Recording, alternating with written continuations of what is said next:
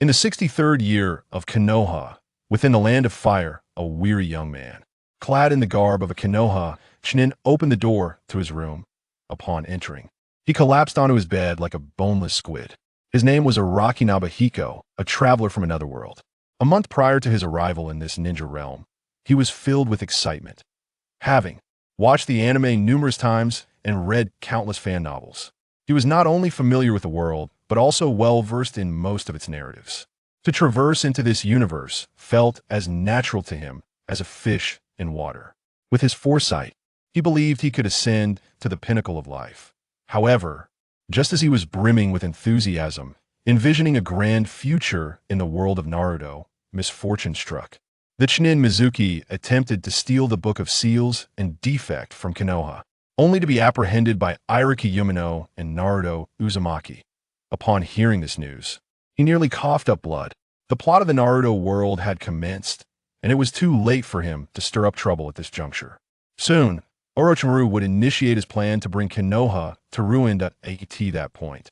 The village would suffer devastating losses, and a mere lucky Chunin like him would likely meet a dire fate. He realized he could no longer remain in Konoha if he did not devise a plan to escape. He would undoubtedly become one of the casualties. Just as he contemplated his escape from this inferno, a notification chimed in his mind. Ding! Congratulations, host, you have received a novice gift package. Would you like to claim it? Overcome with excitement, Araki eagerly responded, claim it. Ding! Congratulations, you have acquired the ocean of mental power. May your journey be pleasant farewell. As the words faded, he sensed a mysterious space manifest in his mind.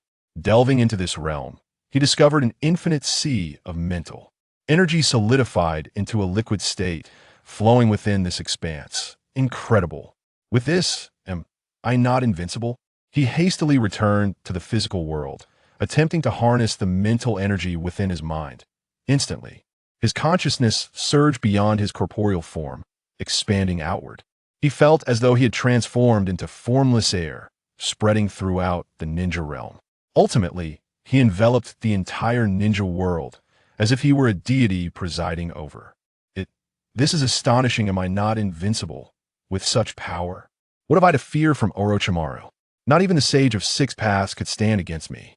At that moment, he sensed something amiss, and with a thought, his awareness returned to his body. He then realized his physical form felt exceedingly weak, as if on the brink of collapse. It appeared that possessing such formidable mental power was not without its drawbacks. Adversely affecting his body, in the ensuing days, he utilized his mental prowess to scan the entirety of the ninja realm. Armed with the advantage of foresight, coupled with his immense mental strength, he dared to declare himself invincible within this world, in moments of boredom. He even created a continent in his mental domain, observing primitive beings establish civilizations, feeling akin to an omnipotent deity. Yet, as days passed, he found that invincibility was somewhat overrated. It was reminiscent of a challenging video game, where no matter how hard one tried, victory remained elusive. Upon employing the modifier, one can effortlessly conquer the heavens, the earth, and even the very air itself. The duration spent battling pales in comparison to the time expended traveling thus. The game swiftly loses its allure. Moreover, what does invincibility amount to? Life must be lived, and the purchase of groceries still requires payment. To wield such unparalleled might and act without restraint would render the years spent in moral education utterly futile. Consequently, he returned to the life of a sloth. In his previous life, he succumbed to the pressures of a relentless schedule, and in this incarnation, he resolved to embody a true sloth that he refrained from meddling in Naruto Uzumaki's affairs and chose not to recount the tragic history of the Uchiha clan to Sasuke Uchiha. He had no desire to establish an organization or seek dominion. The notion of gathering them under his command as subordinates held little merit. He would still need to sustain these two little rascals. With his own finances nearly depleted, he lacked the inclination to support minions. Thus, he spent a month blissfully and carefreely. However, one day, he unexpectedly received a summons from the Hokage. Araki Nobuhiko was perplexed. What could this old codger possibly want? In the past month, aside from undertaking a few missions with temporary teammates, he had accomplished nothing of note. After much contemplation, he resolved to discover what kind of scheme Sarutobi Hiruzen had in store. Sitting idly would yield no answers if it is a blessing. It will come, and if it is a curse, one cannot evade it. Perhaps he was being considered for a promotion. Thus, with a bewildered expression, Araki Nobuhiko entered the Hokage's office. The office was already filled to capacity, with over 30 individuals present. Like him, they were all clad in the vests of Konoha's Chunin. The three individuals at the front, however, were attired in the formal garb of Chunin. Upon noticing Nobuhiko's entrance, the assembly turned to acknowledge him, nodding in silent recognition. It became apparent that he was not the sole focus of this gathering. There seemed to be a collective task at hand, of which he was merely a part. The assembled ninjas. Araki Nobuhiko was merely a languid bystander, one of those minor characters so inconsequential that even the artist could not be bothered to depict his face. After a brief exchange of nods, the group returned to their discussions. Once all were gathered, silence enveloped the Hokage's office as everyone directed their attention to the venerable Sarutobi Hiruzen, who occupied the Hokage's chair. Adorned with the Hokage's hat and clad in the ceremonial robes, the weathered third Hokage took a deep draw from his pipe, exhaling a cloud of smoke. Addressing the assembly, he announced, "In 1 week, the Chunin exams will be held in Konoha. I have summoned you all to request your assistance as proctors during this event." Although the crowd expressed mild surprise, they refrained from further commentary. The Hokage typically reveals the list of proctors just prior to the commencement of the exams to prevent any advanced knowledge that could grant certain candidates undue advantage. Only the three chief proctors at the forefront, Marino Ibiki, Mitarashi Anko, and Yakirin, are privy to their roles. Subsequently, the third Hokage divided the 30-plus Chunin present into 3 groups with great care. The task force is composed of 3 groups led by distinct examiners. Upon discovering that he had been assigned to the group led by Morinai Ibiki, Sinyan felt a slight sense of relief. As long as he was not placed in the group of Mitarashi Anko, which was known for its arduous tasks, he would be content. After the roster was announced, the third Hokage addressed the assembly, inquiring if anyone has questions. Now is the time to voice them. Initially, the third Hokage's inquiry was merely a formality. However, as soon as he finished speaking, a youthful voice emerged from the back of the crowd. "Old man Hokage, this task has such a prolonged execution period. Will there be any additional compensation?" At this proclamation, the attendees collectively gasped in astonishment. Who was this audacious individual, so brazen as to address the Hokage in such a manner? To refer to the esteemed leader as old man was indeed bold, and to demand extra remuneration directly was audacious beyond measure. As the crowd turned to see the speaker, they realized it was none other than Araki Sinyan, who had remained inconspicuous since entering the room, scarcely drawing attention. The third Hokage's expression turned serious as he scrutinized the young man. He then fell into contemplation, pondering the identity of this individual. Quickly, he perused the documents at hand, eventually locating the personal information of Araki Sinyan at the very bottom. Name: Araki Sinyan. Position: Chunin of Konohagakure. Age: 20. Background: born in the Konoha orphanage, graduated from the Ninja Academy in the 55th year of Konoha and became a Genin. Achieved the rank of Chunin in the 62nd year of Konoha, during which all teammates perished on a mission. Currently serving as a freelance ninja, temporarily allied with other teams for missions. Upon reviewing Araki Sinyan's profile, Sarutobi Hiruzen furrowed his brow. He was an exceedingly ordinary ninja from Konoha. What had emboldened him to speak to him in such a fashion? Nonetheless, he could not allow his image as a benevolent elder to falter, even in the face of such insolence. Thus, he donned a smile and responded to Sinyan, "This task does not offer additional compensation. The reward is equivalent to a standard rank mission. However, it will be recorded in your personal history, significantly influencing your future promotions. Young man, do not aspire for unattainable heights. Instead, focus on the present and adhere to reality. Only by excelling in the tasks at hand can you pave the way for a brighter future." The third Hokage's words inspired fervor and enthusiasm among the assembled crowd. Yet, in the corner, Araki Sinyan muttered dismissively. After all that, there's still no extra compensation. Sinyan felt disheartened having encountered numerous empty promises in his past life. He had hoped for a more favorable situation in this world of combat and conflict. To his dismay, the third Hokage continued to paint a grand picture. With his spirits dampened, Sinyan resolved to approach this task with a more leisurely attitude. Though his murmurs were soft, the keen senses of the ninjas allowed them to hear him distinctly. They cast disdainful glances in his direction, deeming him a man lacking in honor. Unfazed by their scornful gazes, Sinyan remained indifferent that a group of laborers, who toil tirelessly, yet still have the audacity to disdain themselves, is truly perplexing. Soon, the Chunin exams commenced as scheduled. Sinyan, along with the other examiners, sat in the monitoring room, observing the candidates. These individuals were truly an eclectic assortment, representing a myriad of peculiarities. Some appeared to be well past the age of 40 yet still dared to participate in the Chunin exams. One could only ponder the motivations behind such audacity. Were they driven by passion and commendable courage, or were they simply obstinate? As the candidates gradually arrived on the scene, several familiar faces caught Sinyan's attention. The one with dark circles under his eyes and a gourd slung over his shoulder was undoubtedly Gaara. He was accompanied by a boy and a girl, namely Shikamaru and Temari. Notably, Temari was not carrying her puppets, suggesting they had been cleverly hidden away to serve as a contingency. Subsequently, Guy's team and numerous other Konoha ninjas arrived in succession. The number of participants within the examination hall steadily increased, and the time for the exam drew near.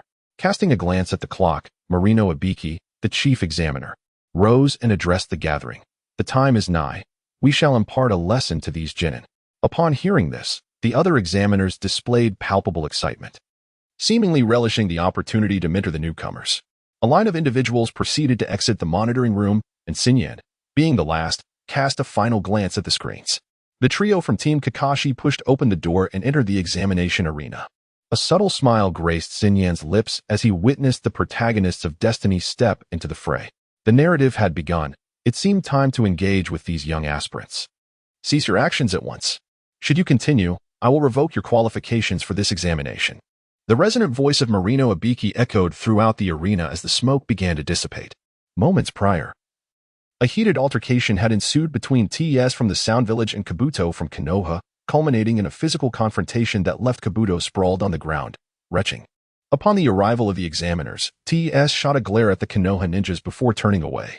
Naruto, refusing to be outdone, made a face at their retreating figures. With the commotion subsiding, Ibiki commenced his self-introduction alongside pertinent details regarding the examination. Sinyan surveyed the crowd, immediately identifying the central figures among them, characterized by their bizarre hairstyles and vibrant hair colors. Even those unfamiliar with the Naruto series could easily discern them as the protagonists. He then scanned the assembly for other significant characters from the original narrative. As his gaze passed over Kabuto, the latter deliberately met Sinyan's eyes for a fleeting moment before swiftly diverting his attention, feigning ignorance of Sinyan's scrutiny. A smirk tugged at Sinyan's lips. Indeed, Kabuto's background as a spy endowed him with a commendable level of vigilance. At that moment, Ibiki announced, "All candidates must immediately take their designated seats in preparation for the examination. Those who fail to locate their seats before the examination begins will be deemed unsuccessful." The candidates hastily found their places, and Sinyan settled into a random seat at the examiner's table, conveniently choosing the last row. This position, being the furthest from Ibiki, allowed him the luxury of remaining inconspicuous while he daydreamed. At that moment, a scene unfolded that left him utterly astonished. A previously unseen examiner swaggered into the examination hall. This individual approached Sinyan and, without hesitation, pulled up a chair to sit beside him. Sinyan's lips twitched uncontrollably. Was this not the puppet of Kanjuro, striding in so boldly? Did he truly believe the examiners were blind? He turned to glance at his colleagues nearby, who were intently observing the candidates. Alas, these fellows had eyesight worse than the blind. However, Morinai Ibiki sensed something amiss, though he chose not to voice it and instead began to explain the particulars of the examination. This exam utilized a point deduction system, with each participant starting with a score of 10 points. The exam paper consisted of 10 questions, and for every incorrect answer, 1 point would be deducted. Notably, the 10th question did not have a clearly stated prompt. It would only be revealed 45 minutes into the examination. Furthermore, should any candidate be caught cheating. They would incur an immediate deduction of 2 points. Once a candidate's score reached 0, they would be promptly dismissed from the examination room. And their team would also be eliminated. To be frank, this rule seemed rather lenient. Instead of being expelled directly upon detection of cheating, candidates were afforded 4 chances. Was this not an evident assessment of one's ability to cheat? As Ibiki declared the examination officially commenced, the candidates swiftly lowered their heads to scrutinize the questions. Sinyan, 2, diverted his attention to Kanjuro's puppet. It must be said that the puppet was quite lifelike, possessing a nose and eyes, and even the ability to speak. Kanjuro, within the venue, began to perspire nervously. Why was this individual fixated on the crow? Had he somehow seen through his ruse? After a brief moment, Sinyan lost interest. Ultimately, it was merely a tool. A ninja must rely on their own strength. He turned his gaze to the candidates in the examination hall, who were scratching their heads in contemplation. Suddenly, a peculiar thought struck him. The success or failure of cheating in this examination would not affect the overall results. If Naruto could pass by submitting a blank paper, why not derive some amusement from these candidates? With this thought, his gaze immediately fell upon the puppet beside him. At that moment, Kanjuro, who was controlling the puppet and looking around, suddenly changed countenance. He realized he had lost control over the crow. No matter how he tugged at the chakra threads, the puppet would not budge an inch. Kanjuro's expression turned grave. Could it be that the crow had been discovered by the examiner? Stealing a glance over his shoulder, he nearly dropped his pen in fright. There, the puppet, now free from his control, was grinning and waving at him. He felt as though he had seen a ghost, quickly turning back, straightening his posture. His forehead slick with sweat. The crow had come to life? How could this be possible? Meanwhile, Sinyan, who was manipulating the crow with his mental prowess, reveled in delight at the sight of Kanjuro's horrified expression. The mischievous youngsters, neglecting their studies at the academy, resort to cheating during examinations. If one does not impose some form of punishment on these miscreants, how can one justify the 9 years of compulsory education endured in a past life? How can one reconcile this with the perfect scores achieved in moral education classes year after year? After dealing with the troublesome Kankuro, Shinhiko's gaze swept across the examination hall, seeking his next target for education. Who, he wondered, would be the fortunate individual to draw his attention? His eyes gradually settled upon Hyuga Neji, a sinister smile creeping upon his lips. In the original narrative, among the 12 young warriors, it was you who met the direst fate. If I do not take the opportunity to bully you, can I still call myself human? Neji suddenly shivered, sensing that some malevolent force was fixated upon him. He cautiously scanned his surroundings but found no one who seemed to be watching him. Neji speculated that it might be one of the examiners targeting him, for he was indeed among the most formidable of this batch of Konoha genin. It was only natural for him to attract attention. He quickly steadied his mind, channeling his chakra to his eyes. As the veins around his eyes became pronounced, the world within his gaze transformed dramatically.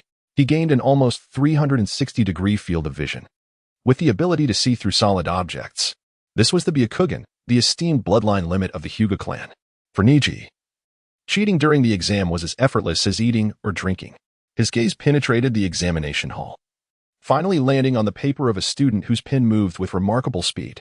Just as he intended to closely observe and record the contents of the paper, a young man clad in suspenders, with a basketball slung at his waist, unexpectedly bowed towards him. Following this was a series of shockingly absurd antics that left Neji utterly astounded. Startled, he immediately deactivated his Byakugan and rubbed his temples.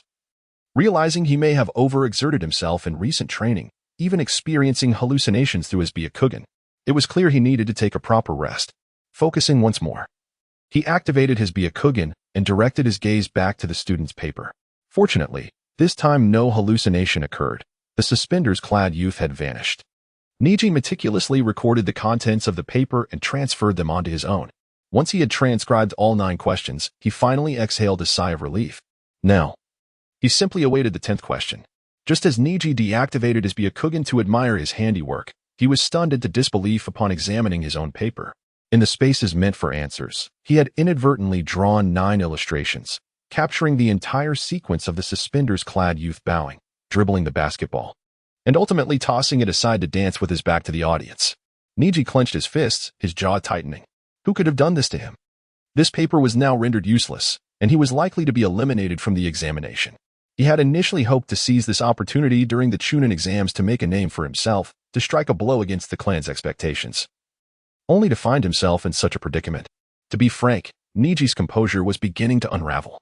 Had it not been for his exceptional mental fortitude, he might have already torn his paper to shreds in frustration.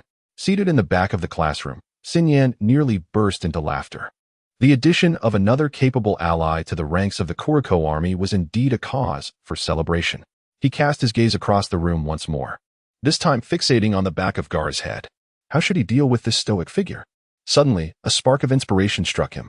At that moment, Gaara had already dispersed his sand throughout the examination hall. Upon noticing that a top student had completed the answers, he promptly closed his left eye and activated his sand eye to cheat. In truth, this ninjutsu was not overly complex. It could even be categorized alongside the shadow clone technique. Essentially, it involved creating a clone of an eyeball using the shadow clone technique, then connecting the optic nerve of his original eye with that of the cloned eyeball, thereby gaining the perspective of the cloned eye. At this juncture, Gaara's sand eye had coalesced. Just as he was about to link his optic nerve with that of the cloned eyeball, Xinyan broke into a wide grin. Simultaneously, Gaara, now connected to the sand eye, gazed in disbelief at the scene before him. A transparent crystal ball had materialized in his left eye's field of vision, revealing a group of beautiful maidens frolicking in the water, their bodies exposed. Meanwhile, within the Hokage's office, the third Hokage, Sarutobi Hiruzen, stared incredulously at the examination paper before him. Upon closing his left eye, he confirmed that he was indeed in his office, and the crystal ball was real. Closing his right eye, he peered through his left eye at the world and was astonished to find a Chunin exam paper filled with answers. His brow furrowed deeply, and his expression turned grave. With a wave of his hand, the scene within the crystal ball shifted, revealing the examination hall for the first test of the Chunin exams. At this moment, Gaara sensed something amiss and swiftly severed the connection with the sand eye. The third Hokage, his brow knitted in concern, scrutinized all the examinees in the hall, finally resting his gaze upon Gaara. Known as the Sandstorm Gaara, the third Hokage had heard whispers of his reputation. Though merely a genin, his notoriety suggested that Gaara was far from ordinary. The third Hokage mused to himself, could it be a malfunction in the ninjutsu? It was indeed a possibility. After all, even he, a master of ninjutsu, would not dare claim his techniques were infallible. However, if this ninjutsu were to be properly developed, it might prove immensely useful. Once more, the third Hokage's professional instincts kicked in. He began to contemplate the technique of linking his vision with that of an adversary. Meanwhile, Gaara was not as leisurely in his musings. He gazed darkly at the sand eye in his hand, pondering where the error lay. Why had his vision connected to the Hokage of Konohagakure? Resolute, he decided to attempt once more. Should he fail again, it would indicate that someone was meddling. He activated the sand eye again, closing his left eye to reconnect. Instantly, the world within his left eye underwent a dramatic transformation. Before him stood two colossal figures, each towering approximately 10 meters in height, one male and one female. The woman, with her grotesque appearance and plump physique, sported vivid pink hair, while the man, adorned with long black locks and menacing horns protruding from his head, exhibited peculiar tattoos across his body. An overwhelming aura radiated from them, causing Gaara to furrow his brow in apprehension. Where was this place? Who were these giants? Could humanity truly attain such monumental stature? Through the periphery of his vision, Gaara discerned the figure commanding the gaze. This individual was slender, bearing a straw hat upon his back, accompanied by 4 companions, 3 of whom were armed with blades at their waists, while one, a man with short red hair, possessed a mechanical arm. Suddenly, the central figure dashed towards the horned giant with astonishing speed, delivering a powerful punch. A resounding crash echoed as the 10-meter giant was sent crashing to the ground by the seemingly delicate youth. The pink-haired giantess gasped in disbelief, exclaiming, "Hey, Kaido, what are you doing? How could you be felled by a single blow?" Kaido, his face contorted with rage, rose to his feet, casting a malevolent glare at the straw-hatted youth. Unfazed, the young man donned his straw hat atop his head and declared, "Did you not ask what I said earlier? Allow me to reiterate, I am destined to become the Pirate King." Thus, a fierce battle ensued, prompting Gaara to shut his eyes, overwhelmed by the spectacle. In that moment, his gaze became vacant, and he murmured in disbelief, "What was that?" The scene he had just witnessed left Gaara utterly perplexed. He pressed his palms together, channeling chakra to ascertain whether he had fallen victim to an illusion. Minutes passed before he opened his eyes, revealing a countenance filled with confusion. He had not been ensnared in a genjutsu. Could it be that the sand-eye technique had faltered?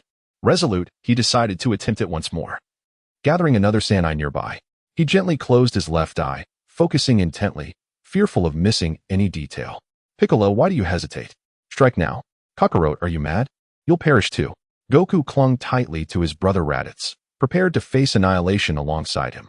At that moment, Piccolo had amassed his energy, casting a cold smile towards Goku and Raditz. Two insufferable pests perished together. Special beam cannon. A spiraling energy sphere pierced through Raditz and Goku's chests. They collapsed in agony.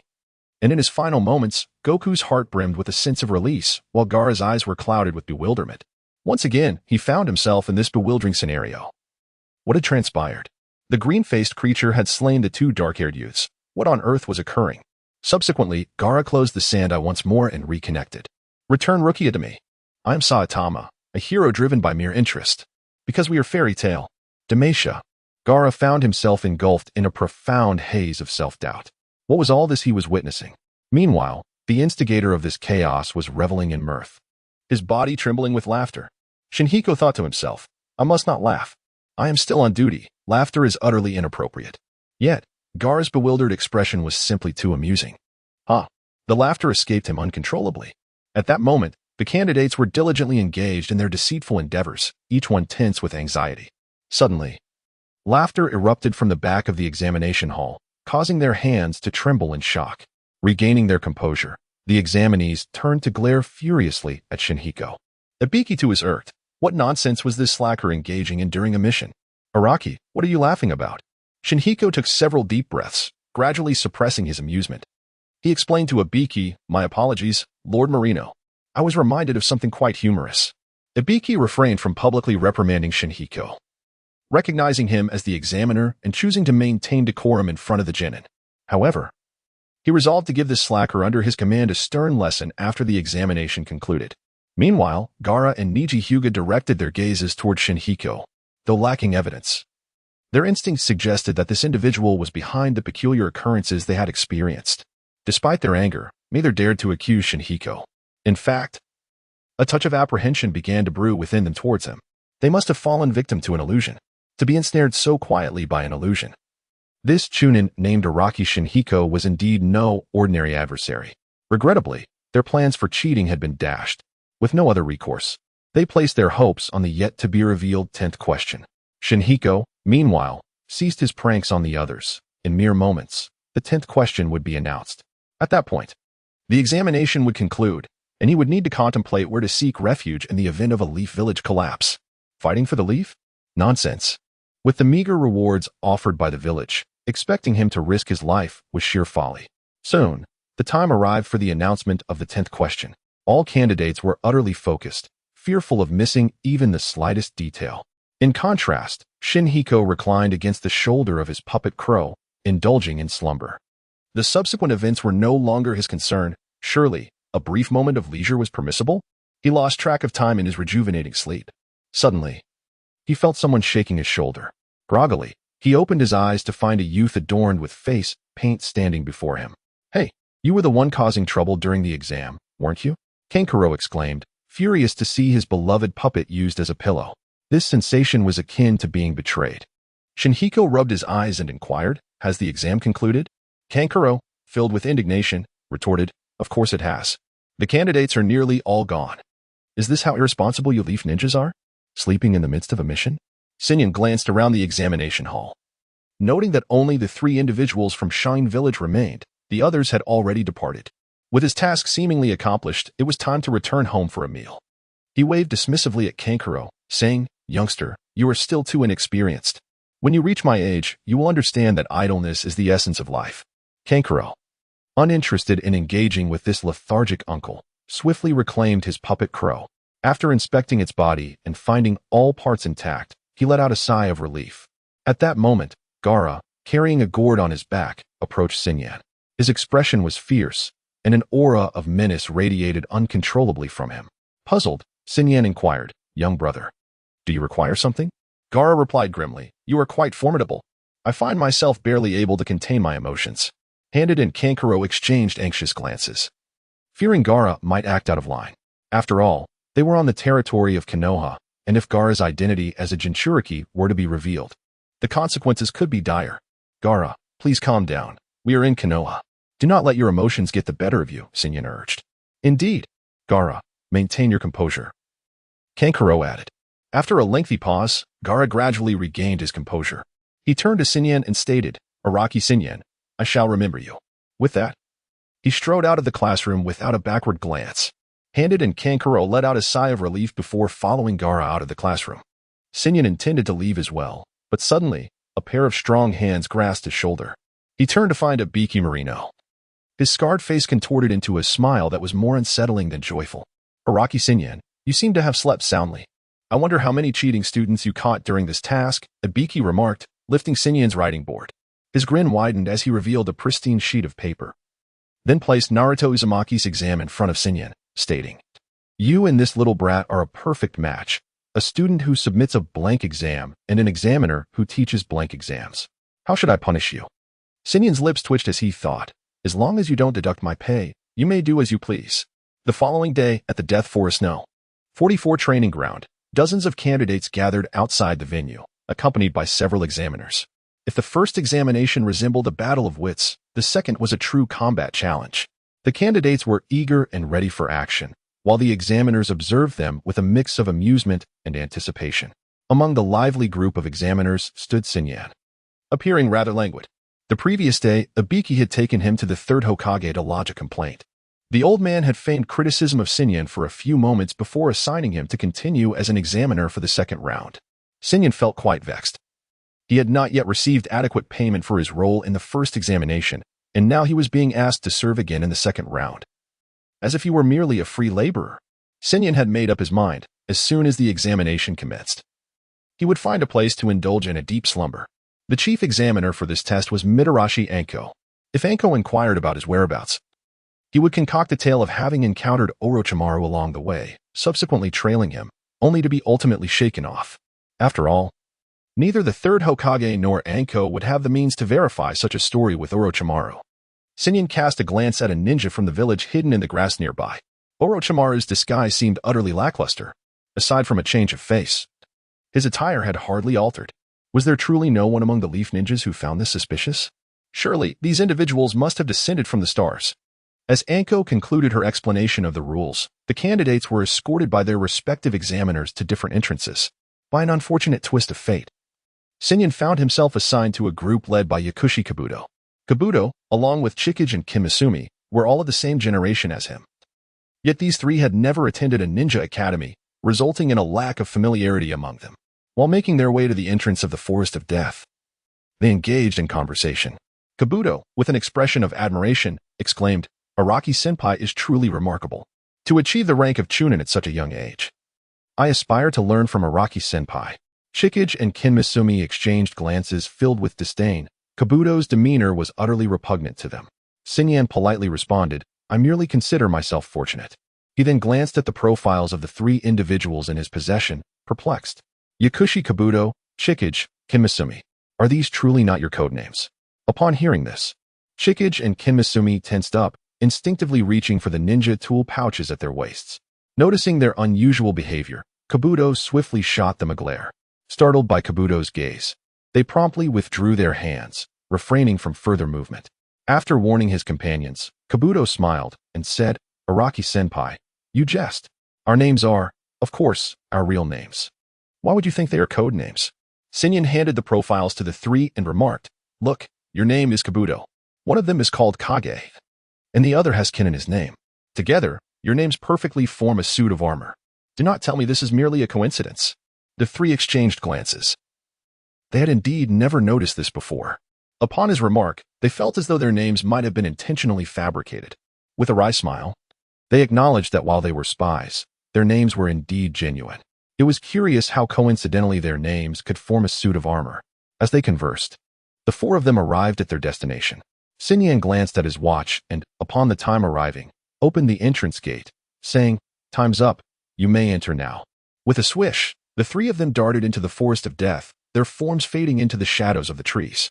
Watching them vanish, Xinyan shook his head, muttering, Such impatience. After surveying his surroundings and noting the absence of others, he secured the gate and sought out a tree to take a leisurely nap. To obscure his presence from prying eyes, he cast a unique illusion upon himself, rendering him undetectable to anyone, even the Sage of Six Paths, who, gazing through his rinnegan, would perceive nothing but an ordinary tree. Meanwhile, as he engaged in a game of chess with Zhou Gong, tumultuous events transpired in the outside world. Not far from the Forest of Death, several leaf ninjas gathered silently around 3 lifeless bodies. The alluring Yuhi Kurenai, clad in a fishnet outfit, furrowed her brow as she scrutinized the corpses. If her memory served her correctly, these 3 were candidates from the second Chunin exam. She had seen them just moments ago. It appeared that someone had usurped their identities to partake in the examination. The method seemed increasingly familiar to Yuhi Kurenai, causing her to shudder suddenly. Could it be that individual had returned? She promptly commanded the nearby ninjas, instructing them to inform the third Hokage of the situation, emphasizing the likelihood of Orochimaru's return to the Leaf Village and urging caution. Without a second thought for the remaining ninjas at the scene, she executed a swift body flicker technique and dashed into the Forest of Death. A question plagued her thoughts. What was Orochimaru's purpose for this return? In a secluded corner of the forest, Orochimaru's head lunged forth, sinking its fangs into Sasuke Uchiha's neck. As a chilling chakra surged within him, 3 tomo-shaped symbols emerged upon Sasuke's neck. With the completion of the cursed seal, Sasuke let out a cry of anguish. Satisfied, Orochimaru withdrew his head and addressed Sasuke. I am Orochimaru. If you seek power, come find me. With that, he sank slowly into the ground, vanishing from sight, leaving Sasuke to succumb to his pain and unconsciousness. The scene was left with only the ineffectual Sakura Haruno, who, alone, activated her bloodline limit in tears. Orochimaru, feeling a sense of fulfillment, recognized that Sasuke Uchiha perfectly matched his requirements for a vessel. Not only could he endure the heavenly curse seal, but he also possessed the Uchiha clan's Sharingan. This vessel was indeed flawless. At that moment, a familiar face emerged before him, Yuhi Kurenai, radiating a palpable aura of hostility. Orochimaru, it is indeed you. Upon seeing her, Orochimaru licked his lips. When he departed from the Leaf Village, he had left behind a heavenly cursed seal on her. Each of these seals represented a means of resurrection for him, akin to Voldemort's Horcruxes. This encounter with Yuhi Kurenai provided an opportune moment to assess the condition of the seal upon her. Both individuals, known for their ruthless demeanor and brevity of speech, engaged in battle with scarcely a word exchanged. However, Yuhi Kurenai found herself outmatched by Orochimaru, who swiftly overpowered her. After reinforcing the curse seal upon her, Orochimaru departed the Forest of Death without a backward glance. This operation was executed with impeccable precision. It seems I am truly destined for greatness. Orochimaru swiftly departed from the 44th training ground. He needed to disguise himself as the leading jonin of the Sound Ninja Village to closely observe the compatibility between the Heavenly Seal and Sasuke. Should the compatibility between Sasuke and the Heavenly Seal prove inadequate, he would have no choice but to resort to bestowing the Earth Seal upon him. However, he was loath to do so, as the Earth Seal was deemed a tier beneath the Heavenly Seal. Orochimaru's entire focus was fixated on Sasuke, entirely oblivious to the fact that he had fallen victim to an illusion. As he leapt onto a tree, he suddenly felt as though his foot had been ensnared by something. Subsequently, his entire body lost its balance, and he fell headlong towards the ground.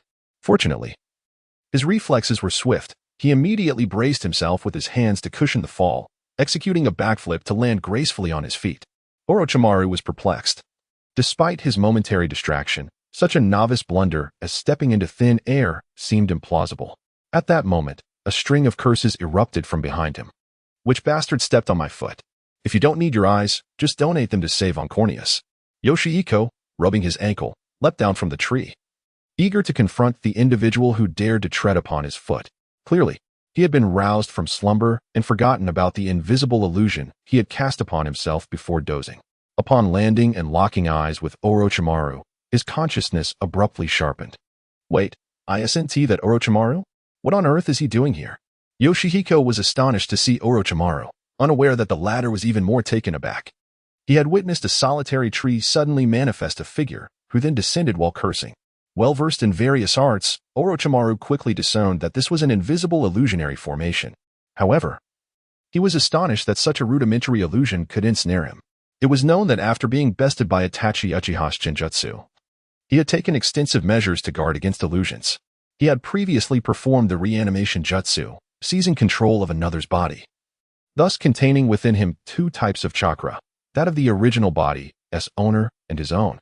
If he were to suddenly fall under an illusion, the original owner's chakra would disperse throughout his body, interrupting the genjutsu.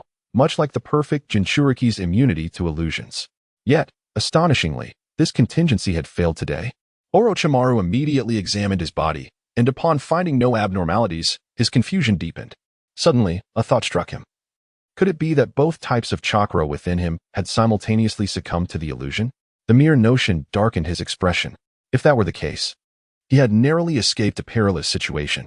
Fortunately, his assailant bore no murderous intent. Otherwise, he might have been compelled to resort to shedding his skin to preserve his life. Orochimaru scrutinized Yoshihiko from head to toe, seemingly captivated by him. Such a talent for illusions rivaled even that of Itachi Uchiha. Returning to Konoha, he had encountered a plethora of intriguing individuals. Orochimaru, brimming with excitement, licked his lips. This illusionist ninja had been categorized among his experimental subjects.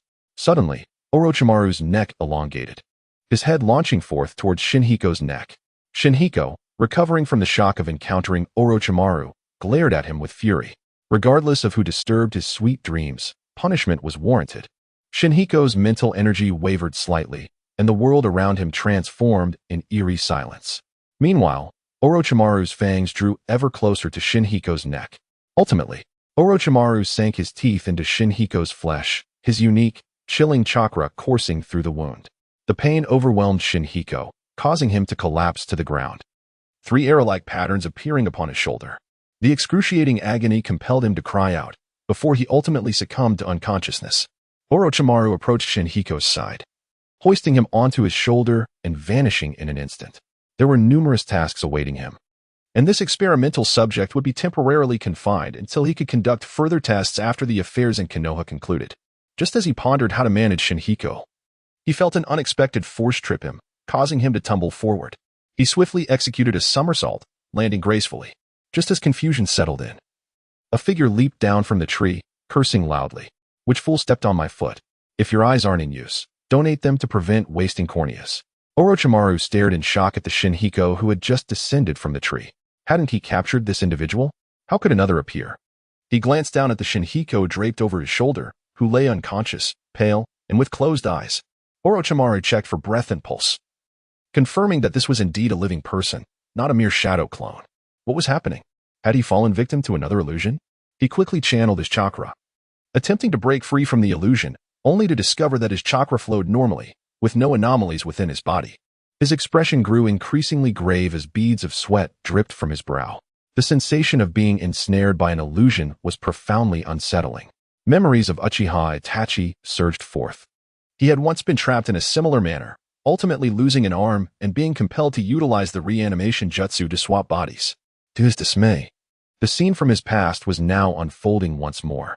However, he was not overly panicked.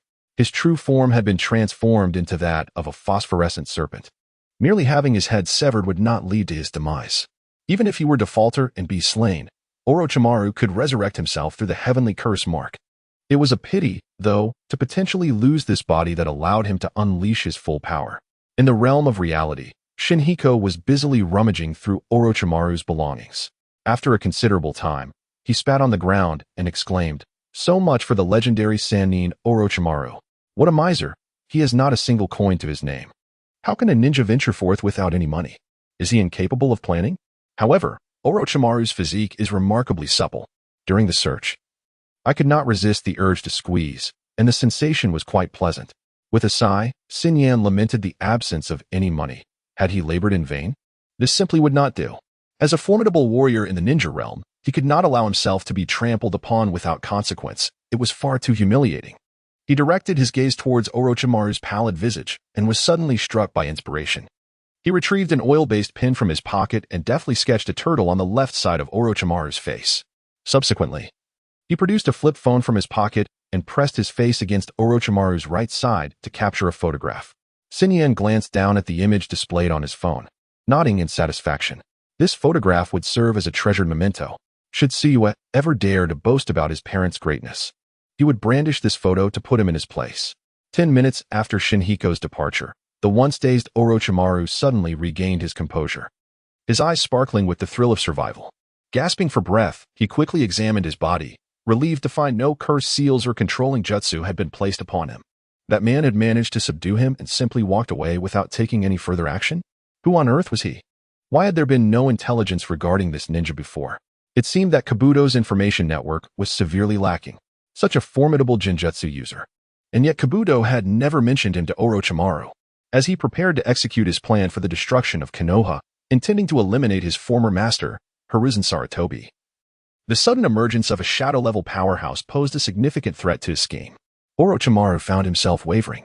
Should he continue to masquerade as a leading jonin from the Sound Village?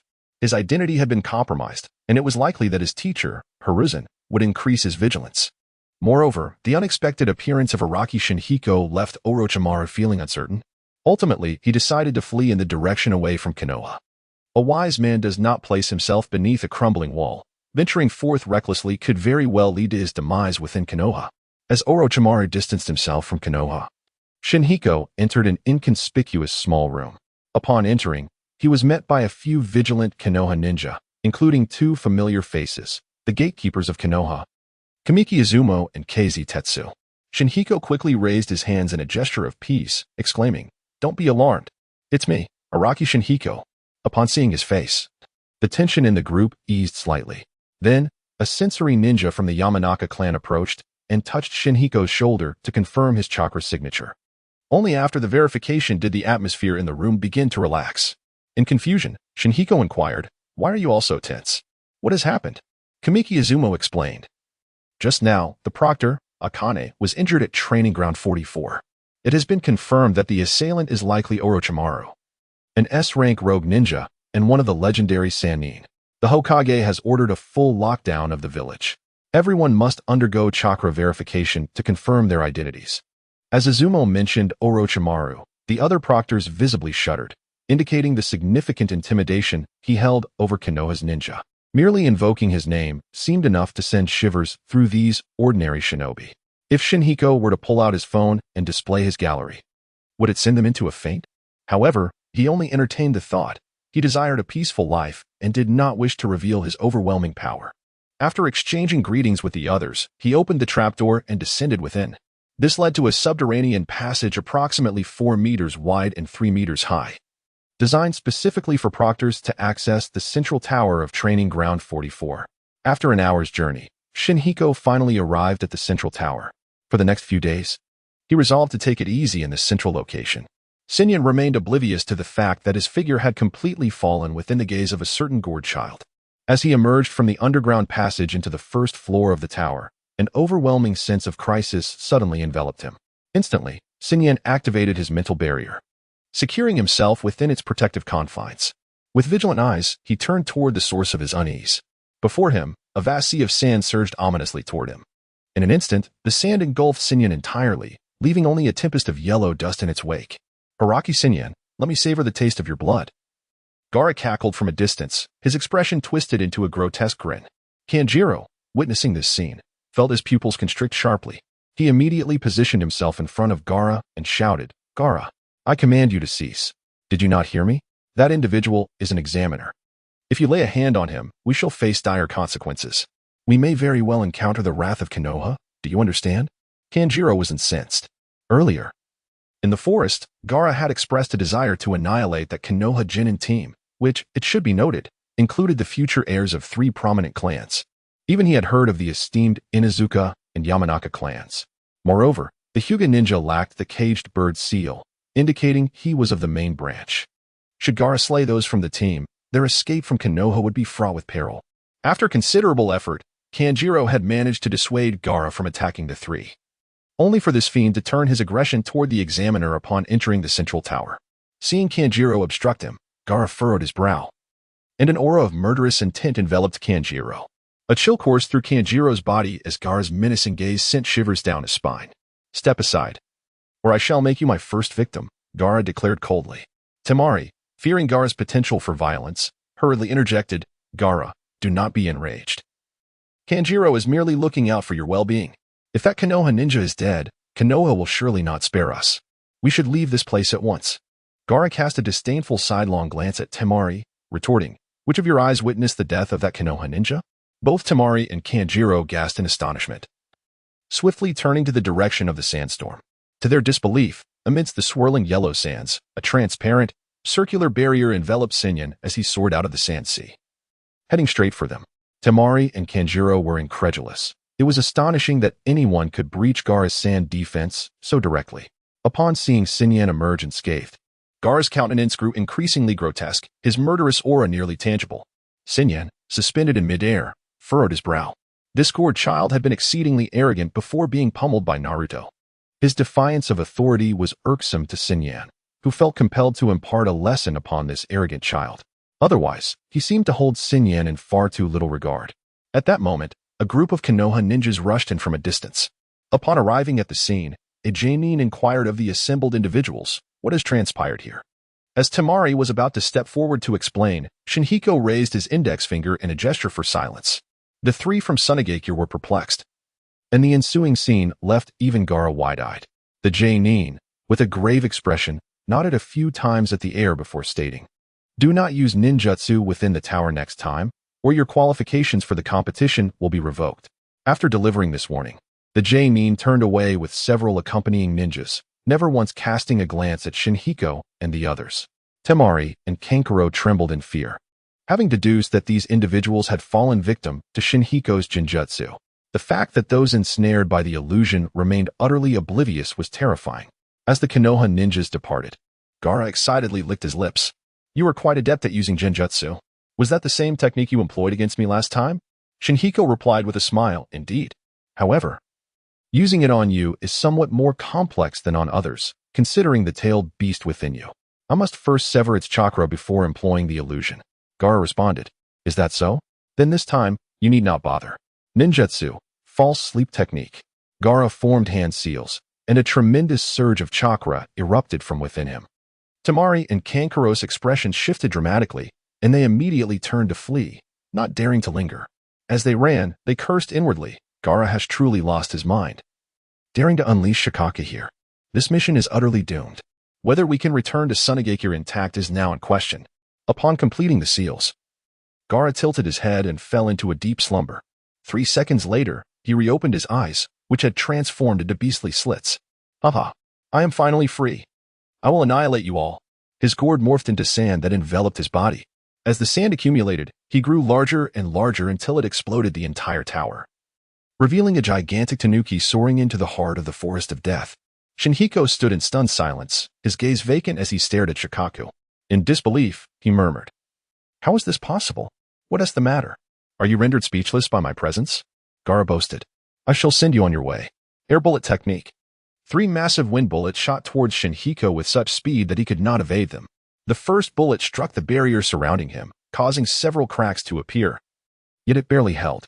The second bullet barreled toward him, and Shinhiko exerted every ounce of strength to reinforce the barrier. Nevertheless, it shattered under the force of the wind bullet. The third bullet approached, and Shinhiko, having exhausted all his strength, could only brace himself for the impact. With a thunderous explosion, the wind bullet collided with Shinhiko, unleashing a crimson mist that filled the air, scattering remnants of his body in all directions. Shukaku let out a maniacal laugh. "You insolent brat. Now you understand my might, don't you?" "Ah-ha-ha-ha." The manic laughter of Shukaku echoed throughout Konoha, drawing countless leaf ninjas towards the forest of death. This fierce battle resulted in significant losses for the Hidden Leaf, with the devastation wrought by Shukaku rivaling that of the Kai by incident 13 years prior.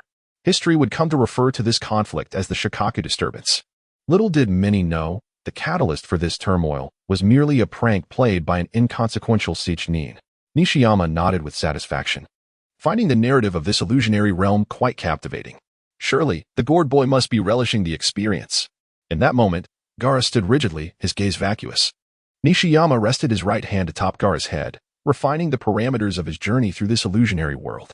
Meanwhile, Kankuro, filled with trepidation, trembled and exclaimed, "What have you done to Gaara? Why is he so still?"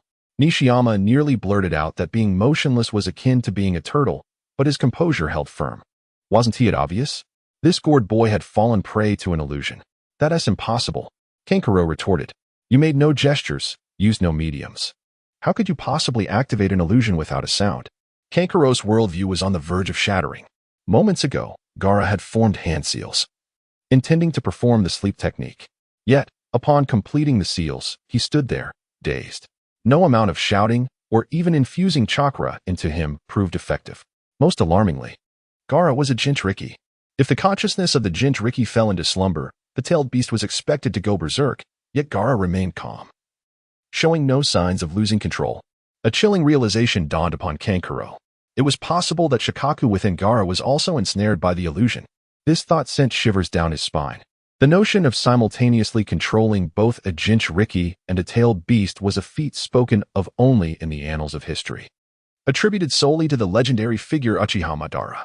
Could it be that this individual, who was only a few years his senior, possessed power on par with that of the infamous Shura of the ninja world? The thought was unimaginable, and he found himself unable to meet Nishiyama's gaze. At that moment, Nishiyama unexpectedly hoisted Gaara onto his shoulder. This action startled Temari, who immediately shouted, "Put Gaara down. Where do you think you're taking him?" Nishiyama yawned and replied, "I'm going to punish him. This guy attacked me for no reason, thinking I wouldn't retaliate." Temari felt an overwhelming fear. The individual before her was capable of subduing Gaara in an instant. Yet, her concern for her brother outweighed her terror. Summoning her courage, she rushed forward to block Nishiyama's path and implored, "If you have any grievances, direct them at me. Just let my brother go." Nishiyama scrutinized Temari, making her feel utterly uncomfortable under his gaze. Nevertheless, for the sake of her brother, she pressed on, forcing herself to stand tall and declare, "How about you take me instead of my brother?" Nishiyama retorted, "You can keep that meager offer to yourself. I have no interest in little girls." Veins bulged ominously on Shumaru's forehead.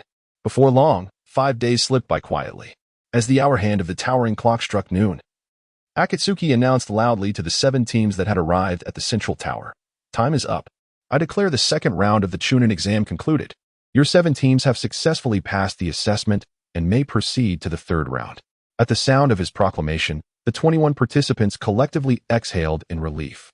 This troublesome examination had finally reached its conclusion, and they hoped the upcoming 3rd round would be less arduous. Just then, Iroh, standing at the forefront of the Sand Shadow team, abruptly turned his head, casting a cold glare towards the judging panel where Nobuyuki sat. Uncharacteristically, he had donned his forehead protector, while behind him, Shumaru and Kankuro stood silent. Each time Shumaru caught a glimpse of Iroh's forehead protector, he could not suppress a chuckle. Sensing the amusement emanating from Shumaru and Kankuro, Iroh turned with a furious expression. In that fleeting moment of eye contact, Shumaru and Kankuro hastily covered their mouths, stifling their laughter. Yet, in their hearts, they quipped, "It seems those words have not been washed away yet." As the two fell silent, Iroh continued to glare menacingly at Nobuyuki. Alas, he was not of the Uchiha clan. Otherwise, he could have activated his Sharingan. Nobuyuki, however, remained unfazed by Iroh's murderous gaze, his attention fixed on an image displayed on his phone. The picture featured Iroh, with the conspicuous character for love emblazoned on his forehead, now accompanied by several additional characters. When read together, they humorously formed the phrase "love oil." Akatsuki's announcement signified the conclusion of the 2nd round of the Chunin exam. Nobuyuki and the other examiners escorted the surviving candidates who had failed the assessment in the Forest of Death to the Konoha Hospital.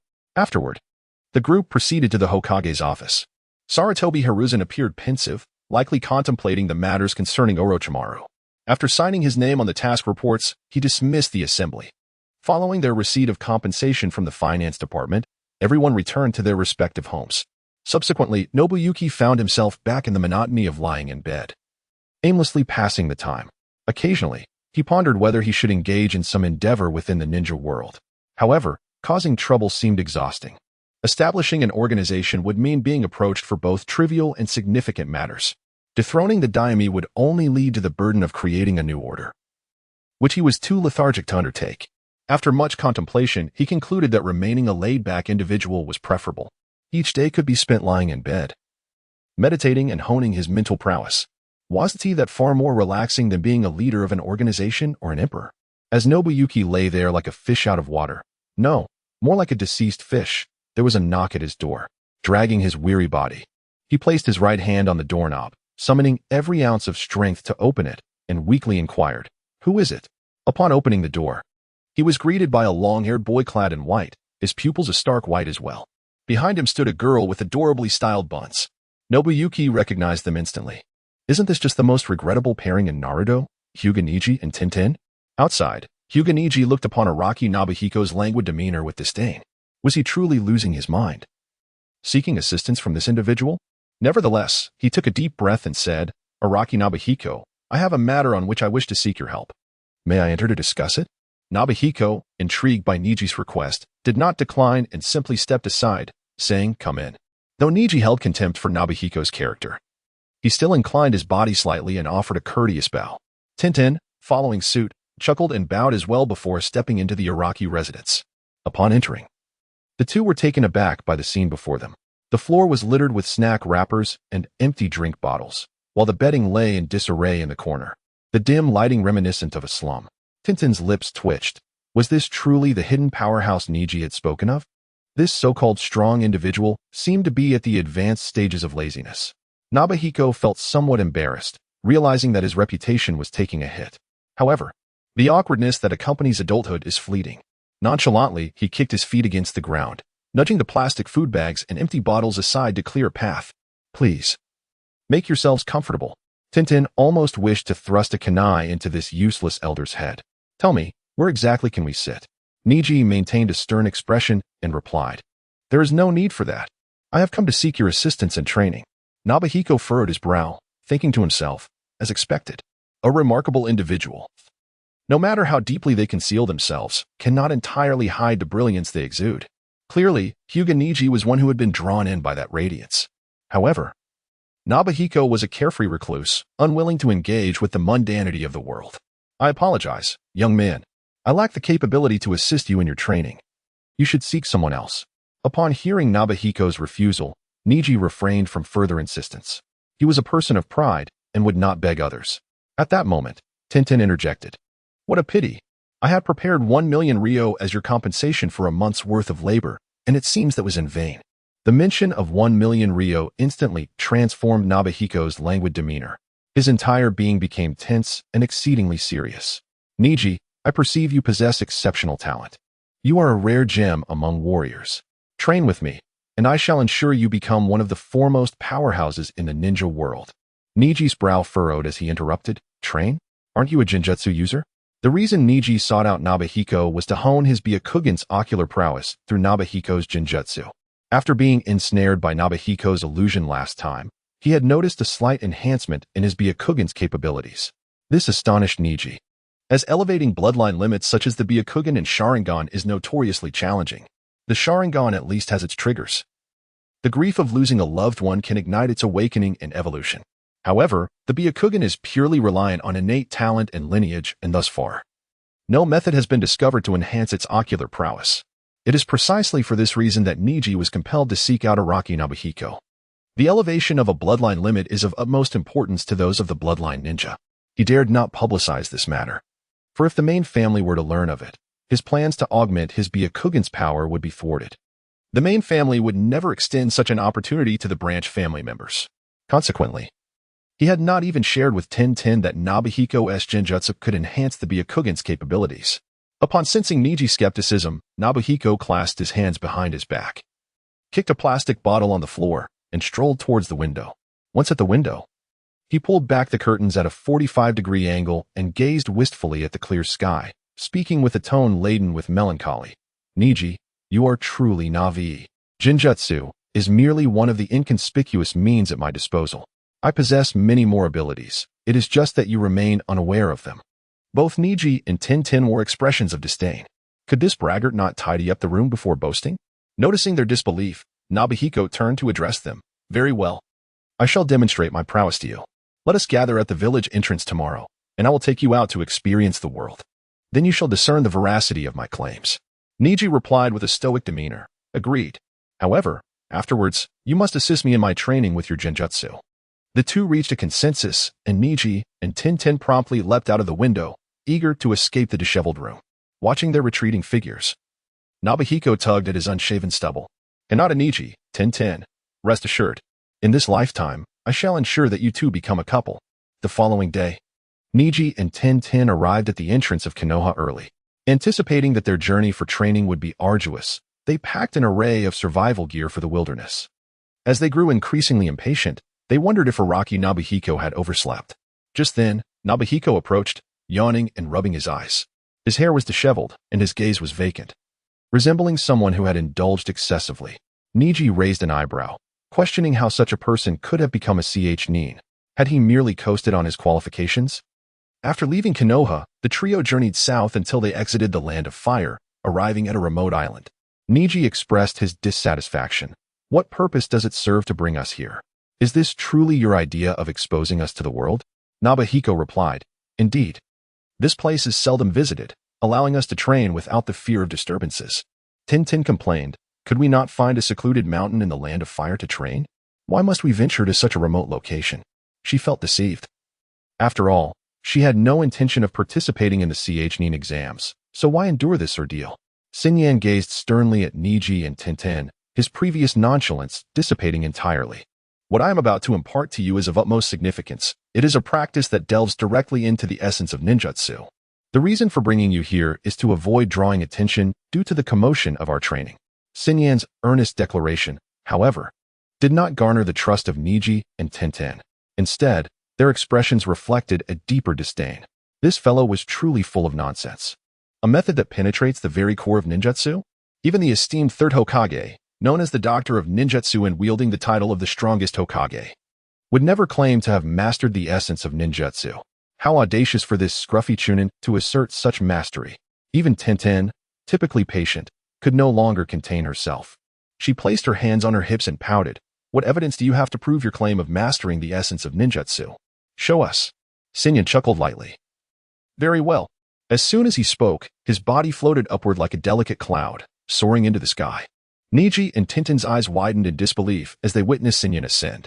They clearly saw that he did not employ any flying summoning beasts or rely on any ninja tools.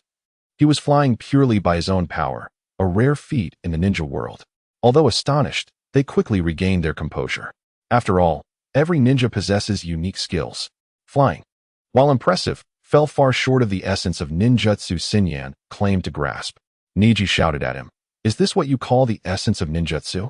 It's merely flight. Are you trying to deceive me? Come down and use your genjutsu to aid my training. Neji was eager to enhance his ocular abilities through Xinyan's genjutsu in order to succeed in the Chunin exams. Seeing Neji's urgency, Xinyan decided to reveal his capabilities. He extended his right hand, and an endless stream of chakra began to converge within it. Ultimately, a pitch-black truth-seeking orb emerged from his palm, hovering behind him. The two below were uncertain of Xinyan's intentions, yet they instinctively felt a sense of trepidation towards the dark sphere emanating from his palm. It was a primal fear akin to that which ordinary ninjas feel when facing tailed beasts.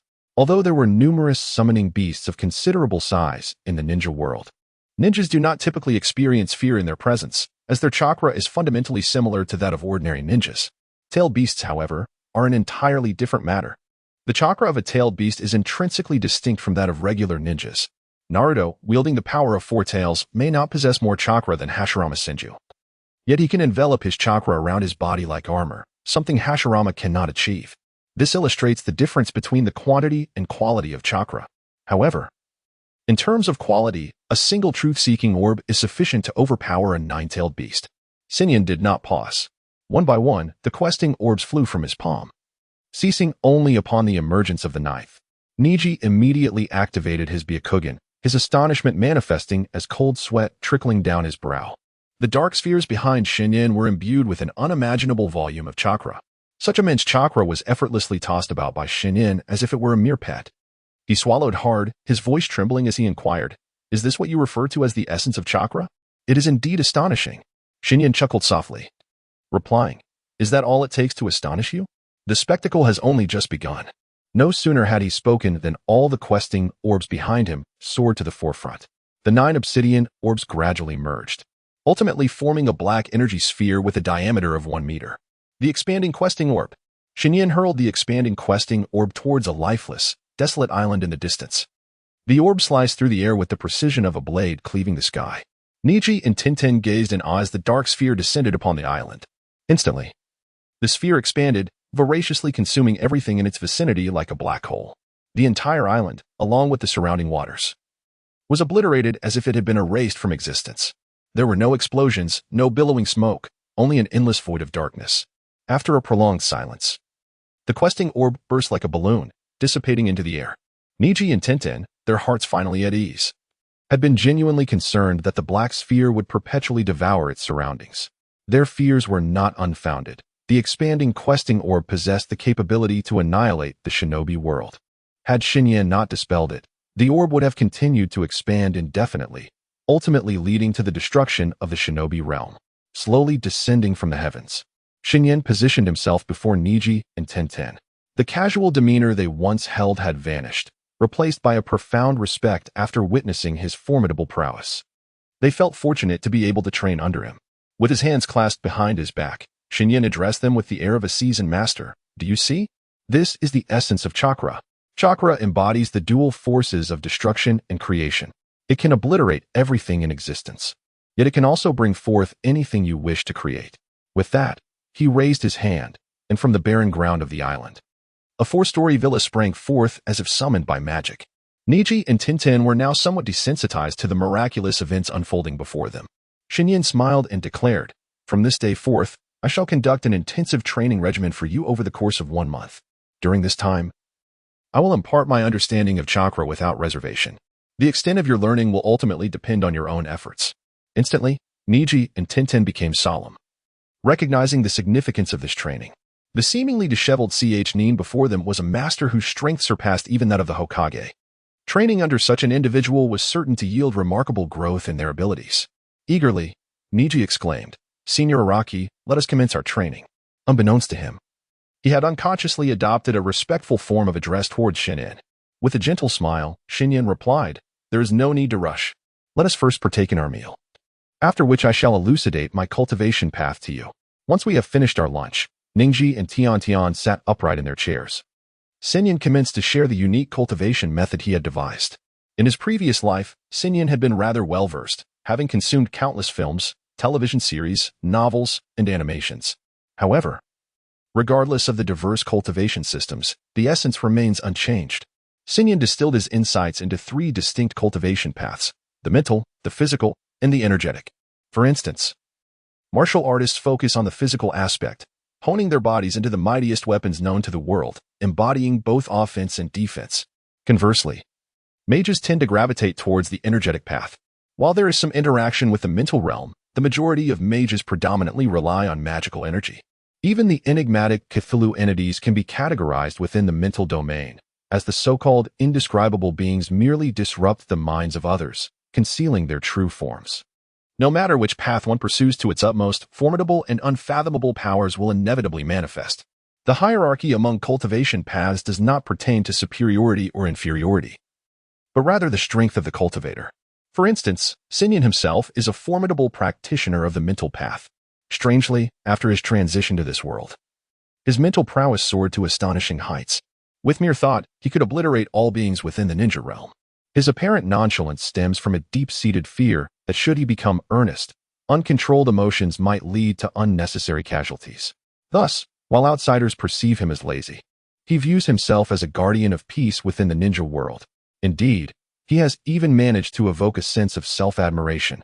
In summary, anyone aspiring to strengthen themselves need only embark upon any of the 3 paths. Of course, pursuing a balanced approach is also feasible. In truth, to master one path to its zenith, it is imperative to cultivate the other 2 paths to some extent. For example, a powerful practitioner of mental strength who neglects the physical and energetic aspects risks becoming akin to the monstrous entities of the Cthulhu mythos. Xinyan even speculates that those mythical beings were once humans who became ensnared by their own mental prowess. Their minds became too potent, overwhelming their physical forms and transforming them into otherworldly creatures. Thus, Xinyan is currently reinforcing both his physical body and the chakra within, to avert the possibility of succumbing to madness and becoming a being neither human nor ghost. As Xinyan laid out these 3 cultivation paths before Ningji and Tian, the 2 fell into contemplation. After a considerable pause, Ningji finally spoke. "I have made my decision. I wish to cultivate the physical path." Xinyan was taken aback. For Ningji belonged to the Hyuga clan, endowed with the Byakugan bloodline limit. Logically, he should have inclined towards the mental path. Sensing Xinyan's confusion, Ningji explained, "My combat style leans towards physical techniques. I am not accustomed to the mental combat methods. I prefer to vanquish my foes through martial prowess." Xinyan nodded in understanding and then turned his gaze towards Tian. At this moment, Tian had also made up her mind. She resolutely declared to Xinyan, Senior Sinyan. I have decided to pursue the path of energy. Sinyan nearly doubled over in surprise. These two were truly charting their own unconventional courses. Originally, he had envisioned Neji pursuing the path of spirit while Tenten focused on physical prowess. Neji would cultivate his mental strength to awaken the Byakugan, while Tenten would hone her physical form to become a formidable fighter. However, neither of them followed his expectations. With a sigh, Sinyan conceded, "Very well, do as you wish. Young people have many ideas. It seems I can no longer keep pace with you." Subsequently, Sinyan crafted a set of training methods specifically for the two. Neji's training technique was named the Chakra Body Refinement Method. This technique was designed to enhance the physical strength through the refinement of chakra. The fortification of the body would simultaneously increase the amount of chakra, creating a virtuous cycle of continuous improvement. However, this method only augmented the quantity of chakra, not its quality. Thus, fundamentally, Neji remained focused on physical training, with chakra enhancement being a mere byproduct. Tenten's technique was dubbed the Chi-Si cultivation method. This method allowed the practitioner to create a Chi-Si within their body, serving as a reservoir for harnessing natural energy. Once this system was established, the user would no longer be constrained by energy limitations. For instance, ordinary ninjas could be likened to a basin of water, with chakra akin to the water within. They would use some chakra and have less left. After a battle, they could restore their chakra by replenishing the basin. In contrast, the Chi-Si cultivation method was comparable to submerging the basin in a river. When chakra was low, the Chi-Si would directly draw from the surrounding natural energy to replenish itself. Furthermore, ninjutsu performed using natural energy would dissipate into pure natural energy, dispersing into the air, creating a self-sustaining cycle. As long as the basin remained, it could continuously pour forth water. In such circumstances, Tenten could even exhaust all her chakra in a single technique and then swiftly recover, transforming into an ultimate force capable of endlessly unleashing skills. Provided her physical form remained unharmed, she could become a perpetual motion machine, wearing down any adversary. While the three were intensely training on an unnamed deserted island, an unexpected visitor arrived at the Konoha base. Wrapped in bandages, wielding a cane, and dressed in a kimono, Shimura Danzo confronted the approaching man, stating, "Orochimaru, how dare you return to Konoha? You have quite the audacity." Orochimaru replied with a chilling smile, "Elder Danzo, what do you mean? The reason I cannot return to Konoha is due to your own actions. My human experimentation projects were all sanctioned by your approval." Danzo slammed his cane heavily on the ground and coldly retorted, "Orochimaru, do not speak such slander. All human experiments were your own idea. I had no part in it." Orochimaru chuckled, "Ah, Elder Danzo, please do not resort to such petty tactics. If we were to scrutinize closely, none of us are blameless." Danzo, unwilling to prolong the discussion, fixed a stoic gaze on Orochimaru and inquired, "Now, tell me your purpose. Do not deceive me, old man. You did not come to the roots merely to reminisce about former colleagues." Orochimaru's lips curled into a smile, yet his eyes brimmed with lethal intent. "I have come seeking Elder Danzo's assistance. In the forthcoming Chunin exams, I intend to assassinate my teacher, the third Hokage. However, certain unforeseen complications have arisen, and I wish for Elder Danzo to intervene on my behalf." Upon hearing this, Danzo's gaze turned icy, his aura of menace thickening like a dense fog in the air. He glared coldly at Orochimaru, his voice chilling as he spoke. "To utter such intentions to assassinate the Hokage before me, a Leaf Village elder, is indeed audacious, Orochimaru." No sooner had he finished speaking than four root ninjas, their faces obscured by demon masks, sprang forth. They were Danzo's personal guard, akin to the Hokage's shadow guards, dedicated to ensuring the safety of their supreme leader around the clock. Detecting the murderous intent emanating from Danzo, they acted decisively against Orochimaru. Indifferent to his status as one of the legendary Sannin, any individual marked for death by Danzo must meet their fate. The root ninjas swiftly formed hand seals, summoning a mud dragon that lunged at Orochimaru with ferocity. With a graceful leap, Orochimaru evaded the attack, but just as he reveled in his triumph, he felt his body suddenly immobilized. Turning his gaze toward the shadow of the mud dragon, he realized it had intertwined with his own shadow. The ninja employing the mud dragon technique was a member of the Nara clan, whose shadow techniques lay concealed within the shadow of the mud dragon. As Orochimaru jumped to evade, the dragon's shadow seized the opportunity to ensnare him. Witnessing Orochimaru ensnared, the three other root ninjas swiftly closed in on him. With a swift motion, three gleaming blades pierced Orochimaru's body. However, contrary to expectations of Orochimaru collapsing in agony, He merely offered an eerie smile before his skin tore apart like parchment. In an instant, 3 serpents burst forth from the rending flesh, sinking their fangs into the shoulders of the 3 root ninjas. The bitten ninjas fell to the ground, their faces stricken with horror. Is this truly one of the legendary Sannin? The disparity in strength is astonishing. They had not even perceived when he executed the substitution technique. As the Naruto clan member sought to locate Orochimaru's true form, he suddenly felt the world spin. A heavy sensation enveloped his head, and he collapsed. Orochimaru emerged from behind the Naruto clan member, casting a cold smile at Danzo. Truly, you are remarkable, Danzo, resorting to such underhanded tactics at a moment's notice. Do you genuinely believe such trivialities pose a threat to me? The commotion attracted the attention of other root ninjas, a multitude hastening to the scene. The atmosphere grew tense, with the root ninjas poised for action, ready to subdue Orochimaru. At that moment, Danzo raised his hand, signaling the root ninjas to withdraw. Stand down. This is not your concern. However, Lord Danzo, Orochimaru is exceedingly dangerous, I fear. It's of no consequence. You may withdraw. And take these few useless ones away for treatment as well. The root ninjas were deeply concerned that Orochimaru might turn against Shimura Danzo. Yet, since Lord Danzo had issued the command, they had no choice but to comply. The root ninjas swiftly departed with the 4 unconscious comrades, leaving only Danzo and Orochimaru at the scene. Danzo snorted coldly, saying, Orochimaru, you truly are becoming increasingly audacious. Orochimaru replied, let us not dwell on trivialities. What does Elder Danzo think of my proposal? After a moment of contemplation, Danzo found himself quite intrigued by Orochimaru's assassination plan. The current Konoha had long since decayed. The third Hokage, Hiruzen Sarutobi, had lost the prowess of his former days. In his attempts to regain power, Hiruzen had once orchestrated an assassination against himself, only to have it thwarted due to Kakashi's betrayal. Now, with Orochimaru as the executor, the success rate was nearly guaranteed. There were many who had longed for Hiruzen's demise, and perhaps even Kakashi, that traitor, now regretted not having eliminated Hiruzen when he had the chance. Yet, a flicker of doubt crossed his mind, prompting him to inquire, if you wish to assassinate Hiruzen, why not act directly? What assistance do you require from me? Do you expect me to intervene on your behalf? Dream on, Orochimaru.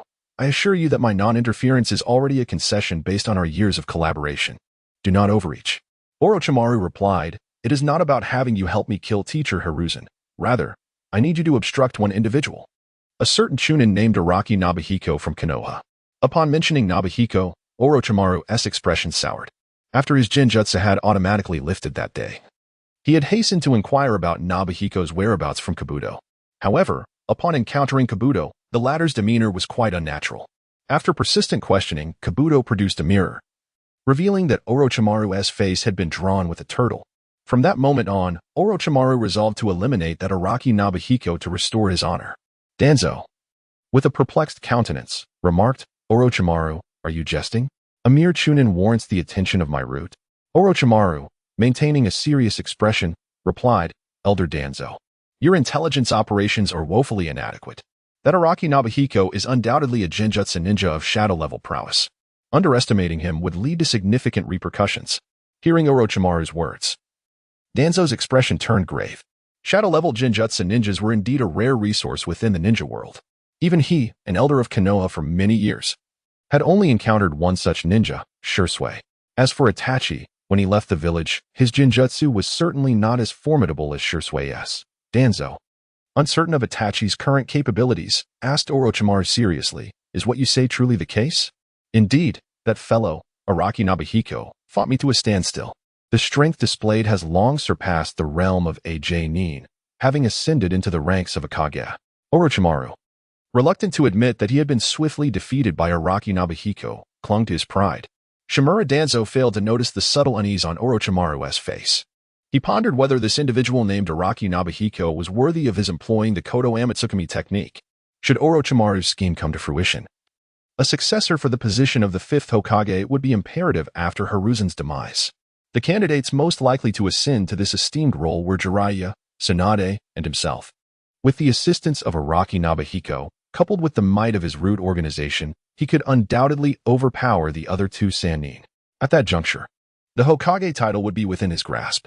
Even if he were to fail in his bid for Hokage, he could send Araki Nobuhiko to assassinate the newly appointed Hokage. With this thought in mind, Danzo promptly replied, I accept your request, but I have one condition. Orochimaru furrowed his brow, inquiring, what condition? You must forge for me an arm capable of flawlessly wielding would release. Danzo indicated towards his right arm. After contemplating for a moment, Orochimaru ultimately acquiesced. It's a deal. Achoo.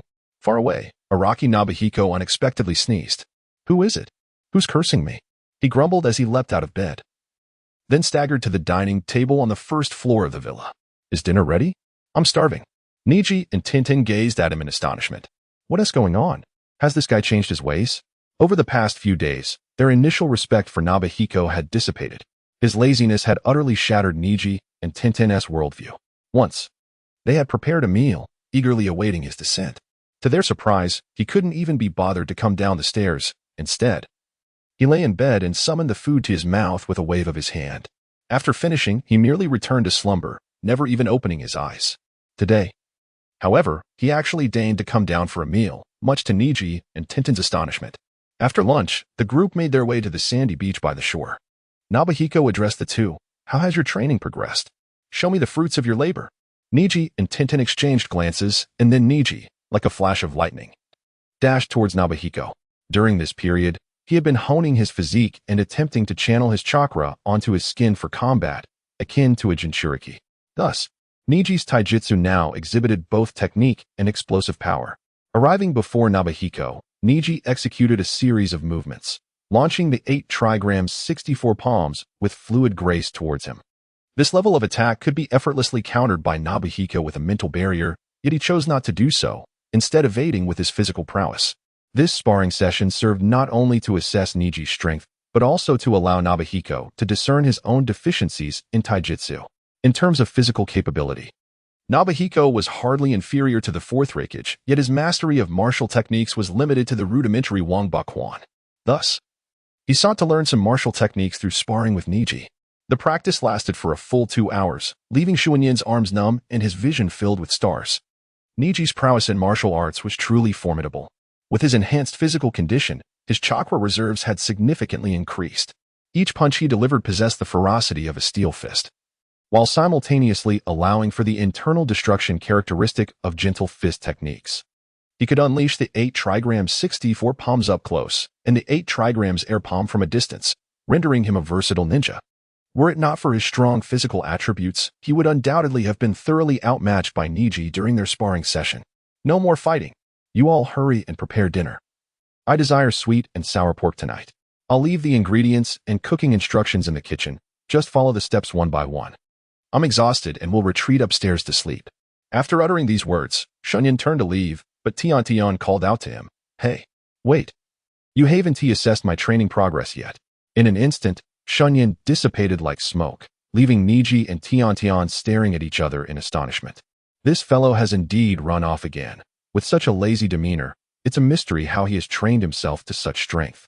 In the blink of an eye, a month passed, and the day of the Chunin exams arrived as scheduled. The three returned to Konoha at dawn. After escorting Neji and Tian to the main gate, Chunin reminded them, you may enter now. The Chunin exams will commence in a few hours. Neji, puzzled, asked, aren't you coming to watch my match? Chunin shrugged, saying, what is there to see? You're bound to win anyway. This remark left Neji feeling somewhat embarrassed. Although he was confident, he was not so arrogant as to disregard his opponents. As they parted ways, Neji appeared lost in thought, and finally, he gritted his teeth and questioned Chunin. What is your perspective on destiny? Neji clenched his fists tightly, eagerly anticipating Chunin's response. Chunin furrowed his brow, his expression peculiar, and replied, how else can one view it? You can watch from outside or lie down at home and watch, I suppose. Neji frowned, clearly dissatisfied with Chunin's flippant reply. I am not jesting with you. Please respond sincerely. How do you truly view your fate? Seeing Neji's earnestness, Chunin ceased his playful demeanor, adopting a serious tone. He spoke gravely to Neji. Destiny is immutable. Every individual's life is predetermined from the moment of their birth. Some disbelieve in destiny and struggle futilely, ultimately perishing in their rebellion against it. Others resist their fate and find success in their endeavors. They believe they have triumphed over destiny, unaware that their victory was already inscribed in the fabric of fate. Their triumph was destined from the very beginning. Neji's expression grew exceedingly somber. Evidently, Chunin's response was not what he had yearned to hear. Yet, Shuinyan's words carried profound truth.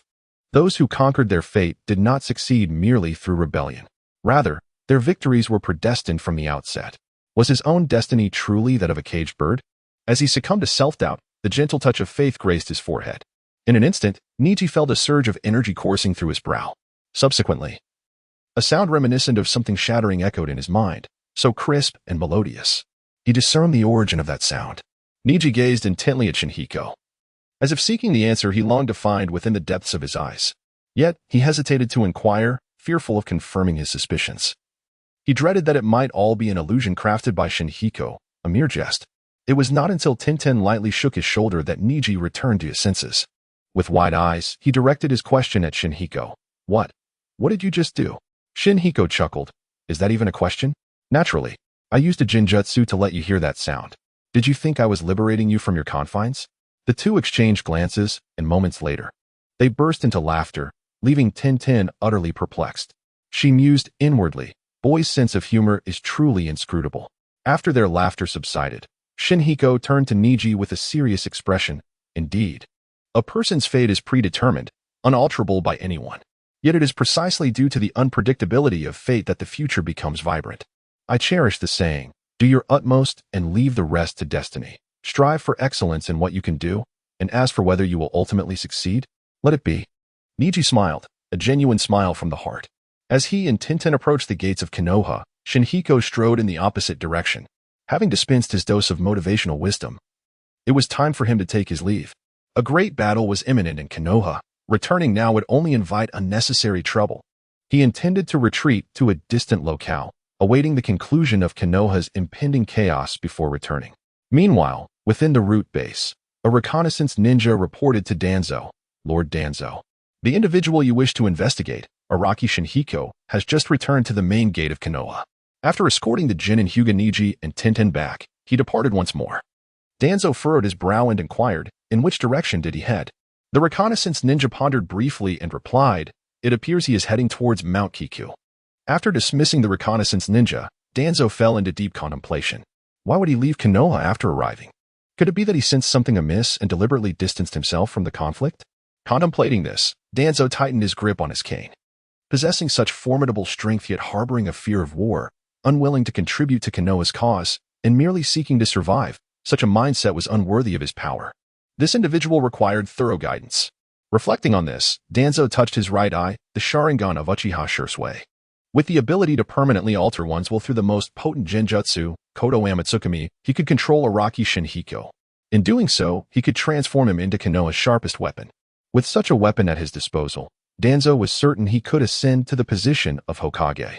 At that time, I shall boldly implement sweeping reforms in Konoha and subsequently wage war against other ninja villages, demonstrating to them the formidable strength of Konoha, thereby instilling in them a fear of invading our territory. Master Tobarama, just watch. I shall prove to you that your initial choice was erroneous. Shanjika City lies 50 miles southwest of Konoha. Nestled in the heart of the Land of Fire, it thrives with exceptional prosperity. Sinyan wandered aimlessly along the streets, occasionally glancing at the nearby vendors.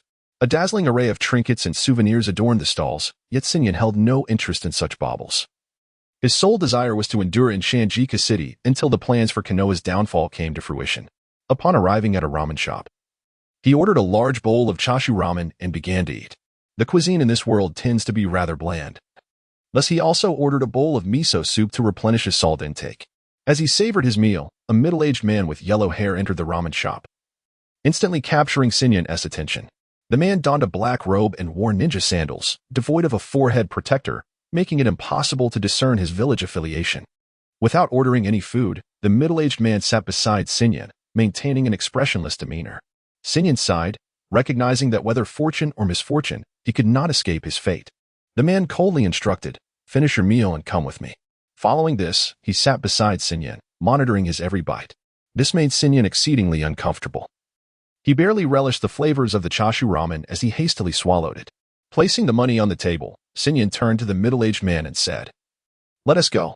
The ramen shop owner, watching them depart, dared not utter a word nor ask questions.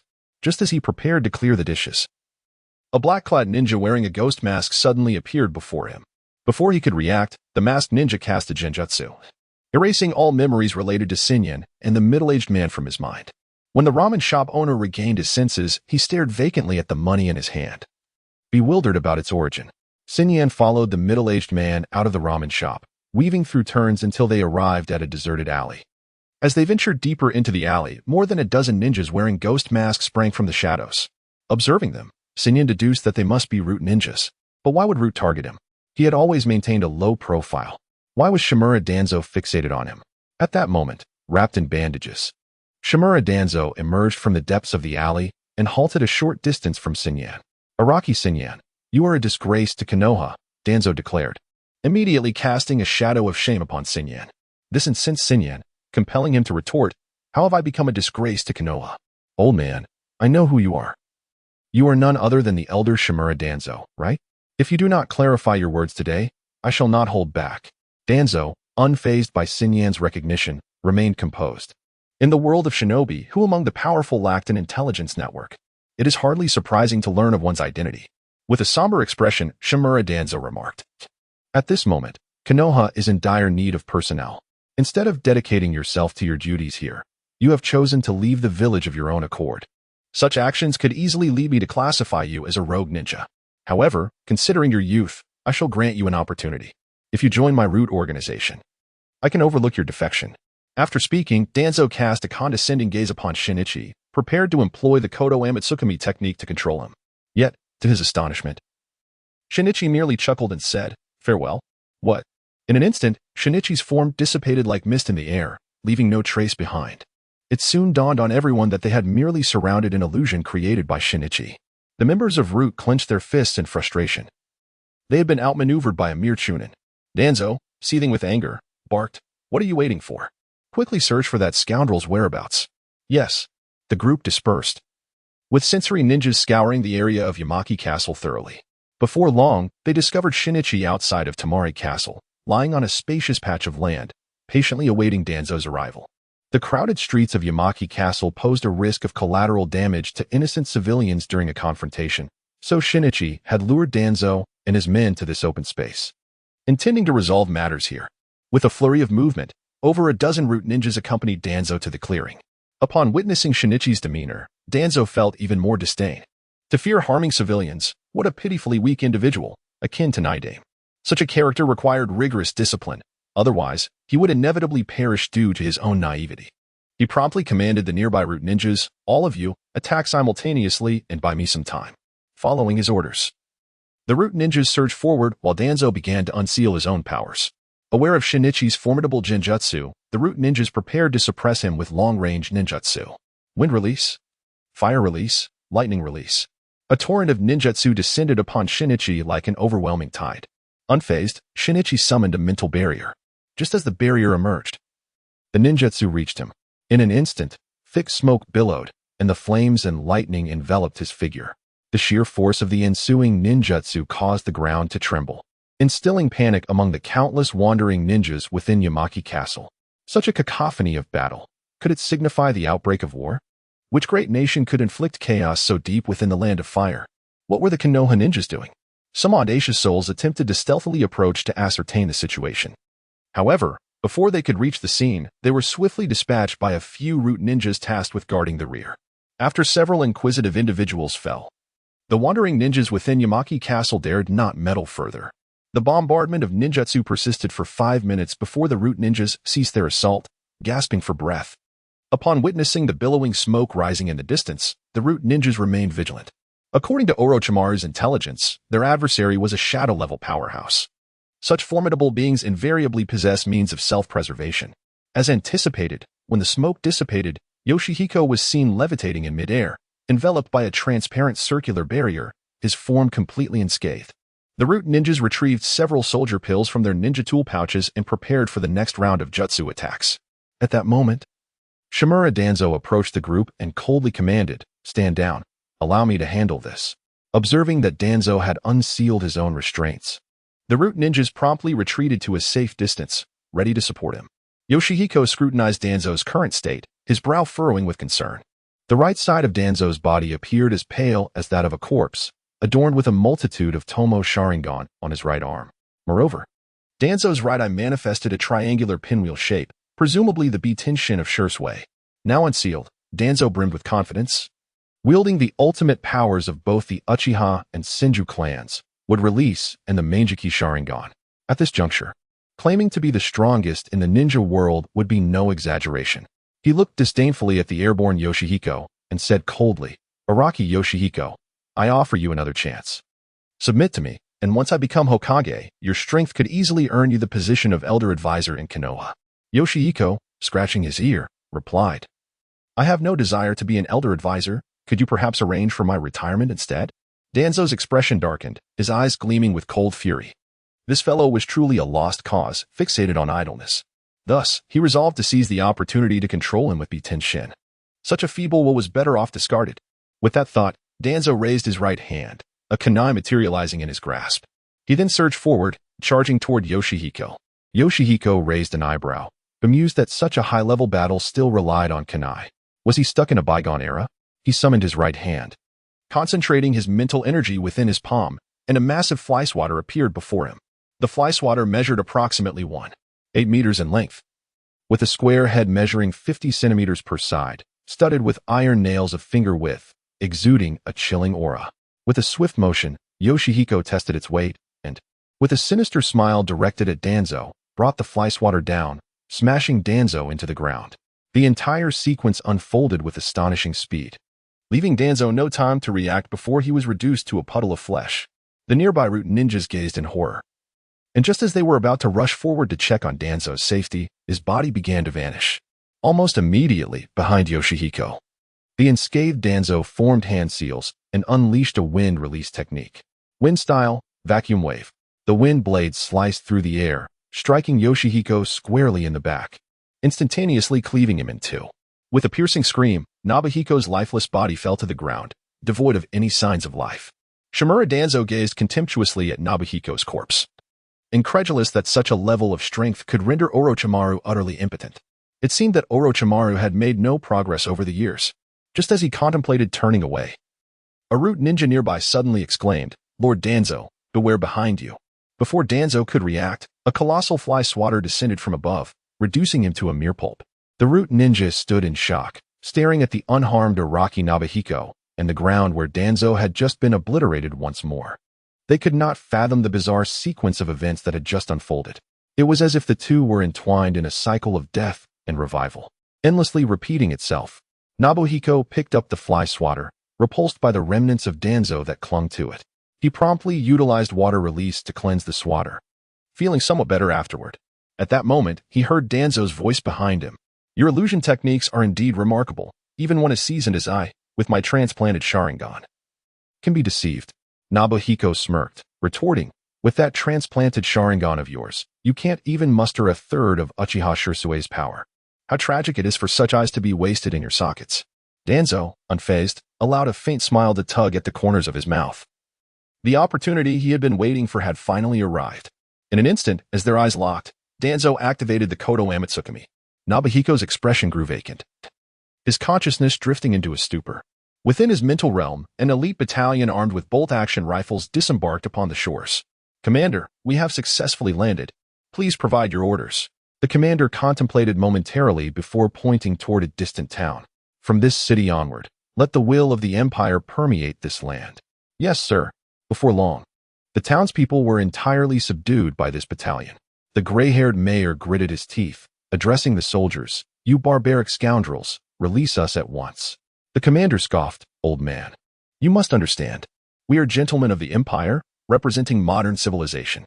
You are but a horde of primitive, savage monkeys. We have come to assist your civilization in progressing. You should greet us with gratitude." His words incited the soldiers' agreement, and the atmosphere grew lively. "Indeed, we are the bearers of modern civilization. You are the wild monkeys. Be grateful, for we have brought you the spark of civilization." The townspeople seethed with anger when suddenly, a commotion arose in the distance. The townsfolk rejoiced. "The sect of the Immortals is here. They will surely drive these thieves away." Upon hearing the townspeople, the soldiers dismissed them with disdain. They wielded the most advanced weaponry and represented the pinnacle of civilization. What could the so-called sect of the Immortals possibly offer as opposition? The commander ordered, "All units, prepare. Load your weapons and teach these barbaric monkeys a lesson. The soldiers eagerly chambered their rounds, exhilarated by the imminent confrontation with the enemy. They could hardly contain their anticipation of sending bullets into the foe's chests, relishing the sight of their anguished cries amidst pools of blood. Each time they witnessed an adversary wielding sword and spear fall to their gunfire, a swell of pride surged within them. This was the relentless crushing of a superior civilization over a lesser one.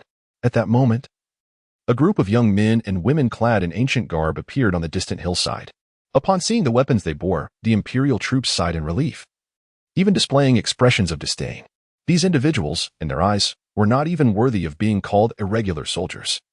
The slender swords they carried were likely inferior to the spears held by the wild men, just as they prepared to launch an assault on the approaching adversaries. An astonishing spectacle unfolded before them. The group of youths suddenly soared into the air, and with an untraceable speed, descended upon the imperial soldiers, unleashing a bloody massacre. Stop. Please. Don't kill me. Help. Somebody save me. Devils. You are all devils. Within mere minutes, the imperial battalion was decimated.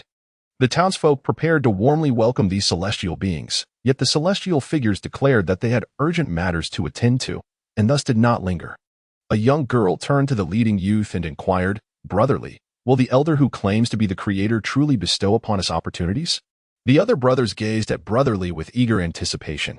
Just as he was about to respond, a surge of immense energy descended upon them.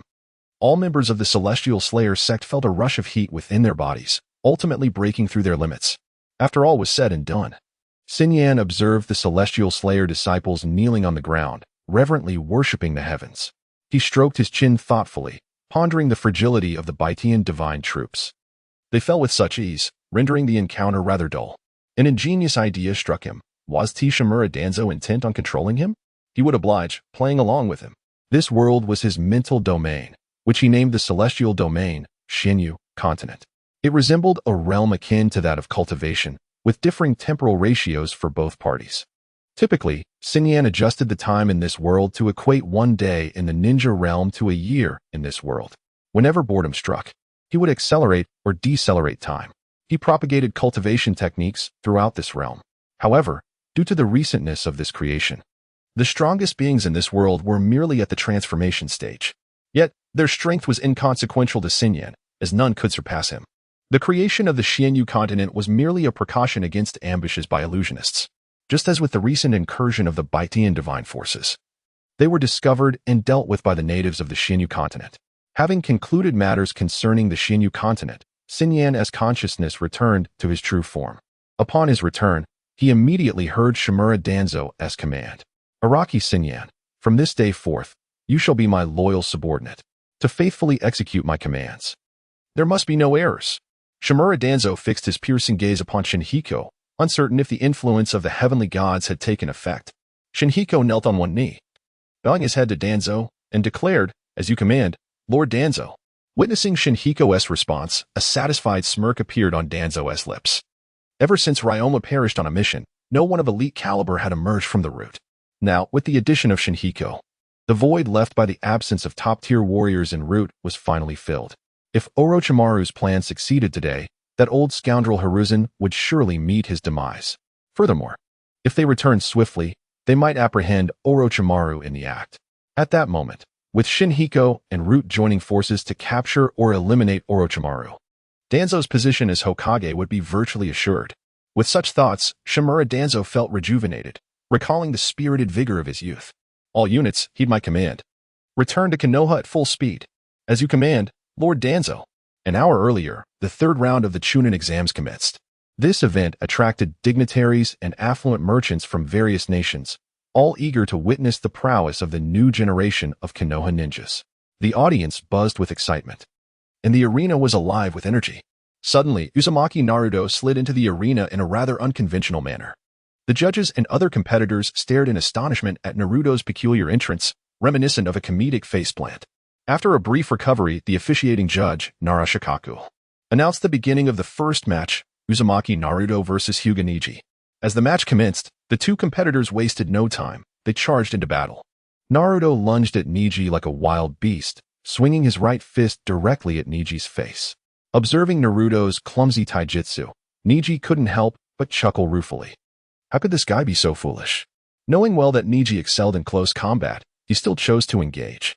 Being fellow ninjas of Konoha, Neji opted not to be overly harsh.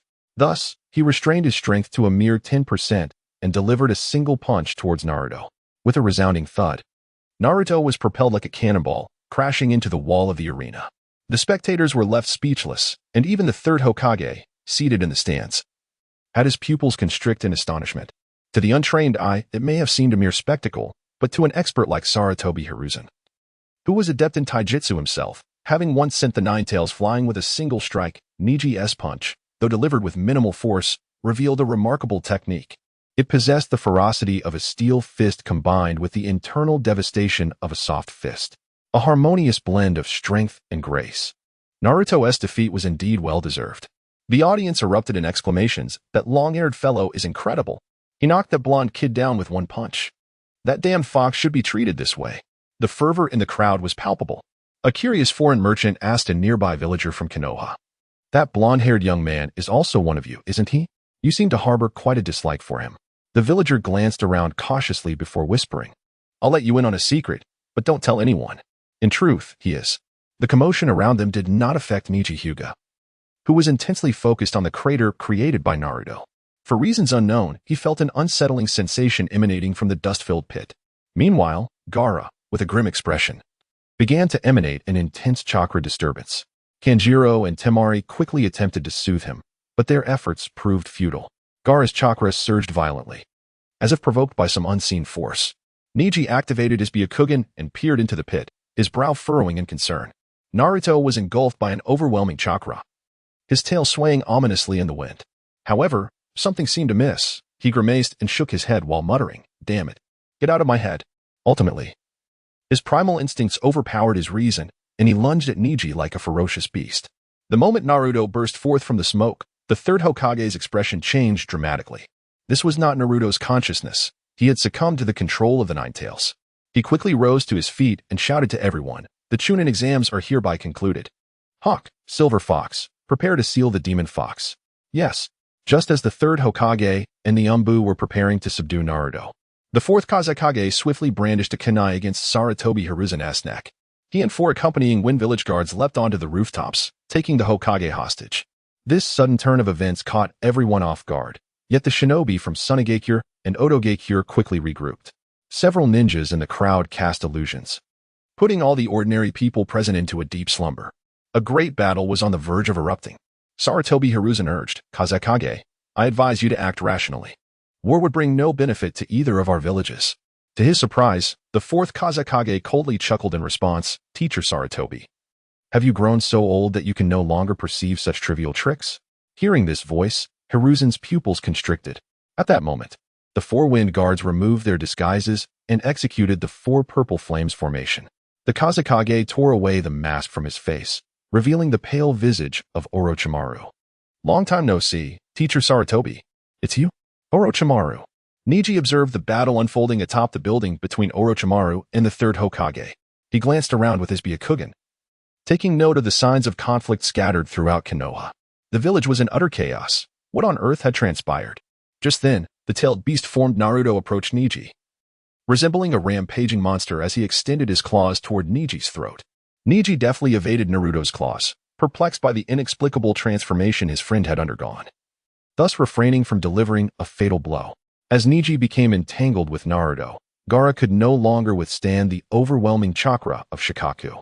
With a thunderous roar, countless grains of sand surged towards his form, causing him to swell in size until he morphed into a colossal tanuki, towering over the arena and collapsing the spectator stands. "At last, I have emerged. Prepare to bear the brunt of my wrath, wretched humans." Shukaku bellowed triumphantly. The Leaf Ninjas were gripped by panic. This monstrous apparition evoked a sense of dread reminiscent of the Nine Tails from over a decade ago. Were they to endure another cataclysm? Nearby, Guy clenched his fists tightly. His prot-G, Lee, placed a reassuring hand on his shoulder and urged, "Teacher Guy, go ahead. Do not worry about me. Yet." Concern for Lee's injured legs held Guy back. Had it not been for Lee's mobility issues sustained in the previous matches, Guy would have joined the fray alongside his comrades. Lee's condition was precarious, and any further strain could exacerbate his injuries. Just as Guy contemplated escorting Lee to safety, the very boy who had wounded and transformed into a monster. Faced with an agonizing decision to confront the beast or prioritize Lee's safety, Guy hesitated. Until a familiar voice pierced his thoughts. "Teacher Guy, please take Lee to safety. Leave this fight to me and Neji." The voice belonged to Tenten, who was employing a sound transmission technique to convey her message. Guy exclaimed, "How can I allow my beloved student to confront such a terrifying creature?" Tenten, with a tone of assurance, replied, "Do not worry, Teacher Guy. We will manage just fine. You must trust us." As Guy prepared to voice further concerns, a radiant silver light caught his eye from afar. Upon closer inspection, his eyes widened in astonishment as thousands of swords spiraled through the air, their dazzling light cloaking the sky. Amidst this swirling array of blades stood Tenten, her hair flowing freely, her expression resolute. Poised atop a sword as if she were a celestial deity gazing down at Shukaku. The swords in the sky seemed to respond to her call, converging towards her back until they formed a magnificent display resembling a peacock's tail. With a flourish, Tenten wielded the swords and charged at Shukaku. In response to the audacious human-esque assault, Shukaku opened its maw wide, unleashing a barrage of air bullets toward Tenten. With a furrowed brow, Tenten concentrated, coalescing dozens of swords into a colossal blade, which he thrust directly at the incoming projectiles. The collision resulted in a tremendous explosion, sending several nearby leaf ninjas hurtling away in the shockwave. Neither Shukaku nor Tenten paid any heed to the flung ninjas, their focus unwavering amidst the chaos. They were poised for their next assault, initiating a long-range strike against the waves. Aki and Shao Li stood agape, astounded by the spectacle before them. Who exactly was this female ninja? Was there truly such a formidable figure within the ranks of Konoha? Even Shinichi, who was rushing toward Konoha from several dozen kilometers away, was taken aback. What on earth was happening? The aesthetic had shifted entirely. In the past, Tenten sported a bun, embodying the essence of traditional Chinese artistry. Now, it seemed the style had transformed yet again. What was once a martial arts theme had now evolved into a celestial hero motif. This transformation seemed somewhat acceptable. Or perhaps not. The once adorable girl had now metamorphosed into a Valkyrie. Shinichi grew increasingly anxious. At this pace, by the time he reached Konoha, the battle would likely be over. He cast a sideways glance at Shimura Danzo, lamenting the old man's slow pace. Were it not for accommodating this aged figure, he could have simply teleported directly to Konoha. No, he needed to alter the tempo of the war, to create challenges for Neji and the others. With a mere thought, he sensed the nine tails within Naruto, as if the seal had suddenly cracked wide open. In the sealed space within Naruto, the nine tails wore a bewildered expression. If memory served him correctly, the breach shouldn't have been this significant. For years, he had labored to erode the seal, finally managing to create a small fissure a few months prior. However, this opening was minuscule, allowing only a trickle of his chakra to seep through. He had anticipated a long-term struggle, perhaps a decade, before he could truly escape. To his surprise, this aperture had unexpectedly enlarged, a delightful twist of fate. He immediately channeled more of his chakra through the breach. Suddenly, Naruto's body underwent a dramatic transformation. His gaze turned increasingly bloodthirsty, his expression growing more ferocious. The aura surrounding him surged exponentially. Ultimately, four crimson tails sprouted from his back, enveloping him entirely in red chakra, transforming him into a diminutive version of the nine tails. As he beheld the monstrous form of Naruto, Neji couldn't help but gasp in shock. If the earlier incarnation of Naruto had merely caused him mild discomfort, the current version radiated an undeniable threat. He could no longer afford to show mercy. The ensuing battle would be a genuine fight for survival. The man and the fox flashed through the venue at a speed imperceptible to the naked eye. One red, one blue, their silhouettes intertwined continuously, causing the ground to crack and the walls to collapse upon contact. Their clash was cataclysmic. Some inexperienced Jonin, unaware of their own limitations, attempted to join the fray. However, as soon as they entered the arena, they were hurled away by the residual force of the battle, their fates uncertain. Neji's apprehension deepened with each exchange. What manner of monster was Naruto? Despite his own significant enhancement in strength, he found himself barely able to match Naruto's prowess.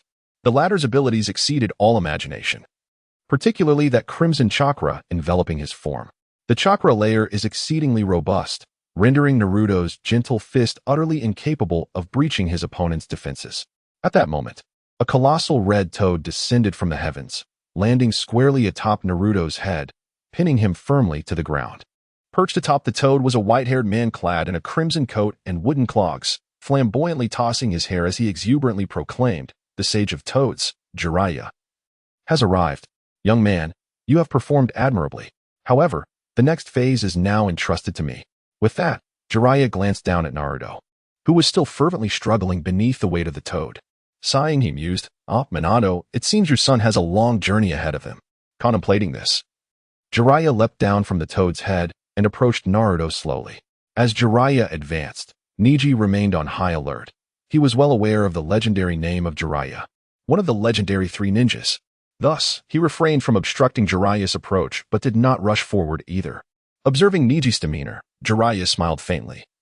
Noting the boy from the Hyuga clan was quite prudent, Jiraiya then focused all his attention on Naruto, placing his right hand atop Naruto's head to examine the seals within him.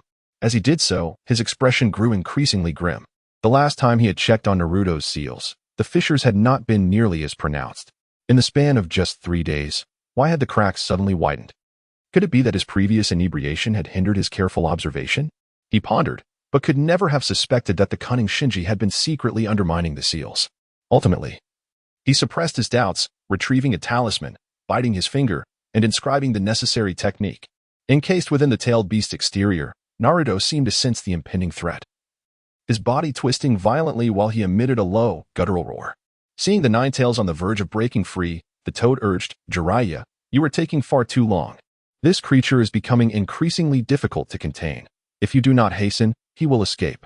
The toad's urgency distracted Jiraiya, causing him to misdraw a stroke on the talisman, resulting in its complete failure. With a scowl, he crumpled the failed talisman and cast it aside, then retrieved another blank talisman to begin anew. When it came to sealing techniques, Jiraiya was somewhat lacking. Before Minato became Hokage, he had learned a few techniques from his student. However, truth be told, his aptitude for sealing was rather subpar. Minato had taught him extensively, yet he had only grasped the basics. Of course, these basics were in comparison to Minato. In the grander scheme, Jiraiya's sealing techniques were indeed of a superior caliber, a fact in which he held great confidence. Even the legendary Orochimaru, known for his ninjutsu prowess among the legendary three, would not surpass him in sealing arts. Nonetheless, this situation was somewhat embarrassing. Minato had not learned much ninjutsu from Jiraiya. Yet Jiraiya had acquired sealing techniques and the Rasengan from him. Thus, the teacher had gleaned more from the student than vice versa. After a considerable amount of effort, Jiraiya finally managed to inscribe a talisman capable of reinforcing Naruto's seals. Upon witnessing the success of the sealing technique, Jiraiya did not hesitate. With a decisive slap, he affixed the talisman to Naruto's forehead. The instant the seal made contact, the tailed beast's chakra enveloping Naruto dissipated like a receding tide. Ultimately, all of the Nine Tails chakra returned to its seal within Naruto, leaving no trace behind, and he succumbed to unconsciousness due to exhaustion. Seeing Naruto return to his normal state, Wentai stepped aside to grant Jiraiya passage. Jiraiya lifted Naruto from the ground, assessing his injuries. There was minor damage to his internal organs, likely inflicted by Neji Hyuga's gentle fist technique. However, given Naruto's robust physical constitution, he should recover within a few days. His skin was severely burned, presumably due to the onslaught of the Nine Tails chakra. Overall, Naruto was not in grave danger, but he would need to rest in bed for several days. At that moment, Neji Hyuga approached. He bowed slightly to Jiraiya and respectfully inquired, "Lord Jiraiya, how is Naruto's condition?" "He'll be fine. Just a few days of rest will suffice." Neji hesitated but finally voiced his concern. "May I ask why Naruto transformed into that monstrous being? And what is that rampaging raccoon over there?" Neji's mind was filled with questions. The immense chakra and malevolent essence of the tailed beast left a profound impression on him. He believed that such a formidable creature would be known to Jiraiya, one of the legendary three ninjas. Jiraiya replied vaguely, "Who knows? Perhaps it's a sort of innate ability." The tailed beasts were classified as village secrets, and while Neji possessed considerable strength, as a low-ranking ninja, he was not privy to such confidential matters. Noticing Jiraiya's reluctance to elaborate, Neji refrained from pressing further. He activated his Byakugan once more, gazing toward the ongoing battle between Temari and Shukaku. At that moment, Temari was in a precarious state, with several deep gashes across her body, blood seeping through her clothing, leaving her quite disheveled. Fortunately, these injuries were merely superficial and had not compromised any vital areas. It was only when she faced the tailed beast directly that she truly grasped its formidable power. Initially, she had regarded it as merely a larger summoning beast, not taking it seriously. However, after engaging in combat, she recognized its true strength. Shukaku's skin was exceedingly tough, rendering her sword ineffective against its defenses. Moreover, its colossal size did not impede its speed in the slightest. While engaging in ranged combat, Temari had to remain vigilant against Shukaku's close-range assaults, placing her at a significant disadvantage. Had it not been for the other leaf ninjas providing cover, she would have been severely injured by Shukaku's sneak attacks long ago. The leaf ninjas recognized that Temari was the core of their group. Aside from her attacks, none of the others could inflict meaningful damage on Shukaku. Thus, they fought desperately to create opportunities for her, hoping she could vanquish the beast. Yet, defeating a tailed beast was no simple task. The few effective attacks they managed to land had little impact on Shukaku, just as they found themselves at a loss. A green figure streaked through the sky, aiming a kick directly at Shukaku's abdomen. The rotund belly of Shoha suddenly caved in, and moments later, its entire body was propelled backward, crashing heavily to the ground. This spectacle left the onlookers utterly astonished. Whose subordinate is this? Such ferocity. Upon closer inspection, they realized that the one responsible for this kick was none other than the azure beast of Konoha, Might Guy. At that moment, he radiated a verdant glow, clearly having employed the 8 gates technique. After ensuring that Lee was safely delivered to a refuge, Might Guy hastened back to the examination venue. Upon spotting Might Guy on the flying sword, Tenten breathed a sigh of relief. Phew, teacher Guy, you've finally arrived. Has Lee been sent to a safe location? Might Guy, flashing a thumbs up and revealing his pearly whites, replied, Rest assured, Tenten, Lee is now in a very secure place. Let us together vanquish our foes. Youth. Full throttle. Tenten sighed, exasperated. Teacher Guy was indeed overflowing with vitality. Not far away, Shoha struggled to rise, his eyes blazing with fury as he glared at Might Guy and Tenten. This swarm of pests was insufferably bothersome. Having lost all patience, he resolved to unleash his most powerful technique to obliterate these annoyances. Showa opened his massive mouth, gathering an immense amount of chakra within. The spiritual and physical energies coalesced in a 2:8 ratio, culminating in a jet black orb forming within his maw. Witnessing this move, both Konoha ninjas and the Sunagakure ninjas broke into cold sweats. Maki, a sand ninja, shouted at Shoha, Stop, Gaara. Our people have not yet evacuated. Using the tailed beast bomb now will endanger many of our own. Shoha paid no heed to Maki, dismissing him entirely.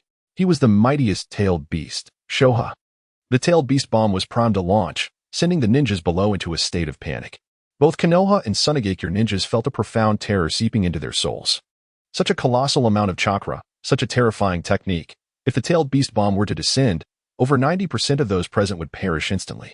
It is important to note that this gathering included not only ninjas, but also numerous ordinary civilians, among them dignitaries and wealthy merchants from various nations. Even the invading Sunagakure and Otogakure did not dare to unleash a massacre. Maki, at this moment, felt that bringing Gaara was a grave mistake. This uncontrollable weapon, once it spiraled out of control, would indiscriminately destroy friend and foe alike. In the face of the despairing gazes of the crowd, Shoha unleashed the jet black, tailed beast bomb. Standing opposite him, Might Guy and Tenten gritted their teeth, prepared for a desperate struggle. Just then, a figure clad in white appeared before them. Upon closer inspection, they realized it was Neji Hyuga. Might Guy, recognizing the newcomer, shouted, Neji, do you have a solution? Neji smiled slightly, and then an overwhelming surge of chakra erupted from his body like a torrent. Taking a deep breath, he concentrated all his chakra into his right hand, slowly extending it forward. 8 trigrams, air palm. A translucent hand, towering at 5 to 6 meters, soared from Neji's grasp, colliding head-on with the tailed beast ball produced by Shukaku. In the moment of impact, Neji's empty palm abruptly changed direction, propelling the tailed beast ball skyward. A thunderous explosion echoed as the two forces clashed, illuminating the entirety of Konoha in an inferno, casting the sky in a blood-red hue. Both Konoha and Sunagakure ninjas looked up in bewilderment, equally transfixed by the spectacle. Even Shukaku's attention was drawn to this unexpected event. The tailed beast ball represented the ultimate technique of the tailed beasts, and the fact that a mere human had countered it with ninjutsu left him incredulous. Meanwhile, the trio from the Might Guy squad did not afford Shukaku a moment's respite. Might Guy and Neji swiftly positioned themselves on either side of the beast. Daytime Tiger. 8 trigrams empty palm. Before Shukaku could react, the two launched a fierce assault. The tailed beast was forced to retreat under their relentless onslaught. Even his robust form could not withstand such rapid strikes. Simultaneously, he noticed the young girl who had previously battled him seemed to be preparing something formidable. Countless long swords began to coalesce in the sky behind Tenten. Ultimately, the multitude of swords merged into a colossal sword that stretched 100 meters long, dwarfing Shukaku's own size. Caught in a deluge of attacks, Shukaku instinctively felt a surge of dread. The immense sword looming in the heavens filled him with an ominous premonition. At that moment, he began to contemplate retreat, realizing that survival was paramount. He believed that as long as he could escape back to the desert, he need not fear even the likes of Hashirama Senju or Madara Uchiha. It was well known that Shukaku was the only tailed beast in the original narrative who had never been captured by Hashirama. Other tailed beasts, even the mighty Nine Tails, harbored a latent fear of these two legendary figures. Yet, Shukaku had always eluded their grasp, thanks to the advantageous terrain of the Wind Country's desert, which allowed him to transform his massive form into sand and navigate beneath the surface. The two titans, Hashirama and Madara, could never capture his true essence, nor could they seal him away. Thus, he held a steadfast confidence that as long as he returned to the Wind Country, he would remain invincible. However, Neji and Might Guy's attacks were unrelenting. Shukaku found himself ensnared, unable to break free. Just then, Tenten completed her colossal sword's formation and shouted below, "Neji, leave it to me." Upon hearing her words, Neji and Might Guy immediately leaped aside. The 100-meter sword descended rapidly, unleashing a gale that destabilized the combatants below. Witnessing the gigantic sword approach, Shukaku was engulfed in despair. No matter how valiantly he attempted to defend against the descending blade, he could not withstand its might. With a resounding crack, the colossal sword cleaved Shukaku's form in twain. The moment the sword struck the ground, the entire Konoha felt the tremors beneath their feet. Shukaku's vast body shattered into countless grains of sand, scattering across the earth. Amidst the debris, Gaara lay unconscious, his eyes tightly shut. Upon witnessing the defeat of Shukaku, the morale of the Leaf Ninja's soared. In stark contrast, the Sand Ninjas appeared as deflated as a punctured balloon, engulfed in despair. Shukaku was their village's most formidable weapon. With his downfall, what hope remained for this battle? Maki, too, wore a vacant expression, murmuring in disbelief. How could this be? How could Shukaku possibly lose? At that moment, he suddenly recalled Kabuto. The scheme to invade the Leaf was not solely a matter for the Sand Village. He immediately turned to a masked Umbu among the crowd, asking, "Kabuto, has there been no word from Orochimaru yet?" Kabuto removed his mask and responded with a hint of resignation. "It is beyond our control. Lord Orochimaru is facing the strongest Hokage. Such a confrontation cannot conclude swiftly." Maki pressed, "Then what should we do now?" After a moment of contemplation, Kabuto suggested, "Let us gather at the location where Lord Orochimaru is engaged in battle. Once his fight concludes, we shall regroup and break through together." Maki nodded, understanding the dire situation. Their priority now was to preserve the lives of the Sand Ninjas. Under their organization, the ninjas from the Sand Village steadily made their way towards the site of Orochimaru's clash with the third Hokage. The Leaf Ninjas cautiously followed, both sides now wishing to avoid further conflict. Kakashi's team, upon witnessing the defeat of the monstrous Tanuki, collectively exhaled in relief. Their energy had been severely depleted, particularly that of Might Guy. The burden of the seventh gate of the Eight Gates technique had left him nearly devoid of combat capability. The surrounding Leaf Ninjas recognized his condition and quickly rallied around him for protection. Neji and Tenten joined their ranks, prompting a hearty laugh from Guy as he beheld them. Truly worthy of my students, you have grown so strong. This is the essence of youth." His exuberance, however, caused him to strain a muscle, eliciting a grimace of pain. Tenten quipped, "Sensei, perhaps you should focus on healing your injuries rather than celebrating youth." At that moment, two figures suddenly appeared in the exam venue, drawing the attention of the crowd. The newcomers were none other than Kakashi Hatake and Sasuke Uchiha. As they landed, Sasuke eagerly inquired, "What on earth has transpired? Where is my opponent in the Chunin exams, that guy named Gaara?" The crowd collectively displayed 3 lines of exasperation on their foreheads. Did these two latecomers truly grasp the gravity of the situation? With everything that had transpired, what relevance did the Chunin exams hold now? Within the confines of the 4 Purple Flames formation, Orochimaru and Hiruzen Sarutobi were locked in a life-or-death struggle. Hiruzen, at the cost of his own life, had deployed a forbidden technique, the Reaper Death Seal. This technique sealed the souls of enemies, and he was desperately clinging to Orochimaru's soul, intent on sealing him away. However, Orochimaru was unwilling to succumb to such a fate. He wielded the Kusanagi sword, piercing through Hiruzen with lethal intent. Thus, they became ensnared in a fierce tug of war. Ultimately, Hiruzen faltered, unable to sustain himself any longer.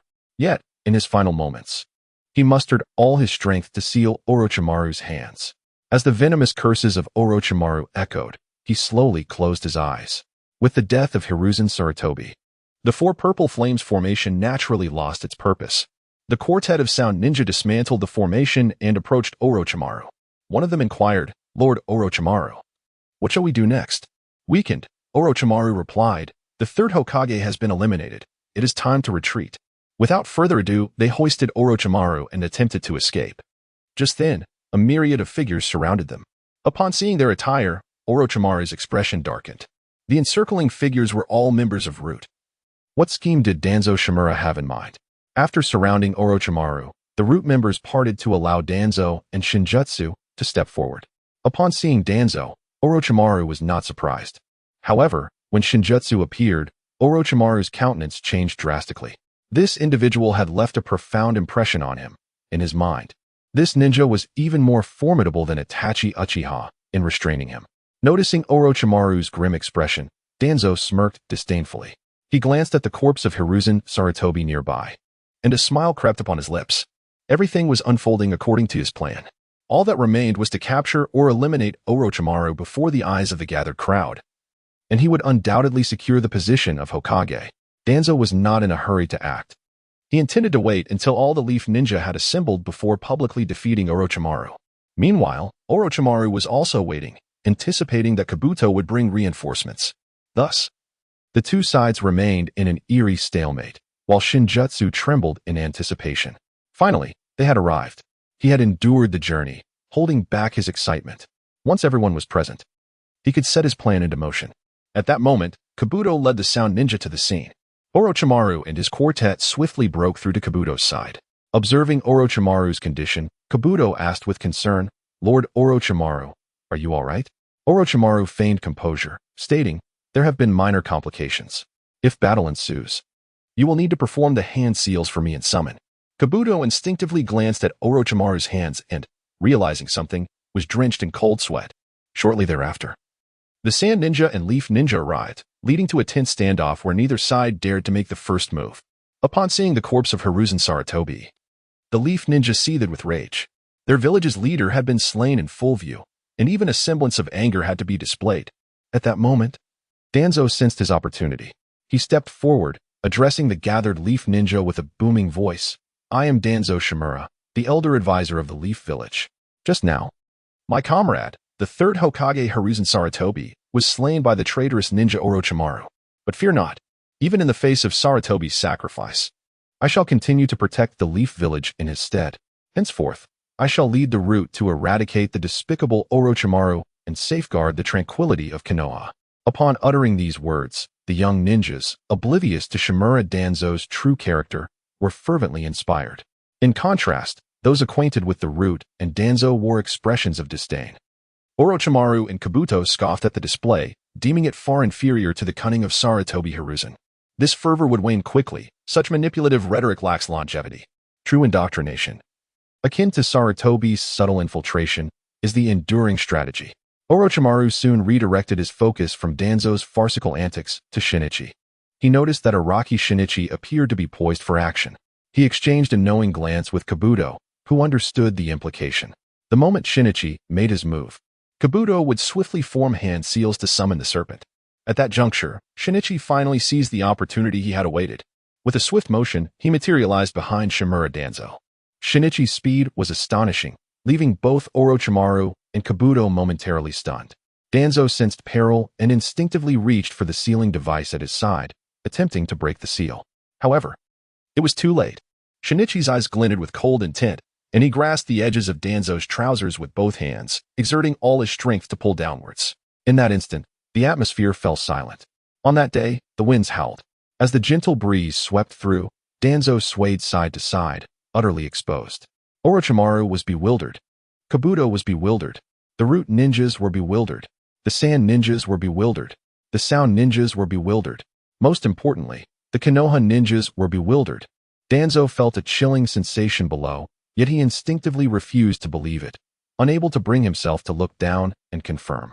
How could one so notorious in the shinobi world endure such humiliation? At that moment, a root ninja regained composure. He promptly removed his black cloak and shielded Danzo with it. With concern, he inquired, "Lord Danzo, are you unharmed?" It was only then that Danzo snapped back to reality, turning to Shinichi with a vacant expression and asking, "Why?" Shinichi scratched the back of his head, sheepishly replying, upon further reflection, "I find that I prefer the life of a sloth. The root may not be the right fit for me. Thus, I've decided not to join and will happily continue my leisurely existence." If Danzo still failed to comprehend that his Kodo Amatsukami had not taken effect, he would be utterly foolish.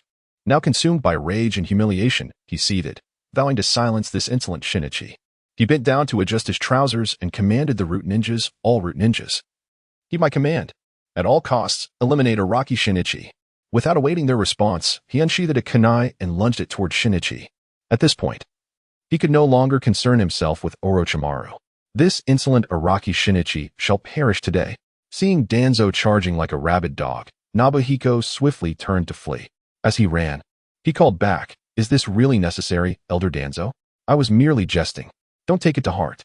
"What a farcical jest," Danzo retorted. "I too shall engage in some humor. Wind release, vacuum blade."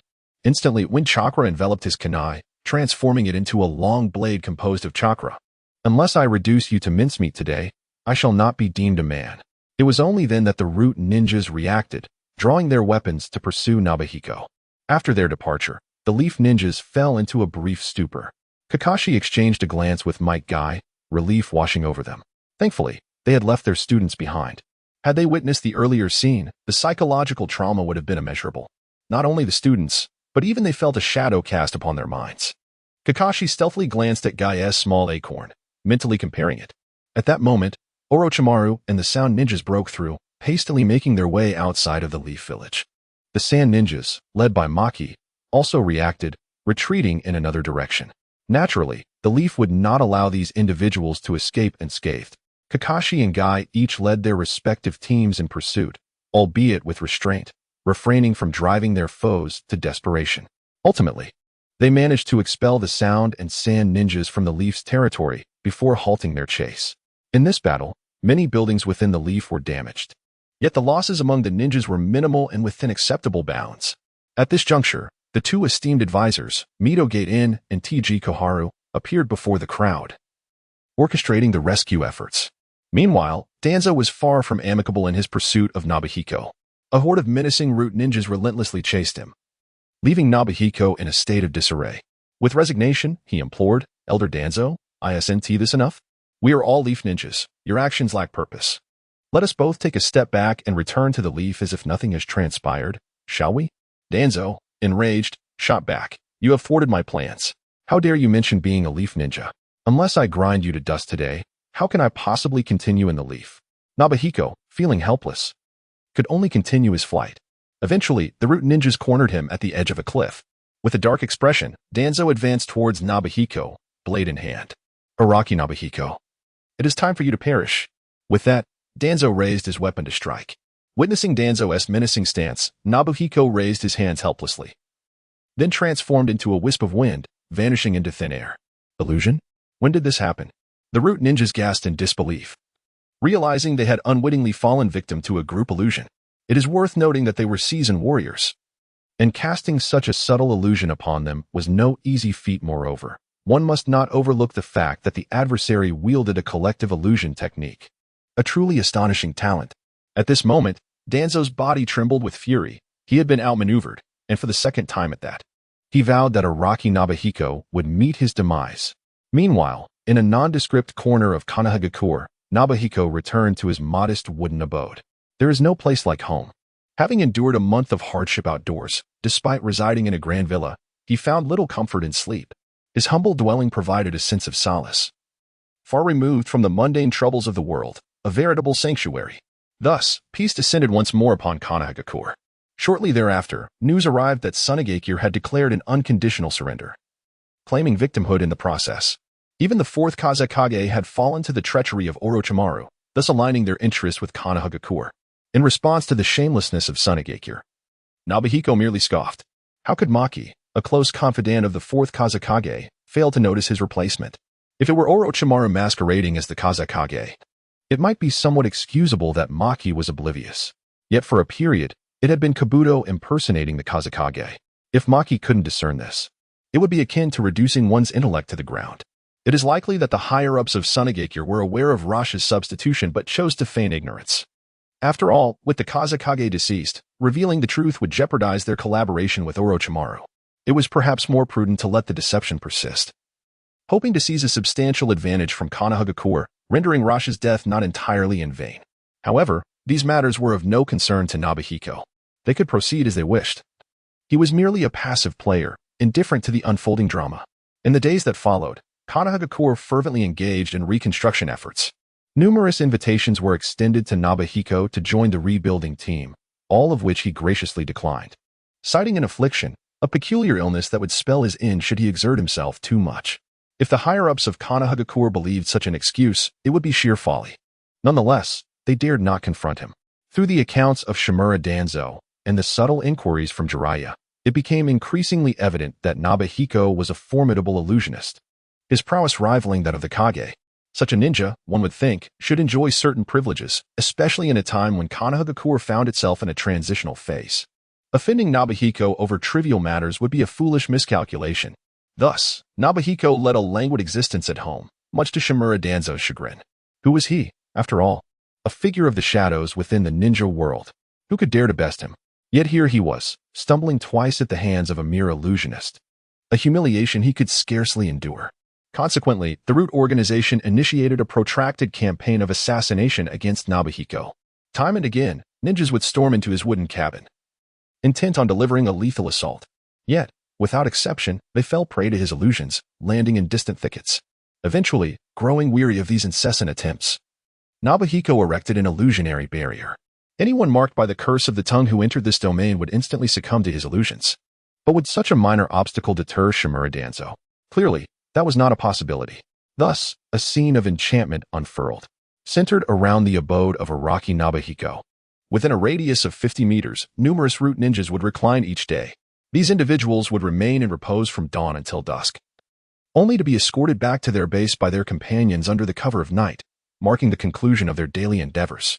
Frankly, such a respite was a rare luxury for the root ninjas. Consequently, those tasked with assassinating Nobuhiko convened.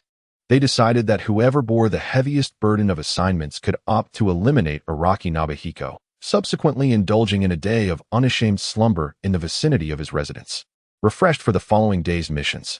Before long, this phenomenon led to the exodus of several neighbors adjacent to Nobuhiko, who were thoroughly alarmed. Concurrently, a rumor swept through Konoha, depicting Nobuhiko as a merciless demon, a killer who dispatched leaf ninjas nightly, leaving their remains near his home. It was said that if a day passed without slaying a leaf ninja, he would feel unwell. Upon hearing such tales, Shimura Danzo rejoiced. He orchestrated the dissemination of another rumor through his root operatives, asserting that Araki Nobuhiko was, in fact, an undercover agent planted in Konoha by Orochimaru. This scheme to dismantle Konoha was purportedly a collaboration between him and Orochimaru, resulting in the assassination of the third Hokage, Hiruzen Sarutobi. As the news spread, public outrage ensued. Villagers affected by the collapse of Konoha gathered before the Hokage's office, demanding the execution of Araki Nobuhiko to restore their sense of justice. Mito Gate Inn and T-Rune Koharu were taken aback. Was Danzo's mind addled? Or had he caught a chill from the wind that day, leading to this absurd demand for Nobuhiko's execution? Ultimately, amidst the bickering of three advisors, a consensus was reached to temporarily conceal Araki Nobuhiko's true abilities and treat him as a clandestine asset of Konoha. During this period, he would be assigned various missions outside the village. By the time these tasks were completed, it was hoped that the fervor of the rumors would have subsided. After this agreement, Shimura Danzo returned to the root base with a dark expression. Upon his arrival, he promptly sought out the captain of the intelligence division. The captain knelt, inquiring, "What orders do you have for me, Lord Danzo?" Danzo produced a letter from his robes and handed it to the captain, instructing, "Deliver this letter to the village hidden in the rain." Once the captain departed, Danzo revealed a cruel smile. "Araki Nobuhiko, I await your demise in Konoha." The efficiency of the root organization was remarkable. It was not long before Danzo's letter reached the land of rain. Since Danzo merely instructed the delivery to the village hidden in the rain without specifying a recipient, The intelligence operatives handed the letter to a civilian before swiftly departing. They were well aware of the perils within the Rain Village, having lost several teams of root operatives who had infiltrated the area under uncertain fates. Thus, they wished to avoid provoking the Land of Rain and left promptly after delivering the letter. The bewildered civilian returned to the Rain Village, and before he could act, a flurry of white paper suddenly soared towards him. Amidst the fearful gazes of the common folk, the white paper gradually transformed into a woman with violet hair. In an instant, the villagers recognized her identity. She was the revered Angel of Rain Hidden. They immediately bowed in deference, welcoming their divine presence. Without uttering a word, Chunin extended her hand and commanded, "Bring forth the letter." The villagers, daunted by her authority, promptly retrieved the letter from their bosoms and respectfully placed it into Chunin's hands. Upon acquiring the letter, Chunin swiftly returned to the central tower of Rain Hidden Village. There, she encountered the orange-haired, aloof figure known as Pain. Without hesitation, Chunin handed the letter to Pain. Once he finished perusing its contents, she solemnly inquired, "What is the situation?" Pain replied, "Shimura Danzo of the Leaf Village seeks to negotiate a transaction with the current leader of Rain Hidden Village." Chunin seized upon the crucial detail, exclaiming, "The current leader? Has our identity been compromised?" Her thoughts immediately darted to Uchiha Itachi. Could it be that he had relayed the organization's intelligence to the Leaf? At that moment, Pain interrupted her spiraling thoughts, stating, "Our identities should remain concealed. Danzo likely suspects a change in leadership within Rain Hidden, but he is not entirely certain. The letter's ambiguous tone does not refer to me as Hanzo of the Salamander or by any other name, merely addressing me as the current leader of Rain Hidden Village." Upon hearing this, Chunin let out a slight sigh of relief. The plan to gather the tailed beasts had yet to be officially initiated. Should their identities be prematurely unveiled, it would have catastrophic repercussions on their endeavors. Pain continued, "Danzo wishes for our assistance in eliminating a leaf ninja, offering a reward of 200 million ryo." Upon hearing the sum, Chunin's demeanor remained unchanged. Over the years, she had encountered wealth beyond measure. Even Kakuzu, the longest-serving ninja in their organization, had not amassed as much. After all, Kakuzu's earnings came solely from accepting bounties in the underground black market. In contrast, their Akatsuki organization monopolized conflicts among small nations. Profiting immensely, one minor war could yield more riches than Kakuzu would see in a lifetime. To Chunin, 200 million ryo was but a pittance. What piqued her curiosity was the identity of the leaf ninja that could compel Danzo to part with such a fortune. As if reading Chunin's mind, Pain extracted a photograph from the envelope and handed it to her. The individual depicted was named Araki Nobuhiko, whom Danzo claimed to be a shadow-level genjutsu user. Chunin scrutinized the photograph carefully. Nobuhiko's features were reasonably handsome, yet his despondent aura caused her to furrow her brow slightly. As an elder member of the Akatsuki, she had encountered numerous formidable figures within the ninja world. Among them were those who were ruthless and taciturn, like Itachi, the unreliable yet humorous, like Deidara and Haiden, the composed and seasoned, like Sasori and Kakuzu, and even the straightforward, like Kisame. However, regardless of their demeanor, they all shared a common trait, an unwavering spirit. Without a tenacious will and resolute beliefs, one could never attain strength. However, to speak candidly, she had never encountered a warrior bearing such a despondent demeanor. Shinhiko left an impression on her that was less akin to that of a ninja and more reminiscent of a hedonistic scion. Conan pondered aloud, "Is this individual truly formidable? Why have I never heard of his name before?" Pain shook his head, indicating his ignorance on the matter. Nonetheless, it mattered little. The intelligence indicated that Araki Shinhiko would traverse the Land of Rain, and a bounty of 200 million was too tempting to overlook. He promptly utilized the body flicker technique to contact the Akatsuki members. As soon as they connected, Haiden erupted with exasperation, exclaiming, "Hey, leader, are you ever going to stop? Didn't we already set a mission just a few days ago? What is this about now?" Haiden could be deemed the most reckless among the Akatsuki, as others had joined the organization only after being subdued and coerced into agreement. Haiden, however, had fought evenly with Kakuzu before joining, and he had never even witnessed Pain in action, thus holding no respect for him. He merely regarded Pain as a pretentious individual with some strength. Pain remained silent, casting a frigid gaze towards Kakuzu. The latter, standing nearby, immediately felt the weight of the leader's presence. He was well aware of Pain's formidable power, having been defeated by him before joining the organization. He turned to Haiden and reprimanded, "Silence yourself, Haiden. Speak again, and I shall sew that mouth shut." Haiden merely scoffed but chose not to retort further. After all, Kakuza served as a quasi-healer within the group. Should anyone lose a limb or sustain an injury, they would seek him out for stitching. Offending Kakuzu might result in a rather unpleasant fate. At that moment, Pain pressed his palms together, forming a hand seal. Instantly, the members of the Akatsuki found images and information about Araki Shinhiko flooding their minds. Once everyone had absorbed the details, Pain addressed them, saying, "This individual is the target of our current mission. He will soon arrive in the land of rain. Who among you is nearest?" Upon learning about Shinhiko, Gaara was unusually exhilarated and eagerly volunteered, "Leader, allow me to handle this fellow." Conan was somewhat astonished. It was indeed a rarity for the explosive enthusiast Gaara to express interest in matters beyond explosions. Gaara's fascination with Shinhiko stemmed entirely from the information presented in the dossier. A Jinjutsu ninja possessing strength akin to that of a Kage conjured memories of Uchiha Itachi for him. He had been vanquished by Itachi's Jinjutsu, a haunting nightmare that lingered in his mind. He vowed that one day he would avenge himself by slaying Uchiha Itachi. To this end, he had diligently trained methods to counter Jinjutsu.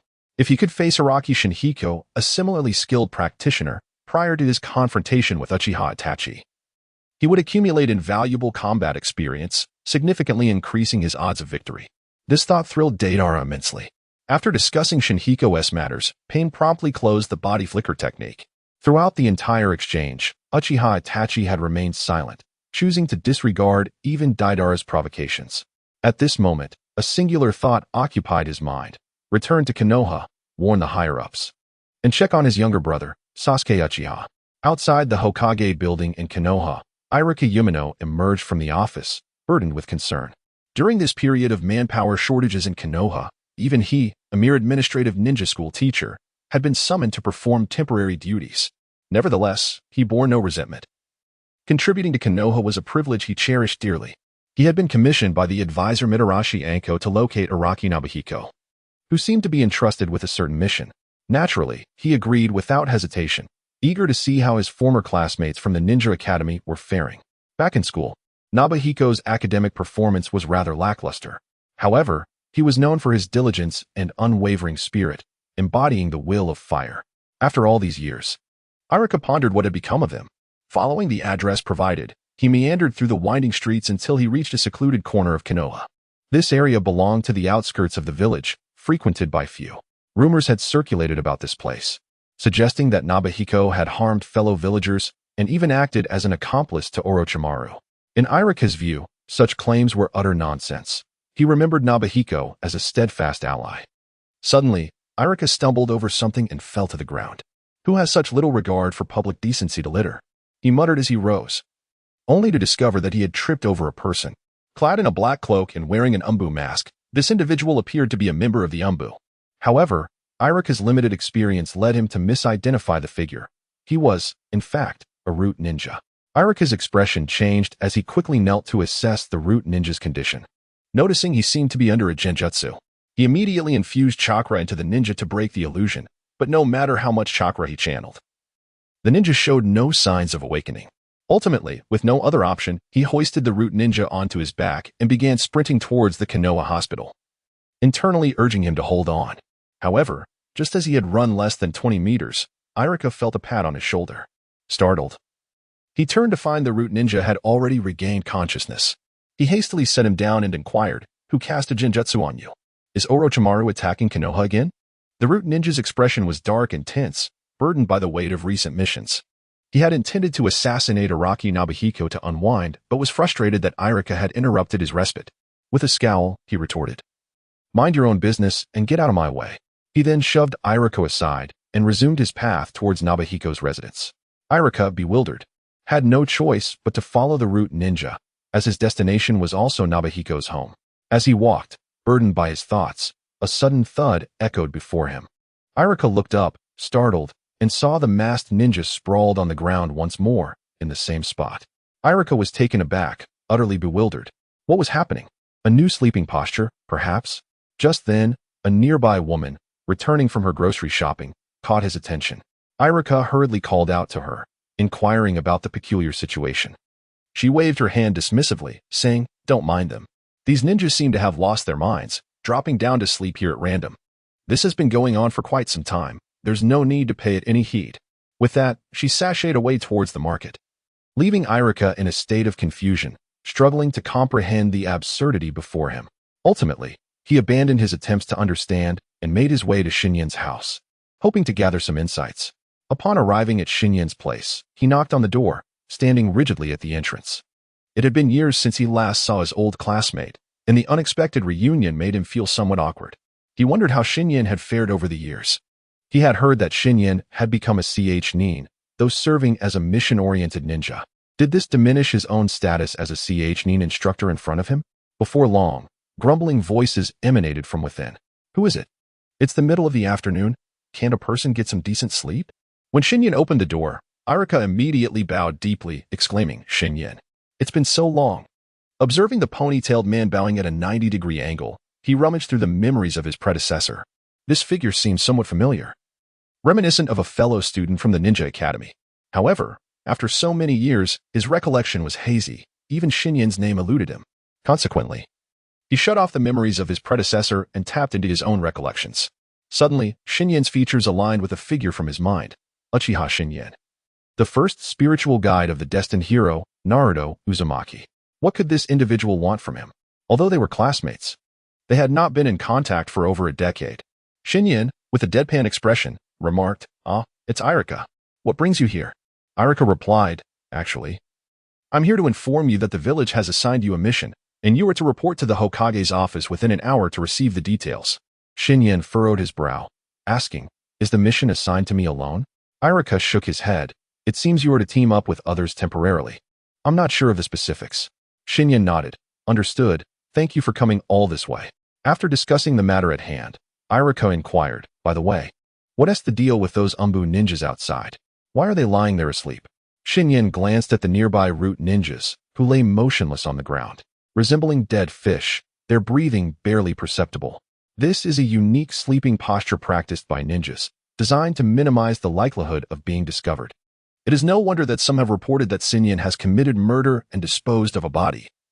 These root ninjas have mastered a sleeping position that appears more professional than that of a true corpse. He earnestly explained to Irika, "Irika, you are far too naive."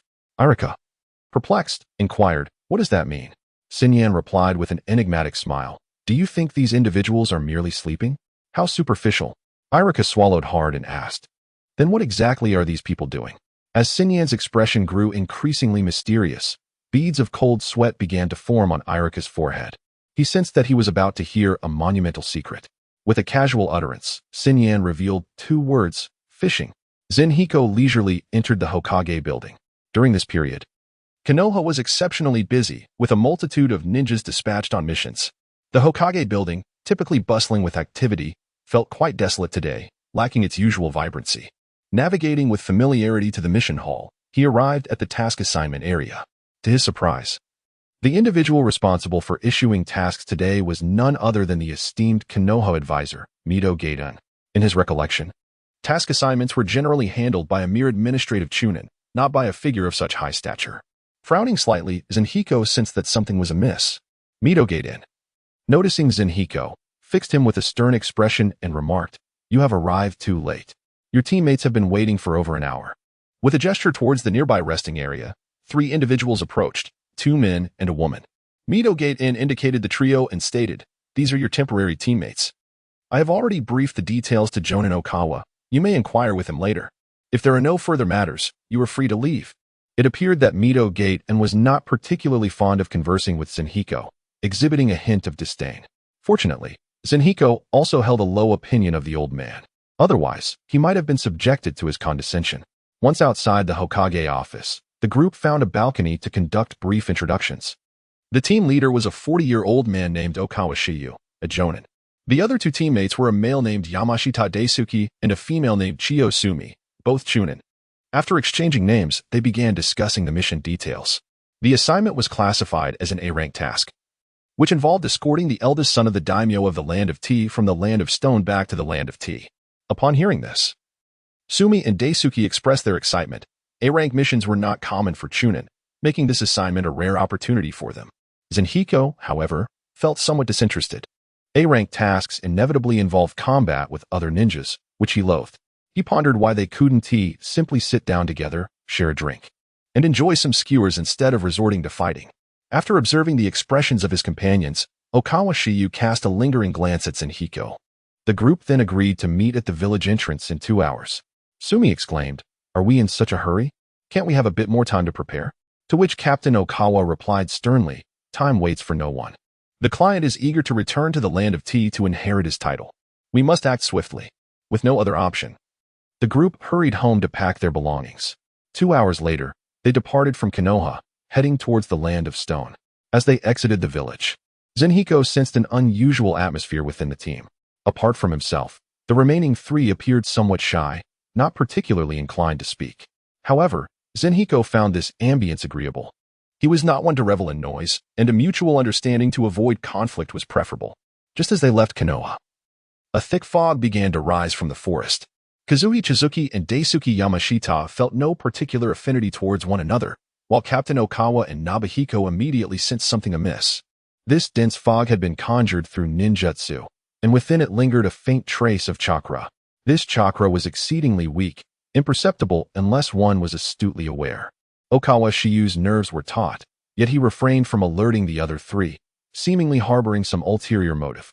Nobuhiko feigned ignorance, following the main group into the thick mist. No sooner had they entered the fog than they were confronted by 2 figures. The pair, adorned with conical hats and cloaked in long robes emblazoned with crimson clouds against a dark backdrop, resembled sorcerers. Nobuhiko instantly recognized them as the infamous duo of the Akatsuki, Itachi Uchiha and Kisame Hoshigaki. Itachi and Kisame also discerned Okawa's team, and both parties stood still, appraising one another. Okawa Shiyu, a seasoned jonin, immediately noted the distinct aura of the 2 adversaries. After a brief contemplation, he chose to pass by them. Nobuhiko and his 2 companions promptly followed suit, brushing past the formidable figures. As Nobuhiko passed, Itachi subtly turned his gaze. In an instant, cold sweat beaded upon Okawa's brow.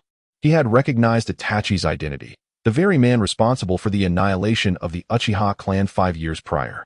The other figure remained elusive to him for the moment, though he surmised he was not benign either. What were the chances of encountering Itachi Uchiha here? Should he return to report to Danzo-sama? As he wrestled with these thoughts, Itachi averted his gaze and slowly departed. Once Itachi and Kisame vanished from sight, Okawa was drenched in cold sweat and gasping for breath. The sole woman among the 4, Kazuhi Chizuki, stepped forward with concern, inquiring, "Captain Okawa, are you unwell?" After a few deep breaths, Okawa gradually regained his composure. Even a veteran jonin like him, who had served in the Roots for over a decade, felt a visceral tremor in the presence of that man. The Roots claimed to have forsaken emotion. Yet they were human too. Fear, anxiety, suspicion, and joy were all emotions they experienced, merely suppressed beneath the surface. Having narrowly escaped a dire encounter, Okawa promptly led his team away from that perilous place. In light of Itachi Uchiha's return, his personal mission took precedence. Just yesterday, Shimura Danzo sought out this retired root ninja to assign him a task, to assassinate Nobuhiko Araki during the mission and eliminate the 2 Chunin accompanying him. Having not engaged in such deeds for over a decade, Okawa wished to refuse. However, Danzo leveraged his son as a threat. Should he decline, his son would be conscripted into the Roots. With decades of service in the Roots, he could not bear to watch his son plunge into such peril. Thus, he steeled himself, resolving to once again embrace the role of executioner for the sake of his son. As for Nobuhiko Araki, he felt no sense of loss. The Chunin's reputation for slacking off was somewhat notorious within Konoha. Such a despicable ninja is hardly worth lamenting. However, I do feel some sympathy for the other 2 team members. Alas, such is fate. After brushing past Shinichi and the others, Kisame inquired of Itachi. "That individual is indeed Araki Shinichi, as mentioned by our leader, is he not? Why did you refrain from subduing him, Mr. Itachi?" With an impassive expression, Uchiha Itachi replied, "Araki Shinichi is the target of Deidara and Sasori. Our mission pertains to the 9 Tails." Kisame praised, "I see. Truly remarkable, Mr. Itachi. You consistently maintain an objective and calm analysis during critical moments." Upon receiving Kisame's flattery, Itachi remained unfazed.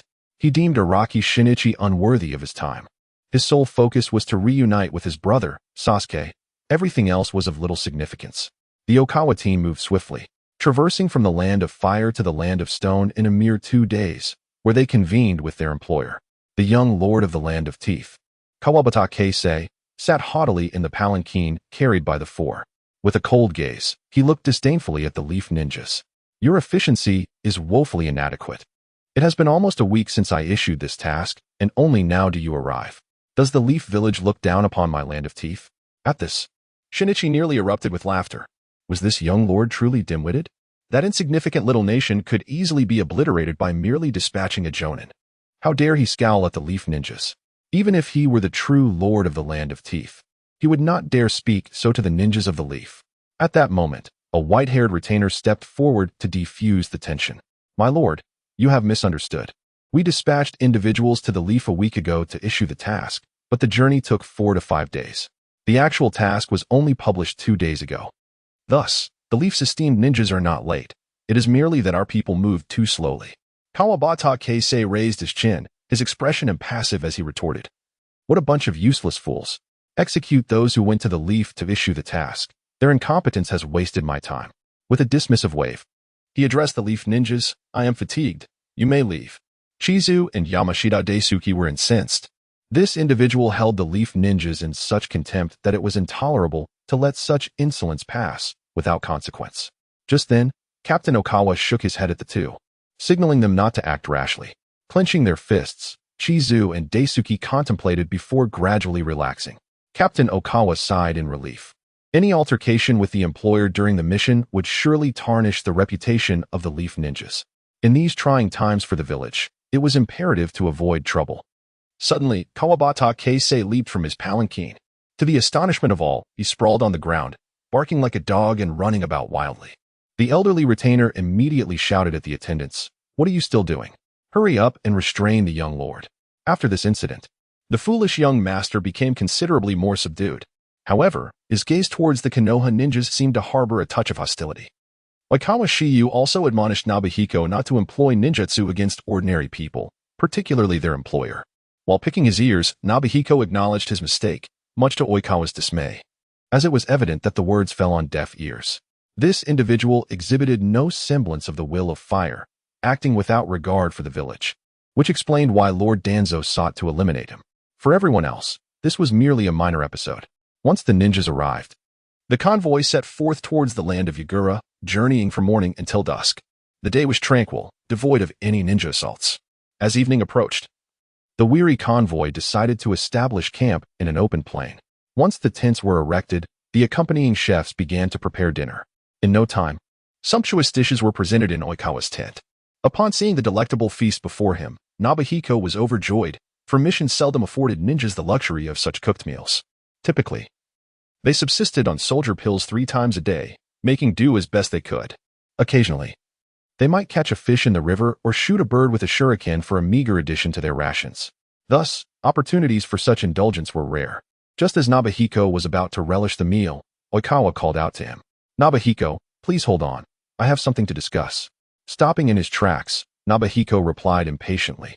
"Is there nothing that can wait until after I've eaten?" Oikawa feigned anger. "I have endured your behavior throughout this journey, Araki Nobuhiko. Look at yourself. You lack the composure expected of a Konoha ninja. At this moment, we should first patrol the area outside the camp to ensure there are no dangers before we commence our meal, rather than solely focusing on the food and neglecting our primary duty." Frowning, Nobuhiko retorted, "If we patrol now, won't the food be cold by the time we return? Why must we eat it cold instead of while it's still warm?" Oikawa replied, "How can you think only of eating? Do not forget that our mission is to protect the young lord of the land of Gaara." He then turned to Chika and Yamashita Daisuke, asking, "What do you think?" Under the stern gaze of Captain Oikawa, the two dared not object and quickly agreed, "Yes. Yes, it's safer to patrol first." Ultimately, the vote concluded with 3 in favor and 1 against, leaving Nobuhiko to reluctantly follow the 3 others on their patrol. Once outside the tent, the 4 split up to scout in different directions. However, not long after they separated, Captain Oikawa stealthily returned to the tent. Approaching the dining table, he retrieved a small paper package from his pocket.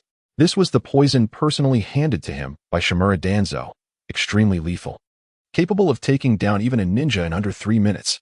As a jounin, resorting to such underhanded tactics felt despicable, yet desperate to free his child from suffering. He felt compelled to proceed. He glanced at the dishes on the table and finally focused on a bowl of chicken soup. Adding the poison to this would ensure that no one would notice. He opened the paper bag and gradually poured its contents into the chicken soup, stirring it gently to prevent the powder from clumping. After emptying the entire bag of poison into the broth, he retrieved another paper bag from his pocket. This contained the antidote for the poison he had just used. As long as he consumed the antidote, the poison would have no effect on him within 24 hours. He found an empty cup, poured in some water, and swallowed the antidote in one go, washing it down with the water. Once he completed these actions, he sighed inwardly. Jiraiya and Yamashita Daifu, I truly apologize to you. In your next life, please do not choose the path of a ninja. He then tidied up the scene, returning everything to its rightful place, and stealthily exited the tent. Instantly, tranquility returned to the tent, though the color of the chicken soup had thickened slightly. At that moment, a head suddenly peeked through the tent's entrance. The individual scanned the surroundings, and upon confirming no one was present, cautiously stepped inside. It was none other than Jiraiya, the only female in the team.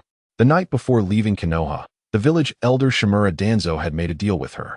If Jiraiya secretly harmed 3 of her comrades, she would receive 100 million ryo. To demonstrate his sincerity, Danzo had already given her a 50 million ryo deposit. With such wealth, who would still wish to be a ninja? She could simply escape beyond the land of fire, find a small country to live incognito, and lead a life of luxury far superior to that of a ninja. As for whether those 3 teammates were virtuous or wicked, what did it matter to her? Aren't teen ninjas motivated by money? She first glanced at the food on the table, her gaze eventually settling on the chicken soup. It looked delectable. She would use that. Jiraiya pulled out a small paper bag from her ninja tool pouch, the deadly poison prepared for her by Danzo. A sinister expression crossed her face as she intended to pour the entire contents into the soup.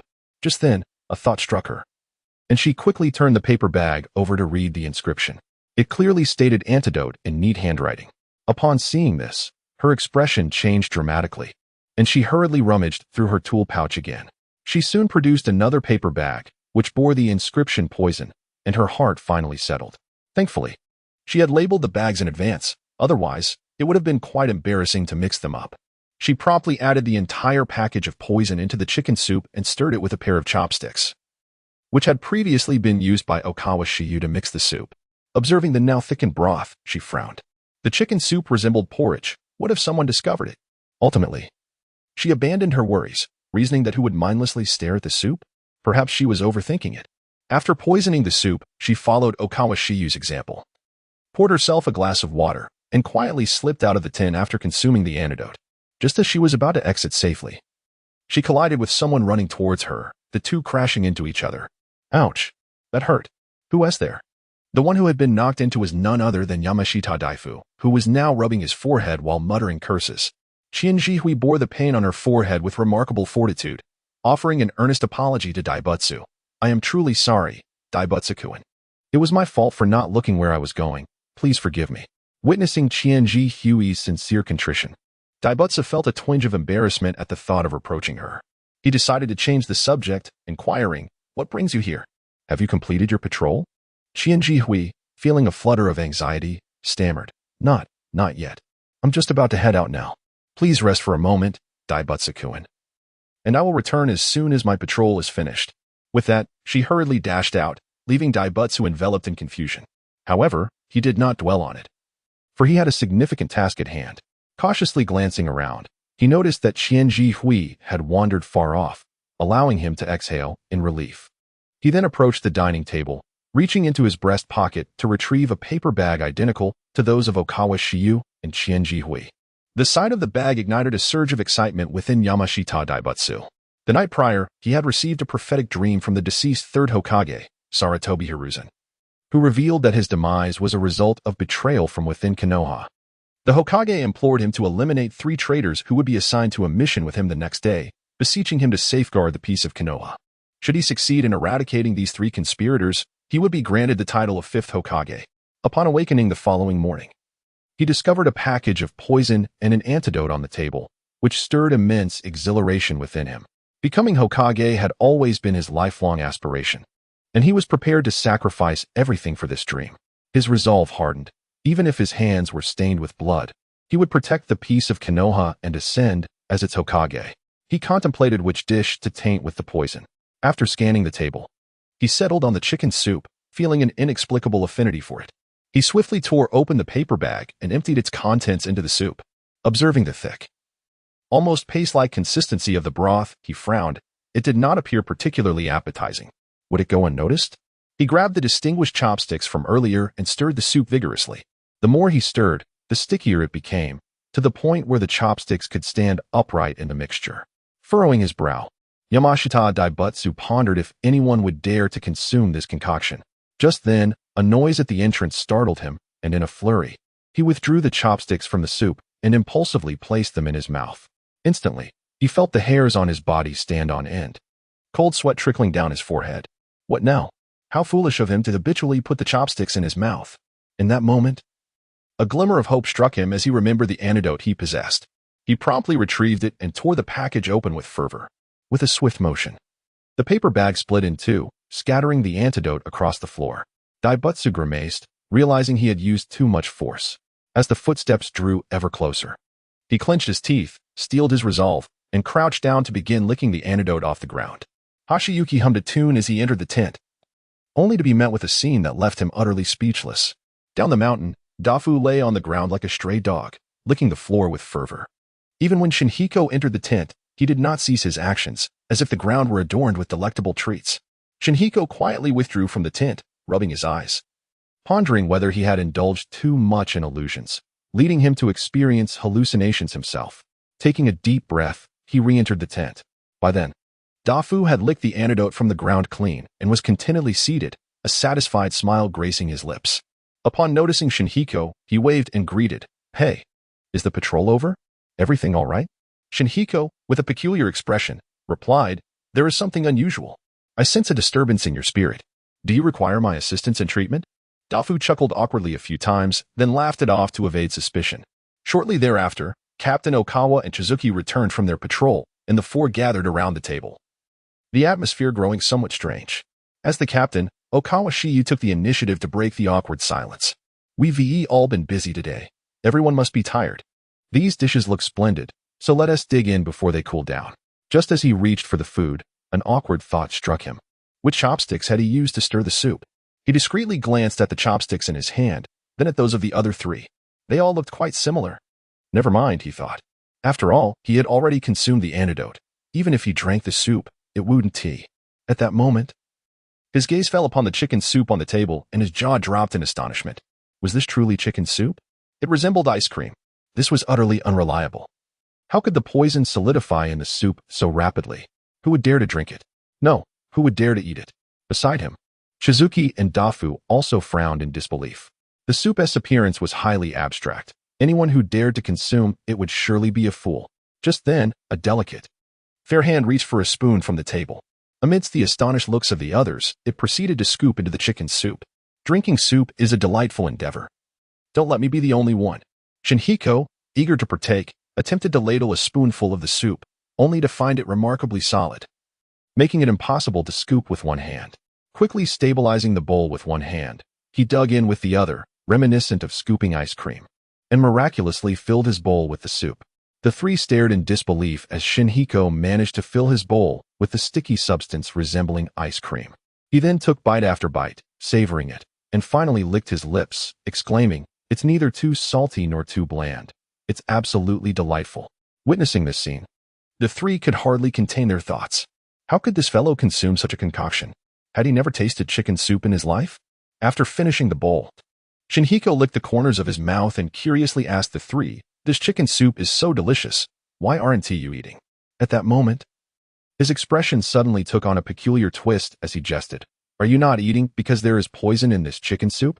The three were startled, their hearts racing. Did this fellow uncover something? Yet, they quickly dismissed the notion.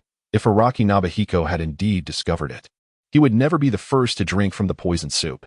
However, should they continue to hesitate, it might arouse suspicion among the others.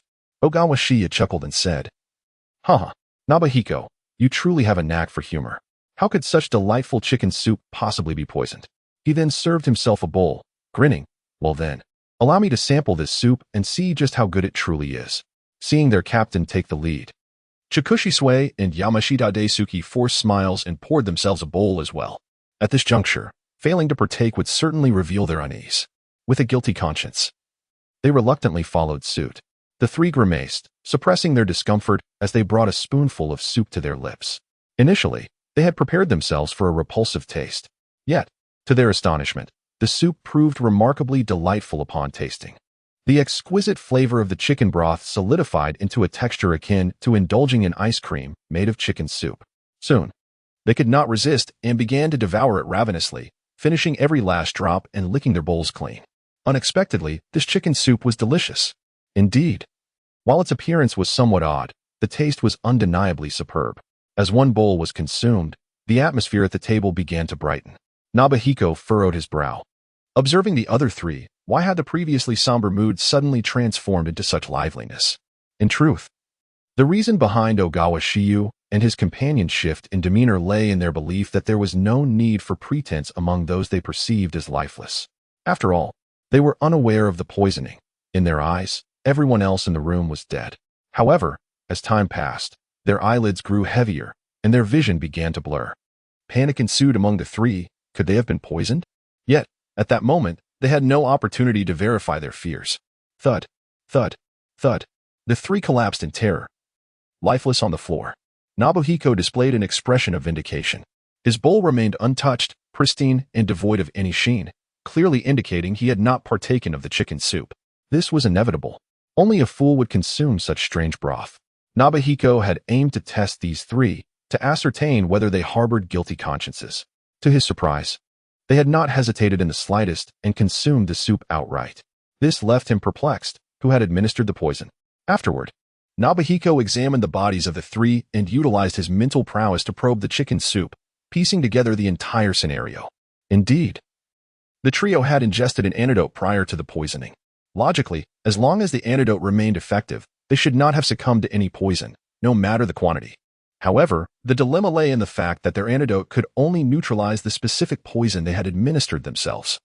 While the toxins each had used were distinct from one another, their own antidotes countered the poisons they had inflicted, yet left the other two's poisons unmitigated. Shinya shook his head. The actions of Shimura Danzo were indeed ruthless, as he had unceremoniously cast these three individuals aside as mere cannon fodder. With a tinge of sorrow, Shinya reflected on the unfortunate fate of these three souls. Seizing the opportunity when no one was around, he quietly removed their lifeless bodies from the encampment. He found a secluded spot in the wilderness, dug a shallow grave, and laid them to rest. Having completed this solemn task, he returned to the tent designated for the wood industry ninjas, seated himself at the dining table, and began to contemplate his next course of action. What should he do next? Should he temporarily cease the mission and return to Konoha to report everything as it transpired? Or should he abandon his comrades and become a rogue ninja? After a moment's reflection, he dismissed the notion of returning to Konoha. If he went back now, he would undoubtedly be slandered by Danzo for having killed his teammates.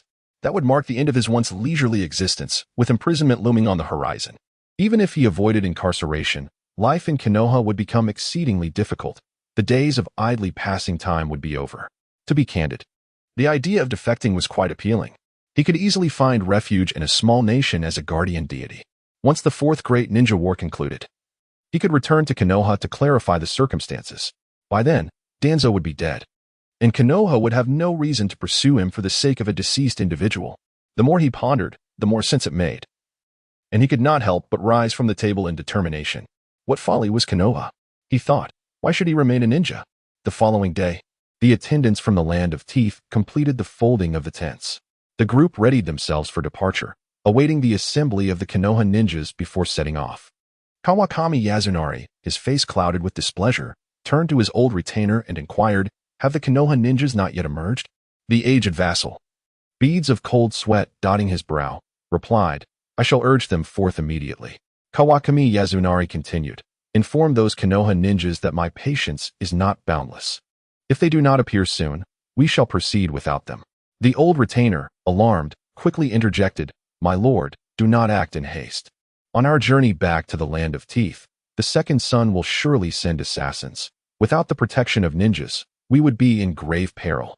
Kawakami Yazunari gritted his teeth, mentioning that only stirs my anger. That insolent wretch dares to vie for the title of daimyo. It is nothing short of delusion. Once I ascend to the throne, I shall see to it that his entire family is executed. At that moment, Shinya, yawning and carrying a bundle, approached the convoy. Upon seeing him, Kawakami Yasunari involuntarily shuddered. Despite his bravado, facing Shinya sent chills down his spine, particularly because of the severe consequences Shinya had inflicted upon him, leaving a lasting impression. The old retainer, noticing the young lord's discomfort, swiftly stepped forward and asked, "Ninja-san, why do you come alone? Where are your companions?" Shinya, nonchalantly waving his hand, replied, "They are dead." The revelation sent shockwaves through the gathering. The nearby guards instinctively reached for their swords, their bodies trembling uncontrollably. The old retainer's expression shifted dramatically, retreating a few steps to shield the young lord with his own body. At this moment, Yasunari Kawabata was trembling all over, and he stammered, What on earth is happening? Why did the shinobi of the leaf perish?" Nobuhiko scratched the back of his head, pondering how to respond to such a question. Those individuals had ultimately poisoned themselves. Reluctantly, he settled for a dismissive reply. Those fellows merely succumbed to food poisoning. There is no need to concern ourselves with them. The perfunctory response from Yoshihiko only heightened the anxiety among the people of the Land of Teeth. The guard beside him had already drawn his long sword, ready to confront Yoshihiko with all his might. It took considerable effort for Yoshihiko to calm the group and clarify the situation. Upon learning of the other party's determination to become a rogue ninja, the people of the Land of Teeth were incredulous. Was this individual truly so casual? To declare oneself a rogue ninja without regard for the bounty issued by Konoha was utterly reckless.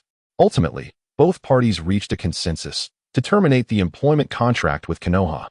The rogue ninja Araki Yoshihiko would escort the young lord of the Land of Teeth, Kawabata Yasunari, back to his homeland.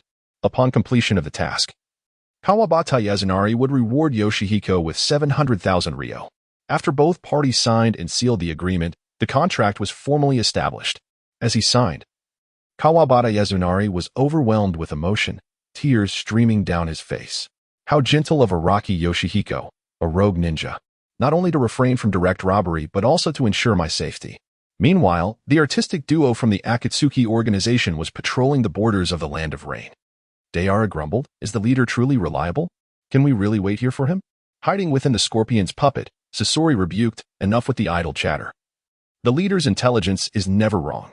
At that moment, Gaara leaned closer to Sasori, grinning mischievously. "Once we find Araki Yoshihiko, can you let me have him?" "Just wait a moment, brother Scorpion. I will resolve this swiftly." After a brief silence, Sasori coldly replied, "Do not keep me waiting too long. When my impatience reaches its peak, I shall personally end that fellow." Gaara smiled with satisfaction, then began to contemplate how to deal with Araki Yoshihiko. The intelligence indicated that this individual was a master of illusion, akin to Uchiha Itachi. Eliminating him in one swift move would be rather dull. He resolved to take it easy and grant him several opportunities. Ultimately, he would allow him to transform into art in his despair, which would undoubtedly be a spectacular sight.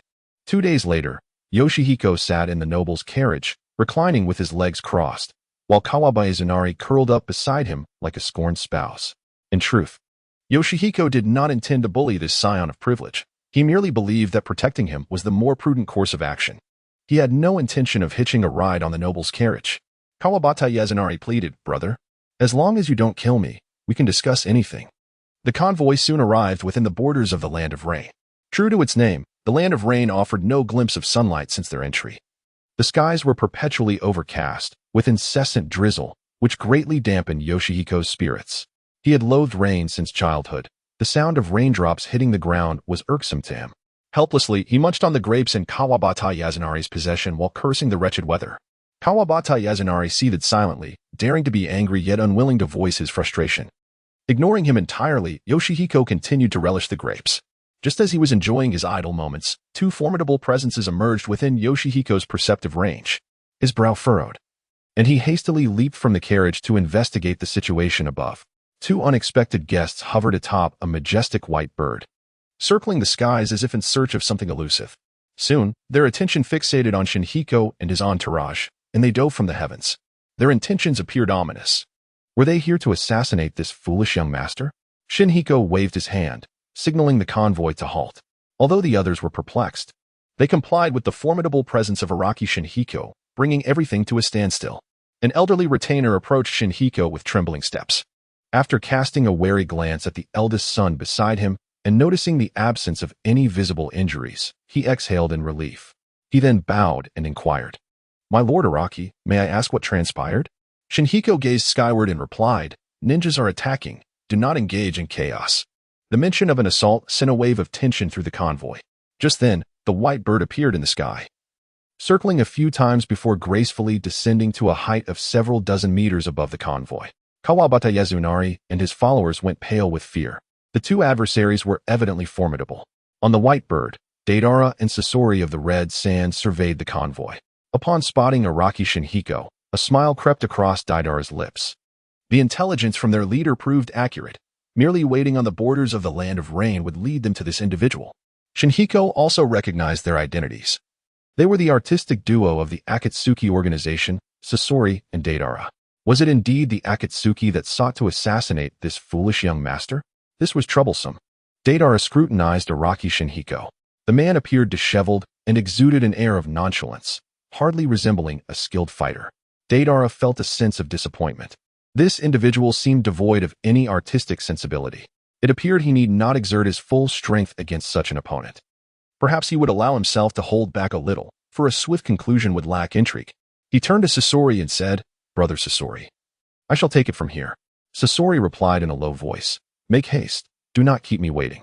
With that, Sasori leaped from the great bird, his considerable form crashing to the ground and sending up a cloud of dust. As the dust settled, he moved to a distance to observe, seemingly disinclined to interfere in the duel.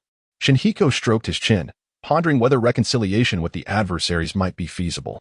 He quickly shook his head. How could members of the Akatsuki possibly entertain negotiations? To reason with such individuals, one must first subdue them. With this thought, he snapped his fingers. Boom. The white bird beneath Deidara erupted in an explosion, transforming into fragments of white clay that cascaded toward the ground. Before Deidara could react, his body plummeted heavily to the earth. Engrossed in his explosive artistry, he had neglected to hone his physical skills. Moreover, the proximity to the ground rendered him unable to respond in time, resulting in a rather embarrassing fall before the gathered onlookers. Upon witnessing Deidara's descent, Shinhiko extended his hand. A colossal pink hand, measuring 3 meters in length, materialized before Sinyan, reaching toward Deidara. In the blink of an eye, the hand descended upon Deidara, pinning him to the ground. Deidara strained his shoulders, attempting to escape the grasp of the pink hand, which felt as immovable as a mountain. Damn it! What is this thing? You scoundrel, let me go. I will kill you. After capturing Deidara, Sinyan addressed the distant Sasori of the Red Sand, declaring, I will not kill you. Abandon this mission. That foolish noble from the land of teeth is under my protection. You cannot succeed in this task, so depart at once. With that, Sinyan gently pinched Deidara's collar between his thumb and forefinger, effortlessly tossing him beside Sasori. Sasori caught the airborne Deidara with his tail, placing him on the ground. After ensuring Deidara's safety, Sasori fixed a grave gaze upon Araki Sinyan. This individual appeared far from the simpleton described in the intelligence reports.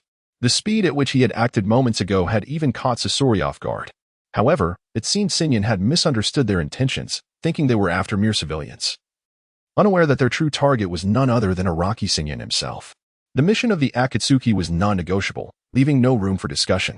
With this in mind, Sasori began to stride toward Sinyan, no longer wishing to waste time with Deidara, prepared to eliminate the threat.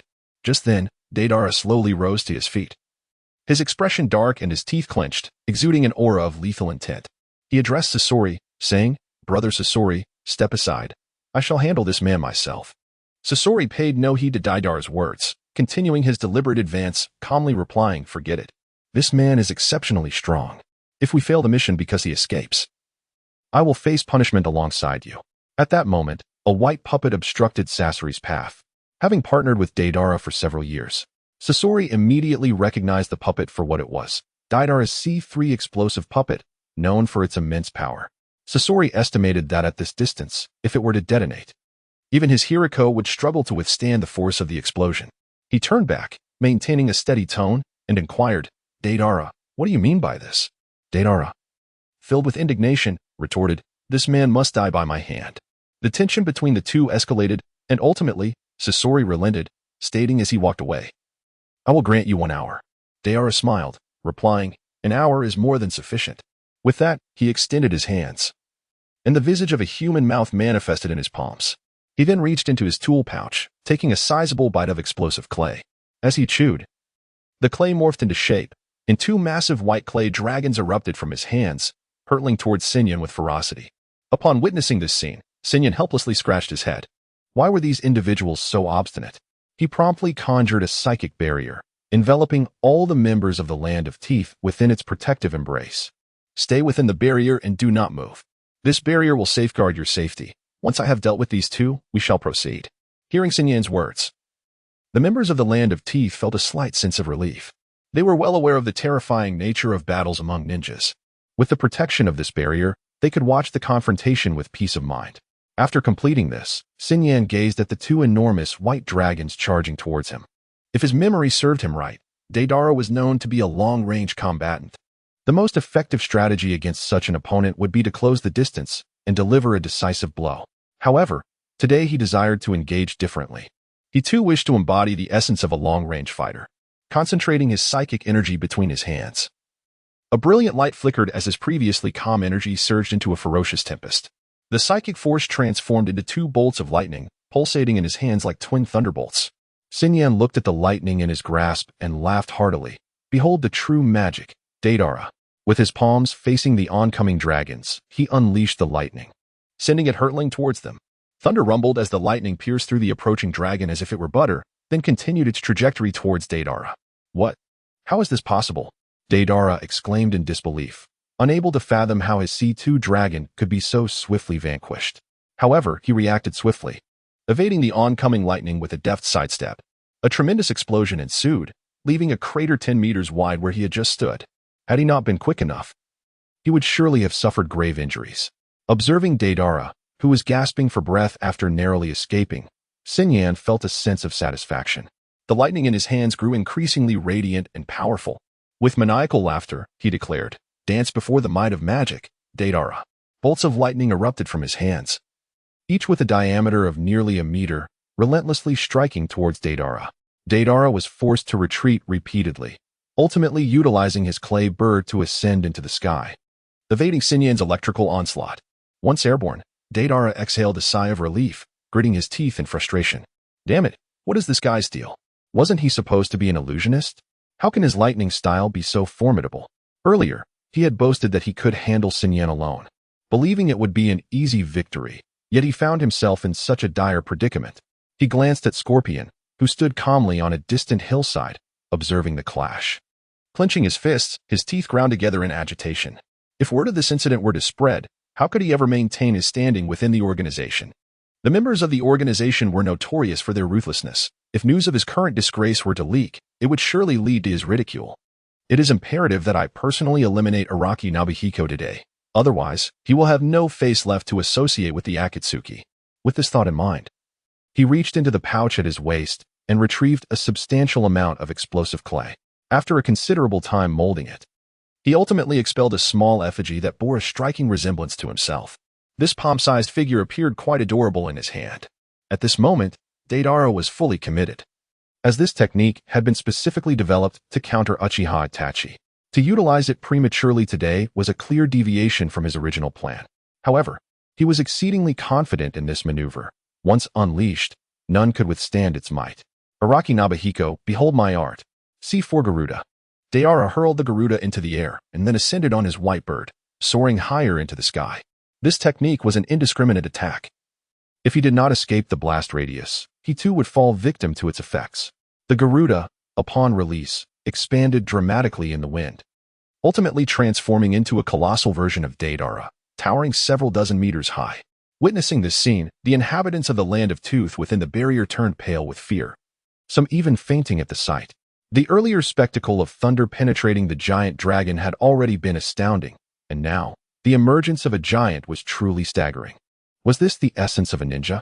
Was the combat between ninjas truly this terrifying? Among the crowd, Kawabata Yazunari trembled uncontrollably. He felt an immense sense of relief, thankful that when he had previously offended Araki Nobuhiko, the latter had merely commanded him to bark like a dog rather than strike him down with lightning. Simultaneously, he gained a deeper understanding of ninjas. In this world of shinobi, status and identity held no true weight.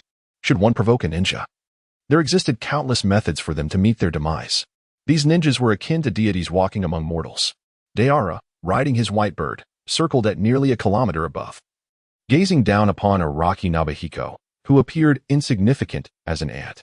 A smirk graced his lips as he shouted down, "Araki Nobuhiko, were you not brash?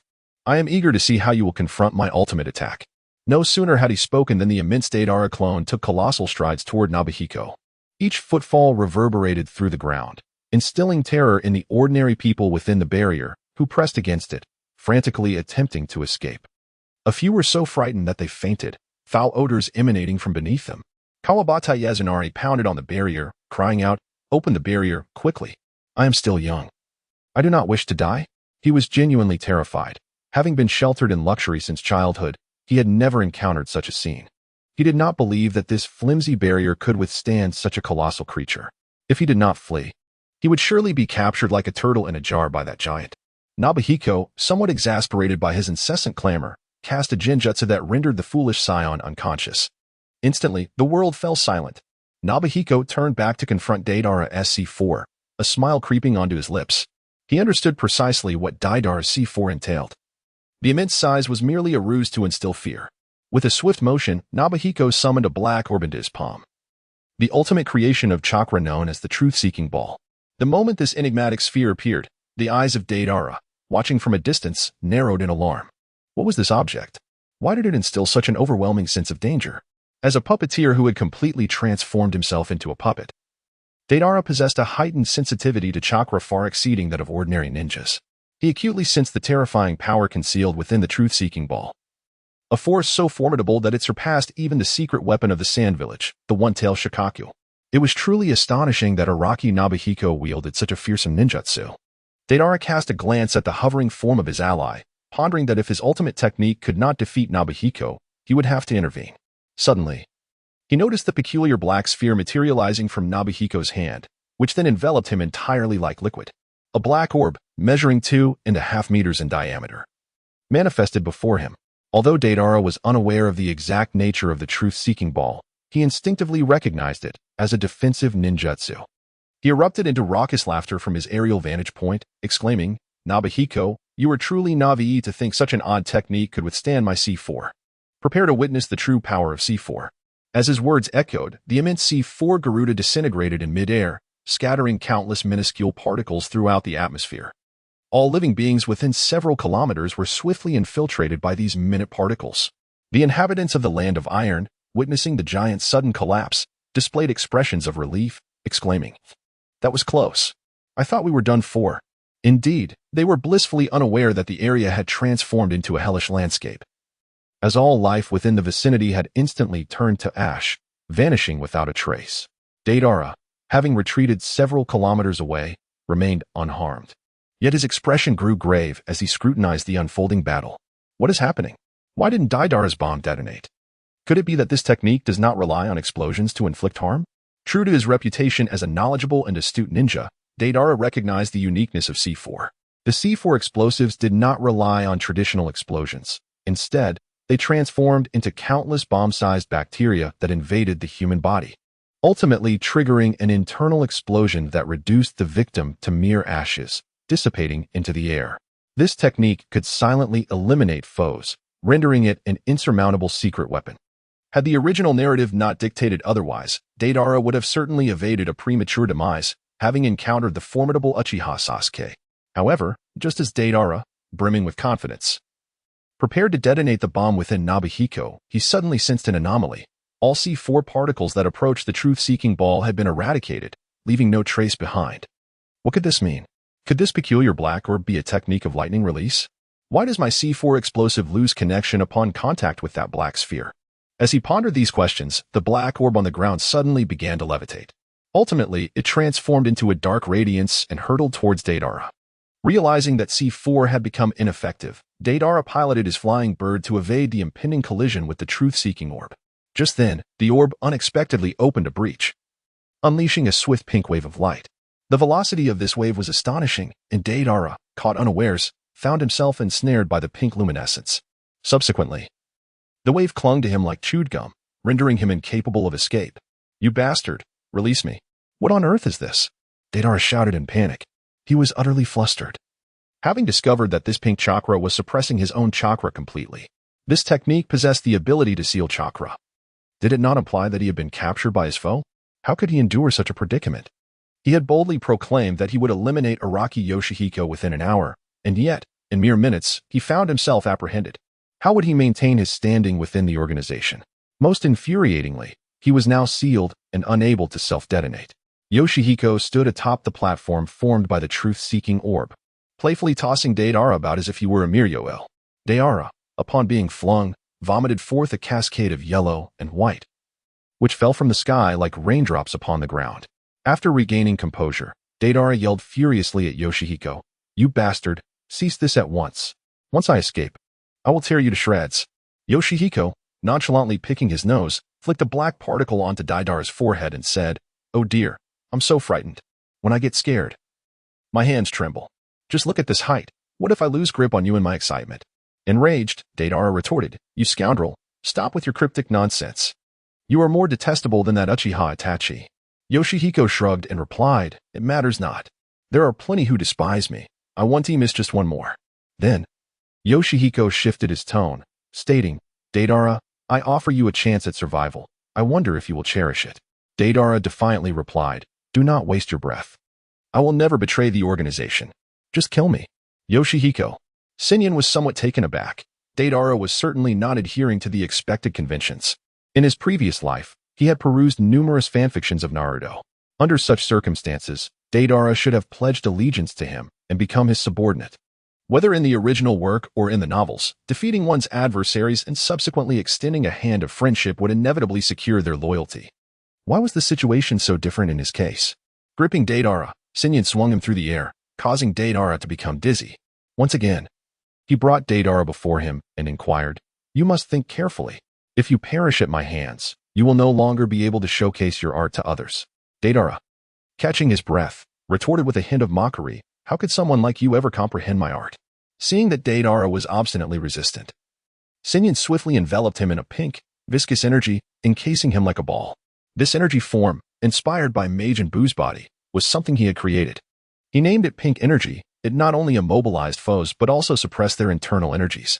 The reason Deidara was unable to utilize chakra was precisely due to the constraining influence of the pink energy. After ensnaring Deidara, Sinyan unceremoniously hurled him from a great height, confident that the protective pink energy would prevent any fatal injuries. Turning his attention to Sasori of the Red Sand, he prepared to confront this next adversary. However, upon glancing around, Sinyan was taken aback. Where had he gone? He quickly scanned his surroundings, but there was no sign of Sasori. Scratching his head, he pondered whether the latter had fled. If he had, so be it. Sinyan had never truly wished to engage in combat with this group. Retrieving the Philosopher's Stone, he descended from the air and, upon landing, let out a yawn. That battle had been exhausting. It seemed a restful slumber was in order. Approaching the barrier, he waved his hand and watched it dissipate, revealing the dazed citizens of the Land of Teeth. They appeared bewildered, still reeling from the recent skirmish. Holding the pink energy sphere, Sinyan addressed the crowd, "What are you all waiting for? Pack your belongings and prepare to depart." At this, the citizens of the Land of Teeth snapped back to reality. They hurriedly carried their unconscious companions into the vehicle and, upon checking for any issues, set off once more. Meanwhile, Sinyan returned to Kawabata Yazunari's vehicle, nibbling on grapes while squinting his eyes in a drowsy stupor. Beside him, Kawabata gazed at Sinyan with admiration. His eyes filled with reverence. The recent battle had opened his eyes to the extraordinary, and now he regarded Sinyan much like a devoted fan. Not only Kawabata, but the citizens of the Land of Teeth also looked upon Sinyan as if he were a deity.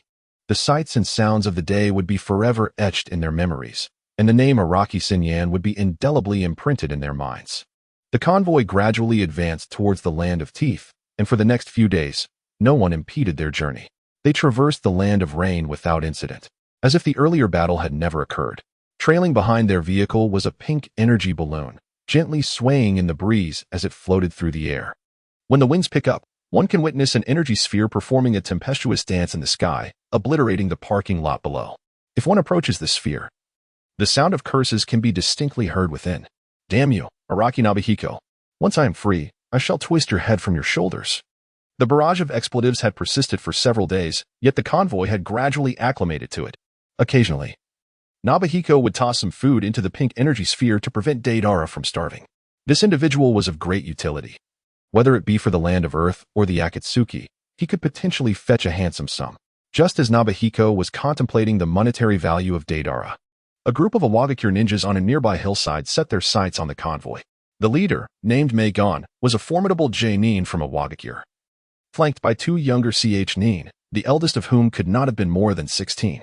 The trio lay in wait atop the slope. Upon seeing the convoy pass below, Meigon signaled to his subordinates. The two ch-nin, receiving the command, immediately formed hand seals, causing countless rocks to tumble down the slope and crash towards the convoy. This sudden assault threw the convoy into disarray, and Kawabata Yazunari, in a state of panic, roused Nobuhiko. "Mr. Araki, wake up. We are under attack again." Nobuhiko, groggy, sat up and asked, "What? The Akatsuki has come again?" He then scanned the surroundings with his mental energy, and upon realizing it was merely a few Awagakure ninjas, he relaxed. "Oh, it's just a handful of Awagakure ninjas. There's nothing to discuss. We shall capture them and exchange them for money." With a thought, the boulders cascading down the slope soared into the air like balloons. A spectacle that left not only the people of the land of Earth astonished, but also the Awagakure ninjas lying in wait, utterly bewildered. Ritsuchi pinched his cheek and turned to his companion, Fushishi, saying, "Fushishi, I think I might be under a jinjutsu." The ch-nin, equally dazed, responded, "Then it seems we are both ensnared by the same illusion." Just then, a beam of pink light shot towards the hillside from the convoy. Meigon, being a J-nin, was the first to react, shouting to his two subordinates, "Fall back." However, by that point, retreat was far too late. The pink light gradually enveloped the three, and soon their heads drooped as they succumbed to unconsciousness. When they awoke again, they found themselves trapped within a pink sphere, devoid of any chakra, as if they were ordinary individuals without any innate abilities. The youngest, Ritsuchi, exclaimed in panic, "Captain, what do we do now? We have been captured." Meigon replied in a calm tone, "Do not panic. The fact that they did not kill us outright indicates that we still hold some value for them. We must simply await their terms." Hearing this, the two ch-nin sighed in relief, grateful for the glimmer of hope for survival. Ritsuchi, perplexed, inquired, "Captain, which ninja village do you think they belong to? What kind of ninjutsu is this?"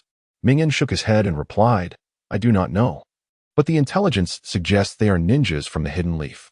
As for the nature of this jutsu, I have never encountered it. However, it is certain that it must be some form of sealing technique." At that moment, a mocking voice drifted in from beside the three of them. "You truly are a bunch of useless fools. Have you been captured without even discerning the appearance of your enemy?" Mingen's expression darkened, wondering who dared to ridicule them. They were, after all, ninjas from the Hidden Stone Village, a team of elite prodigies. As a prominent jonin in the ninja world, it was utterly intolerable for him to be mocked today. The three turned their stern faces toward the source of the voice, only to gasp in unison upon seeing the speaker. Mingen's eyes widened in disbelief as he exclaimed, "Deidara? How could it possibly be you?" Mingen was well acquainted with Deidara, a genuine prodigy of the Hidden Stone Village. Unlike the talents beside him, who were merely somewhat gifted but lacked distinctive traits, Deidara possessed the remarkable ability to master dust release. Otherwise, he would not have been taken as a disciple by the Tsuchikage. Yet, this individual was exceedingly obstinate, refusing to learn the dust release from the Tsuchikage and instead indulging in explosive clay, which was utterly nonsensical. Ryudo and Fushir, too, were cautiously observing Deidara. They knew him to be a rebellious spirit during his time at the Ninja Academy. Although they were a year his junior, they were familiar with his notorious antics. He would often boast about his so-called explosive art. On one occasion, Deidara's explosive clay nearly sent the entire academy skyward. Subsequently, he was forced to graduate early, and it was rumored that he was taken as a disciple by the Tsuchikage, a stroke of fortune that garnered envy from many. However, it was surprising when news soon spread that Deidara had left the Hidden Stone Village to become a rogue ninja, a decision that left his peers baffled. Why would one forsake the position of Tsuchikage's successor to become a rogue? It simply defied reason. Seeing the three remain silent, Deidara sneered, "What is the matter? Are you intimidated by me?" The trio found themselves at a loss, encountering an acquaintance who was now a rogue ninja, leaving them in a state of confusion. Just then, they sensed someone approaching. Turning around, they saw Xinyan had seized the rope tethering the balloons of the four. Upon seeing Xinyan, Deidara's expression changed instantaneously. Just as he opened his mouth to curse, a palm-sized pink energy was plastered over his mouth, rendering him speechless. After silencing Deidara, Xinyan addressed the others, saying, "It seems you are all familiar with one another. Since that is the case, I shall not keep you in suspense. If I am not mistaken, you belong to two different factions, correct? The second son of the Land of Teeth could not possibly hire two factions to assassinate us. Now, who is it that has commissioned you? The three ninjas from the Hidden Stone Village exchanged glances, and ultimately, as the leader, Ming-Yin spoke up, if I provide an answer. Will you spare our lives? Sinyan nonchalantly remarked, of course, I bear you no deep-seated grudge. There is no necessity for your demise. Ming-Yin, feeling a slight relief, responded. It is the second son of the Kingdom of Teeth who has issued a mission to assassinate the newly appointed heir. Upon hearing this, Sinyan nodded thoughtfully, then turned to Deidara and inquired, and what is your motive for attacking us? Deidara whimpered, and it dawned on Sinyan that this fellow's mouth was still gagged. With a mere thought, the pink energy sealing Deidara's lips dissipated, restoring his ability to speak. You despicable scoundrel! Do not presume I am like these cowardly wretches. I will never betray the organization. If you dare, kill me. Sinyan frowned, realizing that this individual was uncooperative. Nevertheless, it mattered little, should Deidara refuse to divulge information. Sinyan could simply search his mind directly. As Sinyan placed his right hand upon Deidara's head, a pure stream of mental energy penetrated into Deidara's brain. Instantly, his expression became vacant, akin to that of a simpleton. After a prolonged moment, his demeanor returned to normal, and Sinyan gleaned the information he sought. Once restored, Deidara bellowed at Sinyan, You scoundrel, how dare you forcibly invade my memories with ninjutsu? Just wait, I will not let this go unpunished. Before Deidara could finish his sentence, Sinyan sealed his mouth once more with pink energy. This fellow had no creativity in his insults. He had wasted 3 mouths. Ah, no. It seemed he had another mouth on his chest. One could say he was wasting 4. Having comprehended this, Sinyan returned to the vehicle to rest. With just another day's journey, they would likely arrive at the Kingdom of Teeth.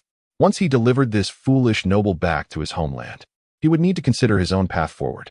Which kingdom would he choose to languish in? Such a dilemma.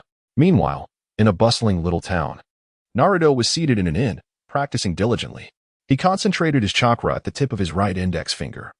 The gaseous chakra gradually coalescing as if to form a specific pattern. Just as the chakra was on the verge of taking shape, Naruto could no longer sustain it, and it dissipated into the air. Nearly on the brink of frustration, he approached Neji and said, Please demonstrate it for me once more. This time, I am certain I can master it. Neji, interrupted from his contemplation, felt a hint of annoyance. He extended his right hand, and chakra gathered at his fingertip. In an instant, blue chakra formed a perfect numeral 1, captivating Naruto's gaze. Neji then retracted his chakra and said to Naruto, There is no need for haste. Mastering chakra control is not an endeavor that can be accomplished overnight. I understand that, but Neji, you are already so formidable. I do not wish to be left behind. Naruto replied, returning to his training spot to continue practicing, while Neji resumed his reflections on the details of their current mission. Just days prior, Jiraiya, one of the legendary Sannin, had sought out Neji, specifically requesting his assistance on a task, though Neji was reluctant to comply. The elders of his clan had issued a direct order for him to cooperate with Jiraiya's endeavors. Neji's fiery temper could hardly be contained, and he swiftly dealt with those elderly individuals who flaunted their seniority. Had it not been for Hinata Hayashi producing his father's letter to clarify the misunderstanding, Neji would have already eliminated all the elders of the Hyuga clan. Once the misunderstanding was resolved, Neji acquiesced to Jiraiya's request and embarked on a journey with Jiraiya and Naruto to search for Tsunade.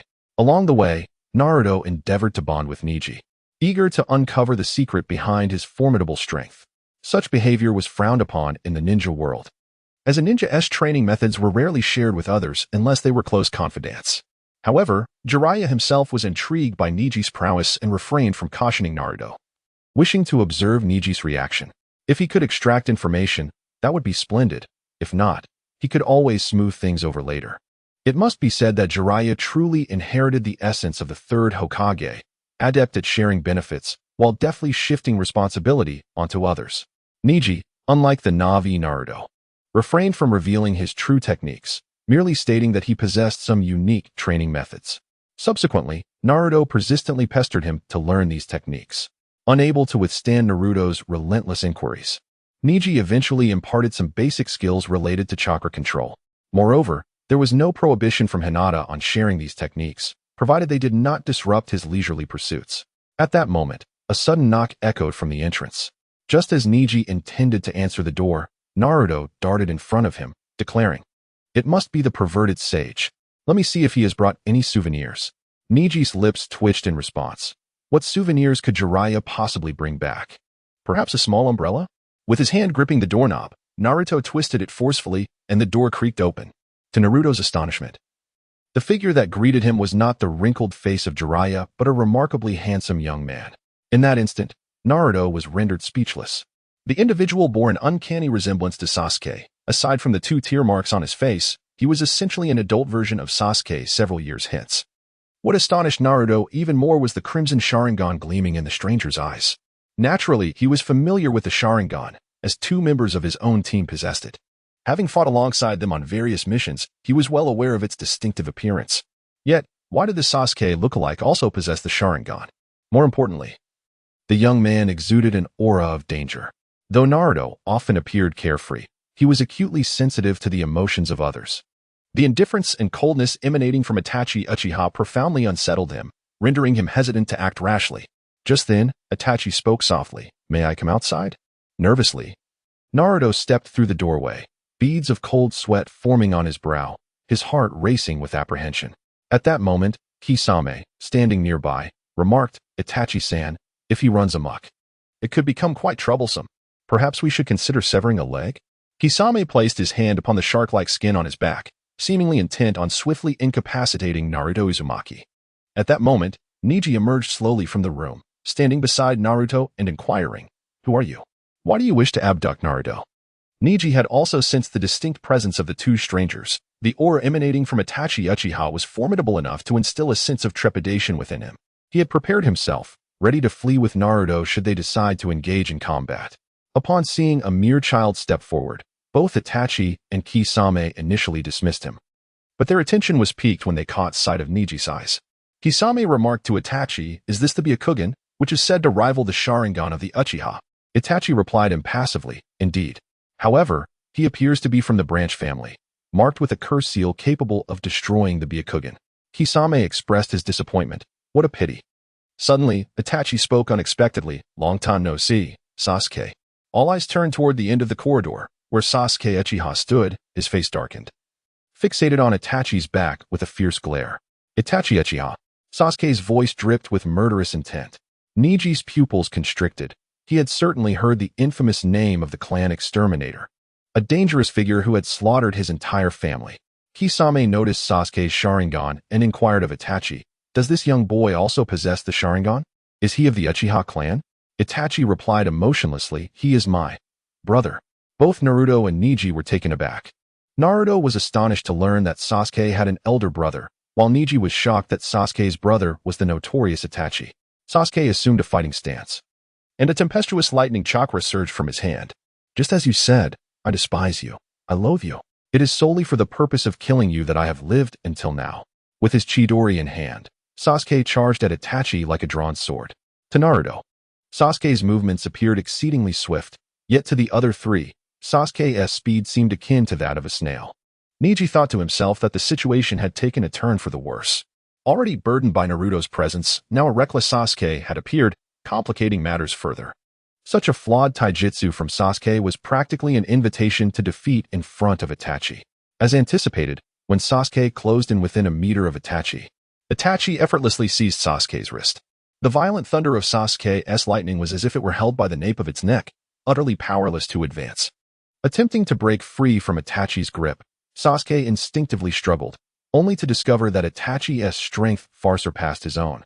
His wrist ensnared as if caught in an iron vise. Unable to escape, Sasuke could only glare at Itachi with venomous eyes, as if wishing to devour him alive. Itachi, meanwhile, found himself in a tumult of emotions. Sasuke had indeed grown significantly, which filled him with a sense of pride. However, with Kisame, a member of the Akatsuki present, and his own ruthless persona as a merciless killer at stake, he knew he could not show any leniency toward Sasuke at this moment. To do so would undoubtedly arouse suspicion within the Akatsuki organization. In a moment of desperation, he resolutely decided to inflict pain upon Sasuke by forcefully breaking his wrist, rendering him incapable of continuing the battle. Just as he prepared to act, a sudden gust of wind surged from behind. Itachi's pupils constricted, and every hair on his body stood on end, signaling imminent danger. He swiftly kicked Sasuke away and deftly sidestepped Neji's ambush. Neji's gentle fist struck the wall of the corridor directly, resulting in a thunderous crash as the hotel wall crumbled like paper, creating a large hole. Fortunately, the room was empty. Otherwise, the occupants would have faced grave peril. After evading Neji's surprise attack, Itachi cast a glance at Kisame from the corner of his eye. Kisame, equally astonished, had not anticipated Neji's remarkable speed. He had failed to comprehend how Neji had breached his defenses so effortlessly. In that moment, Itachi addressed Kisame, instructing Kisame, "Capture the Nine-Tails Jinchuriki. I shall handle this brat." Obeying the command, Kisame unsheathed his sword, Samahata, and aimed a lethal strike at Naruto. Startled, Naruto stumbled back repeatedly, narrowly avoiding several near misses from Samahata's blade. One must commend Naruto's taijutsu. Although his movements lacked grace, he managed to evade Kisame's onslaught. Meanwhile, Itachi engaged Neji in close-quarter combat. And the two clashed within the confines of the narrow corridor, demolishing wall after wall. With each exchange, Neji grew increasingly alarmed. The Uchiha Itachi exhibited astonishing prowess in taijutsu, matching him blow for blow. Neji's own taijutsu was founded upon a formidable physical constitution, with every move infused with overwhelming force. Moreover, his techniques balanced both strength and finesse, making it impossible to withstand his assaults merely through brute force. Nevertheless, Itachi employed a unique skill to dissipate the impact of his own strength entirely. Was it not said that the Uchiha clan excelled in genjutsu? Why then was Itachi's taijutsu so formidable? Unbeknownst to Neji, in the original narrative, Itachi was capable of engaging Naruto in his tailed beast mode in close combat.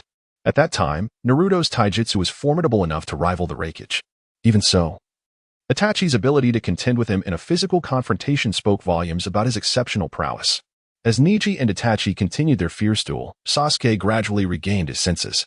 The earlier kick had left him severely injured, with broken ribs.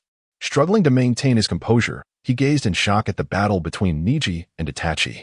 Both were incredibly powerful, existing on an entirely different plane of strength compared to him. This was occurring without either of them employing ninjutsu. Their sheer taijutsu had completely overwhelmed them. Itachi's might was to be expected, but why was Hyuga Neji equally formidable? That individual had merely graduated a year ahead of him. How could he possess the strength to contend with Uchiha Itachi?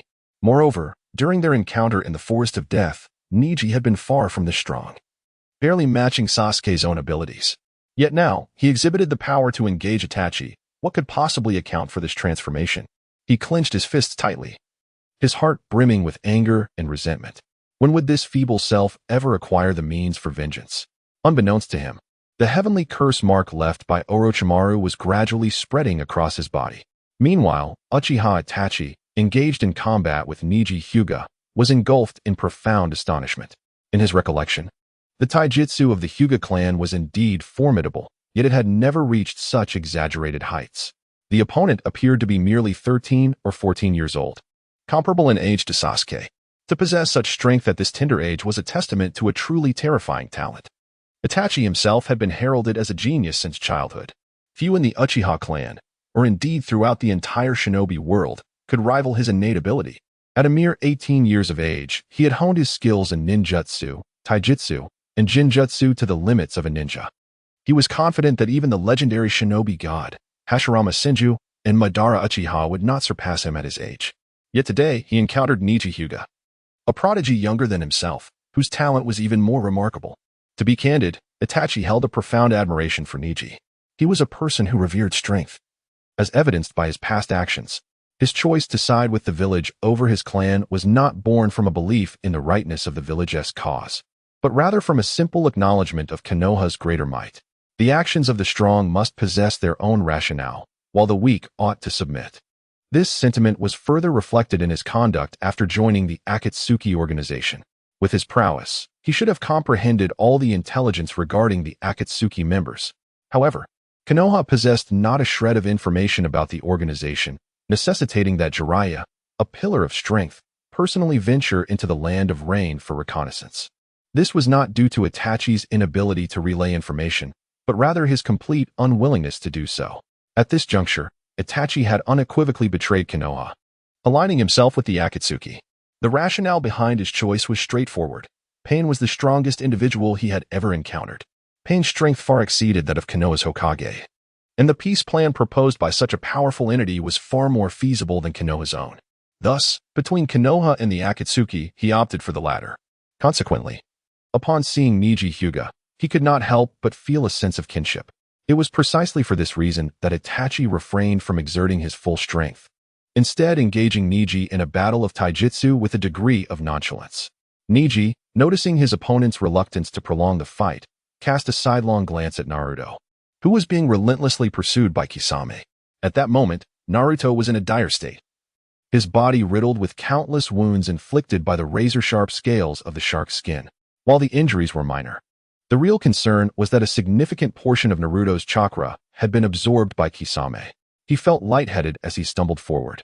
How infuriating! Why is my chakra dwindling? Naruto was in agony, for that shark-faced adversary was truly his nemesis.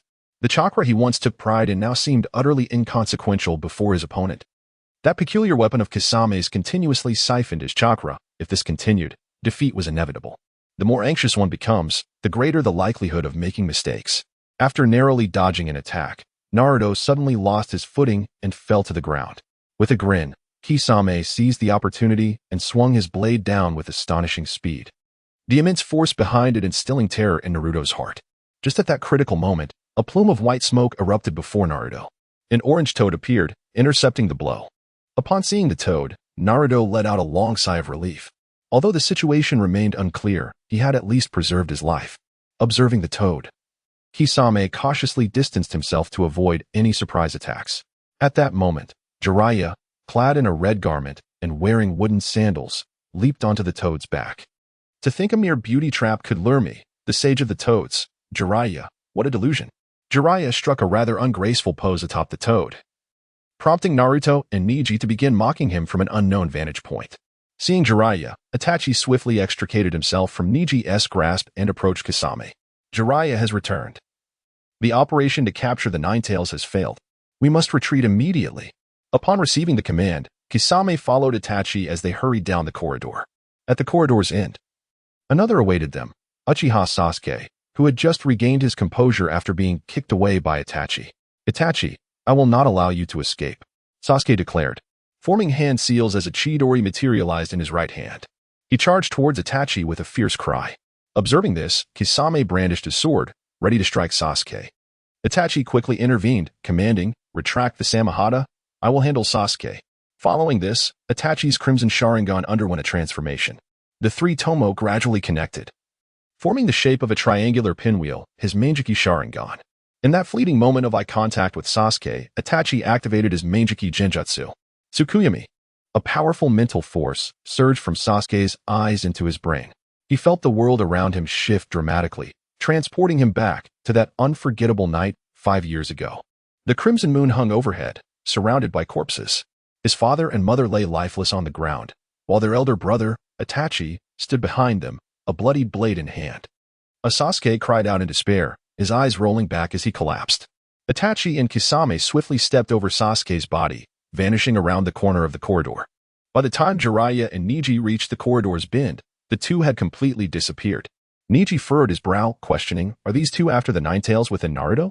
Jiraiya replied solemnly, it seems so, but with the two of us present, they are unlikely to strike at Naruto again in the near future.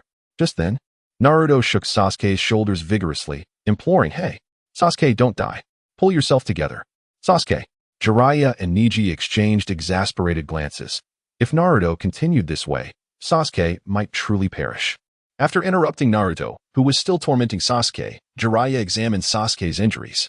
The external wounds were not severe, but his spirit had suffered greatly, likely due to the genjutsu inflicted by Itachi Uchiha. Although Jiraiya was not a medical ninja by trade, his decades of experience as a shinobi had equipped him with a measure of medical knowledge. Upon hearing Jiraiya's diagnosis, Naruto clenched his fist in anger, exclaiming, that despicable Itachi Uchiha actually inflicted such harm on Sasuke. Jiraiya observed Naruto's reaction without comment. To him, Naruto's fury stemmed not only from his comrade's injury, but also from the humiliation of being powerless to protect his friend.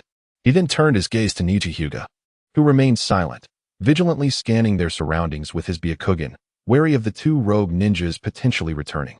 Observing Neji's demeanor, Jiraiya silently assessed him. A commendable temperament, considerable strength, akin to Minato. Could he be the person Jiraiya had been waiting for? Just then, Naruto interrupted Jiraiya's thoughts, asking, "Hey, perverted sage, what should we do next? Should we take Sasuke back to Konoha?" After a moment of contemplation, Jiraiya shook his head and replied, "Not everyone needs to return. Only one person should escort Sasuke back." Naruto insisted, "Then let it be me. I will ensure Sasuke's safe return to the village." Jiraiya countered, "You cannot leave my side or Neji's. The enemy's target is clearly you, making it perilous for you to be alone." As Naruto was about to protest further, Neji interjected, "No need to deliberate. We have someone to take Sasuke back." Everyone turned to follow Neji's pointed finger, which directed them to a figure at the end of the corridor. There stood Might Guy, donned in a green jumpsuit and sporting a bowl-cut hairstyle, giving a thumbs up to the group. "Ah, the Azure Beast of Konoha, Might Guy, has arrived." Seeing Guy's appearance, Jiraiya was taken aback. Truthfully, it was the first time he had encountered someone even less aesthetically pleasing than himself. He had thought his own toad-like visage was unmatched, only to find this man, resembling a more comical version of Wang Baoqiang, surpassing him. After a brief exchange of intelligence, they learned that Kakashi had also been incapacitated by Itachi and was currently lying in the hospital, groaning. Upon discovering that Neji could hold his own against Itachi, Might Guy leaped with excitement, giving a thumbs up and flashing a toothy grin. "Truly, he is my student.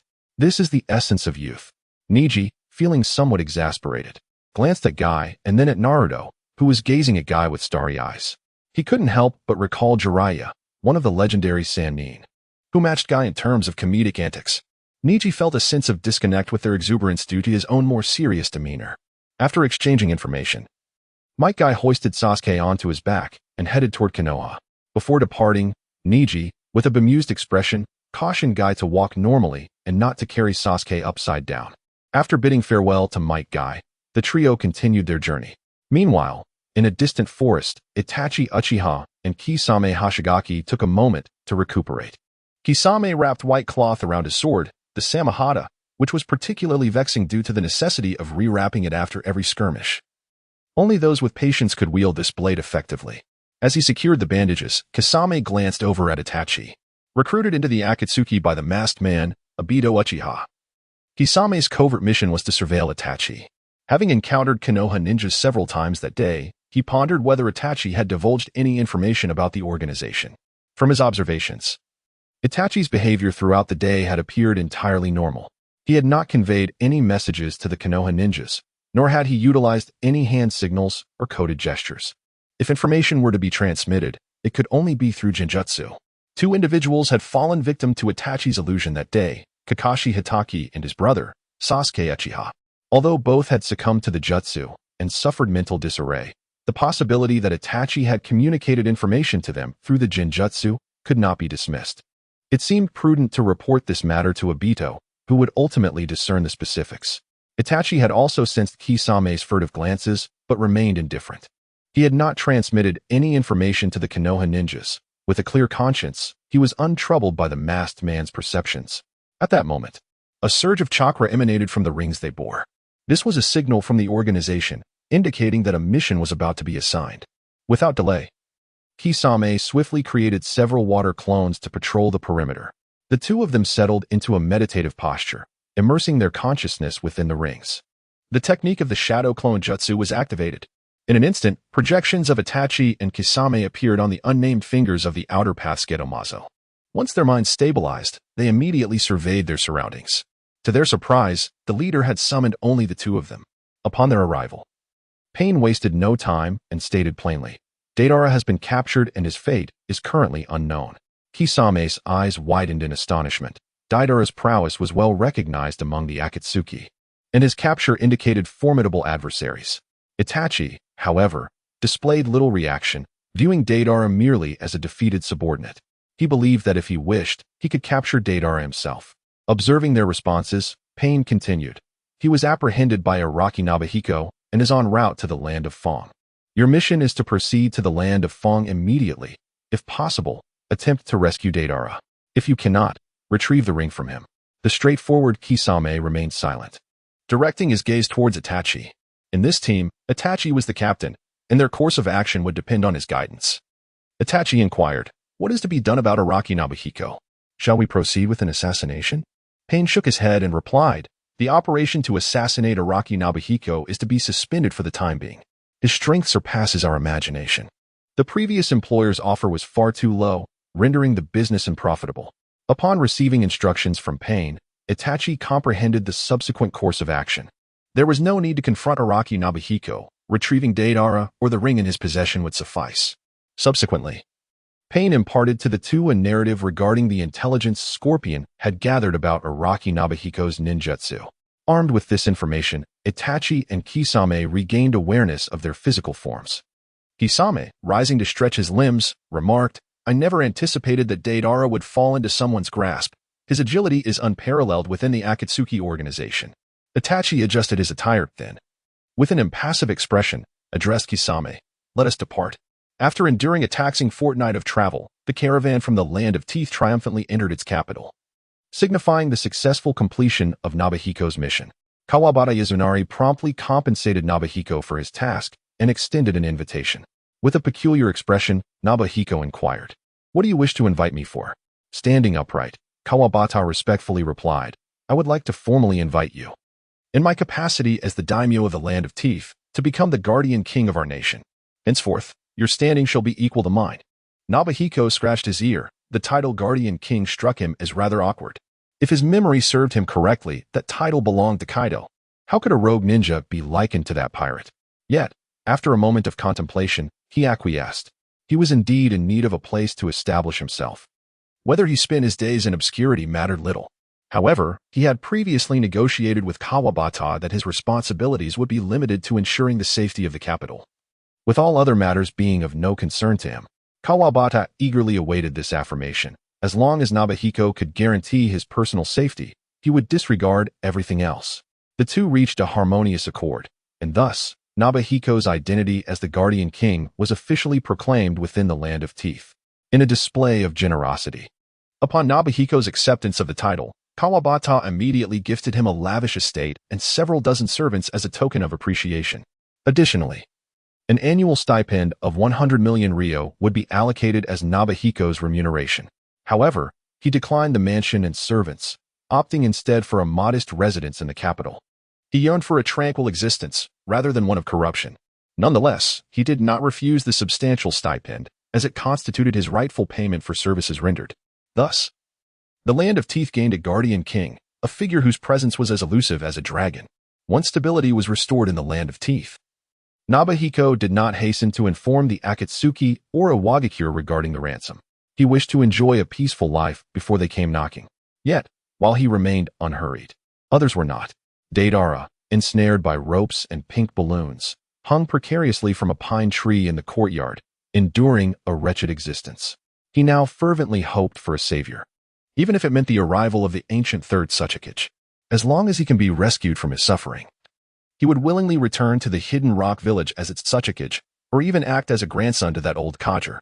Moreover, Araki Nobuhiko, this reclusive individual, has truly been quite obsessed with Gaara. Over the past few days, Araki has not stepped foot outside his home, opting instead to call stores for deliveries, embodying the very essence of a homebody. One day, feeling rather bored, Nobuhiko decided to step outside for some fresh air. However, as soon as he exited, he heard someone shouting from a tree, "Hey, Araki Nobuhiko, how long do you intend to keep us hanging? If you want to kill us, just do it already. Don't waste our time here." Following the voice, he spotted Gaara and several members of the Rock Village team in a rather precarious situation, dangling from the tree. It dawned on him that he had almost forgotten about them. He promptly released the pink energy, allowing them to descend. "I apologize. I'm truly sorry. I've been rather busy with work lately and inadvertently neglected you all," he sincerely expressed. Gaara and his companions exchanged disdainful glances. Is this guy trying to fool us? They had been suspended at Nobuhiko's doorstep all day. Surely, they were aware of his supposed busyness. Once on the ground, the three from the Rock team discreetly surveyed their surroundings, seemingly searching for an advantageous escape route. Gaara, however, displayed far greater wisdom. Upon regaining his freedom, he made no move to flee. He was acutely aware of the disparity in strength between them, and the fact that Nobuhiko had the audacity to release the pink energy indicated that he was not at all concerned about their escape. Noticing the furtive glances exchanged by the three, Nobuhiko spoke directly. "You need not entertain thoughts of escape. The entire land of Earth is within the purview of my ninjutsu. With a mere thought, I can conjure a protective barrier around this nation. At that point, not just you, but even a coalition of the 5 great nations would find it impossible to breach. While the trio from the Rock Village found Nobuhiko's claim somewhat boastful, they refrained from rashly provoking him. Once their emotions stabilized, Nobuhiko continued, "Firstly, I assure you, as long as you do not engage in reckless behavior within the land of Earth, I will not jeopardize your lives. Subsequently, I will dispatch someone to contact your respective ninja villages and factions. Provided they are willing to pay a ransom, you shall be free to leave at any time." Upon hearing Nobuhiko's words, the expressions of the group turned grim. They did not doubt his honesty. After spending time with him, they had come to understand his character. He was an epitome of laziness, too lethargic even to weave a lie. If he promised to release them, he would certainly do so, and there was no need to worry about him going back on his word. Their dismal expressions stemmed from the realization that he seemed to hold their backers in utter contempt. His intention to send someone for a ransom appeared provocatively reckless. Deidara addressed Nobuhiko earnestly. "Do you comprehend the implications of your actions? You are effectively provoking the hidden rock village on behalf of Konoha. One misstep could potentially ignite a war." Nobuhiko, nonchalantly adjusting his ears, replied, "Rest assured, I have now become a rogue ninja from Konoha, seeking a ransom to prevent the outbreak of a ninja world war." Mayan was astonished by Sinyan's nonchalant demeanor, an attitude that utterly disregarded the 5 great nations. The fact that such a formidable individual had turned rogue alerted him to the significance of this intelligence. Regardless of the cost, he was determined to relay this information back to Lord Sasuke. With his right hand concealed behind him, Mayan summoned blue chakra at his fingertips, tracing a series of crimson lines across his waist. Sinyan, keenly aware of Mayan's subtle actions, found himself both amused and perplexed. He had never intended to erase this man's memories. Was such an extreme measure truly necessary? At that moment, Deidara scoffed, "You are indeed quite arrogant." This blatant disregard for the 5 great nations mirrors the attitude of those within our organization. Would you consider joining us? I could serve as your introducer. Sinyan yawned and waved his hand dismissively. "Enough of this idle chatter. For the next few days, you may move freely within the capital of the Land of Teeth. However, a curse mark has been placed upon you. Should you step beyond the boundaries of the capital, death will swiftly follow. I hope you heed my warning." With that, Sinyan turned and retreated indoors, leaving Deidara and his companions exchanging bewildered glances. As they walked the streets of the capital, Mayan and his 2 teammates fell into an uneasy silence. Truth be told, they were tempted to flee at once. They had meticulously inspected themselves earlier and found no trace of a curse mark, leading them to suspect that Araki Sinyan was merely bluffing. Yet, the uncertainty of the situation prevented them from risking their lives on a hunch. After all, Araki Sinyan was now a rogue ninja, unshackled from the constraints of his village. One could only speculate what such a madman was capable of. It was better to avoid trouble, and they could only hope for the swift arrival of their village's rescue team. At that moment, their stomachs betrayed them with an embarrassing growl.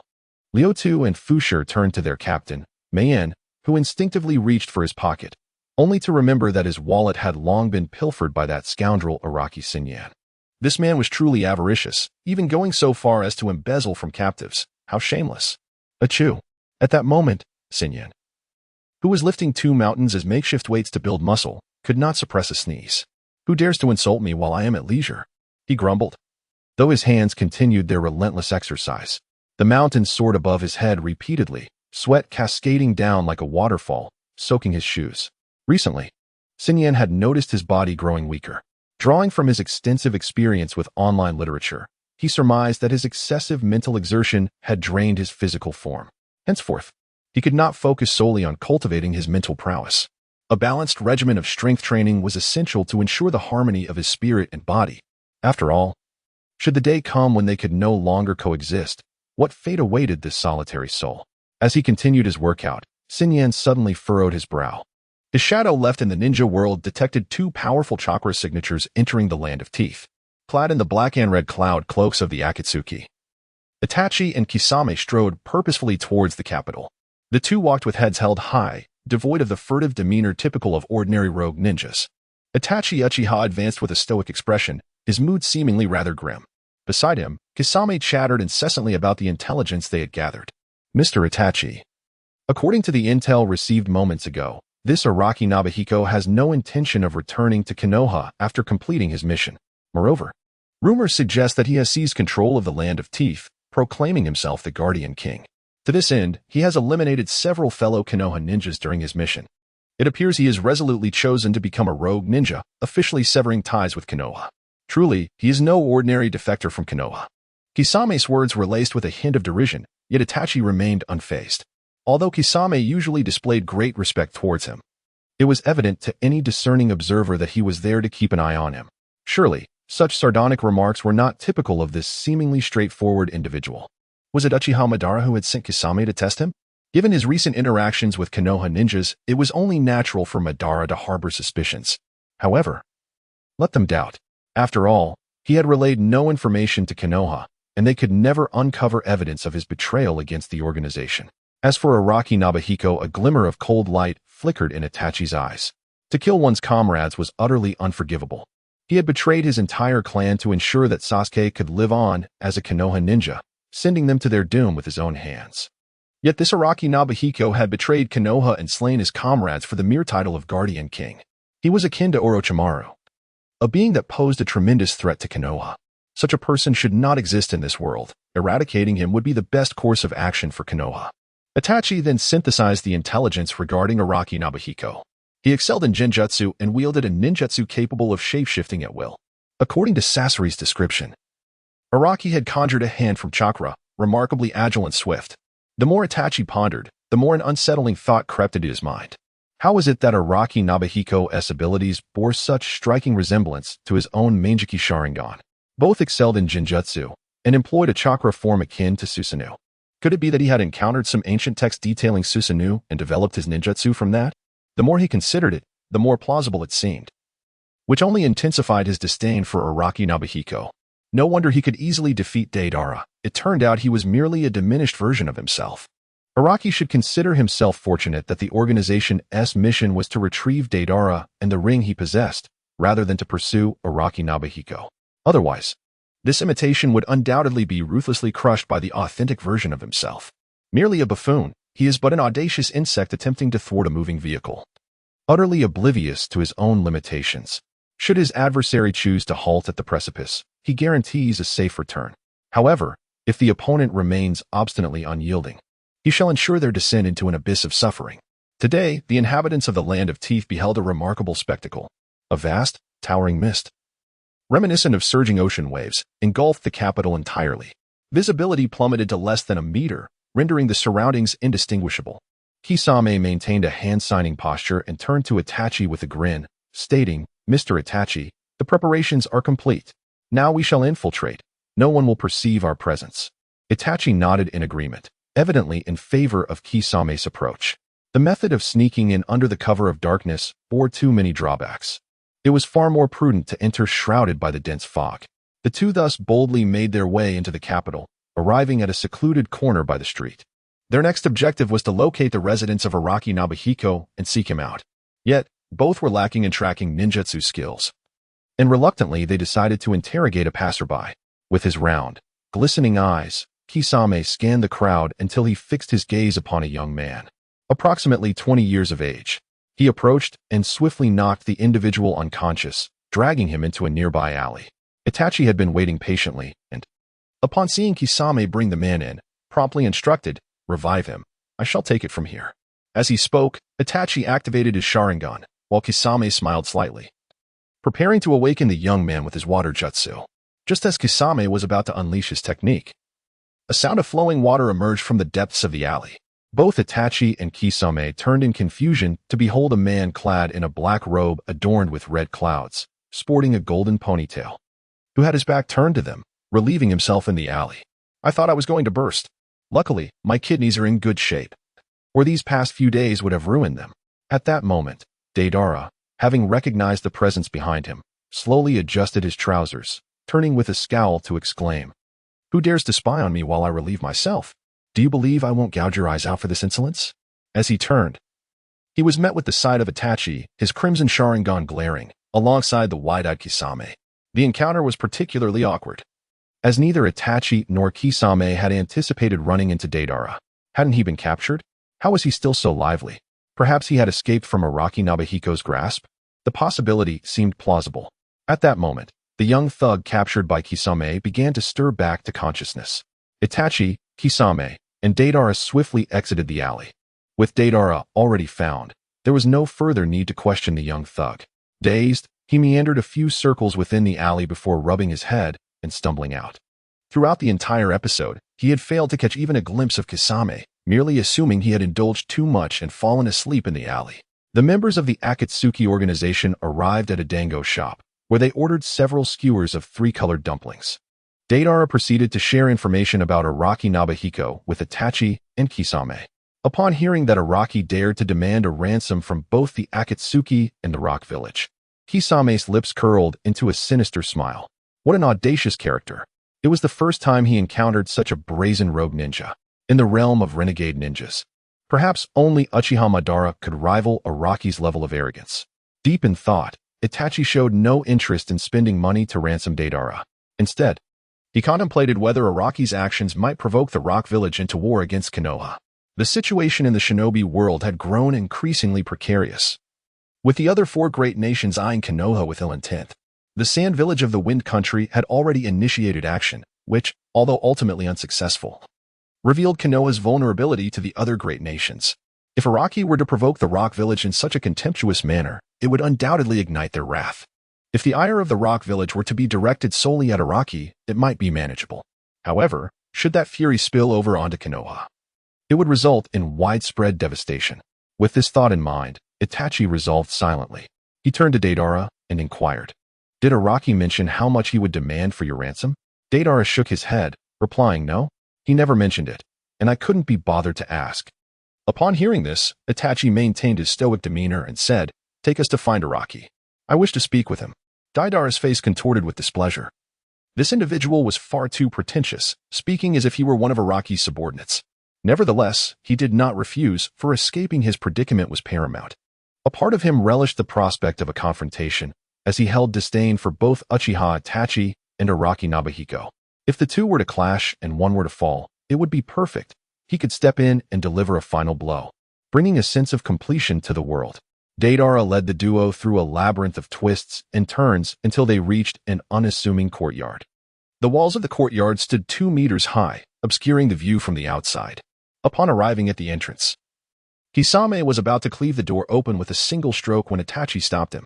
Kisame, puzzled, asked, "Itachi, are we not going to force our way in? A rogue ninja as vicious as Araki won't negotiate peacefully unless we show him some strength." Beside them, Deidara smirked. Indeed. It was the rogue ninjas who understood their kind best. Even the straightforward Kisame recognized how to handle rogue ninjas. Itachi gently shook his head and instructed, "Once we enter, do not speak. If my negotiation with Araki falls through, then you may act." Kisame and Deidara nodded in understanding. Knock, knock, knock. The sound of knocking echoed. Mere seconds later, the doors swung open, revealing Nobuhiko, dressed in casual yet tidy clothing, standing before the 3 members of the Akatsuki. "You've arrived. Please, come in," he said, gesturing for them to enter. Itachi furrowed his brow. This man appeared utterly unfazed by their presence. It seems that both I and Kisame have long been discovered. Is the opponent a sensory-type ninja? The group did not linger and directly entered Shink's residence. Upon entering the courtyard, Itachi immediately inquired how much is needed to redeem Deidara. Itachi's straightforwardness caught Shink off guard, yet he still disclosed his price. 100 million ryo, not a single coin less. After stating this, Shink stood with his hands behind his back, awaiting a response from Uchiha Itachi. This price had been carefully considered, and Shink believed it to be quite reasonable and objective. The rationale behind this figure stemmed from comparisons with Asuma, Sarutobi, and Guy. In the original work, Asuma's bounty was 35 million ryo, while Guy's bounty stood at 30 million ryo. Although it appeared that Asuma should be stronger than Guy, this was not the case. A substantial portion of Asuma's bounty was inflated, primarily due to his status as the Hokage's son, elevating it to 35 million ryo, a figure that did not accurately reflect his capabilities. In the original narrative, Guy was able to overpower the immortal duo during their first encounter. Had he not been misinformed about his opponents, he would not have met such a tragic end. Given Guy's prowess, defeating Haiden should have posed no challenge. In contrast, Asuma struggled even in a one-on-one confrontation with Haiden, ultimately relying on Shikamaru and the 2 Guardians' assistants to secure victory over him. This starkly illustrates the inflated nature of Asuma's bounty. Thus, Shink deemed a valuation of 100 million ryo for Deidara to be quite justified. The notion that 3 guys could easily dominate Gaara made the 100 million Ryo seem somewhat excessive. After confidently announcing the amount of 100 million Ryo, Shink feigned calmness. Pacing slightly, he pondered whether Uchiha Itachi would acquiesce to such a lofty demand, for 100 million Ryo was no trifling sum. The Land of Water allocated merely 100 million Ryo for its annual budget. 100 million Ryo? I can approve that on behalf of the organization, Itachi unexpectedly agreed without hesitation, leaving Shink astonished at the Akatsuki's wealth. Itachi, a mere operative, did not even bat an eye before consenting to the ransom, showcasing the organization's generosity towards its members. In all honesty, Shink felt a twinge of temptation. He nearly wished to resign from his position as the guardian of the kingdom and join the Akatsuki instead. However, having already promised Kawabata Yazunari to uphold the role of guardian, he could not abandon it midway. Moreover, the future of the Akatsuki seemed bleak, and the notion of undertaking missions and battling tailed beasts was exhausting to contemplate. In comparison, the annual 100 million Ryo for the guardian's role appeared far more appealing. Just as Shink was about to inquire when the Akatsuki would disperse the funds, before he could finish his sentence, Uchiha Itachi unleashed Amaterasu upon him. The black flames blazed fiercely upon Shink's body, the searing heat causing even Gaara and Kisame, who stood not far off, to feel a prickling sensation on their scalps. Itachi's ruthlessness was evident. One moment they were negotiating, and the next, he was incinerating Shink with Amaterasu. Yet, the two remained perplexed as to why Itachi chose to act. When Amaterasu struck Araki Nobuhiko, Itachi exhaled a sigh of relief. Fortunately, Araki lacked combat experience against formidable opponents, allowing Itachi to successfully launch a surprise attack. In a direct confrontation, Amaterasu would undoubtedly be thwarted by the opponent's enigmatic protective shield, necessitating far more effort. Itachi was not intimidated by Nobuhiko. He simply deemed it unnecessary to expend excessive effort dealing with a rogue ninja. If a stealthy approach could eliminate him, it was prudent to avoid wasting time. Turning to face Kisame and Gaara, who regarded him with puzzled expressions, Itachi elucidated. Araki Nobuhiko possesses formidable strength and has already acquired some intelligence regarding our organization. Prior to our departure, the leader did not mention any intention to recruit him into our ranks. Therefore, it is wise to eliminate such an unstable factor early on to prevent future complications. Upon hearing Itachi's reasoning, Kisame felt a twinge of skepticism. Nevertheless, Itachi was known for his secretive nature, and Kisame, being rather straightforward, could not fathom the depths of his thoughts. He resolved to report the information accurately to Madara when the time came. Whether Itachi was trustworthy would be left to Madara's judgment. For now, Kisame had but one task at hand. Truly impressive, Itachi. To skillfully deceive Araki Nobuhiko and then incapacitate him with a single use of Amaterasu was a testament to exceptional stealth tactics, rarely found in the entire ninja world. Itachi was indeed one of the most brilliant talents in the shinobi realm, truly remarkable. Kisame's face brimmed with admiration as he lavished praise upon Itachi. Meanwhile, Gaara, arms crossed and visibly displeased, pondered what had transpired. What was Araki Nobuhiko doing? How could he have been so composed in battle with himself, yet succumb to Itachi in an instant? He had anticipated a fierce struggle, hoping to claim the spoils afterward. Had he known that Nobuhiko was so easily rattled, he would have unleashed AC4 when Nobuhiko first released the seal on his pink energy. Useless Araki Nobuhiko. What a waste of my time. Just then, amidst the raging black flames, applause suddenly erupted. Clapping resounded. Ah, I was indeed too merciful, thinking it best to let you be. Yet here you are. The members of the Akatsuki widened their eyes, staring towards the source of the burning Amaterasu. Itachi's pupils constricted, his expression one of disbelief. There stood Nobuhiko, engulfed in the black flames of Amaterasu, his demeanor cold as he gazed at Itachi. I had clearly given you an opportunity. Why did you not cherish it? I do not wish to stir trouble. I merely desire a peaceful existence. Yet you swarm around me like a horde of flies, incessantly pestering me. Now I understand. If I do not first swat away these bothersome flies, it appears I shall never attain tranquility. As his words fell from his lips, the blazing flames of Amaterasu atop the mountain suddenly extinguished.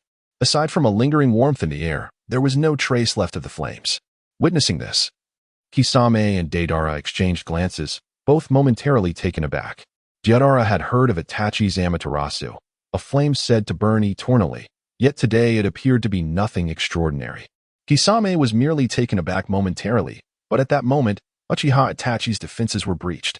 In disbelief, he inquired, how is this possible? Amaterasu is the inferno that never extinguishes. How did you achieve this? Nobuhiko brushed off the dust from his attire and spread his hands, saying, "What eternal flame? It is merely a more potent form of fire release. As long as it is a ninjutsu, it adheres to the characteristics of chakra, composed of mental and physical energy. By disrupting the ratio of mental to physical energy within the chakra using my spiritual power, it will self-dissipate. This method can not only extinguish your Amaterasu but also affect other chakra-based techniques." Itachi regarded Nobuhiko's explanation with skepticism, dismissing the notion that mental energy could interfere with ninjutsu as sheer nonsense. A genius like him was intimately familiar with the theoretical aspects of chakra. He had once delved into the study of mental and physical energies, only to conclude that both were relatively feeble in isolation. A ninja's mental energy was so weak that even shifting a single strand of hair proved challenging, while physical energy was scarcely stronger than that of an ordinary individual. It could be said that without merging these two into chakra, they were mere burdens within the body. The idea that Araki Nobuhiko claimed to have disrupted the energy ratio of Itachi's Amaterasu was utterly absurd in Itachi's eyes. He surmised that the opponent must possess some unique technique to counter Amaterasu, perhaps a sealing technique like the fire sealing method. With this thought, Itachi's expression grew calm, and his gaze regained its cold detachment. Unbeknownst to even himself, his emotions subtly shifted. Kisame placed his hand on the blade at his back, ready to act at a moment's notice. However, Itachi restrained him, intoning, "Kisame, step back. I shall handle this individual." Kisame exhibited surprise. Today, Itachi seemed somewhat unusual. Typically, he would be the one to lead the charge. Nevertheless, he obeyed Itachi's command and retreated a few steps. It appeared that Itachi was quite invested in this encounter, so Nobuhiko would be left to him. Kisame had unwavering confidence in Itachi's prowess. Defeating Nobuhiko would be a matter of mere moments. Noticing Itachi's haughty demeanor, Nobuhiko expressed his displeasure, stating, "Your family's arrogance is truly remarkable. Thus, I shall grant you an opportunity. From this moment, I will remain stationary and allow you to strike me 3 times. I will not move my feet nor retaliate. I shall receive your attacks with my body. If you fail to defeat me after these 3 strikes, I shall eliminate you in one blow." Itachi, with an expression of indifference, replied, "How audacious." He then formed hand seals with his hands moving like phantoms before his chest began to swell. Fire release, great fireball technique. A colossal fireball erupted from Uchiha Itachi's mouth, hurtling directly toward Nobuhiko. As the fireball surged forth, it swept across the ground like a tempest, melting the surface into a flowing liquid due to its intense heat. The immense wind pressure caused Sinyan's garments to whip violently. Beside him, Kisame murmured, "Truly impressive, Mr. Itachi. The potency of this ninjutsu is formidable." Gaara grimaced. Though he was loath to admit it, the power of Uchiha Itachi's techniques was indeed remarkable. In front of the colossal fireball, Araki Sinyan stood resolutely as promised, unwavering and prepared to face the onslaught head-on. Itachi's lips curled into a sardonic smile. What an insufferably pretentious individual. He would perish under his own arrogance. A thunderous explosion ensued. The courtyard was engulfed in flames, smoke billowing into the sky. The resounding noise echoed throughout the entire city, yet curiously, none came to investigate. Kisame and Gaara exchanged wide-eyed glances, perplexed that despite the smoke rising dozens of meters high, no one had come to check on the disturbance. Itachi, however, remained unfazed. He had already discerned the illusionary formation surrounding Sinyan's residence. This type of stationary illusion was not particularly sophisticated. Many skilled genin could deploy it, though none with the same efficacy as Sinyan's. His Sharingan fixated on the heart of the explosion, allowing him to clearly perceive the situation amidst the smoke. A gust of wind dispersed the haze, revealing the unscathed figure of Araki Sinyan. Seeing him unharmed, Itachi's brow furrowed slightly. What defensive technique had he employed? It seemed to have been mentioned in Scorpion's intelligence, an advanced defensive ninjutsu akin to absolute protection, impervious even to Daidar's explosive clay. In truth, Itachi only grasped part of the reality. Sinyan had indeed utilized a form of mental defense, fortifying his attire to prevent the explosion from leaving him in a state of undress. The remaining force of the blast he withstood with his physical form, dismissing such a level of fire release as inconsequential. "That was your first move. You may proceed with your second." Sinyan's derisive tone vexed Uchiha Itachi. Since becoming a ninja, those around him had either lauded him as a genius or harbored jealousy toward his strength. Even Uchiha Shukaku, whom he regarded as both mentor and friend, had never questioned his innate talent. Within his clan, he was the pride of his father, the clan leader, in the Umbu. He was the most esteemed subordinate of the third Hokage. Even upon joining the Akatsuki, the leader, Pain, held him in high regard, and the masked man, Uchiha Obito, regarded him with trepidation. Never had he anticipated being so scorned today. Even with Itachi's temperament, anger simmered beneath the surface. He activated his Manjiki Sharingan, reasoning that since Amaterasu's physical assault was ineffective against Sinyan, he would employ a mental assault to vanquish him. In an instant, a wave of mental energy surged from Sinyan's eyes into his brain. Tsukuyomi was unleashed. On the pitch-black, tumultuous sea, thunder and hurricane ravaged the waters. The ship, Tsukuyomi, was like an ant, mercilessly tossed by the relentless waves. Captain, there are too many holes. We can no longer keep afloat. This is infuriating.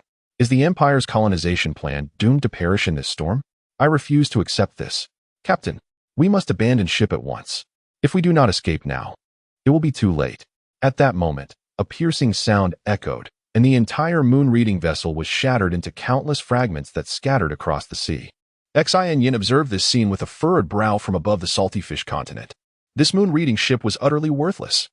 Even the deity of the heavens managed to land on the salty fish continent, yet this moon-reading vessel had not even glimpsed land before being obliterated by a single wave. It was truly inept. As he watched the struggling crew members gradually lose consciousness, Xian Yin's spirit returned to his true form. In the real world, Uchiha Itachi felt a trickle of blood escape from the corner of his eye, his complexion turning as pale as death. However, he had no inclination to wipe the blood from his face. Instead, he stared blankly at Araki Xian Yin, who appeared completely unfazed. How is this even possible? Itachi found it hard to believe. The moment his ocular power entered Xian Yin's mind, it vanished without a trace, as if it had never existed. Disregarding Uchiha Itachi's astonishment, Xian Yin smiled faintly and declared, "The second move has concluded. Only the final move remains." Itachi clenched his jaw, contemplating whether to employ that forbidden jutsu. If he were to summon Kisame and Deidara now, would the three of them together stand a chance against Araki Xian Yin? He quickly dismissed that thought.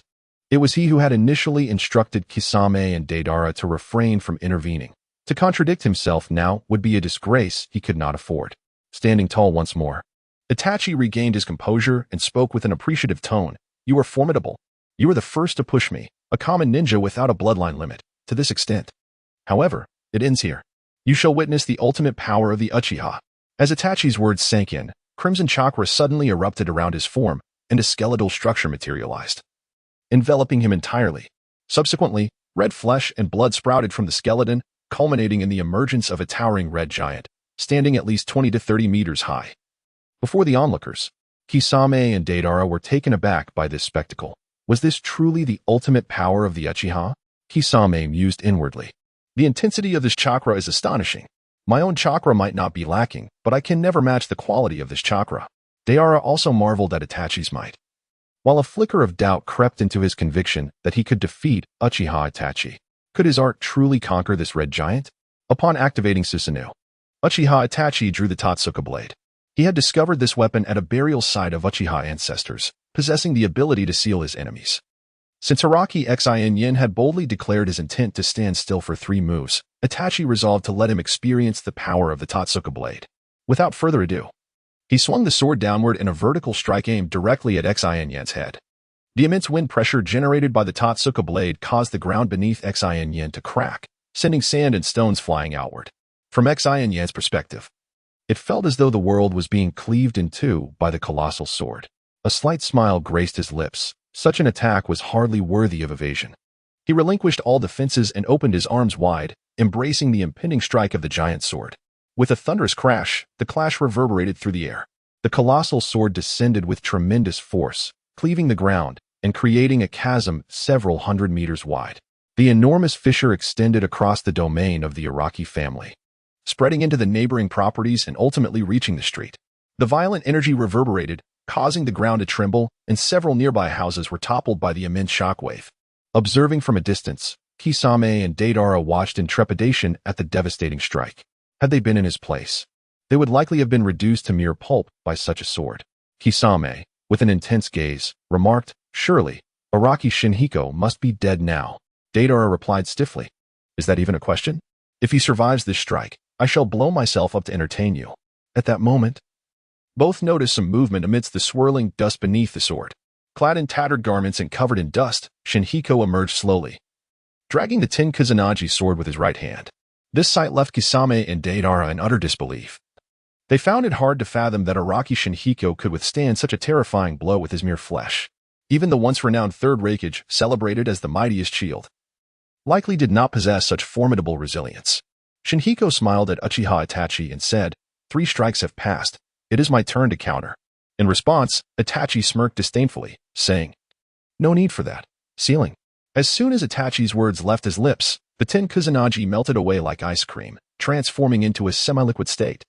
Shinhiko observed with curiosity as the liquid Ten Kusanagi coiled around his right arm, realizing that Itachi intended to seal him away. The sword wound itself around Shinhiko's body, ultimately engulfing him entirely. A slight smile graced Itachi's lips as he gradually retracted the Ten Kusanagi into his gourd. The massive sword shrank little by little until Itachi sealed it completely by placing the lid on the gourd. Once Shinhiko was sealed, the Susanoo seemed to reach its limit, letting out a mournful cry before disintegrating entirely. With the Susanoo's disappearance, Itachi closed his Manjiki Sharingan and fell to the ground, clutching his eyes in agony. This battle had drained him completely. He considered Araki Shinhiko to be the most formidable opponent he had ever encountered. He even speculated that Pain, the leader of the Akatsuki, might not stand a chance against Shinhiko. Fortunately, this individual was an arrogant fool, standing still to endure his assault, which afforded Itachi the opportunity to use the Ten Kusanagi to seal him away. Only then did Itachi sense a peculiar feeling.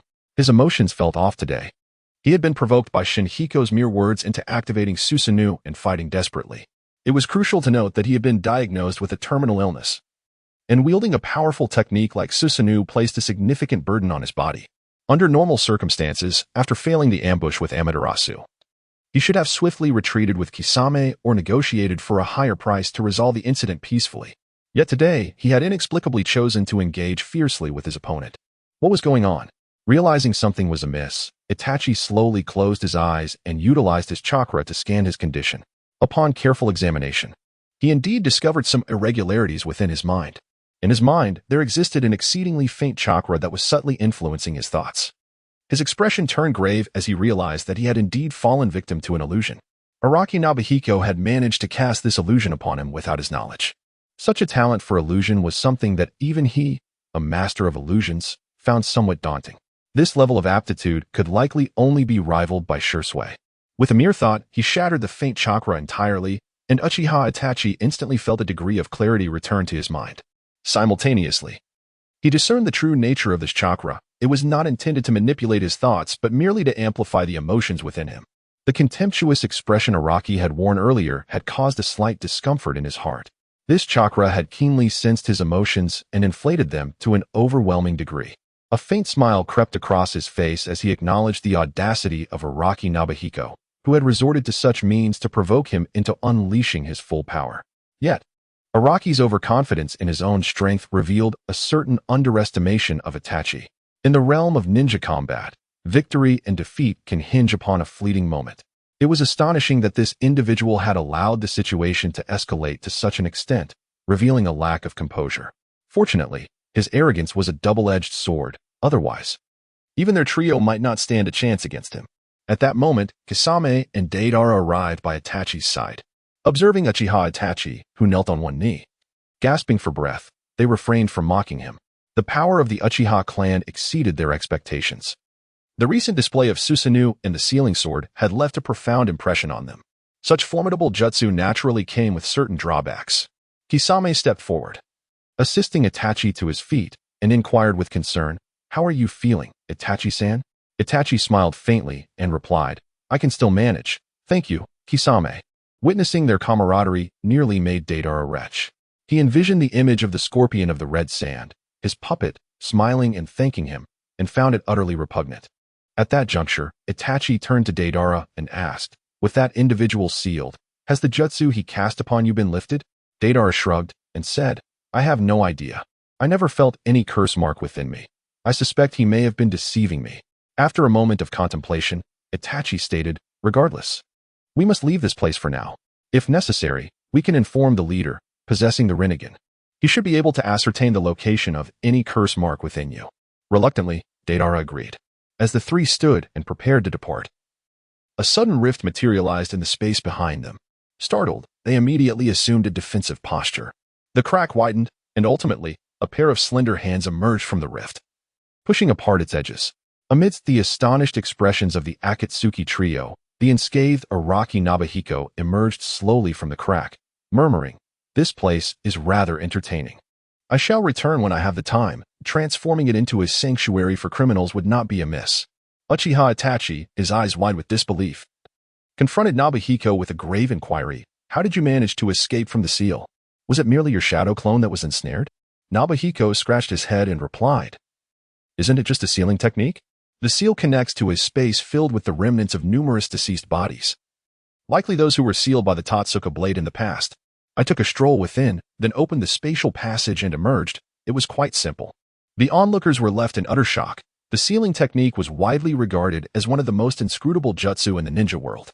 While they had witnessed individuals breaking seals from the outside, they had never encountered anyone tearing apart the space from within. Could this individual be a prodigy?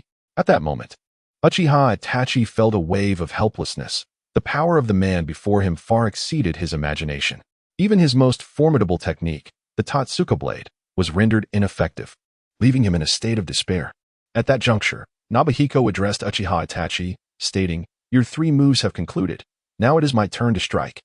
As his words fell, a surge of white chakra erupted around his body.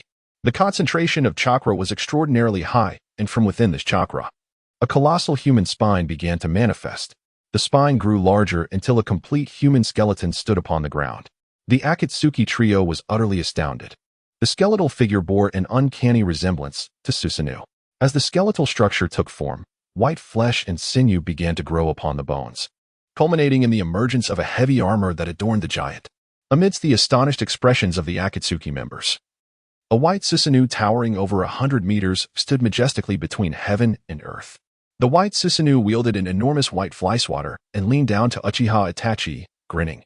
"Do you despise mosquitoes?" Faced with Nobuhiko's Susanoo, Uchiha Itachi's defenses crumbled. He raised his right hand, trembling as he pointed at Nobuhiko, and asked, "How can you utilize Susanoo? Are you, too, a descendant of the Uchiha clan?" Standing within the brow of the colossal white Susanoo, Nobuhiko smiled at Uchiha Itachi, replying, "I am not a member of the Uchiha clan. Do not mistakenly claim kinship. Susanoo, at its core, is merely an application of chakra. As long as one understands the principle and possesses sufficient chakra, anyone can wield it." Uchiha Itachi shouted vehemently, "What nonsense are you spouting? Susanoo is the ultimate power that can only be awakened by Uchiha clan members who have awakened the Manjiki Sharingan. You dare assert that anyone can use it? This is sheer absurdity." As he spoke, Uchiha Itachi seemed to have an epiphany, exclaiming, "I understand now. You must be a descendant of some illegitimate Uchiha. No wonder your abilities resemble those of the Uchiha clan so closely." Witnessing the frigid facade of Itachi Uchiha shatter completely, Nara Shukaku found himself disinclined to continue conversing with this individual. The colossal Susanoo raised its right hand, and the white fan loomed ominously, obscuring the sky. The 3 members of the Akatsuki stared blankly at the gigantic fan above, as if a massive stone weighed heavily upon their hearts. This Susanoo was several times larger than the half-formed version Itachi had previously summoned. The white fan that now hovered above them dwarfed even the Susanoo Itachi had released.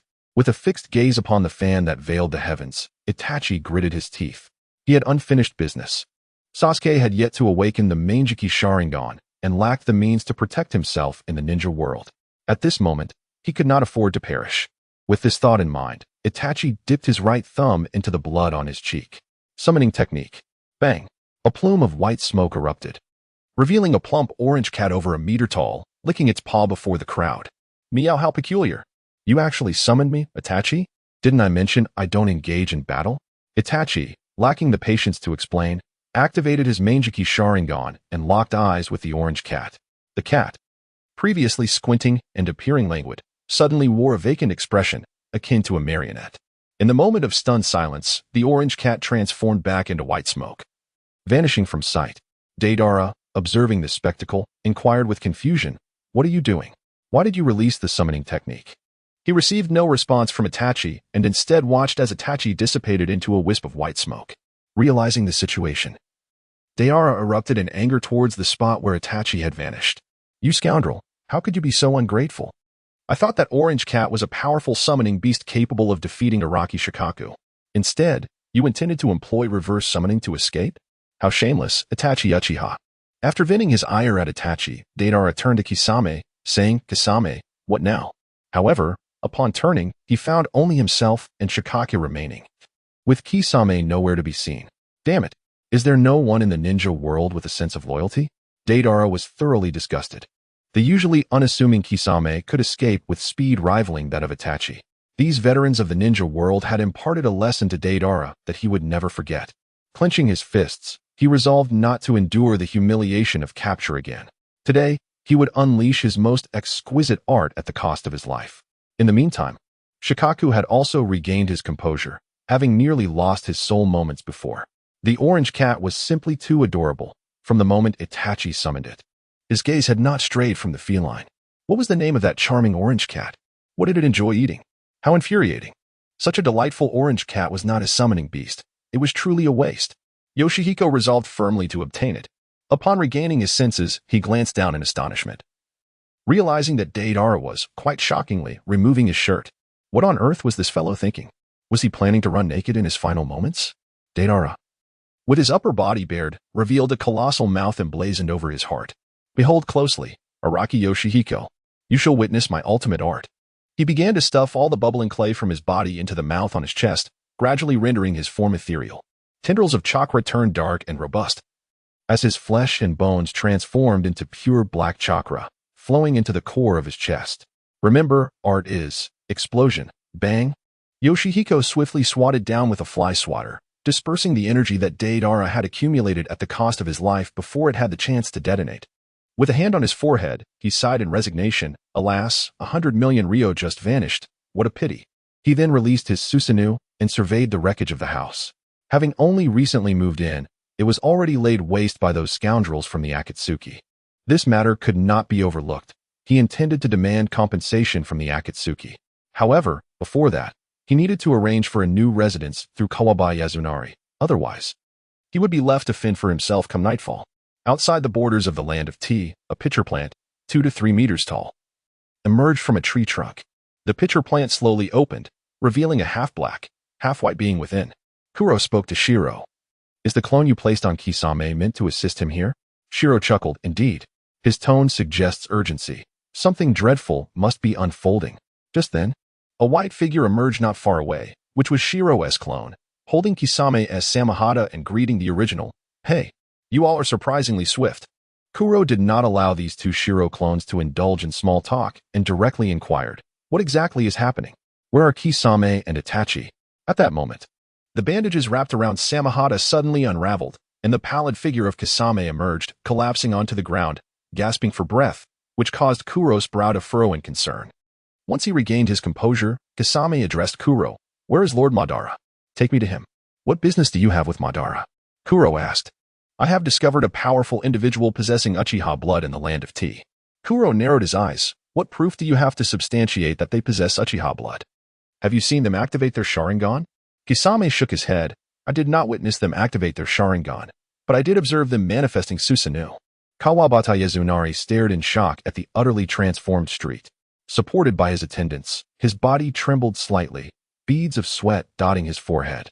He was not grieving for the destroyed buildings, but was rather gripped by fear of the formidable strength and enigmatic abilities of the ninjas. Such extensive devastation and fierce combat. Yet not a single soul in the entire nation seemed to notice. Were it not for Araki Nobuhiko's initiative to seek them out and clear the air, the populace would remain oblivious to the battles that transpired here. Furthermore, the situation on-site indicated that the invading ninjas from the Land of Teeth possessed formidable strength. Should the combatants have indulged in their skirmishes, a casual jutsu hurled in their direction could have resulted in their demise. After being assisted back to the Lord's residence, he firmly shut the door.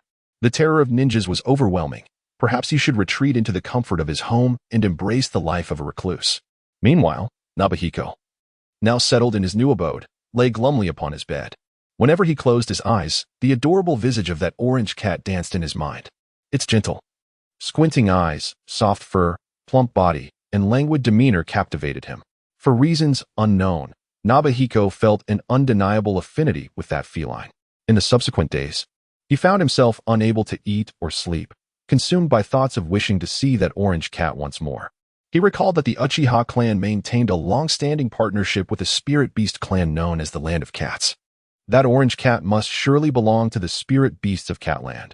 Perhaps a visit to Konoha would yield some clues. Resolute in his decision, he attempted to leap from his bed. However, the soft mattress seemed to possess an insatiable pull, binding him to its depths and rendering him immobile. He exerted all his strength, his features contorted in frustration. Just a mere bed, yet it dared to impede his quest for that delightful kitty. What audacity! He felt a surge of energy coursing through him, his furious spirit expanding like a tide. Yet, no matter how hard he struggled, it was as if he were a cow submerged in the sea, utterly futile. Finally, he surrendered to the weight of his thoughts and drifted into a deep slumber. At the same time, Konoha welcomed its fifth Hokage. Tsunade, one of the legendary Sannin, stood atop the Hokage building, her hat casting a shadow over her confident smile directed at the villagers below. Witnessing the assured expression of the fifth Hokage, the citizens' faith in Konoha surged, dispelling their previous despondency. They firmly believed that under the leadership of Lady Tsunade, peace would surely return to Konoha. Not far atop another building, Tenten and Neji engaged in idle conversation. "What did you say? Araki Nobuhiko killed his comrades and turned traitor?" Neji exclaimed, incredulous. When he saw Tenten nod resolutely, he realized he had not misheard. A wave of confusion washed over him. What had gotten into Nobuhiko? To betray his comrades was astonishing. However, upon reflection, Neji considered that Nobuhiko's defection was not entirely unexpected. Before meeting Nobuhiko, Neji's mindset had been rigid and conservative, viewing defection as an act of treachery. Yet after their encounter, he found himself reconsidering the nature of betrayal. With Nobuhiko's strength, he could pursue whatever he desired, unconcerned with the affairs of Konoha or the five great nations. Nevertheless, the reports of him having killed his comrades left Neji skeptical. Nobuhiko, while seeming carefree, possessed a character that was, in truth, quite compassionate. He refrains from taking lives if it can be avoided. In his own words, every life deserves respect. Thus, the notion that he would slay a companion is difficult for Neji to accept. At that moment, an unexpected figure leapt onto the platform where Neji and Tenten stood. To their astonishment, it was none other than Uchiha Sasuke. Tenten frowned, clearly displeased by the intrusion of Sasuke, the unwelcome third wheel. Could he not see that she was on a date with Neji? If Sasuke had pressing business, that would be one thing. But should he merely be here to idle away time, she would ensure he regretted it. Upon landing on the platform, Sasuke wasted no time with idle chatter. He turned directly to Neji and, with a menacing gaze, declared, "Hyuga Neji, I challenge you." Neji furrowed his brow, puzzled by Sasuke's sudden bravado. Given their previous encounters, Sasuke should have been well aware of Neji's formidable prowess. In this context, seeking a challenge from him could only imply that Sasuke had either experienced a significant power surge or was simply looking for a fight. Neji found it hard to believe that Sasuke was foolish enough to engage without a solid foundation of confidence. Perhaps he had undergone intense training or learned a new jutsu. Nevertheless, the specifics mattered little. All would be revealed in their confrontation. Neji nodded in agreement. "Very well, let us find a secluded training ground." Sasuke led them to a remote training area within the Uchiha compound. Neji assumed a stance, eager to discover what had instilled such audacity in Sasuke, compelling him to challenge Neji. After their encounter, the reason for Sasuke's confidence became painfully clear. He was utterly stubborn. Their skirmish could hardly be termed a battle. It was akin to Neji effortlessly dispatching fish. With his double Tomo Sharingan activated and the cursed seal's power unleashed, Sasuke unleashed the Chidori. Yet, faced with Neji, he failed to land even a single blow, finding himself flat on the ground.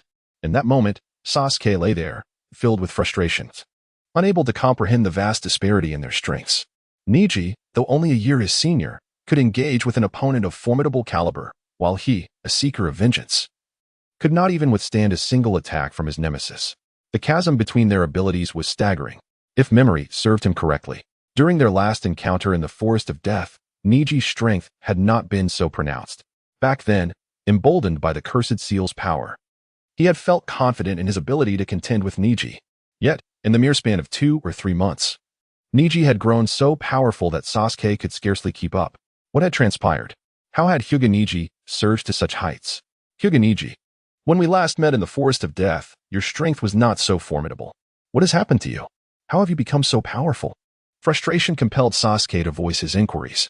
Such questions were typically taboo among ninjas, and one could easily find themselves severely injured for such insolence.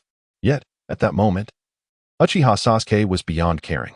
Following the recent encounter with Uchiha Itachi, where he was ensnared by the illusion of Tsukuyami, Uchiha Sasuke's disposition has transformed into one of unwavering obsession and distortion. In his relentless pursuit of vengeance, he is indifferent to the sentiments of others. Observing such a version of Sasuke, Neji let out a resigned sigh. He was aware of Sasuke's tragic circumstances, having heard the lamentable tale of his annihilated clan.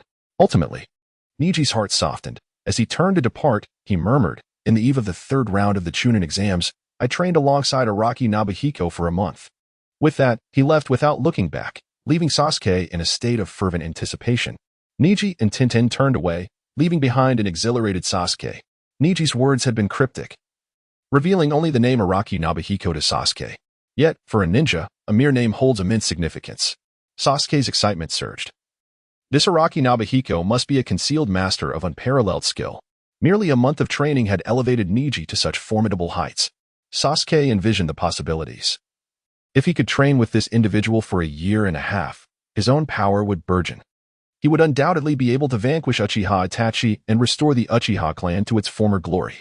He promptly set out to gather intelligence on Araki Nobuhiko, only to find his brow furrowed in disappointment upon receiving the news. Araki Nobuhiko was merely an inconspicuous Chunin from Konohagakure. Had it not been for fortunate circumstances during the Chunin exams, where he encountered formidable allies, his innate talents would have made it exceedingly difficult for him to attain the rank of Chunin. However, Sasuke dismissed this intelligence. He had encountered individuals who concealed their true powers before. What truly piqued his interest was the fact that Araki Nobuhiko had become a rogue ninja, having betrayed Konoha. It was said that he had slain his comrades during a mission and was now residing in a small nation known as the Land of Fang, where he served as a guardian king. This man did not seem to embody the qualities of a virtuous being. Nevertheless, Sasuke remained undeterred. As long as this individual could bestow upon him the strength he sought, he would care not if he were a demon. Was it not merely a betrayal of Konoha? In the face of the temptation to grow stronger, Konoha seemed insignificant. Days later, a group stealthily infiltrated Konoha, clad in uniform attire. They bore thick purple cords at their waists and adorned their foreheads with the headbands of the Sound Village. The intruders were none other than the formidable quartet of Orochimaru's subordinates. They consisted of the four-handed Kentmaru, the conjoined twins Z-Kan and Y-Kan, the red-haired D.Y., who may or may not be a descendant of the Uzumaki clan, and the towering and corpulent Jiraiya. This quartet had a singular objective in their infiltration of Konoha: to retrieve Uchiha Sasuke, the new vessel favored by Lord Orochimaru. To be frank, these individuals harbored a considerable sense of dissatisfaction. Having been raised by Orochimaru from a young age, they harbored a blind adoration for him. At a mere utterance from their master, they would willingly sacrifice everything. Given Orochimaru's need for a new body, they felt it was their unwavering duty to devote their all to him. However, it was unexpected that all of this was preempted by the enigmatic Uchiha Sasuke. By what merit does he possess the right to offer his body to Lord Orochimaru? The members of this mission were all holding their breath, eager to discern the true essence of this Uchiha Sasuke and the qualifications that garnered him the favor of Lord Orochimaru. Should he indeed possess formidable strength, they would concede. Yet, if he were merely a worthless individual devoid of capability, their group would ensure he received a thorough lesson. The four stealthily approached the Uchiha clan's territory, guided by the intelligence provided by Kabuto Yakushi, and soon located Sasuke's residence. Upon arriving at Sasuke's doorstep, they sensed an unusual atmosphere. The most powerful among them, Jintimaru, gestured for silence. He then flicked his hand, releasing several diminutive spiders. These spiders were tethered by delicate threads, connected to Jintimaru's right index finger. With his eyes closed, he commanded the tiny arachnids to seek out Sasuke's whereabouts. After the spiders meticulously scoured Sasuke's home, Jintimaru opened his eyes, his expression grave. Uchiha Sasuke is not in sight. How vexing. Where could this fellow have gone? The other three were taken aback. Should this mission fail, they would undoubtedly incur the wrath of Lord Orochimaru. The quartet immediately surged into Sasuke's home, searching frantically. Yet, just as Jintimaru had discovered, the place was utterly deserted, with no trace of Uchiha Sasuke. Mayo inquired, "Are there any clues? Where could he possibly have gone?" At that moment, the tall Jirabu retrieved a notebook from the table and handed it to Jintimaru. Upon receiving the notebook, Jintomaru perused its contents, revealing information solely about Araki Nobuhiko. This individual was somewhat known to the Sound Ninja Quartet, having made a notable appearance during the previous Leaf Village collapse plan. It was later rumored that he had defected from the Leaf, likely due to the nature of his actions rendering his stay untenable. What purpose could Uchiha Sasuke have in gathering intelligence on this man? They could not fathom Sasuke's whereabouts, ultimately resigning themselves to abandon the mission and return to the Sound Village to report. Little did they know that Uchiha Sasuke was intent on following Araki Nobuhiko for training. Naturally, Orochimaru would not disclose to his subordinates the fact that he had been effortlessly defeated by Nobuhiko, leaving them oblivious to his true strength. Meanwhile, Sasuke had already arrived in the Land of Iron, determined to seek out Nobuhiko's dwelling. Ever since he resolved to defect, he had remained home under the pretense of recuperation, sternly warning Haruno Sakura not to visit him. Although Sakura was reluctant, the fear of inciting Sasuke's ire kept her from daring to seek him out. Subsequently, he stealthily departed from the Leaf, making his way directly toward the Land of Iron. By the time the Leaf became aware of his defection, they would be unable to trace his movements. In this manner, Sasuke inadvertently evaded capture by Orochimaru's subordinates and reached the Land of Iron. Meanwhile, what was Nobuhiko engaged in at that moment? He was engaged in a game of landlord with his own doppelgangers.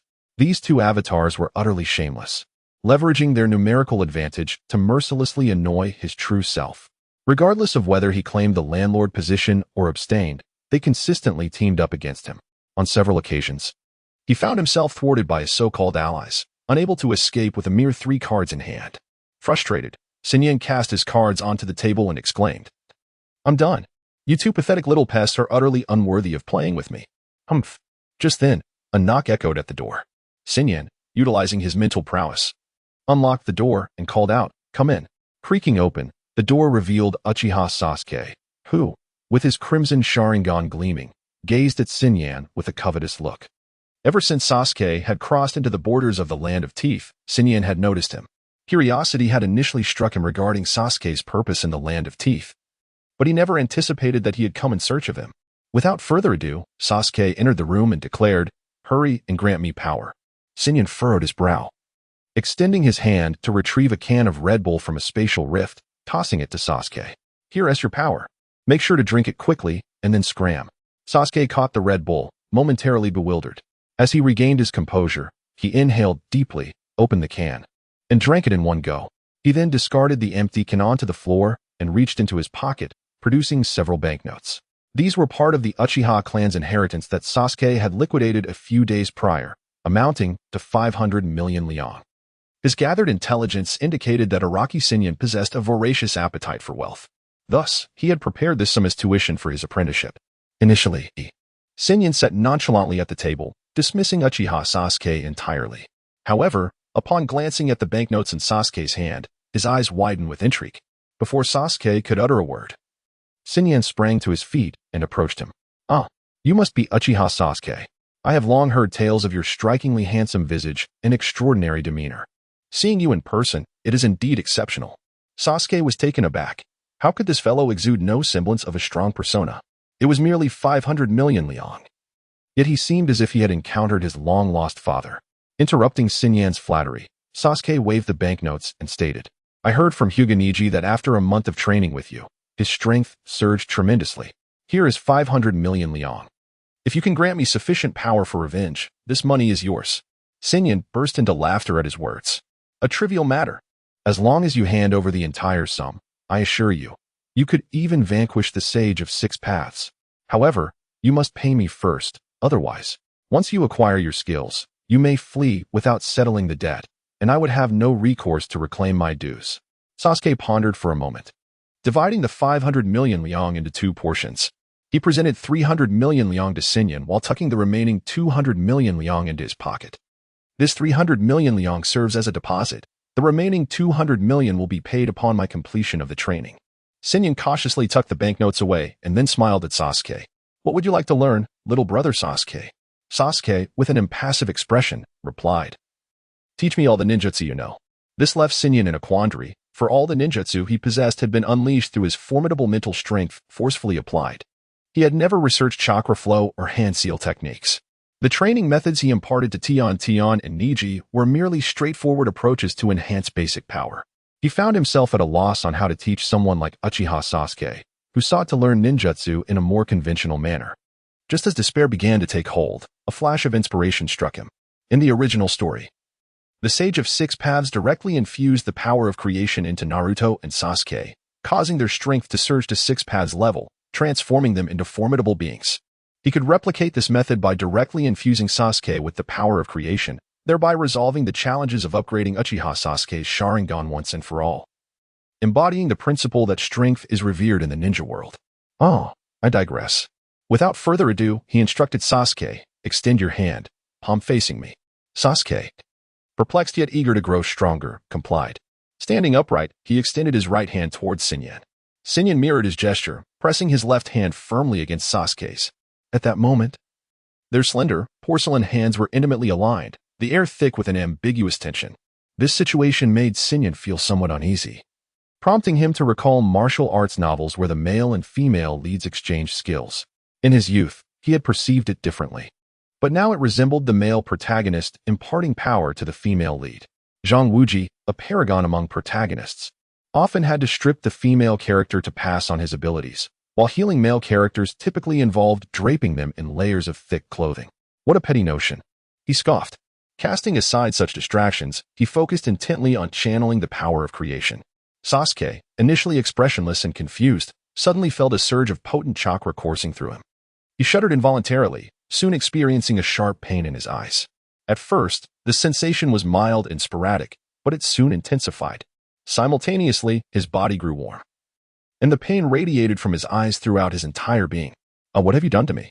Sasuke exclaimed in distress, rolling on the ground. Sinyan remained silent, observing coldly from the side. As time passed, the pain enveloping Sasuke gradually subsided until it vanished completely. Exhausted, Sasuke lay on the ground, gasping for breath, drenched in sweat. His delicate features smeared with dirt, presenting a rather disheveled appearance. When he opened his eyes once more, he found that the world around him had undergone a profound transformation. Everything seemed devoid of secrets, as if he were the sovereign of the universe itself. After taking a deep breath, Sasuke rose from the ground. He first cast a glance at Shinichi Araki, who stood nearby, arms crossed, observing him intently. Then, his gaze shifted toward a mirror not far away. The reflection revealed a face smeared with dirt, appearing quite disheveled. However, this was of little consequence. He was captivated by the peculiar eyes that stared back at him from the mirror. They radiated a purple light and possessed bizarre, ringed pupils. As he locked eyes with his own reflection, he felt an irresistible pull emanating from those eyes. They were so powerful that he experienced an overwhelming sense of invincibility. In an instant, he felt as though he could achieve anything. He turned to Araki and inquired, "Why have my eyes changed like this? What sort of eyes are these?" Araki shrugged and replied, "I don't know. I've merely activated your bloodline to its fullest extent." He spoke of falsehood, aware that Sasuke's eyes were, in fact, the Rinnegan. Yet, he refrained from disclosing this truth to Sasuke, for a simple reason: he was lazy. Upon hearing Araki's response, Sasuke fell into deep contemplation. As a descendant of the Uchiha clan, he had perused the family's ancient texts. These tomes described the evolution of the Uchiha Sharingan into the ultimate form, the Mangekyou Sharingan. However, they had never mentioned the possibility of their eyes evolving into such an extraordinary pattern. Lost in thought, he suddenly recalled a legend he had encountered in an ancient manuscript. It was said that the progenitor of the Uchiha clan was none other than the Sage of Six Paths, who unified the shinobi world a millennium ago. The sage's ability to achieve this was attributed to a unique ocular technique he possessed from birth, known as the Rinnegan. Contemplating this, he glanced once more at the strange eyes reflected in the mirror. For reasons unknown, he felt that the name Rinnegan suited his eyes perfectly. Could it be that the legend held truth? Was the progenitor of the Uchiha clan indeed the Sage of Six Paths? Araki had claimed to have fully activated his bloodline. Could it be that he had awakened the Rinnegan as a result? The more he pondered, the more plausible it seemed. It appeared that by some fortuitous chance, he had awakened the ultimate bloodline of the Uchiha. At this moment, he felt as if he were the chosen one, with figures like Orochimaru and Araki appearing as mere ants in his eyes. Empowered by the Uchiha's ultimate strength, he now regarded himself as the singular deity in the shinobi world. Sasuke turned and regarded Araki with a gaze akin to that of a judge scrutinizing a mere insect. Feeling somewhat unsettled under Sasuke's scrutiny, Araki bluntly stated, You've received the power you desired. You can settle the debt of 200 million now, can't you? Sasuke reached into his robe and produced 200 million ryo in cash. Just as Araki extended his hand to take it, Sasuke callously tossed the money onto the ground. Then, with an indifferent expression, he fixed his gaze upon Araki and, with an impassive demeanor, declared, "While gathering information about you in the city, I learned that you captured a member of the Akatsuki. Where is that person? Hand them over to me immediately." Sasuke's tone and demeanor incensed Shinichi to an extreme degree. This fellow, having experienced the slightest growth, had become utterly arrogant. Indeed, the skies had cleared and the rain had ceased. Sasuke felt as though he was once again invincible. It was evident that without imparting a lesson, this individual would soon become utterly reckless. With this thought in mind, Shinichi resolved to take action. However, at that moment, a sudden epiphany struck him. Merely delivering a beating to Uchiha Sasuke would be rather unremarkable. He devised a plan that would serve a dual purpose, to vex both Uchiha Sasuke and Uchiha Itachi simultaneously. Having made up his mind, Shinichi feigned a look of astonishment and stared blankly at Sasuke. His teeth chattered as he stammered, "I remember now. Your eyes. They cannot be mistaken. They are indeed the legendary Rinnegan of the Sage of Six Paths. But why? How do you possess the eyes of the Sage of Six Paths?" Sasuke's expression clearly betrayed his impatience, and with a mere gesture, Shinichi was drawn to him as if by a magnet. Sasuke grasped Shinichi's neck, speaking with an indifferent tone. "I shall ask you once more, where is that Akatsuki member?" Shinichi trembled as he replied, "That person is already dead. Not long ago. Uchiha Itachi and Kisame from Akatsuki attempted to rescue him. During the battle, I accidentally killed the hostage." At the mention of Uchiha Itachi's name, Sasuke became frenzied, his aura surging with rage. The violent chakra caused the beams of Shinichi's house to crack and the walls to tremble. With a fierce gaze, brimming with murderous intent, he demanded, "Where is that man, Uchiha Itachi? Speak quickly. If you continue to waste my time, I shall sever your throat." At that moment, Shinichi's heart brimmed with delight. The fool had indeed fallen for his ruse. His intellect was inversely proportional to his strength. The more powerful he became, the duller his wits seemed to be. Shinichi feigned a pitiful and helpless expression as he addressed Sasuke. "I do not know where they have gone. However, I have gathered some intelligence on Akatsuki, which indicates that their headquarters lies within the Land of Rain. Currently, the leader of Amage Cure, Pain, is also the leader of Akatsuki. If you venture to the Land of Rain, you will surely be able to learn of Uchiha Itachi's whereabouts from him."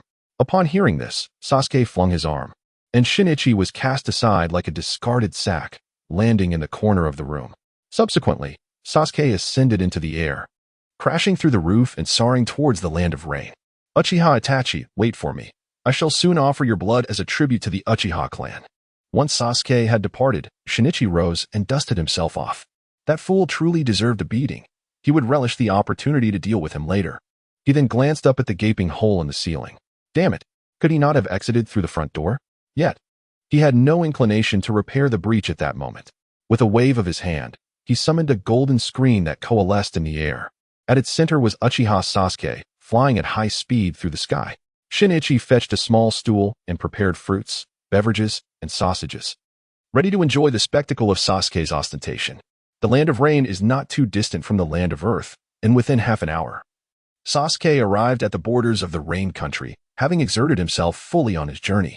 In a dim, secluded space within the hidden rain village, Nagato, who was in a state of semi-slumber, suddenly opened his eyes. Conan, nearby, asked anxiously, "Nagato, what is happening?" "There has been an invasion of the Rain Country, and the intruder possesses formidable strength," Nagato stated directly without further ado. Conan's expression grew grave, for Nagato to assert that the opponent was powerful indicated their exceptional nature. "Have you confirmed which country they hail from?" Conan inquired. Nagato shook his head, replying, "Not yet. I have never encountered this person's chakra before. However, there is an oddly familiar feeling about them, a sense of familiarity despite never having met them, quite peculiar." Cautiously, Conan suggested, "In that case, I shall go investigate." Nagato immediately stopped her, his tone serious. "It would be unwise for you to proceed. Their identity remains uncertain, and it would be exceedingly dangerous. I will send the animal path, hungry ghost path, and human path to test their strength. Once we ascertain their true nature, you can handle the aftermath." Conan nodded in agreement. At that moment, Sasuke soared above the hidden rain village, having been diligently honing the newfound power he had acquired. Clutching the six-path staff and adorned in a white robe of the six paths, his skin appeared disturbingly pale. Most strikingly, two demonic horns had sprouted from the sides of his head. Sasuke's appearance was no longer that of a mere human from the ninja world. He bore an uncanny resemblance to a pure-blooded member of the Tsutsuki clan. His bloodline seemed purer than that of even the Sage of Six Paths. Kaguya might very well adopt him as her son. Yet, he sensed that he had only scratched the surface of his latent potential. He could scarcely fathom the extent of his strength if he were to fully unleash this power. Floating above the land of rain, he took a deep breath, and his voice resonated with chakra as he proclaimed, "Leader of the Akatsuki, come forth." His booming shout echoed throughout the universe, reverberating endlessly. Not only the hidden rain village, but the entirety of the rain country was stirred by this call. People donned raincoats or opened umbrellas, stepping outside to ascertain the source of such a thunderous voice. As they looked up to see the white figure hovering in the sky, chills ran down their spines. Who is this? Could it be the offspring of a deity and an angel? They wondered. Yet, the figure appeared too ethereal, almost unhuman. At that moment, a peculiar large bird approached, its form strikingly bizarre, with two massive black iron nails embedded in its neck and heart. More astonishingly, this bird was flying upside down, its belly facing the sky. This was the flying summoning beast of the animal path pain, known as the eight-span bird. Sasuke focused his gaze on the strange avian creature, noting that a man clad in an Akatsuki robe stood upon its back. The animal path pain, upon witnessing Sasuke's appearance, also exhibited a hint of surprise. However, the self-proclaimed deity soon regained his composure and spoke in an utterly indifferent tone. "I care not who you are. Leave the land of rain at once, or I shall resort to coercive measures." Sasuke smiled faintly, on the verge of uttering a response when his gaze locked with that of his adversary. In an instant, both their expressions shifted dramatically. Rinnegan? Sasuke was taken aback. How could this peculiar individual possess the Rinnegan? Could he be a survivor of the Uchiha clan? Sasuke quickly dismissed that thought. The Uchiha had been annihilated. The only ones still alive were himself and that detestable Itachi Uchiha. If this individual were indeed of the Uchiha lineage, how could he allow Itachi to join the Akatsuki? Regardless, these matters were of no concern to him. At that moment, Sasuke was fixated on a singular question, addressing Pain, the beast before him. "Where is Itachi Uchiha? Surrender him to me, and I may spare your lives." Meanwhile, deep within the rain village, Nagato regained his senses. The fact that this person also possessed the Rinnegan was perplexing. What could this mean? Moreover, he sought Itachi Uchiha. What connection did he have with him? Suddenly, it struck him. This face bore a striking resemblance to Itachi's. Furthermore, their ages aligned. Could he be Itachi's younger brother? Pain, standing before Sasuke, tentatively inquired, "Are you Sasuke Uchiha, Itachi's brother?" Sasuke, maintaining an impassive demeanor, replied, "Now that you know who I am, quickly hand over Itachi." Sasuke's tone irked Nagato, who fancied himself a god. He was accustomed to speaking down to others. Yet here he was, belittled by a mere child. Though the boy possessed the Rinnegan, it was no justification for such insolence. Determined, he resolved to interrogate this individual about the origin of his Rinnegan once he captured him. Such a dangerous power was one that only he was worthy of in the entire ninja world. With this thought in mind, Pain swiftly formed hand seals, then placed his right hand upon the back of the eight-headed serpent, upon his own feet. White smoke billowed forth, and two more figures emerged beside Pain. Clad in the same Akatsuki attire, they bore the same black iron piercings on their faces. Most crucially, these two also possessed the Rinnegan. They were the Azura Path and the Hungry Ghost Path. As the smoke dissipated, the Azura Path struck first. His right arm extended, akin to a mechanized puppet, launching a barrage of missiles.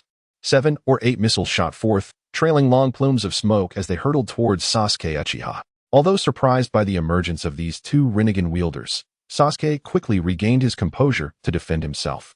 He channeled Chidori into his staff, raising the towering weapon to meet the incoming missiles. Chidori blossomed like a flower, expanding in all directions. Thunder filled the sky as the missiles were instantly engulfed. Boom, boom. Boom, the missiles detonated in midair, creating a massive cloud of smoke. The flurry of birds continued unabated, breaking through the veil of smoke as they surged towards Pain. Standing atop the 8-foot bird, the Hungry Ghost Path Pain stepped forward, positioning himself at the forefront. Faced with the oncoming storm of lightning, he remained undaunted, extending his arms to confront the dense barrage of thunderbolts. As the lightning made contact with the arms of the Hungry Ghost Path Pain, It was instantaneously absorbed by his hands, causing the myriad of bolts to vanish into thin air. Sasuke observed this scene with grave concern. Did the Rinnegan possess such capabilities? Having just awakened his Rinnegan, he had yet to thoroughly explore the potential of these eyes. Observing Pain's combat methods would undoubtedly aid in the development of their powers. At that moment, the Azura Path Pain sprouted 4 additional arms from his shoulders, while 2 faces emerged simultaneously from the back of his head.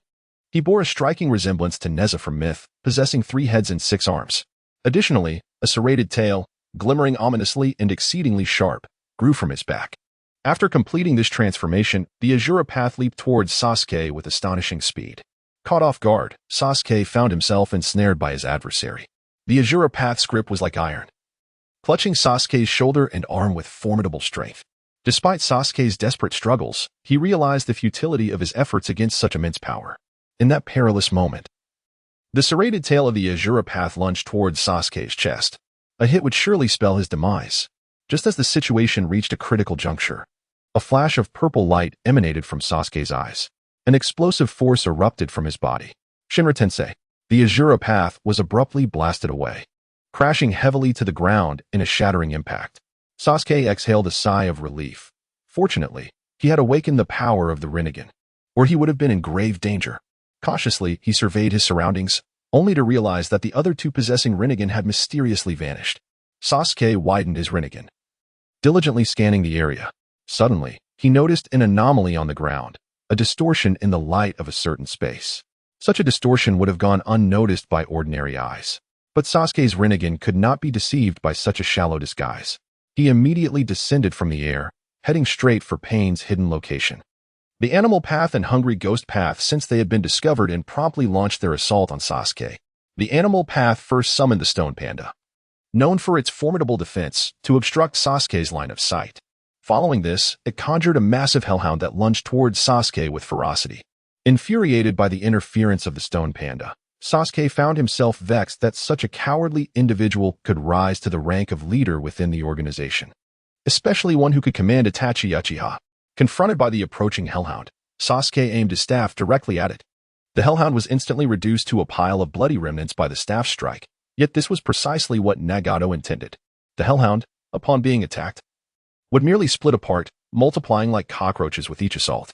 Uchiha Sasuke, this young man, is utterly unaware of the necessity to conserve stamina when engaging formidable foes. Let the hellhounds first wear him down.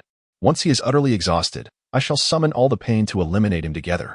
At that moment, Nagato sensed something amiss. The scattered remnants of the hellhounds showed no signs of resurrection, as if they had truly perished. Nagato attempted to exert control, only to discover he had completely lost connection with the hellhound. This sensation resembled that of a summoning beast's complete demise. But how could this be? These hellhounds were creations of the Rinnegan, possessing an immortal trait. Suddenly, he recalled that Uchiha Sasuke also bore the Rinnegan. Through the perspectives of the Animal Path and the Hungry Ghost Path, he scrutinized the tin staff in Sasuke's grasp. Could it be that this weapon too was forged by the Rinnegan? The creations of the Rinnegan countering each other, that would indeed explain the situation. In the ensuing battle, Nagato became increasingly cautious. He was uncertain whether the Naraka Path could resurrect the hellhound if it fell to that staff. If not, the circumstances would be dire. After a moment of contemplation, the Animal Path summoned a colossal bull, charging forth from the shadowed corners. Observing the bull rushing towards him, Sasuke felt a wave of annoyance. This adversary was akin to a sewer rat, incessantly summoning beasts to vex him. He had come in search of Uchiha Itachi, not to engage in a game of hide and seek. Since his opponent sought to buy time, he would unleash his most formidable technique to compel the foe to reveal himself. With this thought, Sasuke began to ascend slowly into the air. The bull, swift as it was, missed its target, gazing up in confusion. Under the watchful eye of the Animal Path, Sasuke soared to the very heart of the hidden rain village. He then allowed his aura to settle, and his chakra, once as vast as the ocean, suddenly became as still as a stagnant pool. Observing Sasuke's condition through the Animal Path's perspective, Nagato's expression shifted dramatically. The flow of Sasuke's chakra was laid bare before his Rinnegan. With his profound understanding of the Rinnegan, he was certain that Sasuke was preparing to unleash the almighty push to obliterate the hidden rain village. If Sasuke merely intended to wreak minor havoc, Nagato might have tolerated it. However, given the magnitude of Sasuke's chakra and the intensity of their previous confrontation, he was undeniably capable and audacious enough to annihilate the village. The Hidden Rain village was the home of Yahiko, Konin, and represented their hopes. Nagato could no longer allow Uchiha Sasuke to proceed unchecked. He had to intervene. Emerging from a dim corner, the animal path leaped forth and placed its hand upon the ground, summoning the Deva Path. Once the Deva Path appeared, the animal path collapsed to the ground. Nagato relinquished control over the other panes, concentrating all his power on the Deva Path. The Deva Path then soared into the air, heading straight for Uchiha Sasuke. In the sky, Sasuke had readied himself. Should his opponent fail to reveal himself soon, he would not hesitate to act with ruthlessness. At that moment, he noticed a figure adorned in the Akatsuki uniform, with orange hair and a face studded with metal spikes. The man was Tendo Pain. As their gazes met, Sasuke faintly sensed that this individual seemed to be a mere specter. It then dawned on him that the previous individuals he encountered, who possessed the Rinnegan, exuded no vitality whatsoever. These beings appeared to be marionettes under manipulation, with their true forms likely concealed somewhere within the Rain Village. Just as Tendo Pain was about to speak, Sasuke interjected, demanding, "Take me to your true form." Acknowledging that his ruse had been unveiled, Nagato ceased to conceal himself and directly commanded Tendo Pain, "I recognize your strength. You are worthy of conversing with my true self." With that, Tendo turned and soared in a specific direction, with Sasuke following closely behind. From a distance, perched upon a large tree, Uchiha Obito, wearing a single-eyed vortex mask, stared in astonishment at Sasuke. Initially, he had merely come to the Rain Village out of boredom, but what had he stumbled upon? Beyond the Rinnegan of Uchiha Madara, another pair had emerged. If he was not mistaken, the individual bearing the Rinnegan was none other than Uchiha Itachi's younger brother, Uchiha Sasuke. It was hard for him to fathom that the Uchiha Sasuke, who could effortlessly slay 100 foes with a single strike 5 years ago, had now awakened the Rinnegan. At that moment, Kagaya's manifestation, Black Zetsu, emerged from the shadows of the trees, equally astonished as he gazed at Uchiha Sasuke in the distance. His perception surpassed that of Uchiha Obito by several degrees, and he immediately recognized the uniqueness within Sasuke. The awakening of the Rinnegan was merely superficial. What truly sent shivers down his spine was the power of the all-knowing that resided within Uchiha Sasuke. Only those who genuinely possessed the power of the all-knowing could wield the Rinnegan with ease. Presently, Sasuke was still inexperienced due to his youth and the recent activation of the Rinnegan, but once he became adept at its use, his strength would rival that of the two wayward sons from years past, Kagaya Otsutsuki and the Rain Village. The horn sprouting from his head further testified to the fact that his lineage had been fully awakened by the power of the all-knowing. Uchiha Sasuke was undoubtedly a more perfect vessel for Uchiha Madara. With Sasuke's physical constitution, should he become the Jinchuriki of the Ten Tails? Even without utilizing the infinite Tsukuyomi to reclaim all chakra from the ninja world, he could serve as the flawless vessel for his mother's resurrection. Filled with excitement at this realization, he mused that Uchiha Sasuke was indeed a miraculous gift from the heavens. Black Zetsu discreetly cast a glance at Uchiha Obito, pondering how he would respond to the unfolding events. Just as Sasuke approached the central tower, Konin, within the tower, inquired of Nagato, "Why must we meet with him in person? His strength should not be underestimated. Should he suddenly turn hostile, given your current state?" Nagato shook his head, replying, "Hiding away is not a solution. The emergence of a second pair of Rinnegan in the ninja world means that if we continue our plan to collect the tailed beasts, we will inevitably confront him. Rather than engaging in an inevitable conflict later on, it would be prudent to draw the opposing party to our side at this moment." At this juncture, Nagato turned to glance at the outer path statue behind him. Should the adversary choose to strike, it would be more advantageous to resolve the matter here rather than in the open. After hearing Nagato's words, Konin ceased to speak further. Before long, Deva Path Pain led Uchiha Sasuke to the central tower. Upon entering, they descended the stairs continuously.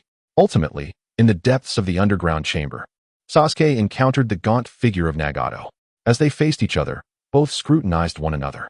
Sasuke was taken aback by the emaciated form of this wielder of the Rinnegan. Simultaneously, he noticed the colossal statue looming behind Nagato, which instilled within him a sense of foreboding. Nagato and Konin also observed Sasuke, their immediate reaction noting his striking resemblance to Itachi. It was likely that Sasuke had come to Amigakure in pursuit of Uchiha Itachi. While Nagato had not closely followed the events surrounding the Uchiha massacre, he was aware of the general circumstances. The intensity of Sasuke's demeanor suggested a desire for vengeance against Itachi. He contemplated whether to surrender Itachi in exchange for Sasuke's allegiance. Such a formidable individual and so young. Should he ever meet his demise after unifying the ninja world, having Sasuke as his successor would not be an unwise choice. After a moment of mutual appraisal, Sasuke boldly inquired, "Where is Uchiha Itachi?" Nagato did not rush to respond but instead lowered his gaze in contemplation. After a considerable pause, under the watchful eyes of Chunin and Sasuke, Nagato slowly spoke. "I am uncertain of his current whereabouts, but I can summon him through ninjutsu." Upon hearing Nagato's response, a sinister smile crept upon Sasuke's lips, a glimmer of bloodlust in his expression as he envisioned slaying Uchiha Itachi and resurrecting the Uchiha clan with his formidable power. However, Nagato's voice interrupted his reverie. "I can assist you in summoning Uchiha Itachi, but you must agree to one condition." Sasuke furrowed his brow and coldly retorted, "What condition?" Nagato replied, "I require you to join the Akatsuki organization and become its next heir." At this pronouncement, Conin's expression shifted dramatically. "Nagato, what are you saying? How can we allow this unknown individual to become the leader of the Akatsuki?" Sasuke was equally astonished that Nagato would relinquish the leadership of such an organization. What was his true intention? Nonetheless, Sasuke had no interest in joining this enigmatic organization, and he promptly declined, stating, "I do not wish to join your organization. I only want to find Uchiha Itachi and kill him." In response to Sasuke's refusal, Nagato remained undeterred in his pursuit of Sasuke's allegiance. "If you do not join the Akatsuki, I will not hand over Itachi to you." The atmosphere in the underground chamber grew tense once more.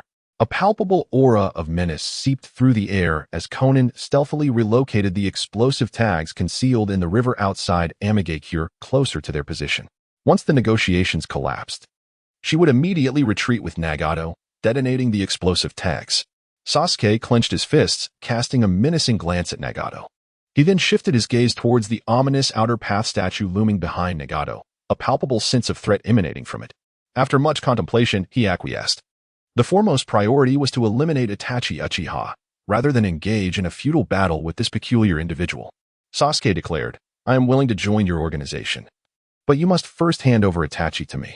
Nagato agreed and proceeded to elucidate the circumstances surrounding the Akatsuki organization, beginning with the backgrounds of Yahiko, Chunin, and himself, followed by the organization's ultimate goal. Initially, Sasuke was indifferent to their organization, intending only to find an excuse to withdraw after vanquishing Itachi. However, upon hearing the Akatsuki's history and their aspiration for peace in the ninja world, he felt a flicker of intrigue. This sentiment, it seems, is a common affliction among ninjas in the realm.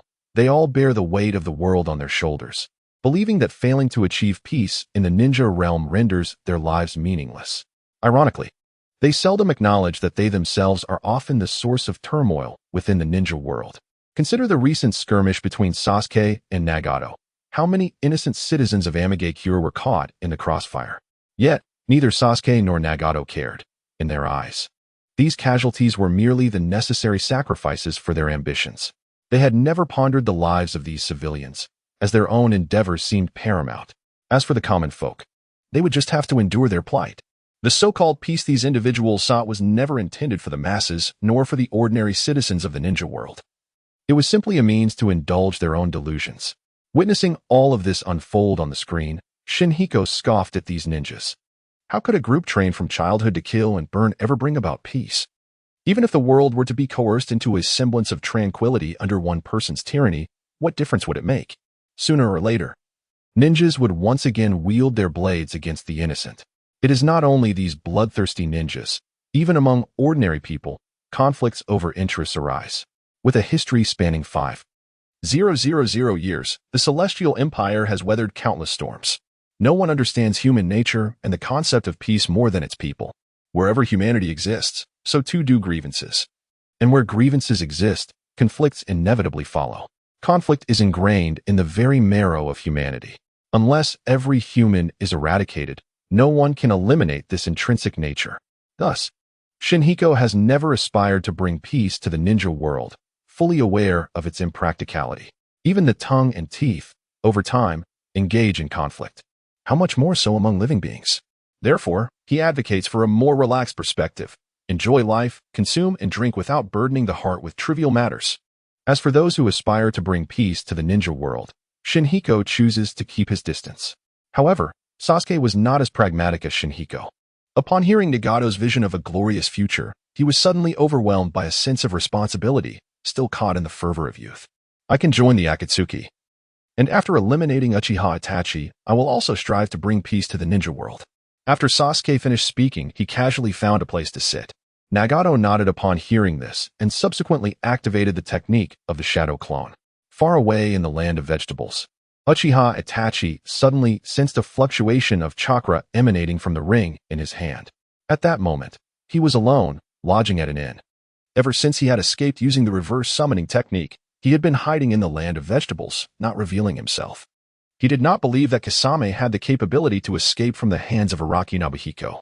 Thus, he had been awaiting the organization to find him new comrades. The leader's call to him must pertain to matters regarding new teammates. Who could they possibly be? After much contemplation, the most likely candidate seemed to be Sasori. Both he and Sasori had lost their teammates, so it would be reasonable for the two solitary figures to form a new team. He sat cross-legged on the bed, his mind delving into the ring. In an instant, his consciousness arrived at the fingertip of the outer path golem. The moment his figure solidified, he sensed a terrifying killing intent rushing towards him. What was happening? Could it be that the leader of the Akatsuki, Pain, intended to take the opportunity to eliminate him? Yet, this was merely a shadow created by his own technique. Eliminating this shadow would serve no purpose. Uchiha Itachi curiously turned his head to gaze in the direction from which the killing intent emanated. Upon a single glance, he stood frozen in shock. Not far away floated a small figure clad in a white robe, with pale skin, horns atop its head, and a peculiar staff in hand. Most importantly, this figure possessed a pair of Rinnegan eyes. Moreover, this small figure bore an uncanny resemblance to Sasuke. Who could this be? Before he could ponder further, Sasuke directly revealed the answer. Uchiha Itachi, you bastard, where are you now? Sasuke shouted furiously. Itachi snapped back to reality. The voice and tone belonged to none other than his younger brother, Sasuke. In astonishment, he inquired, Is that you, Sasuke? What on earth is happening? Sasuke sneered. Are you afraid, Uchiha Itachi? This is the ultimate power of the Uchiha clan that I awakened to defeat you. Upon hearing Sasuke's words, Konan pondered thoughtfully. Was Sasuke's awakening of the Rinnegan related to the bloodline of the Uchiha clan? Suddenly, she recalled the masked man who claimed to be Uchiha Madara. This fellow surely harbored ill intentions. The Rinnegan must indeed be connected to the bloodline of the Uchiha clan. But what was the relationship between Nagato's awakening of the Rinnegan and Uchiha Madara? Noticing that Uchiha Itachi remained silent, Sasuke taunted, What's wrong? Are you playing mute? Itachi ignored Sasuke. At that moment, his mind was racing with thoughts about the situation. How could Sasuke appear within the Akatsuki's base, and why did he possess Rinnegan? Could it be that Sasuke had stolen the leader's eyes? That seemed unlikely, as the leader's strength was formidable, and how could Sasuke accomplish such a feat? Could it be that Orochimaru had meddled with Sasuke in some way? But why had Orochimaru not taken control of Sasuke's body? In principle, Sasuke now possesses the Rinnegan, and Orochimaru could hardly suppress his greedy heart. As he pondered this, Sasuke's body suddenly flickered and appeared before Orochimaru's shadow clone with astonishing speed, catching him off guard. Sasuke reached out and grasped the neck of the Uchiha Itachi's shadow clone, a surge of formidable chakra permeating into the clone. This chakra flowed into the ring held by Itachi, subsequently infiltrating his body while he remained unsuspecting. Upon completing this act, Sasuke revealed a sinister smile. With this mark, he could extract Itachi no matter where he fled. He then exchanged a mocking glance with the shadow clone of Itachi, taunting, Uchiha Itachi, wait for me. I shall find you shortly. With those words, he exerted force with his right hand, causing Itachi's shadow clone to dissipate into the air like a bubble. Meanwhile, far in the land of vegetables, Uchiha Itachi slowly opened his eyes, a satisfied smile gracing his lips. Although he was unaware of the events transpiring with Sasuke, he was certain that it was indeed Sasuke's will at work, rather than the machinations of another. It appeared that Sasuke had acquired some fortuitous opportunity, gaining immense power. It seemed Sasuke had journeyed to the land of rain, coercing the leader to contact him. This leader was not one to easily compromise, which spoke volumes of Sasuke's current strength. It was evident that he had attained sufficient power to ensure his own survival in the ninja world, rendering Itachi's previous plans somewhat redundant. Furthermore, with Sasuke now wielding the Rinnegan, there was no longer a need for Itachi's eyes to complete that particular puzzle. At that moment, Itachi laughed, a genuine, heartfelt laughter. After waiting for so many years, the day he had long anticipated had finally arrived. He was now able to atone for the events of the past. Sasuke, thank you. In the land of rain, after marking Itachi, Sasuke leaped away from the hidden rain village. Nagato did not attempt to stop him. He believed that this young man would indeed return, ready to contribute to the peace of the ninja world. Meanwhile, Konan sighed in relief. She had feared that Uchiha Sasuke might be reckless and engage in a destructive confrontation with Nagato. It was not that she doubted Nagato's ability to win, but rather that such a conflict would be unworthy. Nagato's body was currently frail, and every time he engaged in battle, it cost him his life force. Even if he were to defeat Uchiha Sasuke under these circumstances, it would likely cost him half his life, a trade she deemed exceedingly unwise. Thus, the peaceful resolution between the two was, in her eyes, the most favorable outcome. As for Uchiha Itachi, he was merely a rogue ninja from Konoha. Should he perish at the hands of that young boy, it would be his own doing. In Konan's view, every member of the Akatsuki was irredeemably wicked. Were it not for the necessity of collecting tailed beasts, she would not have spared a second glance at any of them. Watching Sasuke soar across the sky, Obito stealthily entered the Kimui dimension, pursuing him. He intended to attempt drawing Sasuke into his own ranks using the information about Uchiha Itachi. Such a formidable adversary presents an unpredictable variable. Should the opponent refuse to align with one's faction, one must resort to eliminating them to avert future threats. Sasuke soared through the sky with remarkable speed, reaching the skies above the land of vegetables in less than half an hour. Subsequently, he followed the markers he had left behind, directing his flight towards a remote forest within the land of vegetables. This forest was densely packed, teeming with various venomous insects and ferocious beasts. This is precisely why ninjas prefer to leap between the trunks of trees. While these creatures posed no significant threat to ninjas, they were undeniably bothersome. Following the chakra response, Sasuke discovered a cylindrical structure. This edifice towered several dozen meters high, with a diameter of approximately 20 meters, devoid of windows, resembling a mere pole driven into the ground. The roof of the building was dome-shaped, and the method of its construction remained a mystery. Upon entering the structure, Sasuke navigated through a series of twists and turns, ultimately arriving in a spacious chamber. As he opened the door, he beheld Itachi Uchiha seated regally upon an elevated seat. At that moment, Itachi's gaze was as tranquil as a still lake, and in a tone devoid of emotion, he remarked, "Sasuke, you have arrived." Sasuke, having tempered his previously tempestuous aura, approached Itachi with measured steps. "Is this the grave you have chosen for yourself? It would be a pity to bury a sinner such as you here." Itachi disregarded Sasuke's provocation, calmly inquiring, "Sasuke, what is the nature of your Rinnegan? Has it been transplanted?" Sasuke retorted with a hint of mockery, "What, are you frightened? Ha! It matters not to divulge. You shall soon be a corpse." He continued, "This is the ultimate evolution of the Uchiha clan Sharingan. It emerged from my awakened Uchiha lineage." Itachi's pupils constricted, and a flicker of astonishment crossed his otherwise impassive face. Then, as if struck by a revelation, he gazed at Sasuke in shock. As the eldest son of the Uchiha clan, he had indeed perused ancient texts of his kin. These texts contained accounts of the Uchiha being descendants of the Sage of Six Paths. However, he had previously dismissed these tales as mere folklore. Which great ninja clan's ancient manuscripts did not contain similar legends? All families embellished their ancestral tales in such a manner, which is why he had overlooked it at the time.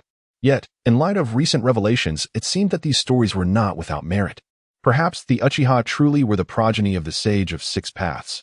He shook his head, a bitter smile forming within.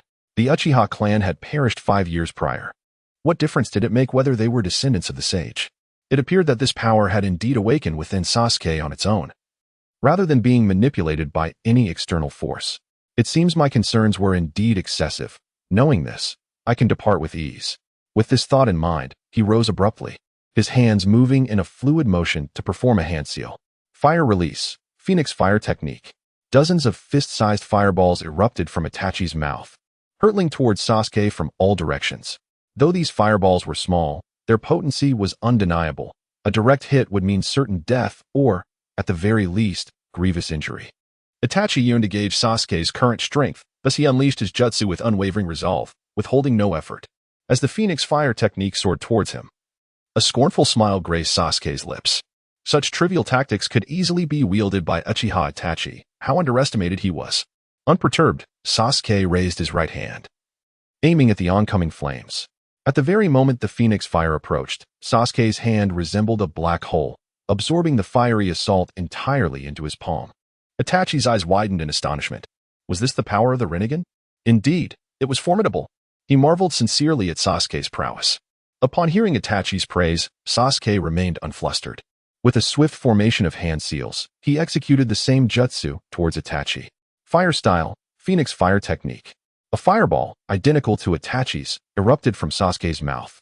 Observing the incoming fireball, Itachi quickly formed seals, and shortly thereafter, a massive fireball, several meters in diameter, was expelled from his mouth.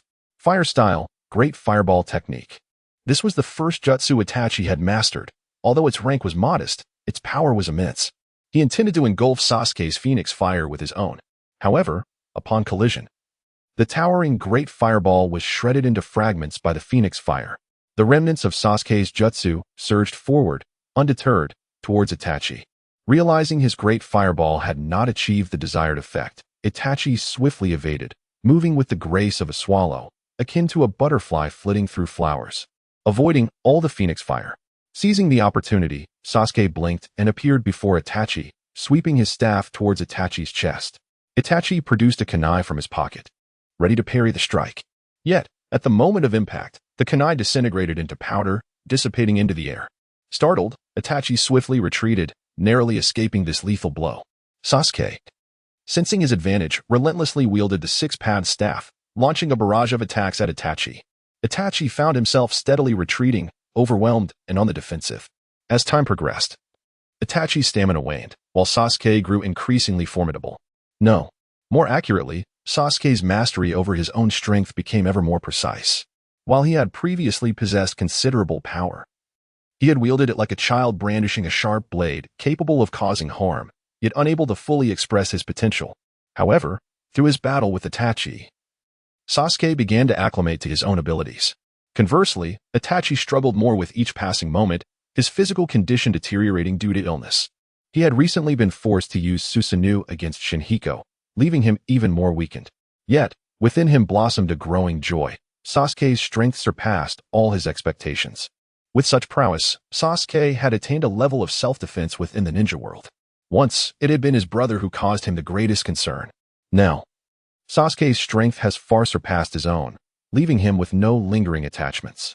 However, there remains one final task, to demonstrate to Sasuke the ultimate power that the Uchiha clan invokes fear within the ninja world. With a mere thought, a crimson skeletal framework materializes around him. Upon witnessing this, Sasuke instinctively retreats. The Susanoo rapidly solidifies, culminating in the emergence of a colossal red half-figure towering at 20 to 30 meters before Sasuke. Do you see this, Sasuke? This is the power I acquired after annihilating my clan. It was this very force that Uchiha Madara wielded to subdue the ninja world. Its name is Susanoo. The immense stature and sheer quality of chakra emanating from Susanoo momentarily astonished Sasuke. Yet, he quickly regains his composure, gazing intently at Itachi's Susanoo, lost in thought. Is this the power you obtained through the blood of the innocent? How ironic, how foolish. With that, he declares, allow me to show you my strength. As soon as the words leave his lips, a purple Susanoo manifests around him. The towering violet giant rises, puncturing the cylindrical structure with ease. Sasuke and Itachi, manipulating their Susanoo, leap from the building, landing in an open area. It is here that Itachi finally perceives the full form of Sasuke's Susanoo, standing hundreds of meters tall. Unlike his own half-figure, Sasuke's Susanoo is a true complete form, even sprouting a pair of enormous wings that, when unfurled, could obscure the entire sky. Suspended within the forehead of Susanoo, Sasuke gazes down at Uchiha Itachi with an expression of indifference. Do you see this, Uchiha Itachi? This is the chasm of power that lies between us, as vast as the heavens and the earth. Itachi is indeed taken aback. Yet an overwhelming sense of joy washes over him. Sasuke, you've grown. He gazes up at the immense Susanoo that blocks out the sun. Feeling that perishing here wouldn't be so bad, he commands his red half-figure Susanoo, preparing to strike Sasuke with a punch. Itachi refrains from utilizing the Tenketsu sword, fearing it might harm Sasuke. Observing Itachi's willingness to fight despite his predicament, Sasuke's patience wanes entirely. With a thought, the 100-meter-tall Susanoo unsheathes the long sword from its waist, poised to cleave Itachi into fragments. Both combatants strike simultaneously, blade and fist converging. The serenity on Itachi's face juxtaposes beautifully with Sasuke's imminent joy of vengeance, creating a breathtaking tableau. Watching this exquisite scene unfold, Shinichi feels tears welling in his eyes. It seems the time has come. Uchiha Sasuke, your 6 Paths experience card has expired. With that, Shinichi snaps his fingers, and Sasuke feels his power abruptly dissipate, plummeting from the sky. The colossal Susanoo vanishes into nothingness, dissolving into the cosmos. Unfortunately, Sasuke lands precisely in the path of the red Susanoo's fist. Boom. Crack. Blood mist erupts in the air as Uchiha Sasuke's body shatters into several pieces, scattering into the distance. Uchiha Itachi gazed vacantly at Sasuke, who was soaring into the distance. At that moment, his mind was a blank slate, failing to grasp the gravity of the situation.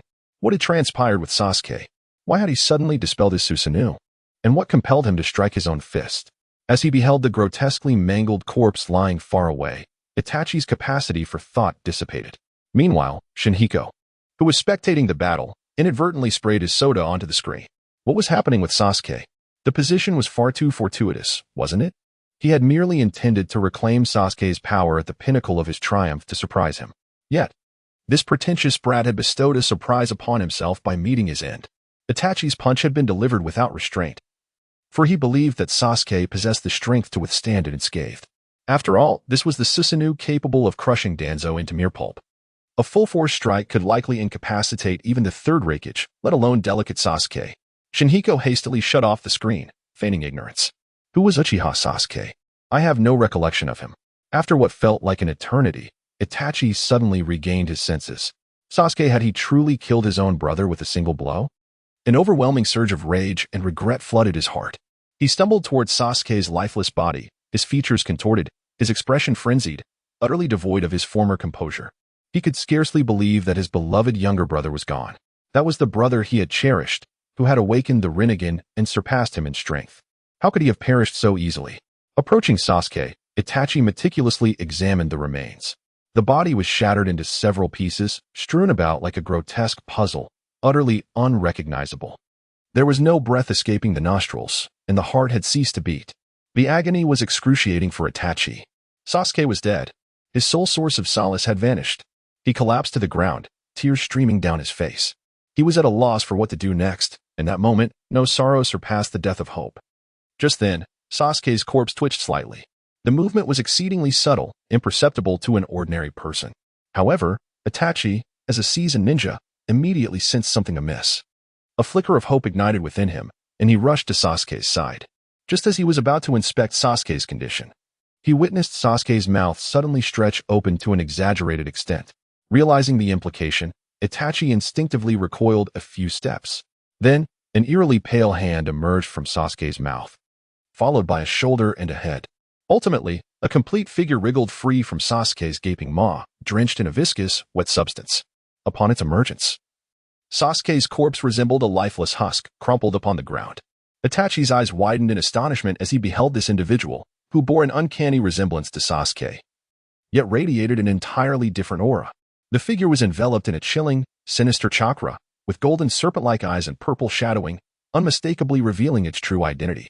Itachi directly inquired, "Are you Orochimaru?" "Ah, truly worthy of you, Itachi-kun, for you have discerned my identity at a glance. Far more astute than that dull old man, Sarutobi-sensei." Orochimaru acknowledged his identity and lauded the insight of Uchiha Itachi. By this time, Itachi had regained his composure, his expression returning to its previous icy demeanor as he remarked, "What transpired with Sasuke earlier was your doing, was it not?" Orochimaru smirked coldly and replied, "That was not my mischief, I assure you. After all, your earlier strike was exceptionally fierce. It could have genuinely led to Sasuke's demise. I would not wish for such a perfect form to be extinguished by your fist." At this point, Orochimaru paused momentarily, then chuckled, "However, I believe I can surmise who is behind this. I wonder if you are curious to know, Itachi-kun?" With an expressionless face, Itachi commanded, "Speak." Orochimaru laughed softly. "I wonder if you have heard of Araki Nobuhiko? The reason Sasuke was able to awaken the Rinnegan is entirely due to this individual. Based on my conjecture, Sasuke's sudden loss of power is likely also orchestrated by him." Upon hearing the name Araki Nobuhiko, Itachi's pupils constricted sharply. Was it that individual again? Was this an act of vengeance against him? Nevertheless, that matter was of little importance at the moment. The priority now was to find a way for Sasuke to reclaim his body. The issue of Araki Nobuhiko could be postponed. He glanced at Orochimaru, who was watching him with a mocking gaze, and a plan began to form in his mind. Taking a deep breath, he shielded his face with his wide sleeve, concealing the action of wiping away his tears from Orochimaru's view. Orochimaru internally chuckled. Itachi-kun was indeed still a youth, reluctant to reveal any signs of vulnerability before others. Subsequently, Itachi lowered his hand, revealing a black crow that had appeared on his shoulder, concealed by his garment. Orochimaru immediately noticed the crow and its peculiar left eye. The eye was strikingly crimson, with a four-pointed pinwheel shape at its center. In an instant, Orochimaru realized this was a Mangekyou Sharingan. Where had Itachi acquired another's Mangekyou Sharingan? Clearly, Orochimaru was unaware that Uchiha Shursui possessed one. Very few knew of this matter. Only a handful of high-ranking individuals in Konoha were privy to it.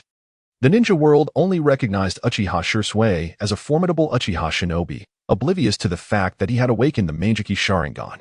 Regaining his focus, Orochimaru found it too late to evade. As their gazes met, the crow's Kodo Amatsukami activated, and Itachi promptly cast an illusion. In an instant, a powerful mental force invaded Orochimaru's mind. He felt as though his consciousness was being intruded upon, yet he could not identify the source of this invasion. Itachi let out a sigh of relief. Sasuke was temporarily out of danger. He had cast a genjutsu known as True Sasuke upon Orochimaru. As long as Sasuke's will is revived, Orochimaru's spirit will promptly relinquish control of the body back to Sasuke. At that moment, with Sasuke's formidable strength, he will undoubtedly be able to expel the foreign soul of Orochimaru from within himself. After accomplishing this, Uchiha Itachi smiled with a sense of resolution, declaring, "It is over." Orochimaru.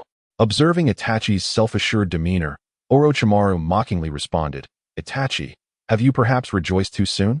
Although I am unaware of what you have done to me, I can ascertain that it was merely a genjutsu of the Mangekyou Sharingan. Is a mere Mangekyou Sharingan truly worthy of such confidence, Itachi?"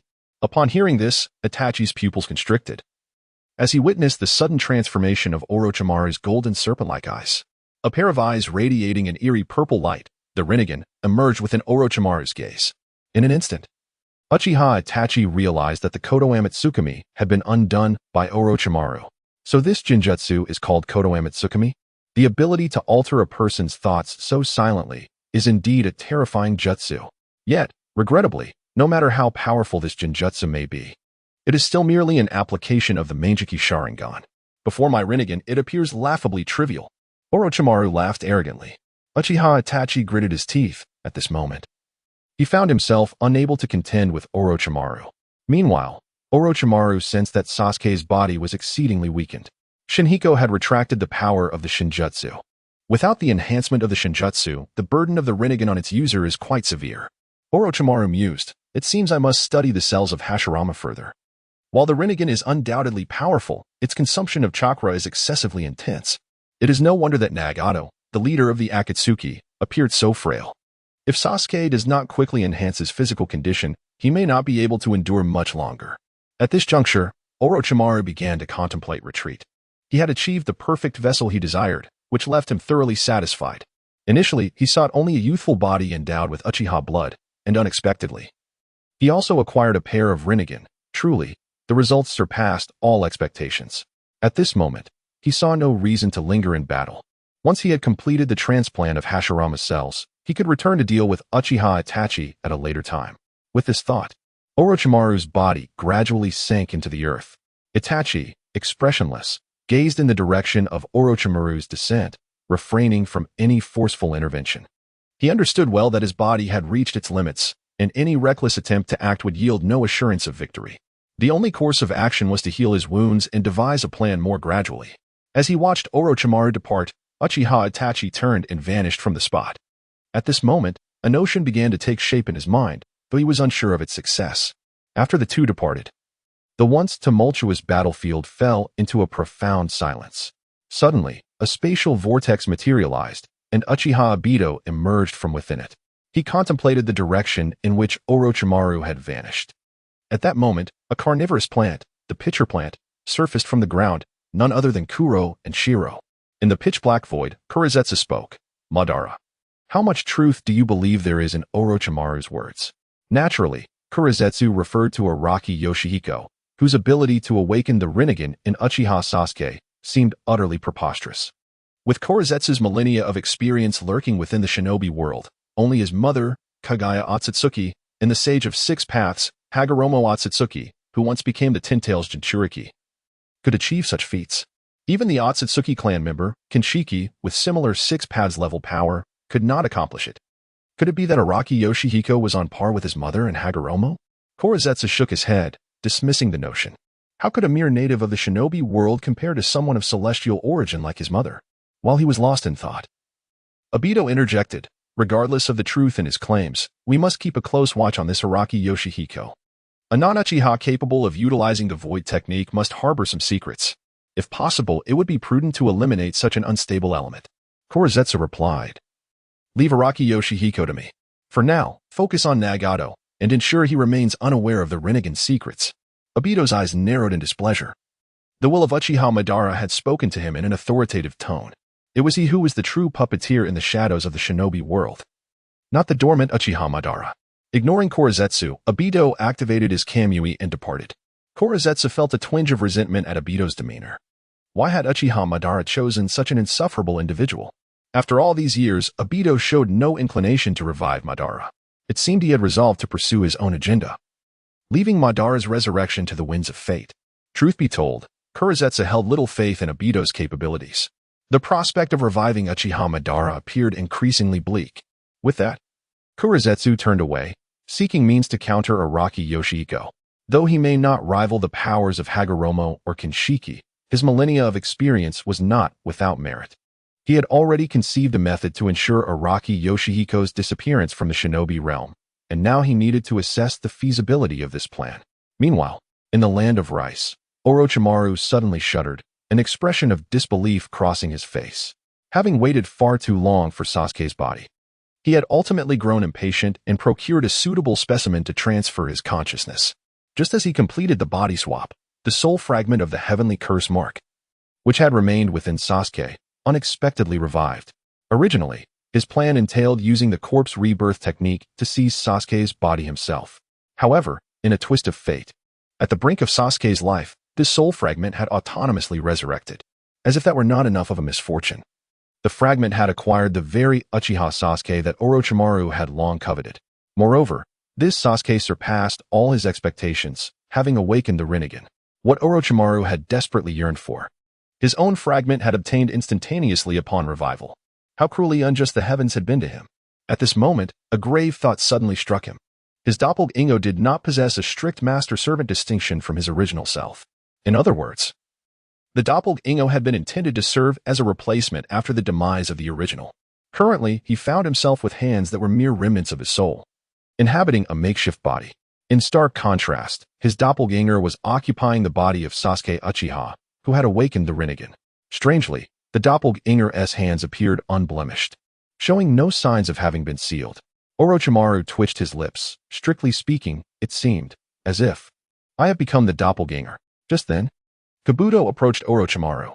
Upon seeing him, Kabuto promptly stated, Lord Orochimaru, the Sound Four have been ensnared by the Leaf Ninja. Should we send someone to assist them? Hearing Kabuto's words, Orochimaru's gaze turned icy as he replied, there is no need to concern ourselves with them. A bunch of useless fools who cannot even bring back Sasuke. What purpose do they serve? At that moment, Orochimaru was seething with frustration, having unexpectedly transformed from the original into a mere doppelganger. Who could possibly manage such a situation? Kabuto adjusted his glasses, realizing that Lord Orochimaru was not in high spirits. What could have transpired? Meanwhile, in a forest within the Land of Fire, the Sound Four found themselves surrounded by a pursuit team from Konoha, trapped in a dire predicament. This pursuit team was entirely different from that in the original narrative. Alongside the exceptionally talented Chunin, Naruto, and Shikamaru, several elite jonin, including Nara Shukaku and Inuzuka Kiba, had joined their ranks. The disparity in strength between the two sides rendered the Sound Four hopelessly cornered. Stepping forward, Naruto shouted at the encircled Sound Four. Where the hell have you hidden Sasuke? The short-tempered Jirobo among them erupted in anger, retorting, how many times do we have to tell you? We have never seen Uchiha Sasuke. As Naruto prepared to respond, Shikamaru intervened, raising a hand to stop him. There's no need to waste breath on them, Naruto. Once we defeat them, we can allow the village's ninjas to probe their memories for answers, Shikamaru advised. Heeding this, Naruto charged into battle against the Sound Four. Seeing Naruto take the initiative, the others followed suit, rushing into the fray. The battle raged from dusk until the following dawn, with the defeat of the strongest among them. Kadamaru, the victory of the Konoha ninjas was sealed. The prowess of the Sound Four had exceeded the expectations of the Leaf Ninja, initially intending to capture them alive. They ultimately had no choice but to eliminate the four. After transporting their bodies back to the Konoha Anbu, the interrogation team began probing the minds of the fallen. However, the results were disappointing. The Sound Four had indeed spoken the truth. They had no knowledge of Uchiha Sasuke's whereabouts. Sitting atop Hokage Rock, Naruto gazed vacantly at the sunset. Pondering, Sasuke, where have you gone? A week later, a group of uninvited guests arrived in the Land of Iron, led by a small elder in his 70s. The old man was rather diminutive, standing at just over a meter tall. The hair atop his head was either completely absent or intentionally shaved. A bun was tied at the crown, resembling that of a warrior from an island nation. This elderly figure was none other than the third Tsuchikage of the Land of Earth, Noki of the two sides of the scale. At this moment, he floated at the forefront of the group, his expression one of displeasure. Behind Noki trailed two companions, one named Akatsuchi, a robust man towering at least 2 meters, and the other named Maf, who possessed a balanced physique and bore an honest demeanor. The trio advanced silently toward the city of Teeth, Naka's irritation simmering within. A few days prior, a letter had arrived from the Flying Foot Ninja, marked as sent from the Land of Teeth. Noki had initially dismissed it as merely a mission request, unaware that the contents would send his blood pressure soaring. To his astonishment, the Magon team had failed their mission and been captured by the enemy. However, this was not the cause of Naka's ire. A mere mission failure did not warrant his reproach, as he himself had faced defeat before. What truly infuriated him was the audacity of the captors, who, after seizing the Magon team, had the gall to demand a ransom from a Wagakure. How dare anyone extort the Tsuchikage? Had he been absent from the fray for so long that the ninja world had forgotten his name? He had come personally to ascertain who possessed such audacity. The trio made no attempt to conceal their presence, boldly entering the city of Teeth. Kawabata Yasunari, the current lord of the Land of Teeth, naturally came forth to greet them.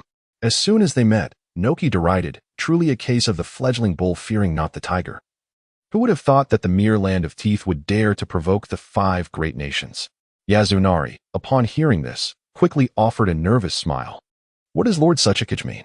Even with tenfold bravery, I would not dare to provoke the Land of Earth. Noki let out a cold chuckle before retrieving a letter from his robes and tossing it to Kawabata. As Kawabata caught the letter, beads of cold sweat formed on his forehead. The hasty handwriting was immediately recognizable. What mischief was Araki Nobuhiko concocting? Capturing a ninja from one of the 5 great nations could either lead to execution, leaving no witnesses, or a release as a gesture of goodwill. Yet this fellow had the audacity to demand a ransom. This was a blatant affront to the dignity of a Wagakure. What should he do? Should he consider sacrificing Araki Nobuhiko? After careful contemplation, he shook his head. Since assuming the position of lord, he had initiated a thorough reckoning within the Land of Teeth. A considerable number of influential figures, including those who had once plotted against him, had been dealt with, either eliminated or forced to flee with their wealth. Many had sought out ninjas to assassinate him. But under the protection of Araki Nobuhiko, all such attempts had met with failure. It was precisely due to Araki's safeguarding that he had the audacity to take decisive action against the dissenting aristocracy within the Land of Teeth.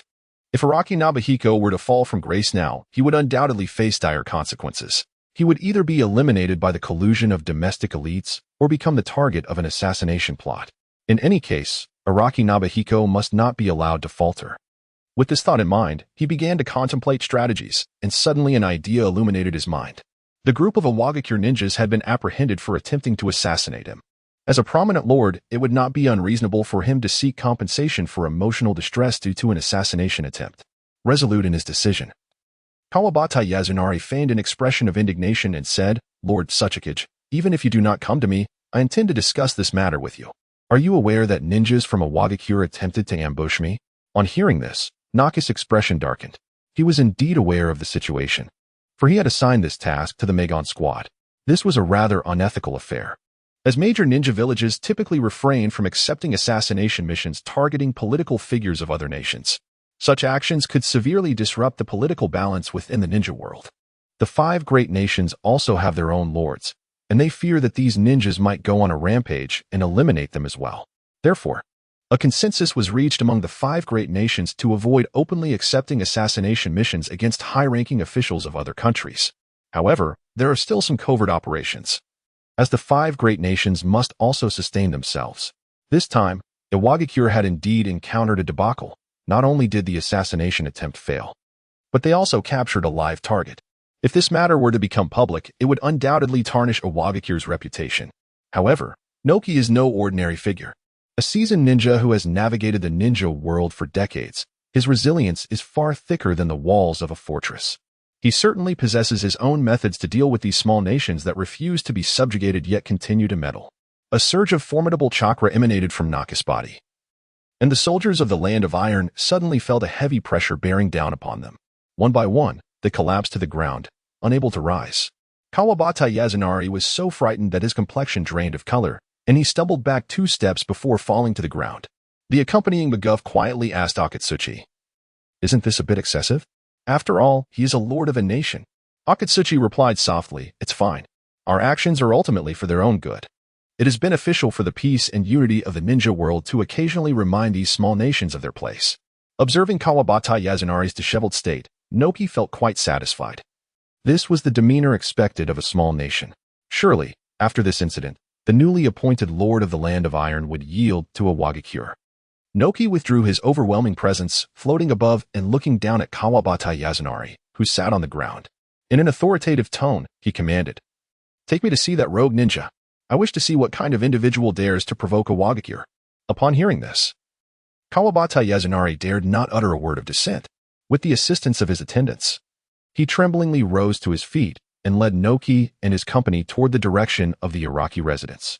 Ordinary citizens, upon witnessing Kawabata Yasunari's current state of disarray, lowered their heads and refrained from making eye contact. This newly appointed lord had gained notoriety for his ruthlessness since ascending to power.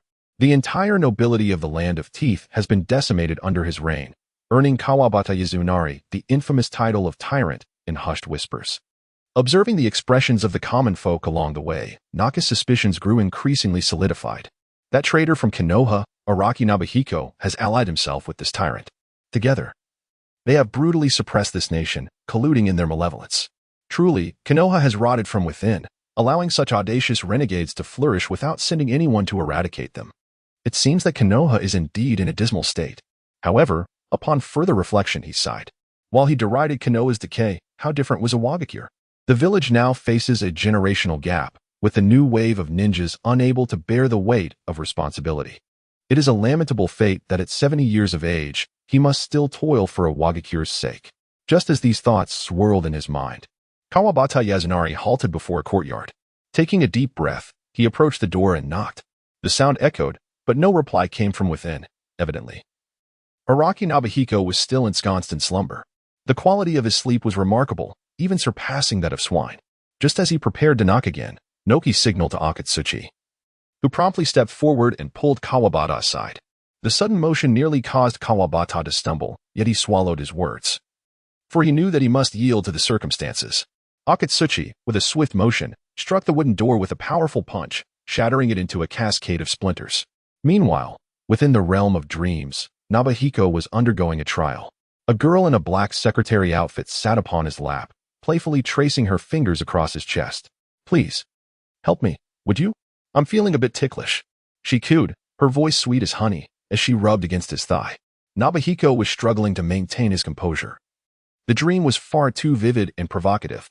It was a scenario he had concocted for himself before slumber, intending merely to challenge his own vulnerabilities. To his astonishment, he found that his defenses were alarmingly feeble. Truth be told, he was on the verge of losing control. With his formidable mental fortitude, he could easily extricate himself from this dream. Yet who would wish to awaken from such a tantalizing fantasy? No wonder Uchiha Madara and Uchiha Obito were so eager to realize the infinite Tsukuyomi. In his mind's eye, he envisioned the two within the realm of the infinite Tsukuyomi, one embracing Noera Rin, while the other held Shinja Hashirama. At that moment, the girl pretended to fan herself, sultrily exclaiming, "It's quite hot today." With that, she began to unfasten her blouse, each button undone, bringing her tantalizingly closer to the World Cup. Nobuhiko felt a rush of blood to his face, his expression betraying his excitement. Shaking his head to dispel the distracting thoughts, he silently chanted, "Form is emptiness, emptiness is form." Stealthily, he opened one eye to gaze upon the secretary girl, who had completely undone her blouse. "What nonsense is this about emptiness and form?" he exclaimed inwardly. "To hell with being virtuous. I shall embrace my baser instincts." He extended his devilish claws directly towards the young girl's chest. The girl, resembling a fragile lamb, closed her eyes, just as Nobuhiko was about to succeed. A thunderous roar echoed in his mind. "Araki Nobuhiko, come out here." The shout reverberated through the walls, infused with a formidable chakra. Nobuhiko, startled by the roar, instinctively reached for his trousers, only to realize that he was indeed dressed. It had merely been a dream. He sat up in bed, his face etched with displeasure. Who the hell was that? Shouting in broad daylight, how could anyone sleep? Enraged, he stormed out of his room and bellowed, "Who the hell is making such a racket? Have you no sense of public decency?" Floating in the air, Inoki scrutinized the rogue ninja from Konoha, Araki Nobuhiko. His appearance was unremarkable, neither handsome nor ugly, but he possessed a unique aura, akin to improperly mixed cement and construction. There was an essence of hopelessness about him. Donning a green dinosaur-themed pajama set, his face, though displaying anger, conveyed a hint of despondency. Inoki furrowed his brow. This fellow hardly seemed like a formidable opponent. He glanced at Kawakami Yasunari, wondering if this was some sort of jest. Turning back, Inoki inquired uncertainly, "Are you the rogue ninja from Konoha who defeated Megon?" Hearing someone speak from above, Nobuhiko looked up. An elderly man, around 70 or 80 years old, floated in the air, addressing him in a condescending tone. Nobuhiko instantly recognized him as Inoki, the village leader of Awagakure. At this hour, no one else could hover without external aid. Nobuhiko raised his head and challenged, "Was that you shouting outside? Are you just a bored old man with nothing better to do? What nonsense are you yelling about in broad daylight? Are you summoning spirits or mourning someone? Did your father die, or your mother?" Inoki's expression darkened considerably. This brat was utterly uncouth, daring to insult him so brazenly. He retorted angrily, "You insolent child, show some respect. I am the Tsuchikage of Awagakure. Do you believe I won't throw you into the Umbu interrogation unit, leaving you unable to survive or die?" Nobuhiko sneered, "Oh, I'm so scared. I apologize for my earlier rudeness. Please, don't be angry. If you were to die of rage up there and fall, that would be considered a high-altitude projectile." Inoki, infuriated, exclaimed, "You daring little wretch. How dare you speak so arrogantly?" With that, he clasped his hands before his chest, adopting a posture akin to cradling a basketball. A transparent square energy form manifested in his hands. "Araki Nobuhiko, perish," he declared. "Dust release, original world separation technique." The transparent square crystallized into a streak of light, hurtling directly towards Nobuhiko. Inoki had made up his mind to eliminate this insufferable brat. This individual is a rogue ninja from Konoha. And even if he were to kill someone, Konoha would remain silent. In fact, there might be some advantage to be gained from this character, using the young boy as a catalyst to incite war. After employing dust release, Inoki clasped his hands behind his back, his expression indifferent as he observed Araki Nobuhiko. The latter yawned lazily, then extended his right hand, conjuring a pink sphere that materialized in his palm. This pink orb then floated before him, transforming into a pink pancake. Inoki furrowed his brow, perplexed by this unfamiliar ninjutsu. What kind of technique was this? Although he had never encountered it before, it was evident that this boy intended to use the pink pancake to counter his dust release. Inoki couldn't help but chuckle. It had been ages since he had met someone so foolish as to attempt to withstand his dust release with ninjutsu. He recalled the last time he faced such arrogance. It had been that self-important Shimura Danzo, who ended up losing an arm and was reduced to a rat in the sewers, forced to engage in clandestine dealings. The ignorant boy, under the might of my dust release, shall be reduced to... Wait, what? Inoki was taken aback by the scene before him. The dust release, renowned for its unparalleled efficacy, struck the pink pancake, merely brushing against it as if a gentle breeze were passing, leaving the pancake utterly unscathed. Inoki's eyes widened in disbelief, rendering him speechless. The accompanying Akatsuchi and Magu sealed also stared at this spectacle in stunned silence. How could this be? The strongest attack in the ninja world, the bloodline-defying dust release, had been thwarted by Araki Nobuhiko. This scene utterly shattered their perceptions. Dust release is a fusion of 3 types of chakra nature transformations. It is not merely a matter of resistance. Even a slight contact would obliterate ordinary ninjutsu entirely. At that moment, the Awagakure ninja considered another possibility. They widened their eyes, staring at the pink energy in Nobuhiko's hand as if they had seen a ghost. He had already retracted it back into his body. It was rather sticky and cumbersome, so it was better to keep it contained. Akatsuchi swallowed hard and tremulously addressed Magu Sealed. Do you think that ninjutsu could also be a bloodline limit? Magu Sealed shook his head, replying, it's hard to say. After all, Dust Release is the only widely recognized bloodline limit in the ninja world. There have been no reports of any other bloodline limits, so it's difficult to speculate. At this moment, Inoki found himself in a precarious position, realizing that the opponent possessed a capability that could counter him, making the outcome of their confrontation uncertain. Moreover, he personally despised engaging in battle, especially since a Wagakure was currently in a state of disarray. If he were to face an unexpected setback, the entire village's strength would significantly diminish. Just then, several figures came running from a distance. The group turned to see that it was Meigan, Nagakudo, and Fushishi. The three immediately spotted Inoki hovering in the air. Meigan promptly bowed, saying, Jonin Meigan pays respects to Lord Sasuke. Inoki nodded at Meigan and then flew over beside him, stating, no need for formalities. Please share everything you know about Araki Nobuhiko. Without hesitation, Meigan recounted all the information he possessed in detail. While recounting the events, he briefly mentioned Deidara, causing Noki to shake his head. Although Deidara was a rogue ninja, he was, after all, his own apprentice. Furthermore, after his defection, he had not committed any acts that endangered the village. Noki had hoped that one day Deidara would return to a Wagakure, but instead, he received the news of the latter's demise, which was truly regrettable. At that moment, Shinyan approached and said, Old man, you are here to redeem those three, aren't you?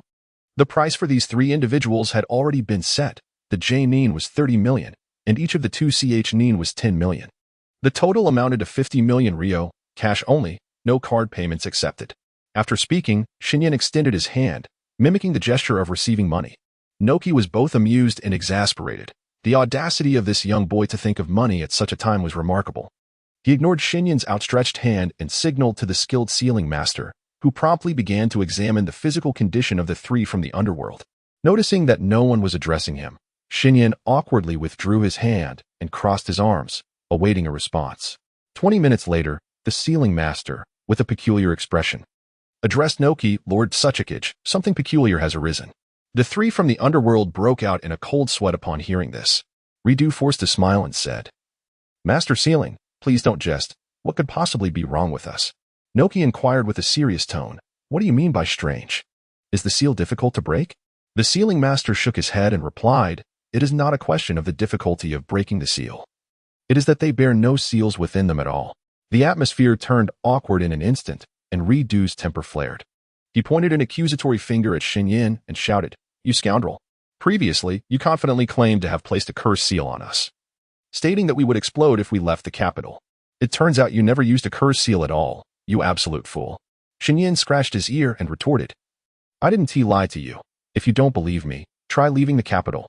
Ridu, incensed, shouted, you bastard, trying to deceive me.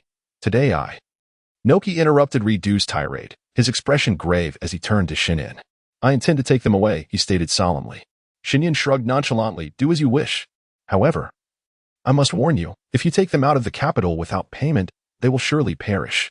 Noki turned to the sealing master, who appeared somewhat apprehensive. If he had misjudged the situation, the consequences could be dire.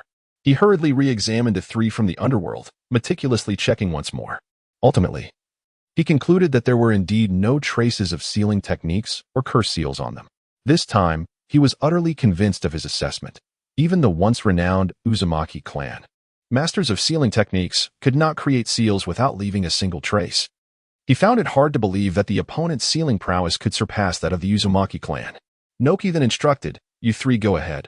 I will provide cover. Without hesitation, the group began to withdraw gradually. Once everyone had retreated, Noki prepared to turn and leave. Before departing, he cast a fierce glare at Shinyan. After everyone had departed, Nobuhiko approached Yasunari Kawabata, who was now slumped at the doorway, his legs damp beneath him. Nobuhiko covered his mouth and nose, inquiring about the outcome of recent events. Upon learning that Kawabata had been threatened by Sasuke, he stroked his chin thoughtfully. Had Sasuke eliminated Kawabata then, he would have lost a valuable asset. It seemed prudent to create several clones to work in his stead while he slept or was away. This way, even if he left the Land of Teeth, he need not worry about this fool being eliminated. The more he contemplated, the more sense it made, prompting him to begin his research. Meanwhile, the group from Awagakure cautiously exited the borders of the capital. Name was deeply troubled. If Araki Nobuhiko truly was a rogue ninja from Konoha, that would be one thing. However, if he were a false defector manipulating the identity of a rogue ninja to control smaller nations, it would pose a significant dilemma. The geographical position of the Land of Teeth lay conveniently between the Land of Fire and the Land of Earth. If war were to erupt, could Konoha potentially launch an attack on the Land of Earth through this region? As he pondered this, a sudden loud bang resonated behind him. He turned cautiously, only to be met with a gruesome sight. Blood and flesh scattered across the ground. Thanks to his elevation in the air, he remained untainted by the carnage. However, Ridu and Fushishi, closest to the deceased Captain Maegon, were now covered in blood and gore. Ridu stared blankly at the dismembered remains of Captain Maegon, utterly bewildered. Fushishi, however, quickly regained his senses and bolted towards the capital, recalling Nobuhiko's warning and realizing the gravity of the situation. The only feasible way to survive now was to return to the safety of the capital. Ridu had the same thought. Just as he was about to take a step, he felt a sudden warmth engulf his body. Boom! His form exploded into a shower of blood and flesh, akin to Maegon's demise. Name cried out, "Akatsuchi, quickly throw Fushishi back to the capital." At this, Akatsuchi dashed to Fushishi's side, seizing him by the collar, and with all his might, hurled him toward the capital. As Fushishi saw the city walls drawing nearer, he felt a moment of relief. As long as he reached there, he would likely be safe. Boom! A cloud of blood mist erupted in the air, scattering Fushishi like petals in the wind. Watching from afar, Name clenched his fists, an aura of murderous intent radiating from him. That detestable brat. You truly deserve this. In the office of the third Sachikage at Awagakure, Name sat in his chair, his expression dark and brooding. He was seething with anger, not only towards Araki Nobuhiko but also at himself. Had he been his younger self, he would have immediately returned to the Land of Teeth to confront that wretched boy. However, he could not do so now. The current generation of ninjas in Awagakure was lacking, with no one capable of bearing the burden. If he were to engage in battle with that boy now, what would become of Awagakure? Yet, he found himself unable to swallow his indignation. As he ruminated, he recalled the Akatsuki organization. As a collaborator with Akatsuki, he was acutely aware of the formidable power this organization wielded. Moreover, Deidara was once a member of the Akatsuki organization, if this organization could be of use. As he was lost in thought, a mocking voice echoed from the Tsuchikage's office. Why the long face? That expression hardly befits someone who traverses the ninja world like a seasoned scale. On hearing this, Inoki was taken aback, for the voice was unmistakably not that of an Umbu member. Following the sound, he beheld a young boy, approximately 13 or 14 years of age, standing at the entrance of the Tsuchikage's office. At that moment, the Umbu ninjas assigned to protect him stood frozen, their expressions blank, resembling puppets. Inoki quickly regained his composure and, regarding the boy with a cold smirk, declared, You young ones are becoming increasingly disrespectful towards this old man. Speak. How do you wish to meet your end?" At this juncture, Inoki had already gathered his dust release technique, prepared to reduce the individual before him to mere particles in an instant.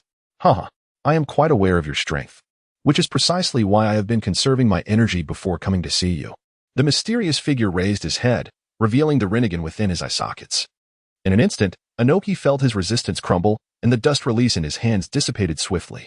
Orochimaru made his way to the large window in the Tsuchikage's office, a smile playing at the corners of his mouth. This power is truly magnificent. Even a formidable ninja like Inoki, forged through blood and battle, cannot withstand a single strike under the gaze of my Rinnegan. With such strength, it is no wonder Nagato considers himself a god. However, the flaws of this power are evident. Sasuke's body has been deteriorating increasingly, intensifying his urgency in researching the cells of Hashirama. He believes that once he implants Hashirama's cells into his own body, no one in the ninja world could pose a threat to him.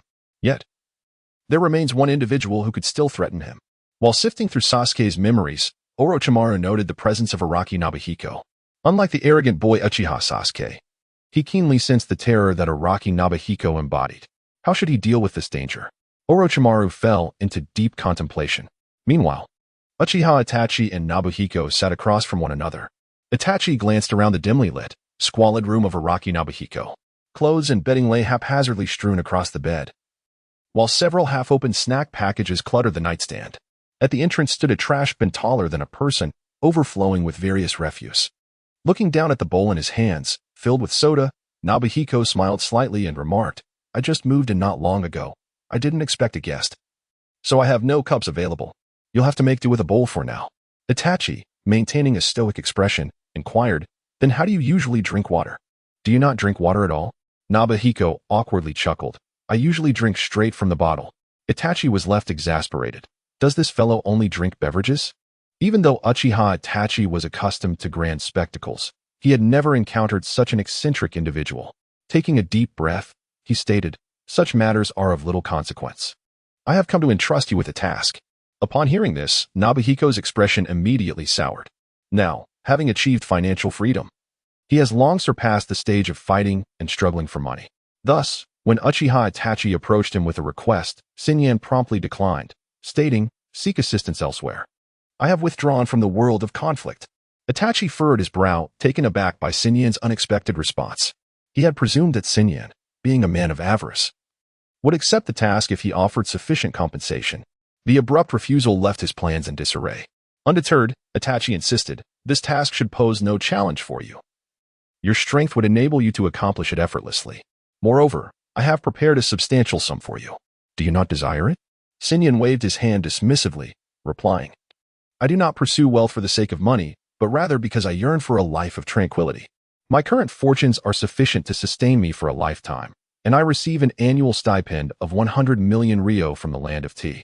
Given this, why would I continue to engage in conflict?" Itachi remained troubled, pondering how to deal with someone so devoid of desire. After a moment of contemplation, he inquired, "Was it you who caused Sasuke's powers to vanish that day?" Xinyan admitted, "Indeed, that brash youth had it coming. I merely intended to teach him a lesson. But he fortuitously fell victim to your punch." Itachi responded sternly, "Since Sasuke's current plight is a result of your actions, should you not take responsibility to rescue him?" Xinyan felt a twinge of guilt.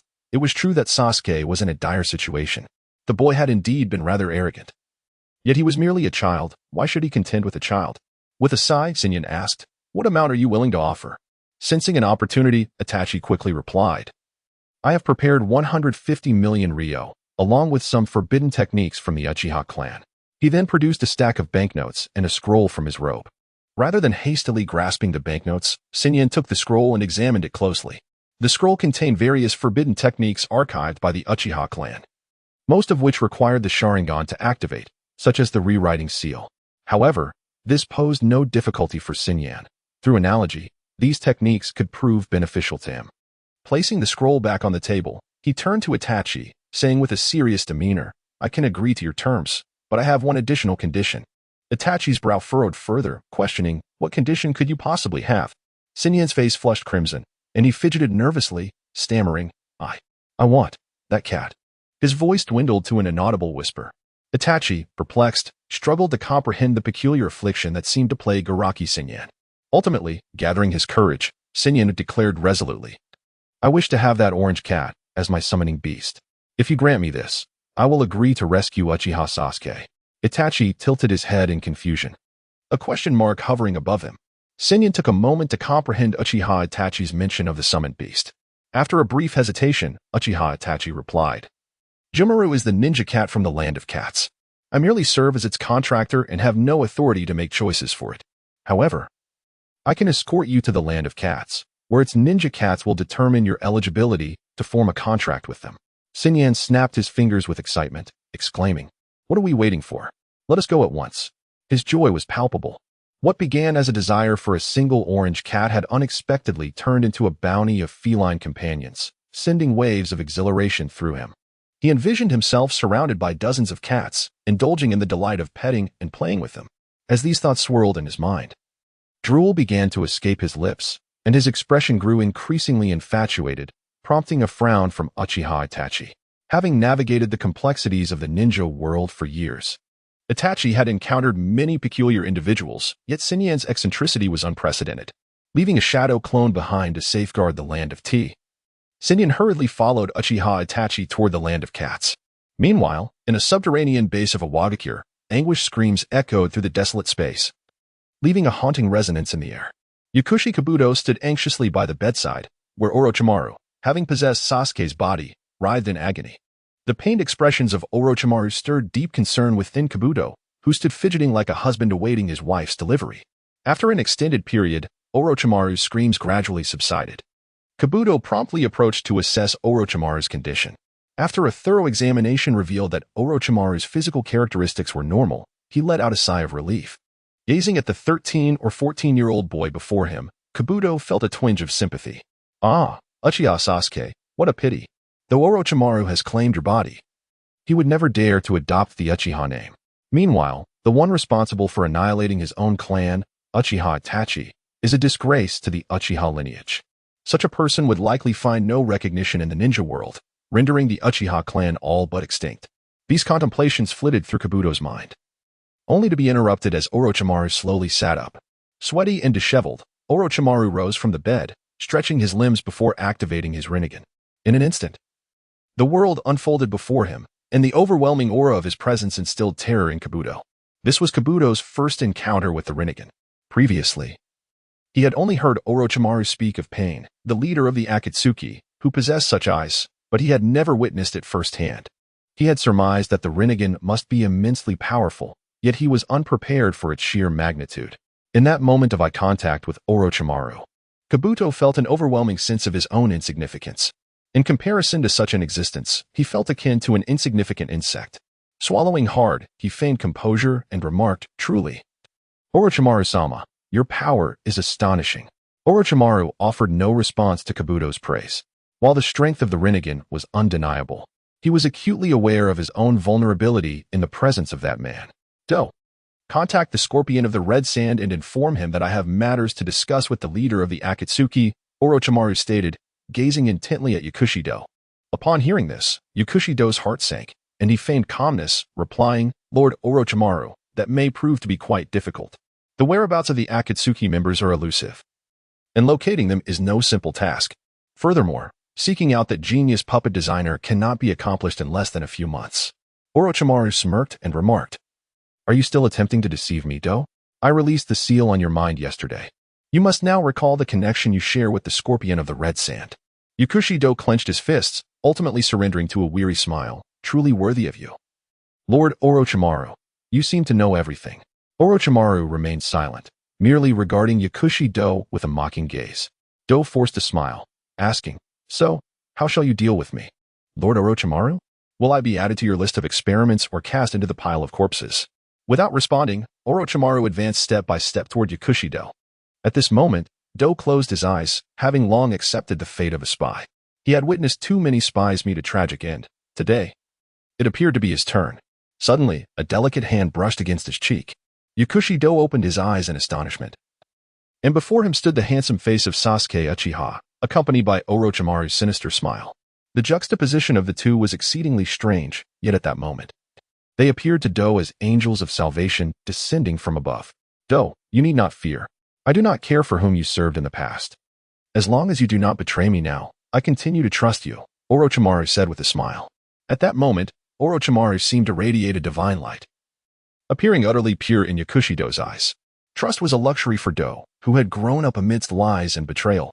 The last person to trust him so completely had been Principal Yano, yet in the end, he was forgotten. From then on, Do wandered aimlessly, like a living corpse. However, he now possessed a new faith. Lord Orochimaru had become his belief. Observing Do's expression, Orochimaru smiled. "Go and contact the Scorpion of the Red Sand." Do wiped away his tears and replied brightly, "Yes, Lord Orochimaru." After Do departed, Orochimaru gazed fervently at his reflection in the mirror. He could feel the surging vitality within him. This newfound strength perfectly compensated for the deficiencies in his body, and subtle, imperceptible changes were occurring within him. Orochimaru did not know the nature of these changes, but he sensed they were beneficial to his form. He licked his lips. Indeed, the power of the Uchiha clan was formidable, and he had truly struck a fortune this time. Once he dealt with Araki Nobuhiko, he would have ample time for his scientific pursuits, enabling him to emerge openly in a Wagakure without fear. A few days later, on the Tenchi Bridge in the Land of Grass, the Scorpion of the Red Sand cast a malevolent gaze upon the pharmacist Do. The stinger of his crimson tail poised threateningly against Do's neck. "Dare you betray me?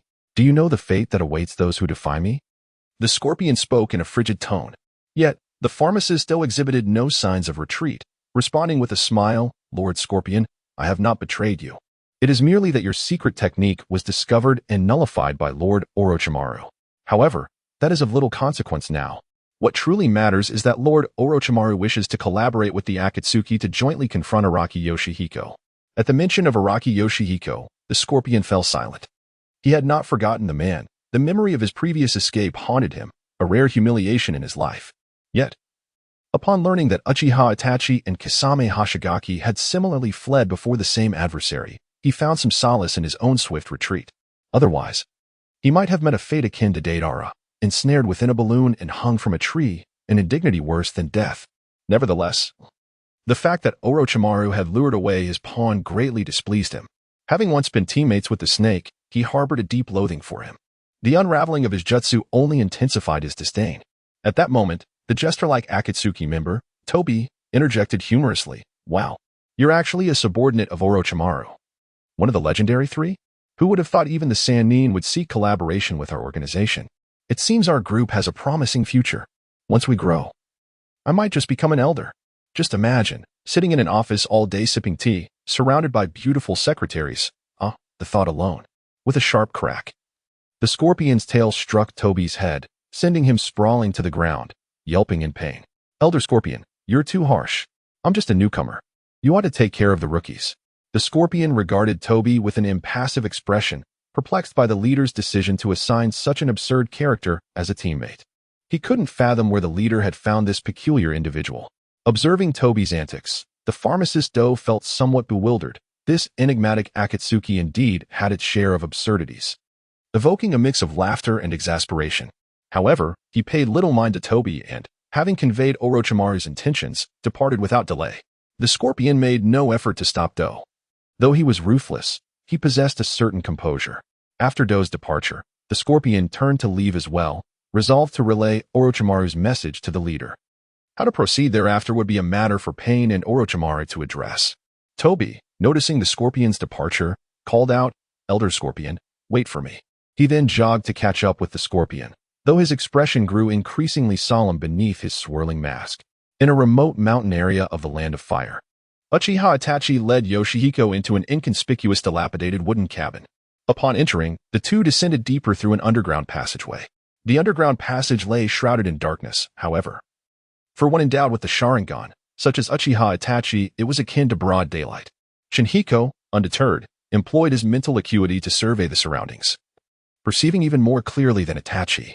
The passage was adorned with an ancient charm, flanked by the occasional feline that strolled by, eliciting a salivating response from Shinhiko.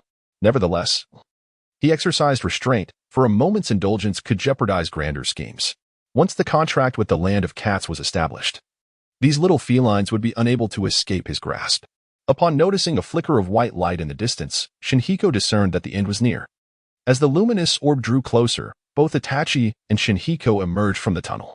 "You've arrived, Meow. You've been coming quite frequently lately," Meow upon stepping out. A gray-white cat clad in a kimono greeted Itachi. Its name was Hanai, tasked with monitoring and inspecting any foreign presence in this realm. With a stoic expression, Itachi inquired, "Where is the cat, elder?" Hanai tilted its head and replied, "Inside." Meow. Without hesitation, Itachi proceeded inward, with Shinhiko closely trailing behind. However, after taking just a few steps, Hanai intercepted Shinhiko. Curious, he looked down at the small feline obstructing his path, pondering its intentions.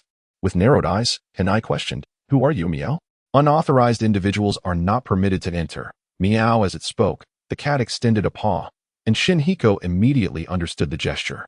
Before him, the very fabric of reality tore open. Hanai's fur bristled in alarm, and it leaped back, wary, exclaiming, "What do you intend to do?" Shinhiko reached into the rift and produced a large jar, approximately 20 centimeters tall, akin to a canister of powdered milk. Under Hanai's scrutinizing gaze, he opened the jar, unleashing a familiar aroma that wafted towards Hanai's nostrils. Its demeanor shifted from caution to rapture as it approached the jar to relish an oversized cat treat. Shinhiko flashed an okay gesture at Itachi, who remained silent and continued onward. The duo arrived at the innermost chamber, where they encountered the matriarch of the Land of Cats. The cat elder. "Ah, little Itachi, you've been visiting quite often lately. Is something amiss?" she inquired upon their meeting. Itachi, maintaining his impassive facade, responded, "Nothing of consequence." In truth, he had frequented the Cat Elder's domain during his youth. However, as he became ensnared in the conflicts of his village and clan, his visits diminished. Following the tragic night of the clan's massacre, he had scarcely returned, primarily out of apprehension regarding an awkward encounter with Sasuke. Yet now, with Sasuke's body under Orochimaru's control, he felt little fear about visiting the land of cats. Observing Itachi's reluctance to elaborate, the Cat Elder refrained from pressing further. While the land of cats maintained a favorable relationship with the Uchiha clan, the clan's internal strife was ultimately a matter for the Uchihas alone, unrelated to their feline community. The Cat Elder turned her gaze to Shinhiko and remarked with a smile, "Little Itachi, is he your friend?" Uchiha Itachi replied expressionlessly, "No. He is here to sign a contract with the ninja cats of Cat Country." Upon hearing this, Granny Cat scrutinized Araki Nobuhiko from head to toe.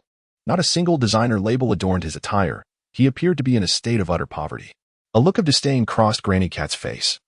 As the ninja cats of Cat Country were not so easily appeased, they were not combat-type summoning beasts, and if he sought a powerful summoning companion, he had come to the wrong place. Ignoring Granny Cat, Nobuhiko's gaze fell upon a familiar figure not far away. The plump figure and amiable face belonged to the orange tabby cat he had longed for, J-Maru. A lovesick smile instantly spread across his face as he approached J-Maru, saying, "May I pet you? Oh, you are so adorable. And so plump. You are truly the cat of my dreams." He placed his hand on the orange cat and began to stroke its fur. The sensation was soft, and the cat exuded a languid charm. Nobuhiko was utterly captivated by the feline's exquisite beauty. Just then, J-Maru opened its eyes, displaying a look of impatience. "Who are you? How dare you disturb my sleep? Get away from me." Itachi's expression turned slightly helpless. J-Maru remained the same as ever, spending its days in a cycle of eating and sleeping.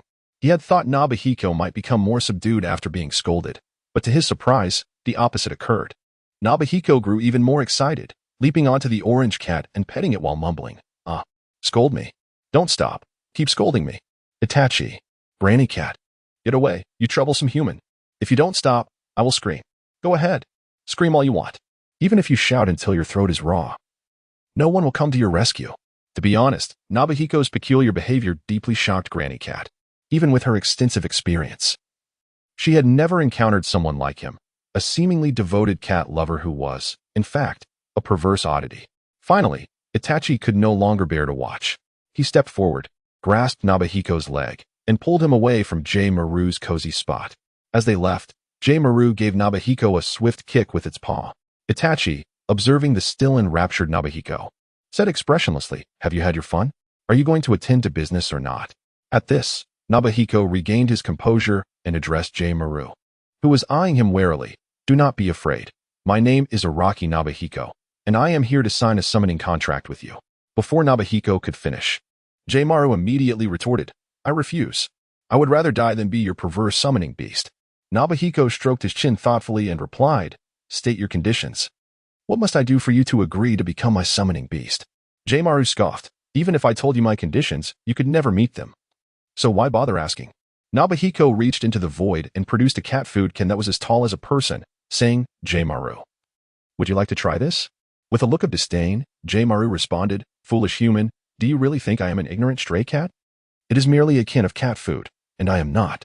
Before he could finish his sentence, he was captivated by the aroma emanating from the can. With a gleam in his eyes, the orange round cat leaped eagerly towards the can, disregarding the stares of those around him, and began to indulge. The elderly cat lady looked on in bewilderment, although the orange round cat had a penchant for food. It seemed unlikely that he would be so easily lured by the can. Uchiha Itachi, however, discerned the underlying trickery at play. Araki Nobuhiko had audaciously employed genjutsu to ensnare the orange round cat, a truly shameless act. Clearly, Itachi had forgotten that not long ago. He had also used genjutsu to manipulate the orange round cat into performing reverse summoning to rescue him. Observing the orange round cat fall into his trap, Nobuhiko let out a sinister chuckle. He promptly produced 2 burlap sacks and inquired of the orange round cat, "Which do you prefer, the pink sack or the white one?" Without a moment's hesitation, the indulging orange round cat replied, "The white one." In an instant, Nobuhiko transformed into a streak of light and appeared before the orange round cat, swiftly ensnaring him within a sack. Then, as the cat lady and Uchiha Itachi were momentarily stunned, he vanished in a flash of teleportation. The cat lady mechanically turned her head towards Itachi, asking, "That person. He has captured the orange round cat in a sack?" Itachi, too, was taken aback by Nobuhiko's audacious maneuver. This fellow truly played by his own rules. Did he think that raising a summoning beast was akin to tending to a pet? Such a direct approach would surely engender a sense of rebellion in the summoning beast, making future companionship impossible. Meanwhile, within the confines of Nobuhiko's home in the Land of Tea, he had just returned via teleportation, clutching the orange round cat and incessantly nibbling on him. Under the relentless onslaught of Nobuhiko's slobber, the orange round cat ultimately succumbed, gradually ceasing his resistance. An hour later, Nobuhiko sat at the head of the bed, a satisfied expression adorning his face as he reminisced about the delightful experience of cat indulgence. The orange round cat, on the other hand, lay despondently at the other end of the bed, staring blankly at the ceiling. Observing the dejected state of the orange round cat, Nobuhiko offered words of comfort. "There is no need for such sorrow. From this day forth, you shall be the summoning beast of me, Araki Nobuhiko. If you desire anything, simply tell me. There is nothing in this world that I cannot procure. Should anyone dare to bully you, I shall defend you without hesitation." Upon hearing this, a flicker of vitality returned to the orange round cat's gaze. Tentatively, he proposed, "If that is the case, I have conditions to propose." Nobuhiko smiled and replied, "Feel free to state your conditions. I can fulfill any request." The orange round cat declared, "First, I desire a territory that belongs solely to me, where I shall reign as the king of cats. Second, I wish to be able to return to the land of cats at any time. Lastly, I demand an endless supply of food, and I shall never engage in combat with others. That would be far too perilous. If you can meet these conditions, I shall agree to be your summoning beast." Nobuhiko smiled slightly and responded, "Is that all?" "Such conditions are exceedingly simple." He then slowly closed his eyes. In a corner of his mental realm, amidst a chaotic swirl of spiritual energy, a vast land materialized from the void, barren and devoid of any features. Subsequently, a thought crossed Sinyan's mind, and countless flowers, grasses, and trees sprang forth from the earth. Various small creatures peeked out, and a beautiful tapestry of nature slowly unfurled. In the world of ninjas, Sinyan gradually opened his eyes and smiled at Jimaru, saying, "Come with me. Let me show you the cat nest I have prepared for you." He placed his hand on Jimaru's shoulder and, in an instant, transported them to the newly established continent. Upon arrival, Jimaru's eyes widened in astonishment. He gazed around in awe, prompting Sinyan to indulge in a moment of affectionate petting. Half an hour later, Jimaru, attempting to maintain composure, remarked, "Now that I have seen this territory, how can I return to cat paradise whenever I wish?" Sinyan chuckled lightly, and a portal materialized before Jimaru. "Step inside and take a look." Jimaru cautiously entered the portal, only to be greeted by Uchiha Itachi. "Jimaru, were you not taken away by that fellow? How have you returned?" Uchiha Itachi inquired, his brow furrowed in confusion. He noticed the portal behind Jimaru, his expression turning grave. This must be a form of space-time ninjutsu. Was it the work of Araki Sinyan? Through the portal, he caught a glimpse of a vibrant world, teeming with life and filled with the fragrance of blossoms. Where in the ninja realm could this be? Ultimately, Sinyan and Jimaru forged a summoning contract, and Jimaru officially became Sinyan's summoning beast and companion. That realm was then named Cat God Continent by Jimaru, who could now open a portal back to Cat Paradise at any time, allowing him to revisit whenever he yearned for home. Thus, Jimaru's matter was settled. Sinyan then formally accepted Uchiha Itachi's request to rescue Uchiha Sasuke. When Sinyan asked Itachi if he would accompany him, Itachi responded that he needed to return to infiltrate the Akatsuki organization. Sinyan scoffed, "What nonsense about being an undercover agent? I haven't seen you deliver any intelligence back to Konoha." Uchiha Itachi fell silent at this remark. After a long pause, he turned to Sinyan and asked earnestly, "Do you believe the Akatsuki's plan can succeed?" Sinyan laughed. "Succeed? A plan concocted by mere pawns? That is a fool's dream." Itachi's expression shifted, and he pressed for clarification. "What do you mean by that?" Upon hearing Itachi's inquiry, Sinyan scratched his head, unsure of where to begin his explanation. To clarify the matter of the six paths pain, he would need to discuss Nagato. To elucidate Nagato, he must mention Uchiha Bido. To comprehend Abido, one must address Uchiha Madara, and to explain Madara, he would have to reveal Kagaya Otsutsuki and the brothers Kenshiki and Momoshiki. What a cumbersome task. After much contemplation, Sinyan finally replied, "You misunderstood. What I meant was that the Akatsuki's plan is bound to succeed. The ninja world will then enter an era of peace, filled with joy and prosperity. Upon hearing this, Uchiha Itachi wore a look of helplessness, wondering if this fellow even took the effort to fabricate a convincing tale. However, the other party was unwilling to speak, leaving Uchiha Itachi with no choice but to bury the matter deep within his heart. After bidding farewell to Uchiha Itachi, Shinyan embarked on a solitary journey. His pace was brisk, and before long, he had left the land of fire behind. Rather than using his mental prowess to scan the ninja world in search of Orochimaru, Shinyan decided to treat this outing as a journey of exploration throughout the ninja realm. If he were to achieve his objective so swiftly, the essence of travel would be lost. The true delight would lie in the serendipitous encounter with Orochimaru during his wanderings. Thus, filled with excitement, Shinyan hummed a tune. Bouncing along the way, I remain carefree among the mortals, once a celestial being drifting through the heavens. As he hummed, Shinyan took in the surrounding scenery. He had now entered the borders of the land of grass, where lush green grass flourished vibrantly.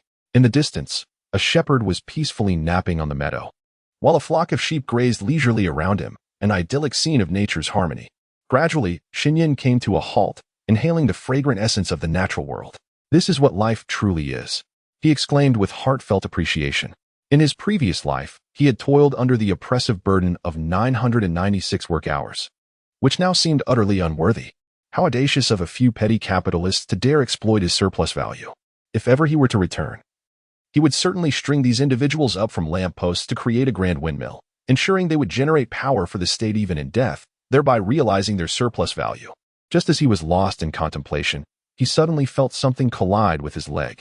Looking down, he was taken aback to see a white goat, about a meter tall, preparing to charge at him. Shinyan was bewildered. Which general dared to display such valor? This creature had the audacity to challenge the strongest in the ninja world, surpassing even Uchiha Itachi, who had fled before him. The white goat, having gathered its energy, lunged at Shinyan with vigor. It struck precisely at his golden staff. Although his Rui Jingu Bang could sever gold and jade and cleave through iron as if it were mud, being rammed by this creature was undeniably undignified. Moreover, the goats on the hillside had ceased their grazing, all eyes fixed upon this impending showdown, ready to witness this epic battle. Should he lose face in front of these beasts, his reputation as the mightiest in the ninja world would be shattered. With this thought in mind, Shinyan grasped the goat's horns firmly. The goat, caught in his grip, struggled fiercely, attempting to break free from Shinyan's hold. Yet, it was woefully naive. Shinyan possessed strength capable of lifting mountains, let alone subduing a mere goat. With a swift motion, Shinyan extended his right leg and executed a sweeping kick, toppling the goat. He then leaped onto the goat, binding it securely. The goat thrashed about, desperate to escape the clutches of this formidable foe. But its feeble frame stood no chance against Shinyan's overwhelming might. In a flourish, Shinyan conjured a white fly swatter in his right hand. Hee. Oh, dear goat. Allow me to impart a lesson upon you. Do not provoke those beyond your means ever again. Smack, smack, smack. Shinyan raised the fly swatter high above his head, relentlessly striking the goat's rear. The goat bleated in distress, ultimately bowing its head in submission. Standing tall, Shinyan gazed down upon the audacious goat that dared to challenge him, resembling a sovereign of the heavens and the earth. The goat, with its head lowered, retreated in defeat, marking the end of this skirmish with Shinyan's triumph. Elated by his initial victory, he resumed his journey, humming a cheerful tune as he skipped along. However, after only a few paces, he noticed something unusual. The very herd of goats from the hillside had closely followed him. Regardless of the direction he took, they remained steadfastly behind him.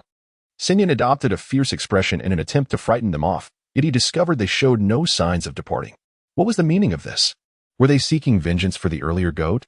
Were goats truly this loyal in this day and age? At that moment, the shepherd who had been napping on the hillside rushed over in a flurry. Shinyan, bewildered, looked at the shepherd and inquired, "Brother, what brings you here?" The shepherd, panting heavily, eventually regained his composure and shouted at Shinyan, "You scoundrel! How dare you steal my sheep? Do you believe I want to report you to the authorities?" Shinyan, taken aback, retorted indignantly, "How dare you accuse me of such a thing? I, a wealthy individual with an annual income in the hundreds of millions, would steal a few measly sheep?" He quickly countered, "I did not take your sheep, and in fact, I was about to hold you accountable. One of your goats attempted to ram me and nearly tore my clothing." As he spoke, he pointed to the dust clinging to his pant leg. The shepherd scrutinized the dust on Shinyan's leg, and his expression gradually morphed into one of bemusement. What transpired earlier? Could you recount the events in detail? Sinyan proceeded to explain how the goat had challenged him, only to be defeated in return. Upon hearing Sinyan's account, the shepherd could not suppress a laugh. Ha, ha ha. Sinyan furrowed his brow and shouted at the shepherd, "What are you laughing at? Instead of laughing, shouldn't you be managing your sheep?" The shepherd forced himself to contain his laughter and began to elucidate the situation. It turned out that the goat that had attacked Sinyan was the leader of the herd. Although sheep are typically herbivorous, the competition for the role of the leader was quite fierce. They determined their leader through combat. From that moment forth, they would follow the leader's lead, accompanying it wherever it went. The earlier leader, brimming with confidence, had challenged Sinyan before the gaze of the herd, only to be effortlessly bested. As a consequence of his defeat, he lost his position as leader. Henceforth, the title of leader now rested upon Sinyan's shoulders. Sinyan had unwittingly become the leader of this tribe of goats, and from that day forward, he would have these loyal followers at his side, undeterred by any peril. On the grassy plains of the land of grass, one man and one goat stood on either side, united in their newfound bond. The white goat, dejected and unable to meet Sinyan's gaze, seemed profoundly affected by its prior defeat. The vibrant, commanding presence it had exhibited upon their initial encounter had completely evaporated. Opposite it, Sinyan could only twitch at the corners of his mouth, bewildered by the absurdity of the situation. Moments earlier, the shepherd had suggested a rather ludicrous idea, since the flock followed him due to his conquest over the former leader. Why not engage in a rematch with that very goat? If he were to deliberately lose this time, the position of the leader would naturally revert to the head goat, allowing Sinyan to resume his solitary, heroic existence. A win-win for all, as he had thought at the time, and so he had agreed without hesitation. However, a tinge of regret now gnawed at him. Why had he acquiesced to such a foolish proposal? He, a formidable and invincible figure, akin to a deity crafting worlds with ease, was now reduced to the prospect of intentionally conceding to a goat. He felt he had tarnished the dignity of all those who had traversed worlds before him, who faced immensely powerful foes upon their first failures and fought valiantly, ultimately retreating only when absolutely necessary. Meanwhile, he was about to willingly succumb to a goat. Yet, with the momentum already set in motion, he had no choice but to proceed. The stage was set, with the aged shepherd and hundreds of goats observing in anticipation. To falter now would only amplify his embarrassment. In resignation, he raised his middle finger at the goat before exclaiming, "What is the matter, little nuisance? Have you lost all courage to face me after our last encounter? Whatever happened to the arrogance you displayed when you first challenged me?" Under the influence of Sinyan's scornful taunts and a hint of emotional manipulation, the goat was suddenly reminded of its humiliation and resentment towards Araki Sinyan. It promptly lowered its head and focused all its might into its horns, charging towards Sinyan's abdomen with all its strength. To the flock, this collision was as swift as lightning, yet to Sinyan, it resembled the lethargy of a tortoise. Nonetheless, the show must go on. He timed his leap perfectly, propelling himself backward just as the goat made contact. His jump was accompanied by a whirlwind, tearing through the grassland and creating a deep fissure that extended for hundreds of meters before finally ceasing. Sinyan found himself at the end of this crevice, his body convulsing in dramatic fashion. The spectacle left the flock and even the head goat in a state of disbelief, while the shepherd gaped in astonishment, unable to fathom such an exaggerated performance. Ultimately, the head goat reclaimed its status as the leader, gradually losing itself amidst the chorus of bleating from the flock. It cast a triumphant glance at the retreating figure of Sinyan from the hillside, a smug smile gracing its features. At that moment, Sinyan turned back for a fleeting glance, locking eyes with the goat. The head goat wore a look of arrogant derision, before turning to its companions and bleating triumphantly. From the midst of the flock, a graceful ewe emerged. The ewe shyly lifted her gaze to glance at the ram, only to quickly lower her head again. Unable to meet the handsome visage of the leader, the ram, with a proud glint in his eyes, cast a glance down the slope at Sinyan, before climbing atop the ewe's back to perform a series of National College student calisthenics. The bleating echoed across the vast grassland, leaving Sinyan with a thick veil of frustration. Indeed, wandering through the ninja realm proved beneficial for broadening one's horizons. Not long after stepping outside, Sinyan encountered creatures even more foolish than himself. He hastily utilized teleportation to escape, fearing that if he lingered, he might be unable to restrain himself from roasting the goat. In stark contrast to Sinyan's carefree demeanor, the atmosphere at the entrance of rain-hidden village was exceedingly oppressive. Chunin floated in the air, flapping her paper wings, gazing down at Orochimaru and Kabuto. Scorpion, Being a person of urgency, had informed Pain about Orochimaru's desire to meet him shortly after parting ways with Kabuto. Nagato found himself perplexed by this traitor of the Akatsuki. Logically, he should be hiding in a corner, praying not to cross paths with him. The fact that Orochimaru was actively seeking a meeting left him wondering what ulterior motives lay beneath the surface. Nevertheless, he did not regard it as a significant matter. After all, Orochimaru was merely a minor player who posed little threat. If the latter recognized the gravity of the situation, he might find himself spared and even welcomed back into the Akatsuki. However, should he refuse to comply, he would face the consequences of Nagato's wrath. Thus, Nagato consented to the meeting with Orochimaru. Upon sensing two unfamiliar presences entering the land of rain, he promptly instructed Conan to greet them. However, upon encountering the two figures, Conan froze in midair. She looked down at Orochimaru and hesitantly inquired, "Are you Orochimaru or Uchiha Sasuke?" At that moment, Orochimaru had not transformed to his original appearance. This was partly due to Sasuke's inherent handsomeness, which aligned with Orochimaru's aesthetic, and more importantly, due to Sasuke's youth. The height difference was considerable. Forcing himself to revert to his former guise would only appear incongruous. In response to Conan's question, Orochimaru let out a chilling smile and replied, "Does it matter who I am? Where is Nagato? I wish to see him."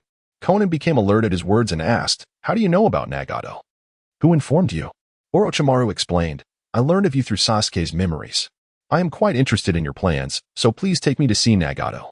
Suspended in the air, Conan hesitated. Orochimaru was not Uchiha Sasuke. His character was exceptionally dangerous. Leading him to Nagato without understanding his true intentions was perilous. At that moment, another figure flew from the central tower of the Land of Rain and approached Conan. It was Pain, who first scrutinized the figure of Orochimaru wearing Sasuke's face. There were slight changes in appearance. His skin remained pale, yet the double horns that had adorned Sasuke's head were now absent. "I can allow you to meet my true self, but only you may enter," Pain remarked, casting a glance at Kabuto. Under the scrutiny of Pain's Rinnegan, Kabuto felt a shiver run down his spine. He turned to glance at Orochimaru, who merely nodded in acknowledgement. Understanding the cue, Kabuto swiftly departed, leaving only Pain, Conan, and Orochimaru behind.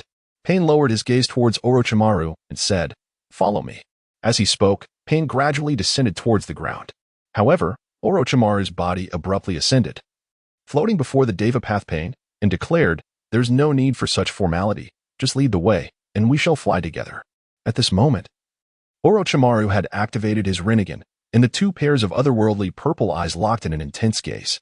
An invisible pressure clashed in the air, causing the raindrops around them to scatter. After a few seconds, Pain turned away, his expression unchanged, and said, "Let us proceed." Deep within the Land of Rain, Orochimaru encountered the gaunt figure of Nagato. Without preamble, Nagato addressed him directly, "Orochimaru, state your purpose." In response, Orochimaru smiled slightly, "You are indeed quite impatient."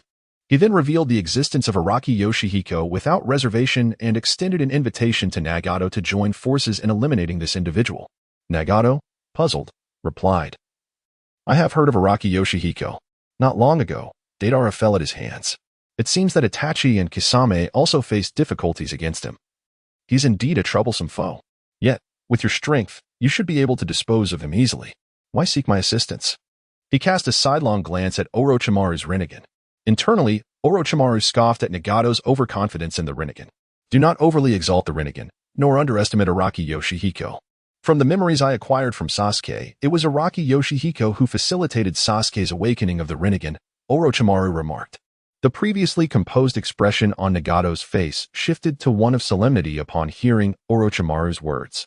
Conan, equally taken aback, hastily inquired, "Orochimaru, what do you mean? Please clarify."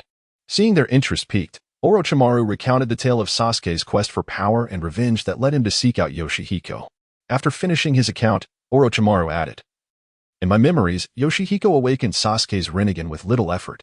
In an instant, Sasuke attained the power of the Rinnegan." Upon hearing this, Conan wore a look of incredulity, as if she were staring at a fool. The audacity of Orochimaru's claims left her incredulous. Did he truly consider himself and Nagato to be children? With a sharp tone, she retorted, "Orochimaru, do you think we are mere children of the Ninja Academy? The idea that someone can awaken the Rinnegan in an instant is pure nonsense. A person of such power would not languish in a desolate place like the land of Tofu, playing the role of a guardian. Orochimaru chuckled softly. Yet, you Akatsuki remain nestled in this small corner of the land of rain, do you not? Orochimaru's words left Konan momentarily speechless, prompting her to seek Nagato's perspective. Nagato's expression was equally perplexed. This Orochimaru seemed nothing like the foolish Jiraiya, yet why did his words sound so nonsensical? After much contemplation, Nagato finally inquired of Orochimaru. What is your motive in targeting Araki Nobuhiko? With a chilling smile, Orochimaru replied, to eliminate all who pose a threat to oneself is the way of a true ninja. Nagato found merit in Orochimaru's statement and resolved to consider collaborating with him. Though his words appeared absurd, it was better to err on the side of caution. If he was merely spinning tales, there would be no loss on their part. Moreover, Araki Nobuhiko already bore animosity towards the Akatsuki. Thus, seizing this opportunity to eliminate him would be advantageous.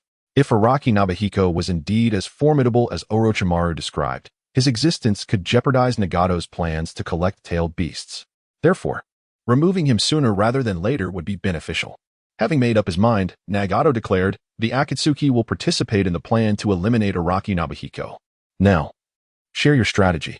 Orochimaru shrugged, saying, I have no plan. Nagato's expression darkened, and his tone turned harsh as he retorted, Are you mocking me, Orochimaru? Orochimaru chuckled. I assure you, I am not jesting. In truth, I have pondered for quite some time on how to eliminate Araki Nobuhiko, but the conclusion I reached is, he is simply too powerful. Even with our combined efforts, we may not stand a chance against him. My intention in seeking your collaboration was to see if you possess a way to defeat this individual. As Orochimaru finished speaking, an air of silence enveloped the scene. Just then, in a clearing not far away, the space began to twist into a vortex. From within this vortex emerged a one-eyed man clad in Akatsuki robes. Orochimaru immediately turned his gaze to the masked figure, locking eyes with the man's Sharingan. Ah, the Manjiki Sharingan, is it? Have you transplanted those eyes? Or are they your own? Orochimaru inquired, licking his lips. The figure was none other than Uchiha Obito, who had hurried over upon receiving intel from Zetsu. Instead of answering Orochimaru's question, Obito addressed him directly. If your goal is to eliminate Araki Nobuhiko, I happen to have a plan, though I wonder if you would be willing to participate. Orochimaru responded, You have yet to introduce yourself. How am I to trust an unknown individual who suddenly extends an invitation? Feigning depth, Obito replied, Very well, allow me to introduce myself. In truth, while Nagato is merely the public leader of the Akatsuki, I am the true leader of the organization. You may have heard of me. I am Uchiha Madara. Orochimaru's pupils dilated in shock. The name Uchiha Madara was legendary. Though he had never witnessed Madara or Hashirama Senju firsthand, he had seen the second Hokage, Tobirama Senju. At that time, Senju Tobirama personally inspected the Ninja Academy, thus establishing a fleeting acquaintance with the second Hokage. Being quite young then, he merely perceived the formidable presence of the second Hokage, yet lacked a true comprehension of his immense strength. It was only as he matured and acquired an increasing repertoire of jutsu that he began to grasp the terrifying power Tobirama possessed. He became acutely aware that his teacher, Sarutobi Hiruzen, although renowned as the strongest Hokage, seemed almost laughable in comparison to his predecessor. He firmly believed that, without the enhancements granted by Sasuke's body, there was no conceivable way he could have triumphed over the second Hokage. Indeed, Senju Tobirama stood as the most formidable individual he had encountered prior to his defection from Konoha. He harbored a vague sense that even Nagato, with his Rinnegan, would pale in comparison to Tobirama's might. Nevertheless, even such a powerful figure appeared to have operated in a subordinate capacity before the two who had quelled the chaos, Senju Hashirama and Uchiha Madara. Although he had not witnessed their strength firsthand, he could glean some insight from the aura of the second Hokage. The masked man before him audaciously claimed to be Uchiha Madara. Truthfully, Orochimaru found this hard to believe. The masked man seemed to exude an aura even weaker than that of Nagato standing nearby.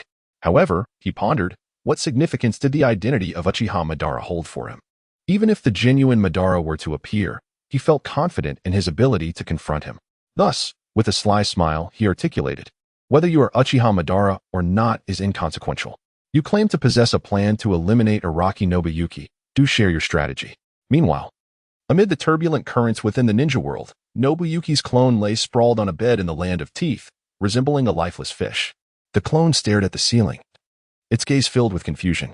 Indeed, being cooped up at home was dreadfully dull. His original self had brazenly abandoned him to frolic alone. Now, even finding partners for a game of doujutsu was a challenge. Life had become unbearably monotonous. At that moment, two unfamiliar chakra signatures abruptly infiltrated his senses. The clone, with its vacant stare, focused intently on the two individuals. They had not even bothered to disguise themselves. Boldly striding into the territory of the Land of Teeth, what a blatant disregard for its security forces. At the border of the Land of Teeth, Uzumaki Naruto turned to Jiraiya and inquired, "Pervy Sage, do you think there's a chance that Sasuke is in the Land of Teeth?" Observing Naruto's troubled expression, Jiraiya sought to reassure him, "Do not fret. That boy Nara Shikamaru has conducted an analysis, hasn't he?" Uchiha Sasuke gathered extensive information about Araki Nobuhiko before leaving Konoha. After departing, he either sought out Orochimaru or went in search of Araki Nobuhiko. According to the intel from the Umbu, the Sound Fort did not retrieve Sasuke from Konoha. Thus, it seems most likely that Sasuke has come to the Land of Teeth to seek out Araki Nobuhiko. With Jiraiya's analysis, Naruto's spirits lifted slightly. During the time that Sasuke had been missing, Naruto's mood had been quite dismal. Moreover, following his public outburst during the Chunin exams, Naruto's reputation in Konohagakure has become notoriously infamous. Were it not for the unwavering support of Tsunade, the Fifth Hokage, and the close protection of Jiraiya, Naruto would have long been confined by the Umbu. This journey of training was a decision reached through discussions between Tsunade and Jiraiya, aimed at temporarily removing Naruto from the public eye, allowing the incident to fade from collective memory over the years before his return. With a forced cheerfulness, Naruto declared, "I bet Sasuke has sneaked off to have some fun. How infuriating. He didn't even bother to inform us. Once we find him, I'll make sure to give him a good beating. Let's see if he dares to run away again." The two strolled leisurely along the rugged mountain paths of the Land of Iron. The desolate surroundings, devoid of life, included encounters with a tiger and a pack of wolves. This stark landscape led Naruto to question whether he was truly in a country at all. It felt more like a primordial jungle. Did that fellow, Araki Nobuhiko, really reside in such a place? Curiously, Naruto turned to Jiraiya and inquired, "Perverted sage, is this really the Land of Iron? Why does it feel so desolate? Do the inhabitants live deep within the ravines?" Observing Naruto, who had grown up in the prosperity of Konohagakure, Jiraiya sighed and explained, "Not every place thrives like the Land of Fire. In a smaller nation like the Land of Iron, although its territory is considerably vast, the population is quite sparse. Typically, such a nation contains only a single city, which is the capital of the Land of Iron. The rest consists of desolate, untamed jungles. With the occasional village housing around 100 people, this is the norm for smaller countries. It is simply impossible to encounter a town every few miles like in the Five Great Nations." With Jiraiya's clarification, Naruto understood that the Land of Iron indeed consisted of only one city, while the remainder of the territory was characterized by its uninhabited mountainous jungles. Internally, he mused, "Araki Nobuhiko is indeed not of sound mind. No wonder Neji and Tenten advised him to prepare himself mentally." Simultaneously, he felt a spark of curiosity about why Araki Nobuhiko had chosen to abandon the village and become a rogue ninja. The villagers labeled him as a ruthless villain, having betrayed Konohagakure by killing his comrades. Yet, Tenten and Neji were firmly convinced that he did not slay his companions. What kind of person could he truly be? With these myriad doubts, Naruto and Jiraiya arrived at the outskirts of the capital of the Land of Iron. Just as Naruto was about to step towards the city gates, Jiraiya abruptly seized him by the collar and pulled him back. Struggling in Jiraiya's grip, Naruto exclaimed, "Perverted sage, what are you doing? Let me go." Jiraiya released Naruto and cautioned, "Naruto, you are being reckless. Regardless of circumstances, Araki Nobuhiko is still a rogue ninja, and recently, the village has classified him as an S-rank rogue. You cannot simply walk into the lair of an S-rank rogue ninja like that." Naruto scratched his head and said, "How are we supposed to get in? Are we meant to fly in?" Jiraiya chuckled softly, then bit his finger to form a hand seal, declaring, "Summoning technique." With a puff of smoke, a small green toad appeared before Naruto and Jiraiya. The toad was merely the size of a palm, entirely green and resembling a frog. Yet its bumpy skin unmistakably identified it as a genuine toad. Curious, Naruto crouched down and poked the toad's back with his finger, asking, "Perverted sage, what is the purpose of summoning this toad?" Jiraiya smiled and exchanged a knowing glance with the green toad. Suddenly, the toad opened its mouth wide, and a pink tongue shot out like a striking snake. The speed of the tongue was astonishing. Before Naruto could react, It coiled around his waist. Perverted sage, what's happening? Why is it? Before Naruto could finish his sentence, the green toad opened its massive mouth, which had expanded from the size of a palm to an astonishing width of nearly a meter. In a swift motion, the tongue pulled Naruto towards the gaping maw. And amidst Naruto's desperate cries, the green toad swallowed him whole. Inside the toad's belly, Naruto screamed in confusion, but upon examining his surroundings, he calmed down. He found himself in a pink space where both the floor and walls appeared soft and flesh-like. Strangely, despite the absence of a light source, everything around him was remarkably bright, leaving him puzzled about the origin of the illumination. Just as Naruto pondered this, a sudden brightness illuminated the area from above. Jiraiya fell from the source of light, bouncing a few times on the soft ground before stabilizing. Upon seeing Jiraiya, Naruto immediately inquired, "Perverted sage, what is going on? Why did your summon beast swallow us? Can the summoning beast actually turn against its summoner?" Jiraiya, annoyed, walked over to Naruto and smacked him on the head, saying, "Your reaction is incredibly slow. This is a method of infiltrating enemy territory by hiding inside a summoning beast. It's a very advanced technique." Rubbing his head, Naruto replied, "If you had told me beforehand, I would have understood." Observing Naruto's adorably clueless expression, Jiraiya sighed and rubbed his forehead. In Naruto, he saw the natural foolishness of Minato and the lack of cleverness in Kushina. "Minato, Kushina, your child has inherited your flaws to a remarkable degree." At the city gates of the land of Tea, as the guards meticulously inspected passers-by, a small green toad slipped into the city amidst the crowd. Inside the toad, Naruto exclaimed excitedly, "Yes, we made it in. This ninjutsu from the perverted sage is fantastic.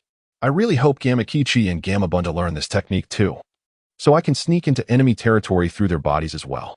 Jiraiya smirked, knowing that fool, Bunta, would never allow his son to learn such a practical ninjutsu. Just then, the ground began to tremble, and Naruto and Jiraiya exchanged glances, both feeling uncertain. In the next moment, the world spun chaotically, the entire space tumbling as if caught in a washing machine.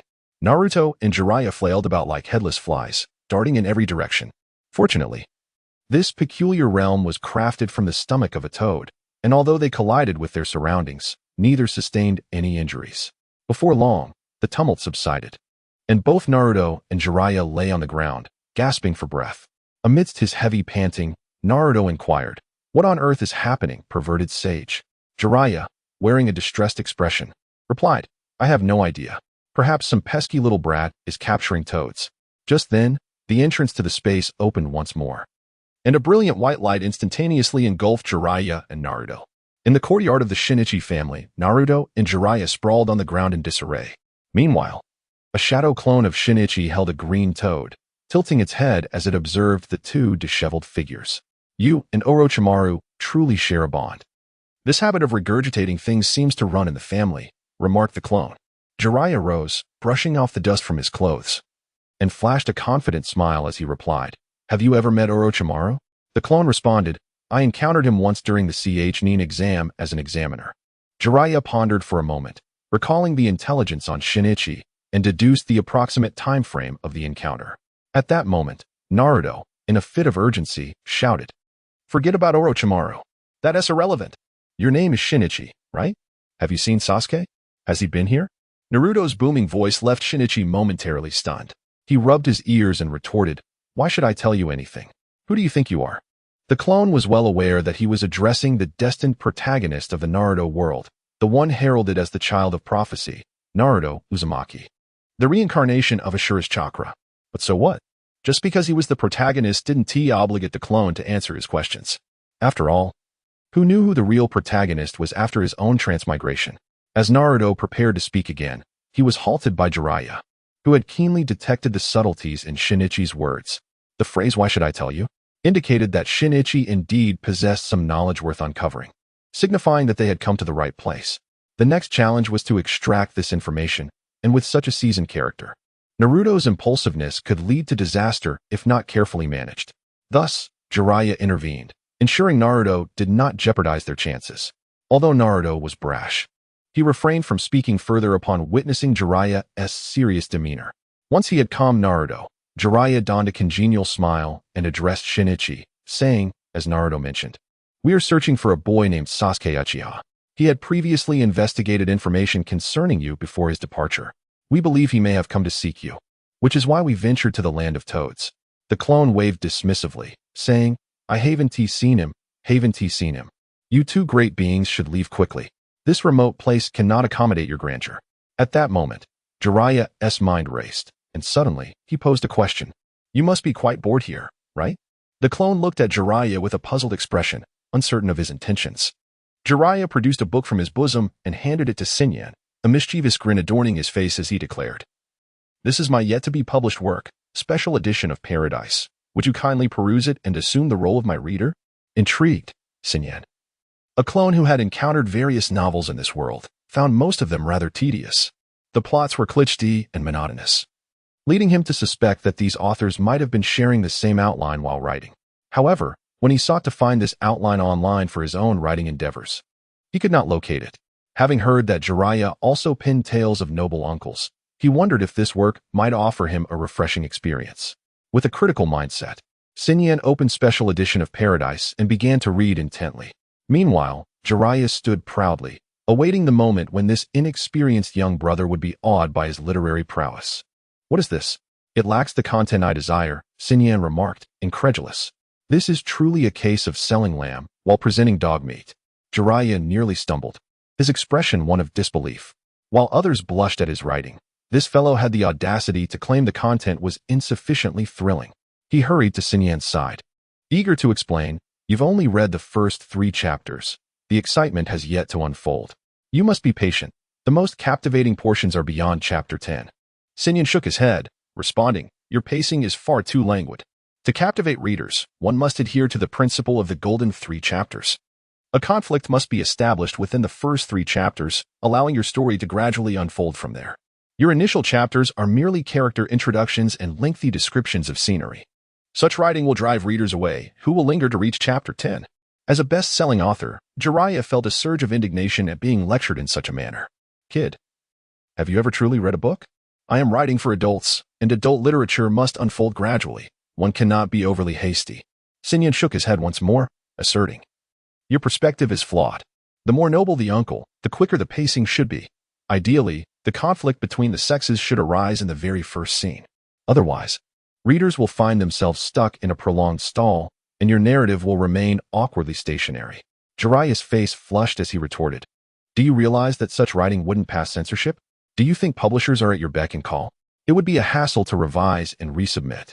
Xinyan tossed special edition of Paradise back to Jiraiya, stating, "Can't you write with a touch more artistry? Are you familiar with the spring and autumn style? Do you understand how to use a baseball bat and the underbrush as a cover for clandestine affairs?"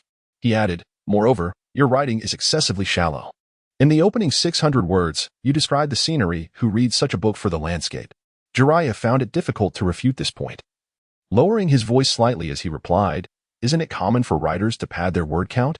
Xinyan shook his head and remarked, "Engaging in such verbose expressions is likely to provoke the reader's disdain. Why would one resort to excessive wordiness right from the onset? If one seeks to embellish their writing, there exist far more refined methods than merely rambling on about scenery."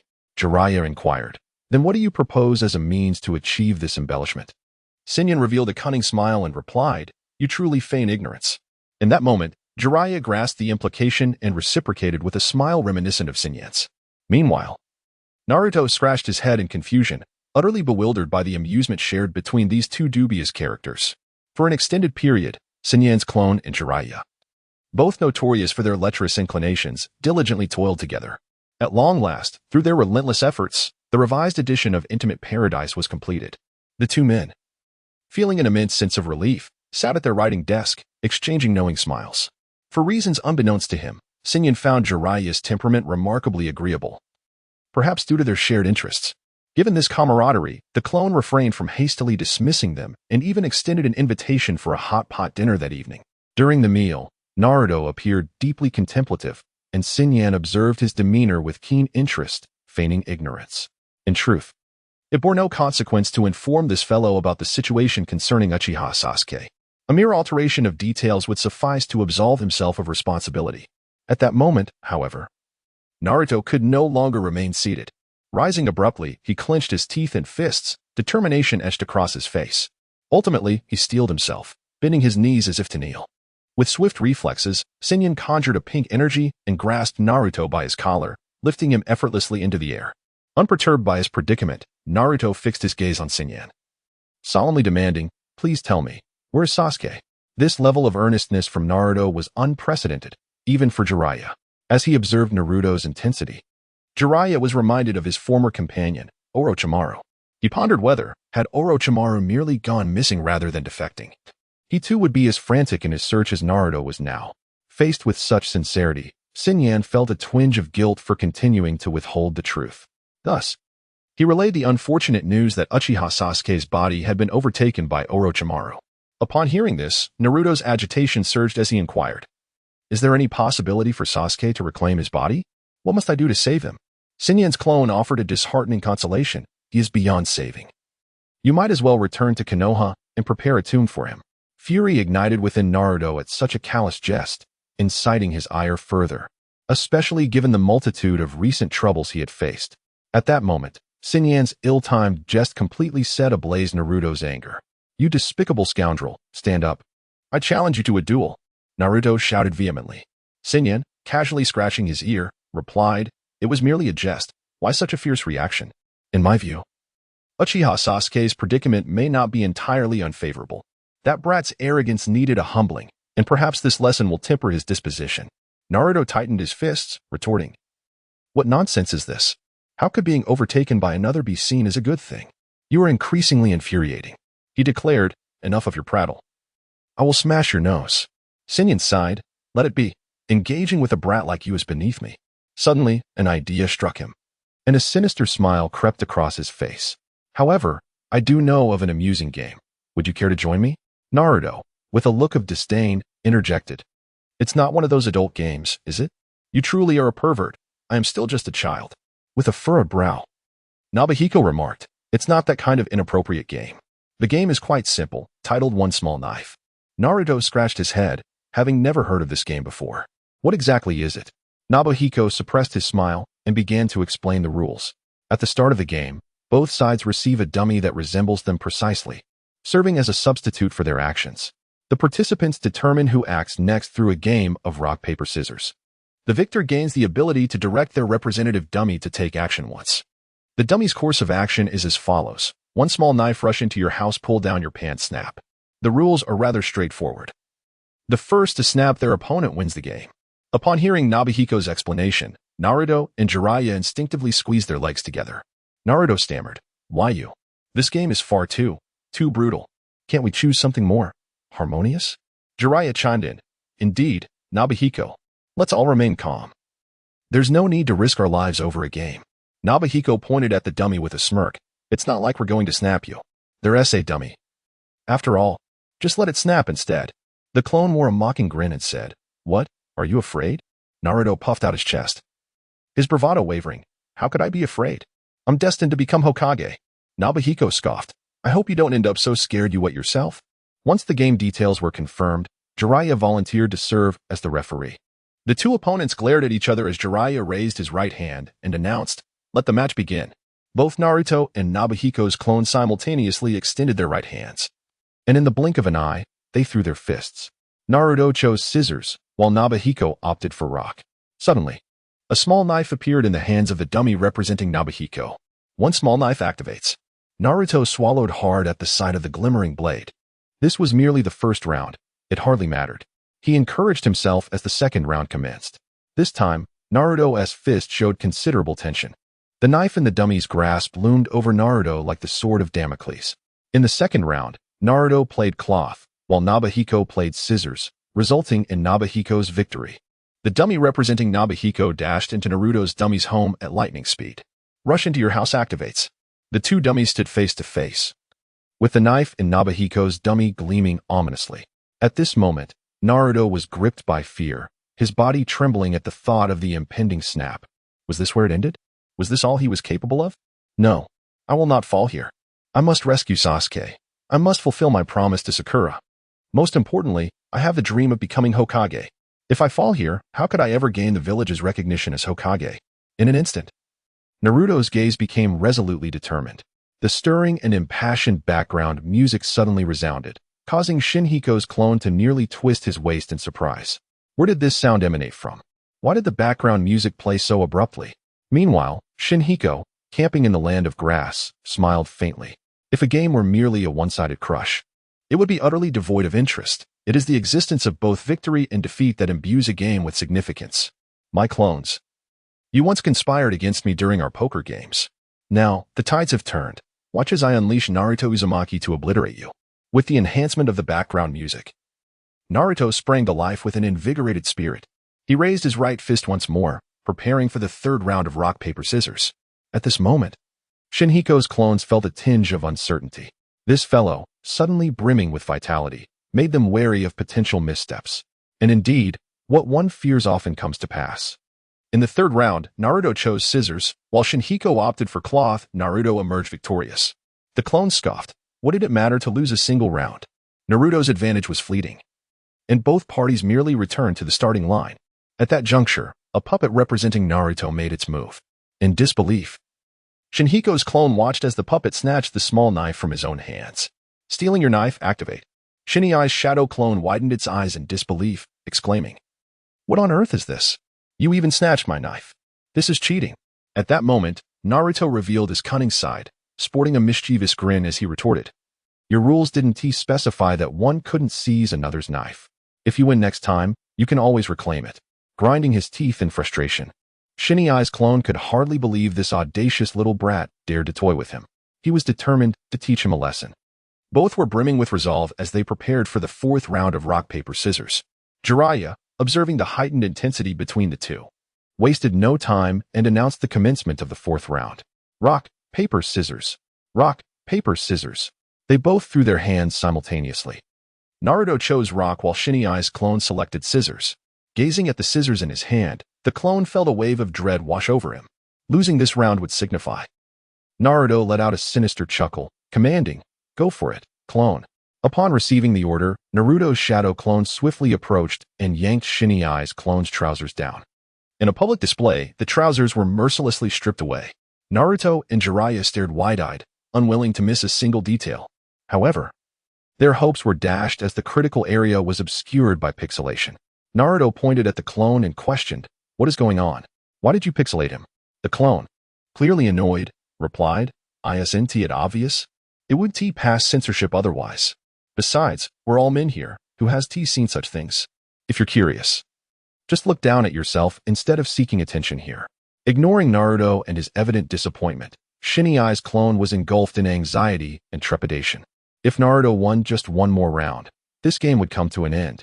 "No, I absolutely cannot lose. I am determined to defeat my original and seize control of my own fate." It was intolerable to think that he might be vanquished by a mere native.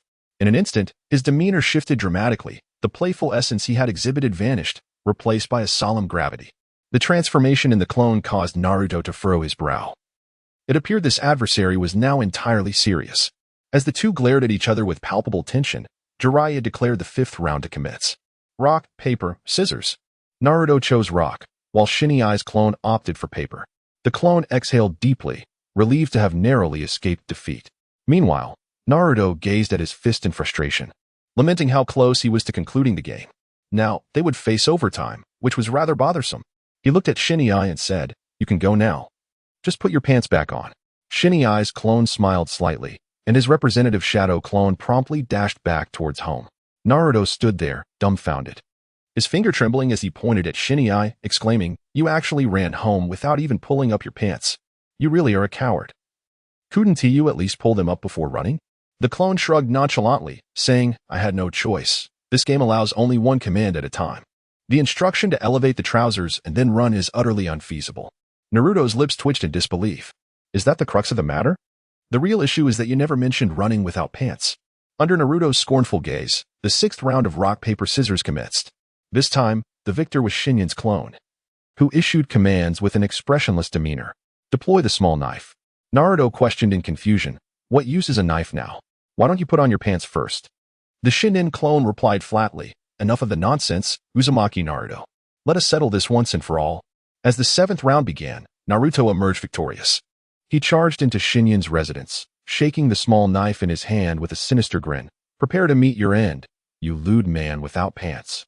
With just one more win, Naruto could declare victory in the game.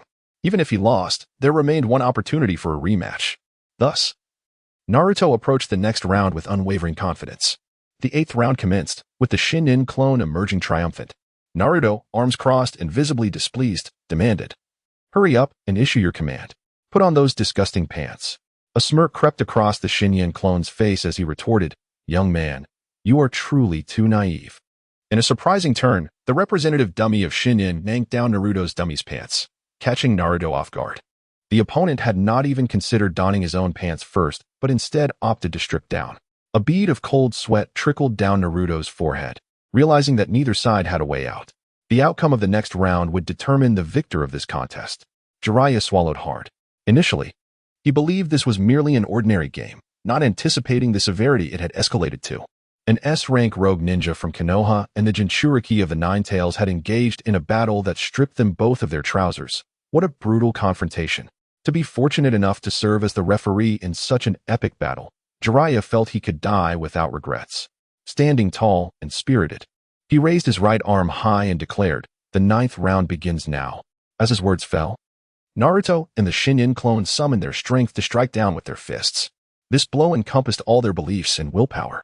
The force of their clash was akin to a tempest, leaving Jiraiya momentarily blinded. When the commotion subsided and he reopened his eyes, he beheld the final result of the battle.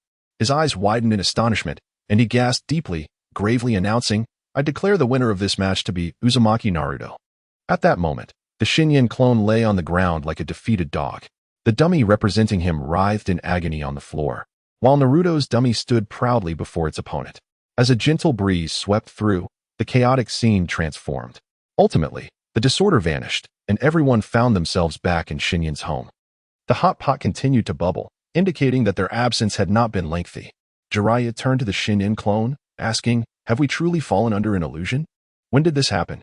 The manifestation of Shinyan had grown weary of responding to Jiraiya. At that moment, he lay in humiliation upon the ground, the memories of his past flashing before him like a revolving lantern.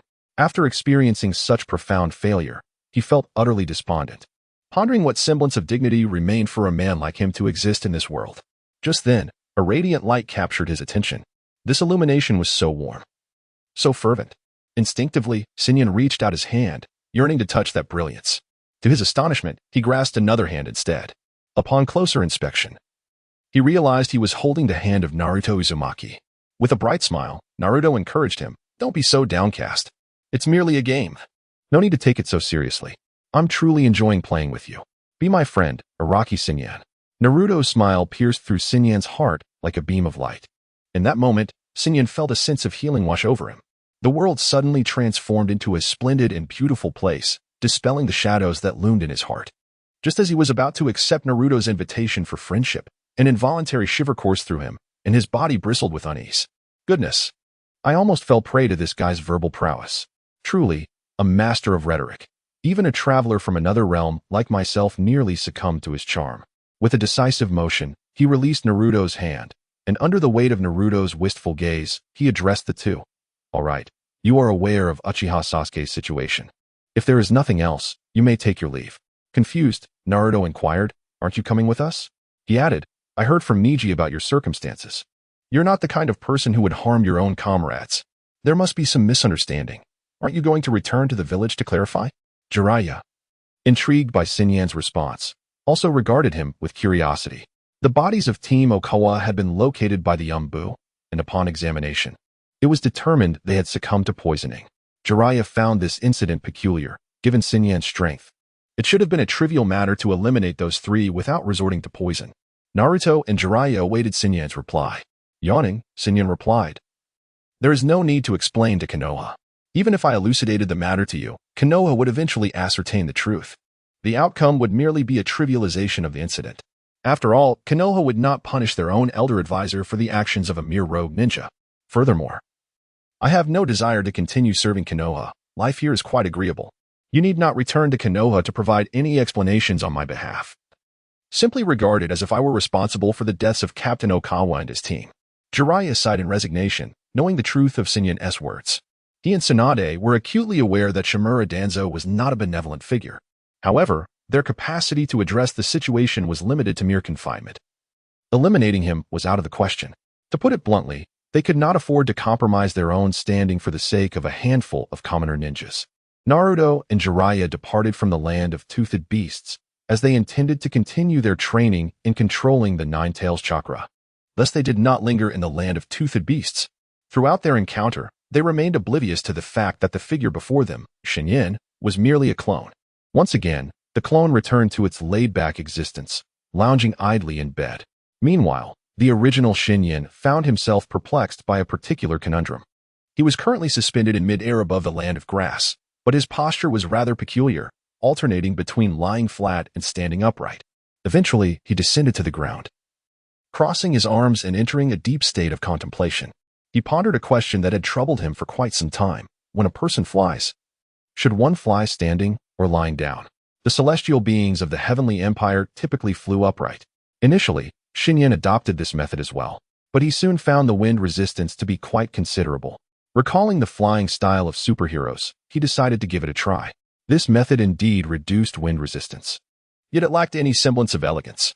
Moreover, exposing his innocuous belly to the onlookers below filled him with a sense of embarrassment. After all, his chest bore no emblem of An's, only AB. In contrast, flying upright appeared far more impressive, with hands casually tucked into pockets, exuding a commanding presence. However, this upright flying was in stark contrast to the principles of aerodynamics, and influenced by his 9 years of compulsory education.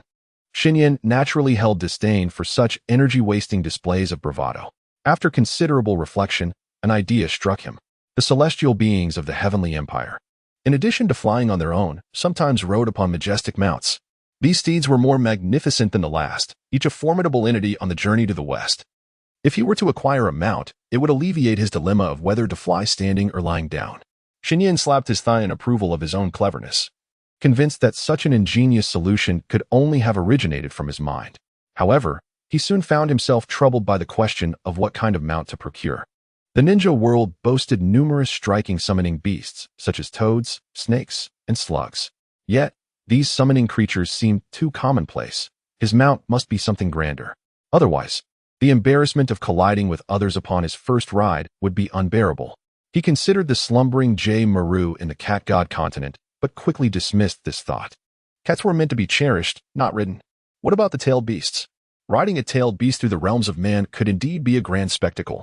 Yet, the tailed beasts appeared rather feeble, often sealed away or on the verge of being sealed. Given their unfortunate fates, he felt it somewhat cruel to capture them as mounts.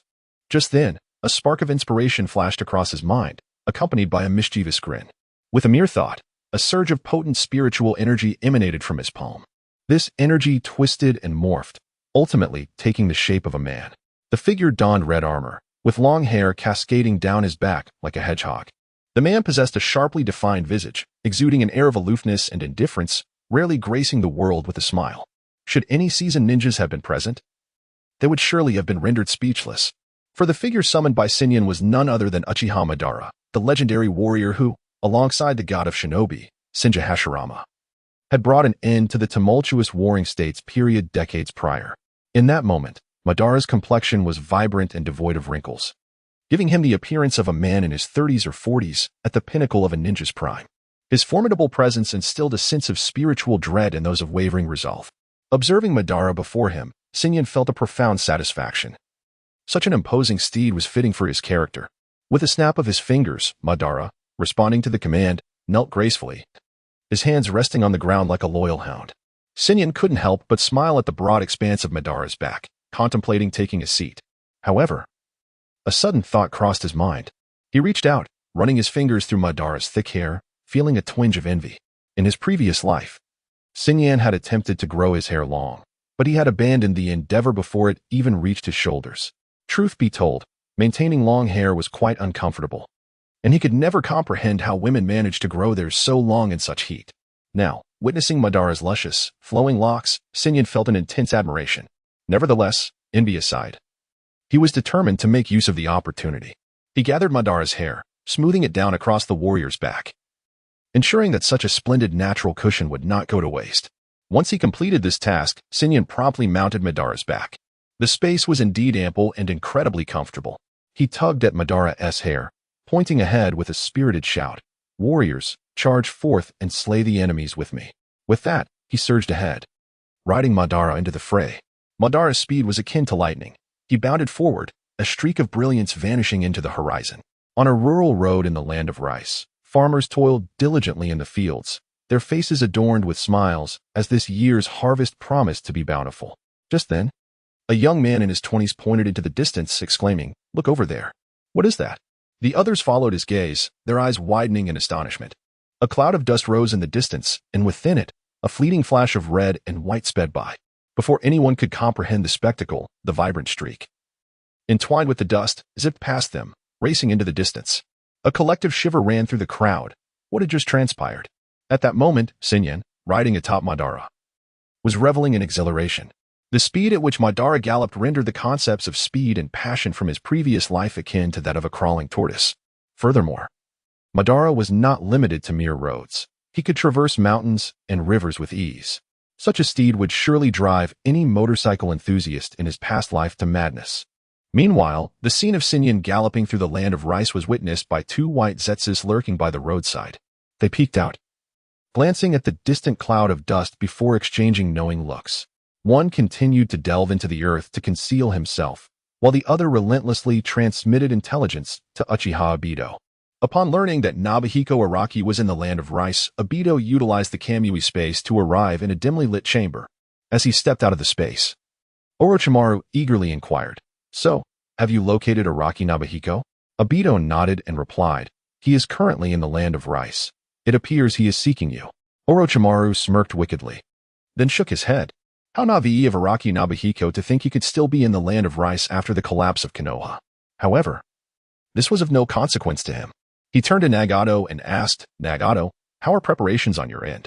"It is complete and ready to commence at any moment," Nagato responded. At that moment, Nagato had shed his former frail appearance. After their formal collaboration began, Orochimaru had implanted Hashirama's cells into Nagato. The transformation was akin to a rebirth for Nagato. He could now fully withstand the corruption of the Rinnegan. Yet, he still needed to manipulate the outer path stava, leaving him with some residual deficiencies.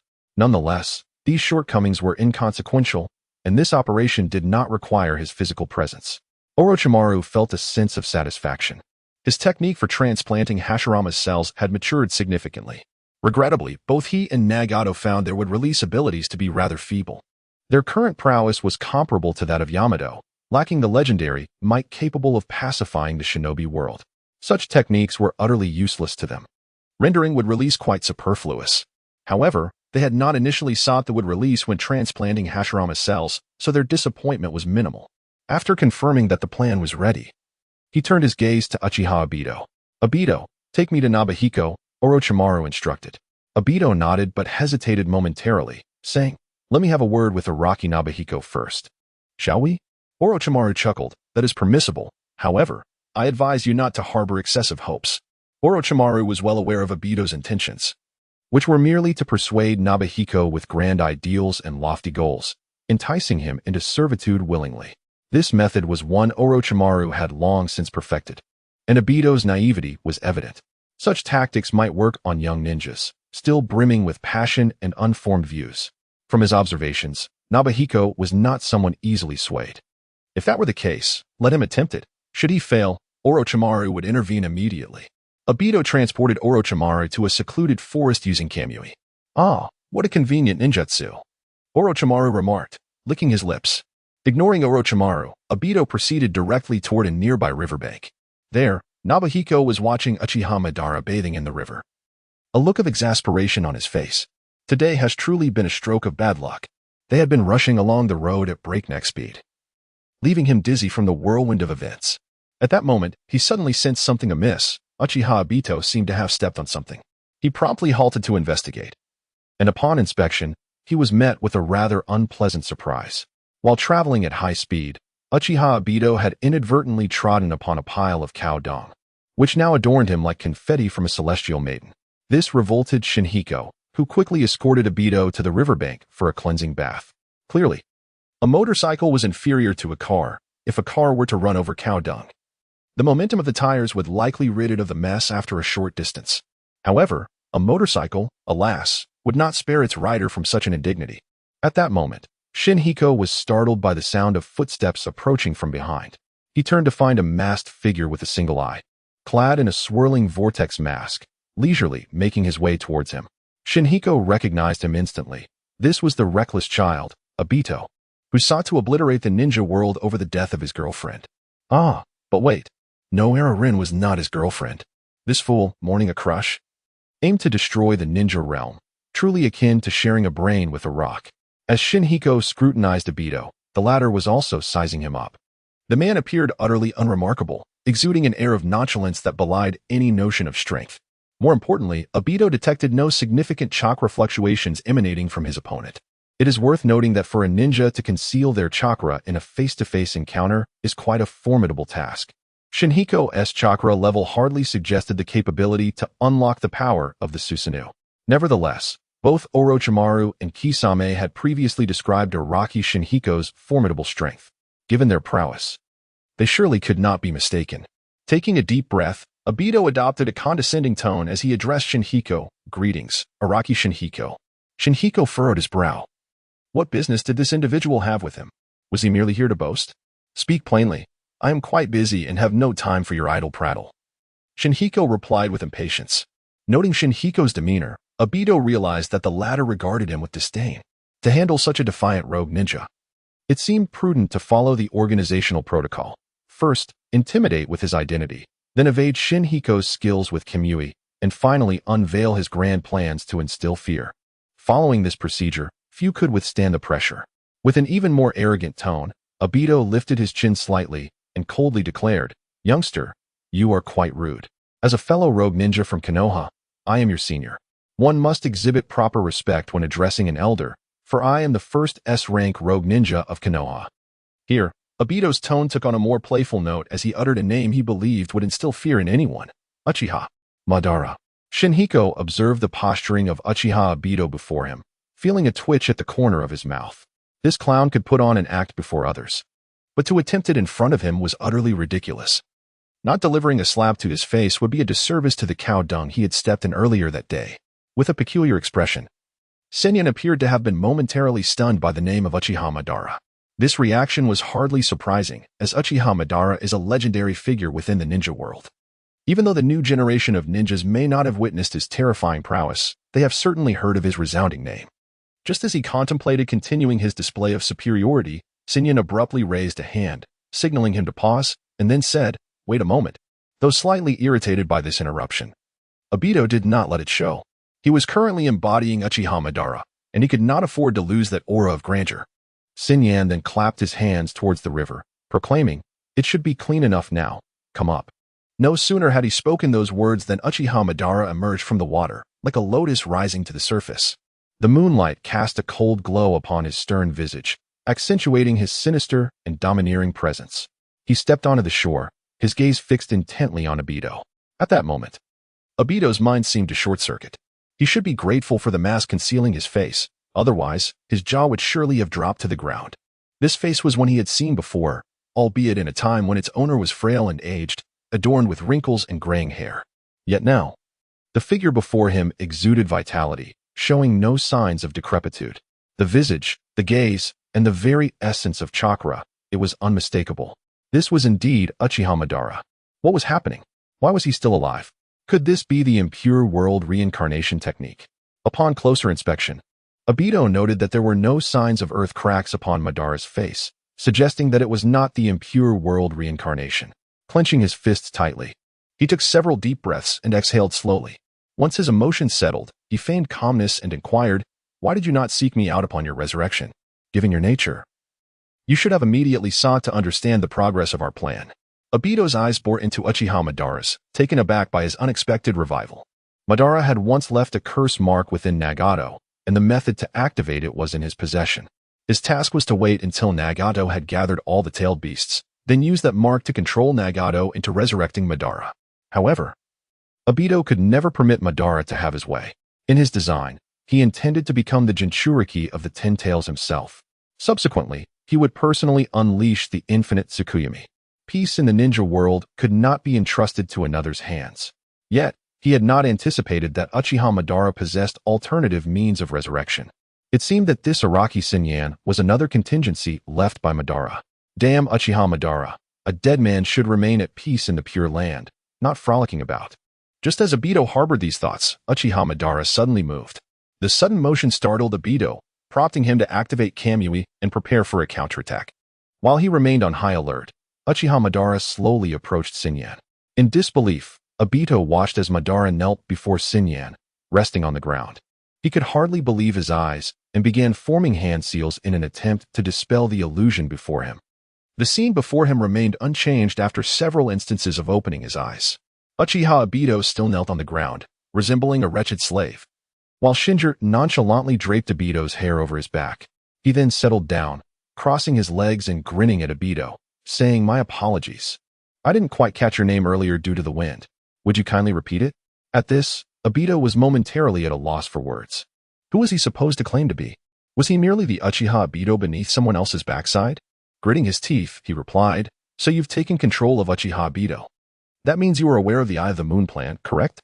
Shinja scratched his head, acknowledging that he was indeed aware of the plan, though not through Obito. However, explaining this to Obito seemed futile, so he straightforwardly admitted, "Indeed, I am aware of the Eye of the Moon plan." Obito, with a solemn demeanor, inquired, "What is your perspective on this plan? A world devoid of suffering and strife, where everyone can attain their desires and live the life of their dreams. What do you make of such a perfect world, such a peaceful scheme?" Shinja observed the seriousness on Obito's face, reminiscent of a devout believer discussing the Eye of the Moon plan. This brought to mind a video he had seen in a previous life, depicting a man who had been swindled out of over 300,000. The police confronted him, demanding he return all the money. Yet he insisted that the other party could not possibly be a fraud. He even stated that he would call the police the next day after confirming the money hadn't been returned. Watching that video had nearly shattered Shinja's worldview. Could there truly be someone so foolish? Yet reality answered him. Yes, humanity is more foolish than one can imagine. Such a blatantly flawed plan was being passionately promoted by Obito. It was one thing for Obito, who lacked discernment, to fall for it, but even Uchiha Obito, a leader who had endured the Warring States period, displayed similar folly. Shinja felt that those deceived by lies were often more steadfast than the deceivers themselves. Even when faced with glaring inconsistencies, they would conjure countless justifications to uphold the falsehood, often reaching a point where even the liar could not contest it. From his backpack, Shinja retrieved a shuriken and swiftly hurled it to the ground at Obito's feet, embedding it in the earth. Obito, perplexed by the shuriken at his feet, glanced up at Shinja. This tactic seemed somewhat familiar to him, yet uncertainty lingered, prompting him to observe further. In truth, everyone in this world has been deceived. We exist within an illusion. This illusion is called infinite suffering, an enchantment that envelopes the entire world.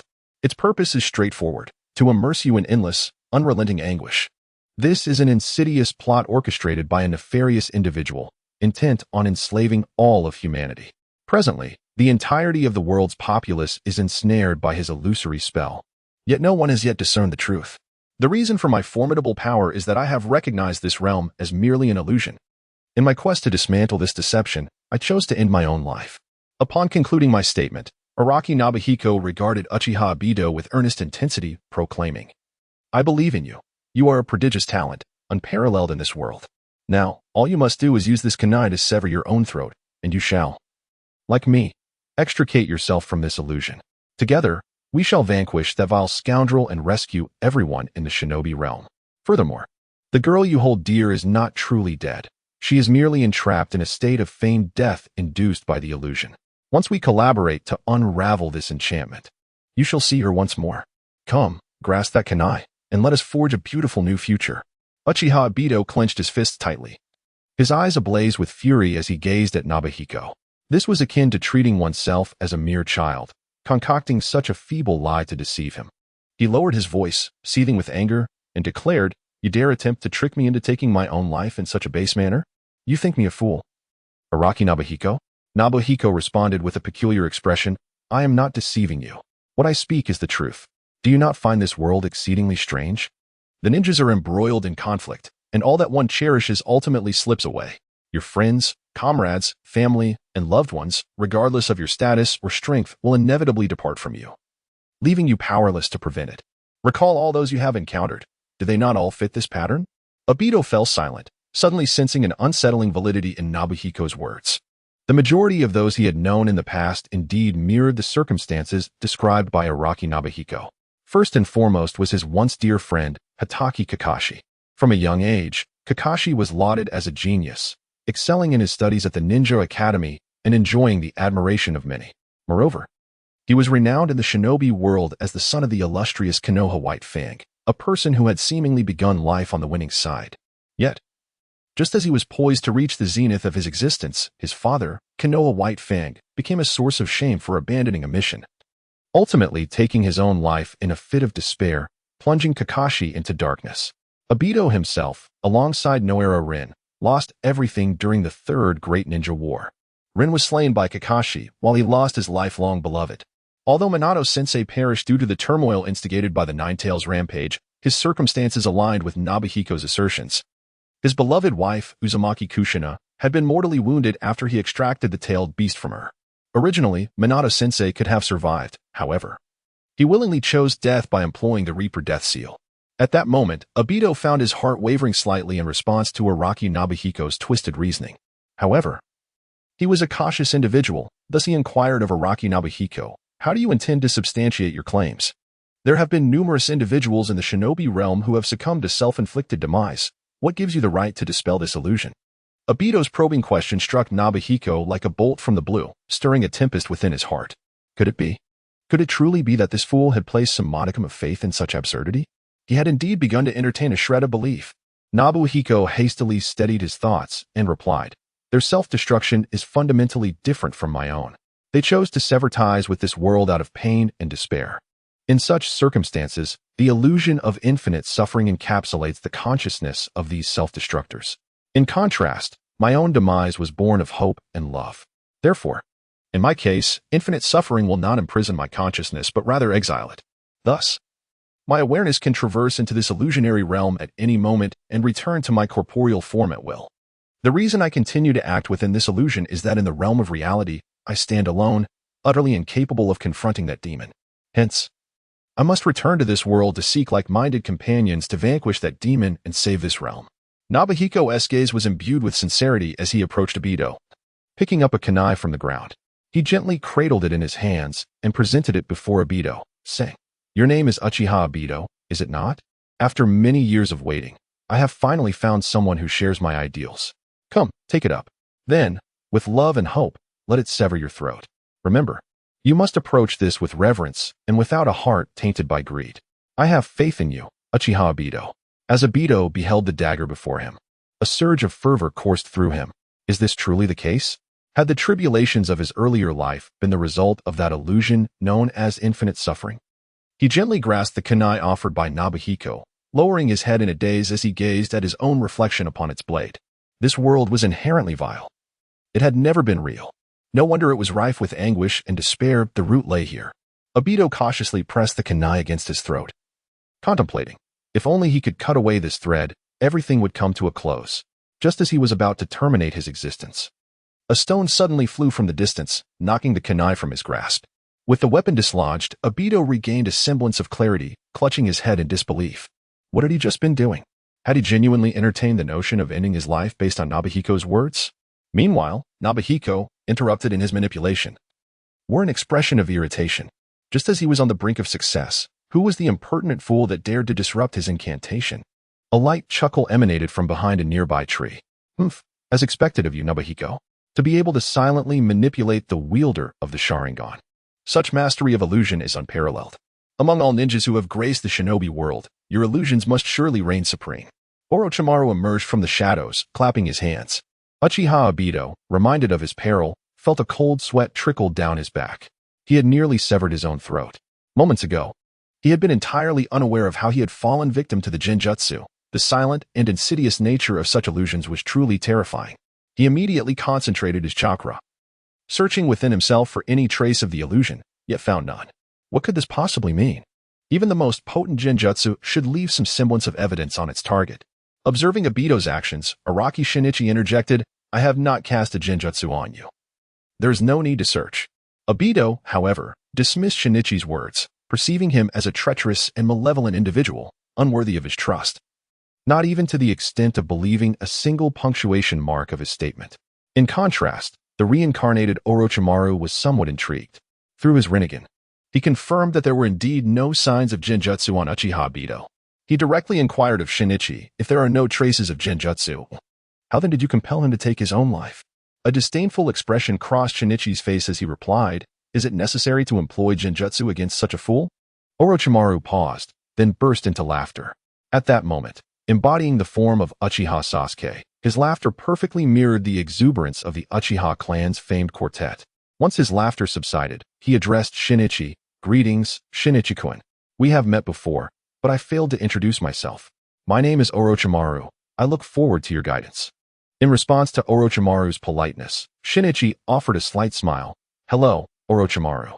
My name is Araki Shinichi. There is no need for guidance. My purpose in coming here is solely for you. Kindly relinquish Uchiha Sasuke's body, and you may spare yourself some physical suffering.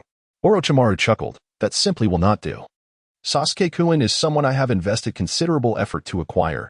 Handing him over would render my efforts futile. Shinichi sighed deeply, so it seems we must engage in battle. How troublesome. Orochimaru replied, if you find this troublesome, you may summon Uchiha Madara from over there. I believe that would resemble the Edo Tensei technique, would it not? Haha. If you wish to fight him, it is not impossible. However, I must caution you that while he was created by my jutsu, his strength is no less than that of the true Uchiha Madara. After speaking, Shinichi reached into the void and summoned a chair. Sitting calmly as he awaited the confrontation between Orochimaru and Uchiha Madara, Orochimaru's expression turned somber. He had merely intended to jest. Yet the other party was genuinely prompting him to battle that mere imitation. What strength could such a puppet possibly possess? This Uchiha Madara likely only possessed shadow-level power, which now appeared exceedingly feeble in his eyes. With a swift gesture aimed at Uchiha Madara, he softly uttered, Shinra Tensei. Suddenly, the Uchiha Madara, arms crossed, felt an overwhelming force of attraction enveloping his being. Immediately, his body soared directly into Orochimaru's grasp. A cold smile crept across Orochimaru's mind. This particular ninjutsu could be annihilated simply by utilizing the hungry ghost path to siphon away his chakra. It was utterly audacious for Araki Nobuhiko to pit a mindless puppet against himself, just as he prepared to employ the hungry ghost path to drain Uchiha Ibito's chakra. He witnessed Uchiha Ibito extend his right hand and deftly seize Orochimaru's wrist. In the midst of Orochimaru's astonishment, Uchiha Ibito slowly spoke. You are exceedingly arrogant, young one. Orochimaru widened his eyes, gazing incredulously at the Uchiha who had captured his wrist. Though Ibito's countenance remained cold, there was a newfound vitality in his gaze, no longer shrouded in lifelessness. While Orochimaru was momentarily stunned, Ibito delivered a powerful kick straight to Orochimaru's chest. Possessing the Rinnegan, Orochimaru was naturally aware of Ibito's movements. However, his youthful body, merely 14 years of age, could not keep pace with his vision. Orochimaru was propelled into the air from the impact, but Ibito's firm grip on his wrist kept him suspended midair. Ultimately, the force of Ibito's kick dissipated, leaving Orochimaru sprawled on the ground, his wrist still firmly held by Ibito. Nearby, Madara's eyes widened with realization. He sensed that the Uchiha before him was no mere puppet. Sitting in his chair, Nobuhiko chuckled, crossing his legs. Just moments ago, he had endowed Uchiha Ibito with genuine thought and will. This personality was crafted based on his understanding of Ibito from his previous life while watching Naruto. He had even simulated a portion of Ibito's memories and implanted them within him. At that moment, Ibito possessed the memories and power from the Valley of the End, marking the pinnacle of his early life. The ensuing events promised to be quite the spectacle. Orochimaru lay limp on the ground, face down, rendering his expression unreadable. Uchiha Ibito furrowed his brow and remarked, Young one, why do you not rise? Do you intend to deceive me with such feeble theatrics? Orochimaru, unable to reveal his face while prone, let out a cold, derisive snicker. Suddenly, Ibito felt several venomous snakes burst forth from the arm he held, lunging toward him. He scoffed disdainfully, a mere parlor trick. With that, he extended his left hand, channeling chakra into a surgical blade. With swift precision, he severed the heads of the snakes as if they were mere vegetables. Gradually, Orochimaru lifted his head, releasing an endless stream of serpents from his mouth. Ninjutsu, Serpent's Array. Upon witnessing the deluge of snakes, Ibito's brow furrowed, prompting him to leap back and create distance from Orochimaru. The serpents multiplied, growing denser and more numerous. Soon, the wave of snakes cascaded toward Nobuhiko and Madara. Madara swiftly utilized his Kamui to escape the battlefield, while Nobuhiko maneuvered his chair into the air to evade the serpentine onslaught. Confronted by the formidable tide of snakes towering over 10 meters, Uchiha Obito formed a hand seal and unleashed a torrent of flames against the serpents. Fire release, great fire annihilation. The conflagration and the serpentine tide collided in an instant. Where they intertwined, the air was filled with the crackling sounds of venomous serpents exploding, and foul black smoke wafted through the atmosphere. The center of the battlefield transformed into a blazing inferno, visible even from dozens of miles away, radiating a light akin to a miniature sun. Ultimately, Orochimaru's serpentine tide was no match for Uchiha Madara. As the sea of flames gradually pressed toward him, Orochimaru furrowed his brow and leapt to evade the inferno. Observing Orochimaru's narrow escape, Uchiha Madara crossed his arms and declared, "Young one, unleash all your strength." Orochimaru smiled slyly and replied, "You said it." Endless streams of natural energy converged toward Orochimaru's form. His body absorbed this energy with the voracity of a black hole. In truth, Orochimaru had always possessed the ability to absorb natural energy. He simply lacked the mastery required to enter Sage Mode. However, since he had switched bodies with Uchiha Sasuke, he had discovered a substantial enhancement in his control over natural energy. Now, he was poised to activate True Sage Mode, elevating his combat prowess to a new echelon. After completing this transformation, Orochimaru grinned wickedly and proclaimed, "Thank you for your patience. The second round of battle begins now." As his words faded, Orochimaru swiftly formed hand seals, and the ground beneath him trembled, quaking in response. Sage Art, Earth Style, Dance of 100 Dragons. Instantly, hundreds of brown earthen dragons surged forth from beneath his feet, hurtling toward Uchiha Madara. As the earthen dragons approached, Uchiha Madara remarked, "This jutsu lacks originality. It is merely a barrage of earthen dragon projectiles. You have entered Sage Mode. And yet, is this all you can muster?" No sooner had he spoken than a formidable blue Susanoo erupted around him. In an instant, the towering Susanoo stood completed at a height of 100 meters. The hundreds of earthen dragons struck the Susanoo like mere tickles, failing to penetrate its defenses. "Is this the end, young one?" Uchiha Madara inquired imperiously from the brow of the Susanoo. Orochimaru smiled slightly, then altered his hand seals and softly intoned, "Sage Art, Earth Style, Dance of 10,000 Dragons." In a flash, the earth surged like a tidal wave, and tens of thousands of earthen dragons erupted from the ground, rushing to engulf the Susanoo. The overwhelming onslaught of earthen dragons completely submerged the colossal form. Despite Uchiha Madara's efforts to maneuver the Susanoo's weapons, he found it impossible to escape the boundless mass of dragons. Ultimately, in a moment of desperation, Uchiha Madara dispelled the Susanoo and leaped out of the endless encirclement of earthen dragons. At that moment, a single earthen dragon behind Uchiha Madara opened its maw wide. Orochimaru sprang forth from the dragon's mouth, his right hand gripping Uchiha Madara's shoulder tightly. "I've got you now, Uchiha Madara." Orochimaru smirked wickedly as he activated the powers of the Hungry Ghost Path. Chakra from Uchiha Madara was relentlessly drawn away through Orochimaru's grasp. Just as Orochimaru reveled in his impending victory, Uchiha Madara's form suddenly dissipated into a swirl of white smoke. Orochimaru's pupils constricted. It was merely a shadow clone. When had he created it? At that moment, a shadow suddenly flashed behind the Earth Dragon. Uchiha Madara transformed into a streak of light, launching an assault towards Orochimaru. Surrounding his body, a colossal skeletal frame emerged, with the half-formed Susanoo's arm reaching out toward Orochimaru. Observing the imminent threat, Orochimaru twisted his serpentine form, contorting into an uncanny curve to evade the grasp of Susanoo's arm. The two engaged in a fierce exchange of ninjutsu, genjutsu, and taijutsu, each displaying their formidable skills, one wielding Susanoo with unparalleled mastery, the other employing elemental ninjutsu with extraordinary finesse. The scale of their battle expanded, its repercussions resonating far and wide, capturing the attention of various factions. In a location beyond the battlefield's reach, a Leaf Village intelligence ninja gazed in astonishment at the distant clash between the gigantic blue behemoth and the towering ninjutsu, their titanic forces colliding with relentless fury. The terrifying might and overwhelming aura sent shivers down the spines of these seasoned elite ninjas. One member, trembling with fear, inquired, "Captain, what are our next steps?" The captain replied gravely, "We must remain vigilant here. You must return to the village immediately and report the situation to Lord Hokage. Relieved by the order, the members swiftly vanished into the foliage. Similar scenarios unfolded in multiple locations, with various ninja forces drawn to the spectacle of the conflict. In the heart of the battlefield, Orochimaru grew increasingly impatient. He believed that victory would ultimately be his, especially with his Sage mode activated and the enhancement of Hashirama's cells. Confident in his chakra reserves, he felt capable of rivaling the Nine Tails at its zenith. However, this was not his ultimate goal. He did not wish to engage in a deadly struggle with Uchiha Madara.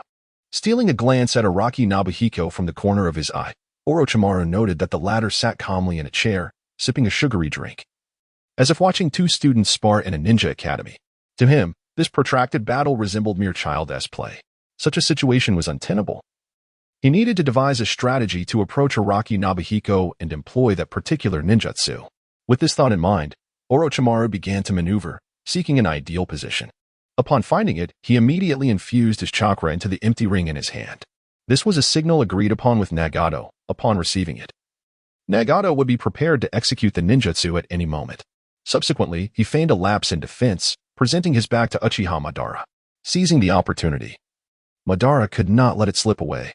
He commanded the immense Susanoo to cleave downwards. Orochimaru portrayed an expression of terror, seemingly unprepared for Madara to exploit his weakness. As the long sword descended, Orochimaru's body was instantly shattered into countless fragments, blood erupting in a gruesome display. Not far above him, Araki frowned, his mind filled with confusion. What game was Orochimaru playing? In his view, the victor of this battle should have been Orochimaru, sustained by the cells of Hashirama and Sage mode. Orochimaru, endowed with the enigmatic power of the Rinnegan and an array of bizarre techniques, now possesses strength that is undoubtedly on par with that of the legendary Hashirama Senju during his prime. Meanwhile, the power tier that Shinichi has assigned to Uchiha Madara is merely reflective of the era of the Valley of the End battle. At that time, Uchiha Madara, mounted upon the Nine Tails, was unable to best Hashirama Senju. How could he possibly contend with the current Orochimaru? Is it conceivable that he intends to utilize the snake substitution technique to mend his injuries? Yet, having been reduced to a mere heap of flesh, how could recovery be feasible? Although Sasuke was similarly shattered in the past, at least his head and torso remained intact. This time, however, Orochimaru has been transformed into a mist of blood. Shinichi doubts that the snake substitution technique has reached the stage of blood rebirth. At that moment, a figure slowly materialized from the void beside Shinichi. Turning to behold the apparition, he recognized it as Orochimaru, who had seized Sasuke's body. With his eerie purple Rinnegan glaring intensely, Orochimaru's expression was one of exhilaration. At last, the moment has arrived. Prepare yourself, Araki Shinichi. Rinnegan's ocular technique, heavenly hand power. Activate. Suddenly, seated in the void, Shinichi felt an overwhelming force of spatial energy enveloping him. In an instant, he vanished from his original location, replaced by a stone roughly the height of a human.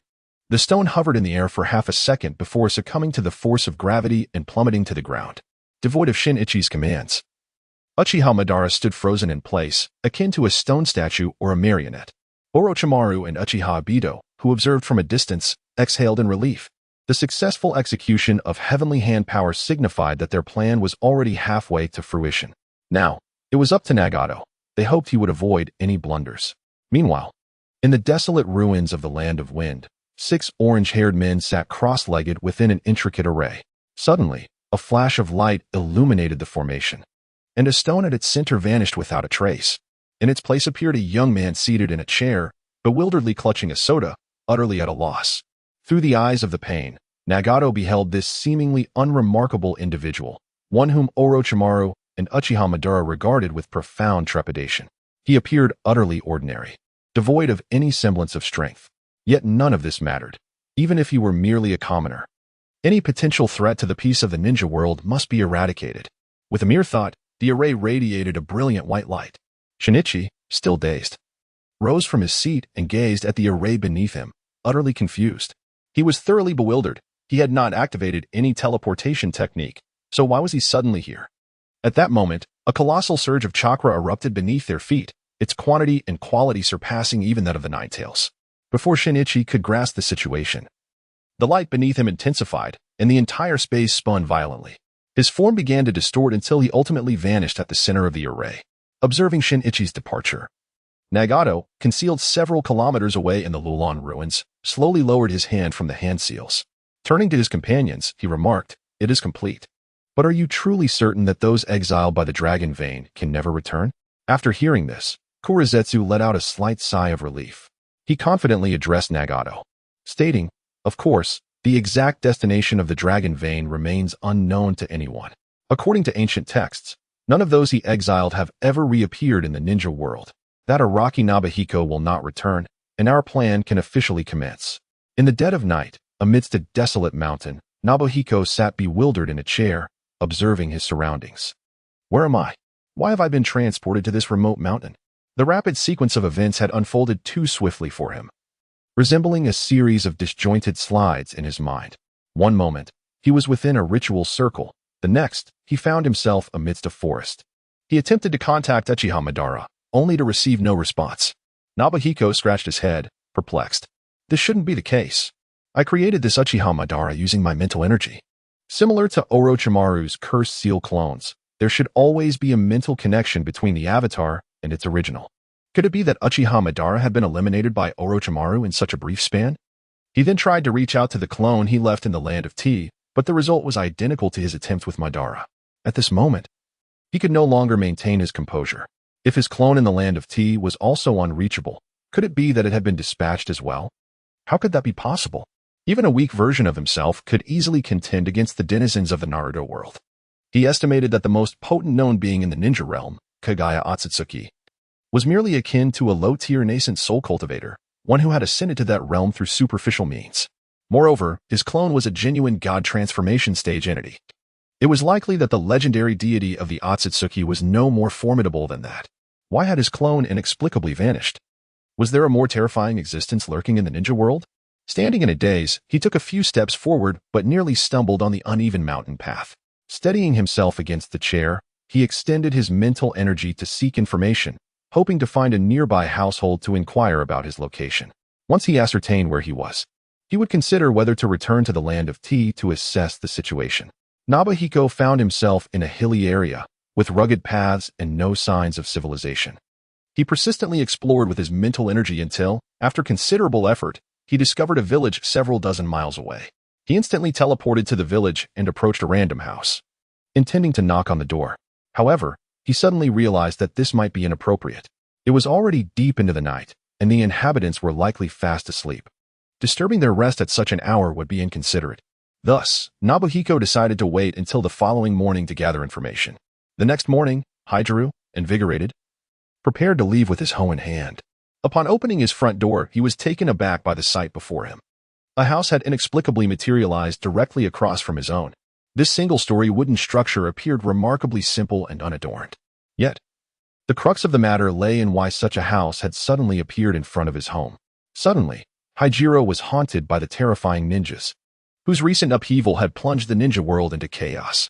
The relentless warfare waged by the ninjas had already claimed the lives of several distant relatives. Could it be that this very house was also a ploy of the ninjas? With this thought racing through his mind, he fearfully dropped his hoe and turned to flee with his family. Unexpectedly, the door across from him swung open, and a pale hand extended from within, gripping his shoulder and pulling him inside. "Help! Someone! Save me!" he cried out. Thud! A sharp knock from Yukihiro's knuckle struck Hijiro's head, followed by a menacing warning. "If you dare to make another sound, you'll regret it." The boisterous Hijiro instantaneously fell silent, kneeling obediently on the ground like a schoolboy. Trembling, he stammered, "Esteemed ninja, I have both the elderly and children depending on me. My entire family relies on my support. I beseech you to show mercy and spare my life. I shall repay you with utmost dedication." Yukihiro, growing impatient, interjected, "Enough with the pleasantries. Tell me, where are we? Which country does this place belong to?"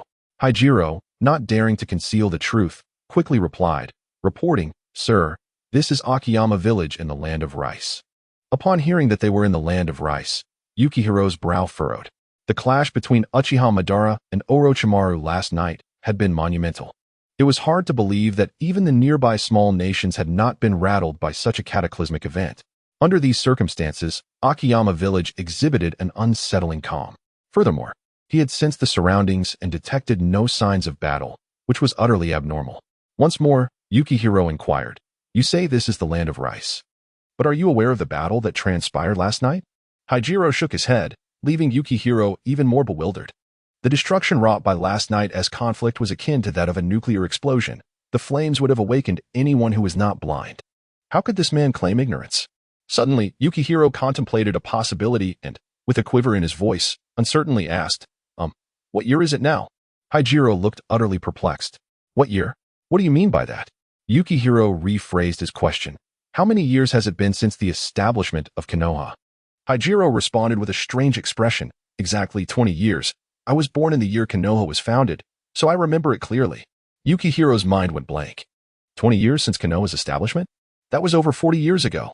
This meant that the last time he was transported, it must have been at the ruins of Lulon, the only place in the early ninja world capable of temporal travel. As for later temporal artifacts, Konoha had yet to discover them in this era. It became apparent that Orochimaru and his associates had indeed exiled themselves to this time. Meanwhile, Hajiro continued to chatter on, but Yukihiro was not truly listening. With a wave of his hand, the hastily constructed wooden house transformed into specks of starlight and vanished. He himself instantly disappeared before Hajiro's eyes, almost causing the latter to faint from shock. Yukihiro stood alone on the country path, gazing blankly at the sun rising slowly in the distance. It was all gone. Utterly vanished. The hard-earned ticket to the land of teeth has slipped through my fingers. What vexes me most is that, despite the mere 44-year gap between the current era and the 64th year of Konoha, the technological advancement has regressed by several magnitudes. This era lacks even the simplest pleasures, such as the fabled happy drink or the comforts of television and computers. Without these indulgences, what meaning does my aimless existence hold? Just as I began to savor life, I find myself thrust back into the dark ages. I reached out into the void, retrieving the chair that had accompanied me on my journey, placing it at my feet. I sank into it, gazing at the rising sun on the horizon, my heart awash with confusion. After a lengthy contemplation, my mindset gradually shifted towards tranquility. After all, merely surviving in a different era is not a significant change. A dignified soul such as myself can find solace anywhere. All I need to do is seek out a small nation, become its protector, and reign as a monarch. Furthermore, in the 64th year of Konoha, I still possess a clone in the land of teeth. Even if I leave that clone, it will not vanish. If I ascend to the role of protector in this timeline as well, I could enjoy the benefits of two worlds, doubling my joy. With this thought, my expression solidified with determination. Simply transitioning to another era is hardly a daunting task. Just as my resolve crystallized, a pair of farmer and son ambled down the path. They halted, momentarily taken aback by my presence in the field. As they passed, the young farmer quietly inquired of his father, "Dad, what is up with this guy? Why is he sitting here?" "I don't know. Perhaps he has a few screws loose," his father replied. "He certainly doesn't seem like an ordinary person. Could he be the foolish son of a landlord?" The duo continued their idle chatter as they walked away, leaving me, with a furrowed brow, in their wake. How infuriating. These ignorant bumpkins cannot even recognize my stature. Once I grasped my surroundings, I set forth again, this time without a destination, wandering aimlessly through the ninja world. Unbeknownst to me, I found myself in the land of water, home to Haiden. I had no intention of seeking out any cult, as that organization may not even exist in this time frame. Suddenly, a crucial question crossed my mind. Were Orochimaru, Nagato, and Uchiha Obito born in this era? I pondered intently. Orochimaru is likely still a student at the Ninja Academy, while Nagato's parents would be merely around 10 years old. As for Obito, the situation is even graver. His father's very existence is in question. An insidious thought crept into my mind. How dare these individuals conspire against me? It would be utterly unforgivable not to capture these youngsters and have them serve me fetching tea, laundering clothes, and preparing meals, an affront to my identity as an unrivaled powerhouse in the ninja realm. The more I contemplated, the more justified I felt, a wicked smile curling upon my lips. The passers-by instinctively distanced themselves from him, fearful of the contagion his affliction might bring. Thus, he ventured forth in the direction of Konoha, guided by the echoes of his memories. He was determined to confront Orochimaru, to remind him that, regardless of the circumstances, he would always be the younger brother. After a while, Shinhiko felt an inexplicable weariness wash over him, not of the physical kind, but rather a psychological fatigue. His inclination towards lethargy had resurfaced. He found himself reminiscing about Uchiha Madara's broad back. Riding atop him had been an undeniable pleasure. Contrary to popular belief that Madara's hair trailed down to his posterior, Shinhiko, who had experienced it firsthand, could attest that it was indeed quite comfortable. Disregarding any concerns, he decided to recreate another Uchiha Madara. With a mere thought, his mental energy twisted through the ether, ultimately coalescing into a humanoid form. Another Uchiha Madara materialized before Shinhiko. He effortlessly mounted this new incarnation, and as he settled in, an involuntary sigh escaped his lips. Ah, Madara, you are simply too comfortable. Realizing how peculiar that sounded, he quickly corrected himself. No, wait. It's riding you that is so delightful. The more he elaborated, the more absurd it became, prompting him to shake his head and cast aside such nonsensical thoughts. He took direct control of Uchiha Madara, galloping through the land of fire. The exhilarating rush of wind was enough to ignite his fervor. While riding Madara, he needn't concern himself with the prospect of colliding with walls or mountains. Madara navigated around all obstacles with the grace of a butterfly flitting through flowers. The elegance of those movements left Shinhiko momentarily wistful. Alas, this Uchiha Madara was not female. Otherwise, with such finesse, he could easily win the loyalty of many admirers. As he reached out to pat Madara's rear, a shiver coursed through him. Damn it. I'm a straight man. He realized that his earlier instinctive gesture nearly led to a calamitous misunderstanding. The shinobi world was indeed treacherous, nearly bending even a resolute man like himself. While lost in these thoughts, a cacophony suddenly erupted ahead on the road. Shinhiko turned to discover two factions embroiled in combat. One group, clad in coordinated attire, appeared to belong to some influential force, standing guard before an ornate palanquin, likely serving as noble protectors. The opposing faction, however, was ragged and menacing, clearly not of good intent. Shinhiko raised an eyebrow. It seemed he had stumbled upon a band of marauding brigands. Shaking his head, he assessed that the outlaws, outnumbering the guards, would soon prevail. Yet, this conflict was of no concern to him. He merely needed to circumvent it. At that moment, a familiar figure manifested before him, a balding middle-aged man. In an instant, Shinhiko recognized him. It was his former ethics teacher, Mr. Wong. Mr. Wong, what brings you here? Shinhiko exclaimed, astonished to see him holding a large, white iron teacup. With a tone laden with disappointment, he remarked, Do you still remember that I am your teacher? Do you recall how I once imparted wisdom to you? In times of hardship, one should cultivate oneself. In times of prosperity, one ought to assist the world. With your current abilities, rescuing these individuals would be a trivial endeavor. If that is the case, why do you hesitate to act? Have the moral lessons I have imparted over the years been in vain? After uttering these words, Teacher Wong's figure transformed into a wisp of breeze and vanished. Sinyan stood there, lost in contemplation regarding his actions. Indeed, he was no longer the inconsequential member of society he once was. Currently, he was an unparalleled powerhouse in the ninja realm. It was one thing to overlook injustice, but if he did nothing upon witnessing it, how was he any different from those vile creatures of his past life? In that instant, a surge of fervor coursed through his veins. This once-lost soul seemed to reclaim its essence, akin to a salted fish leaping through the dragon gate, attaining a sublime transformation. With a mighty roar, he rolled up his sleeves and charged towards the horde of over 100 bandits. Startled, the bandits turned in unison, only to find a lone young man rushing towards them.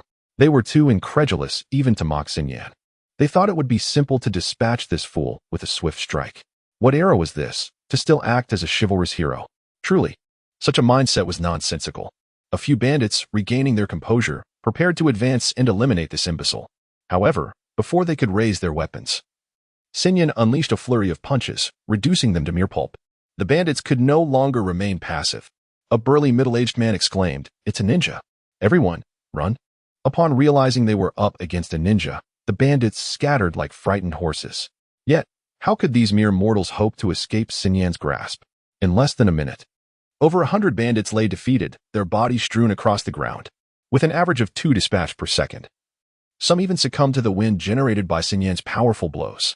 The sight was so terrifying that the guards nearly soiled themselves. The dread of the ninja was indelibly etched into their minds. At that moment, the curtain of the palanquin was gently lifted, revealing a captivating visage gazing at Sinyan with admiration. His unremarkable face left a profound impression on her heart, as if she had licked the very essence of her admiration. The ground was littered with the corpses of bandits, and the blood-soaked scene rendered the guards hesitant to approach. Typically, those who act heroically announce themselves with a thunderous shout, proclaiming their name, such as, Thieves, do not flee. Yan Zhongita stands here. Yet, Sinyan charged into the throng like a madman, unleashing his fists without uttering a word, swiftly eradicating the bandits. Whether he was friend or foe remained unclear to the onlookers, and thus no one dared to approach recklessly. However, one thing was certain, this individual was not to be trifled with. Just then, a gap in the palanquin curtain opened, revealing a figure intent on exiting the carriage.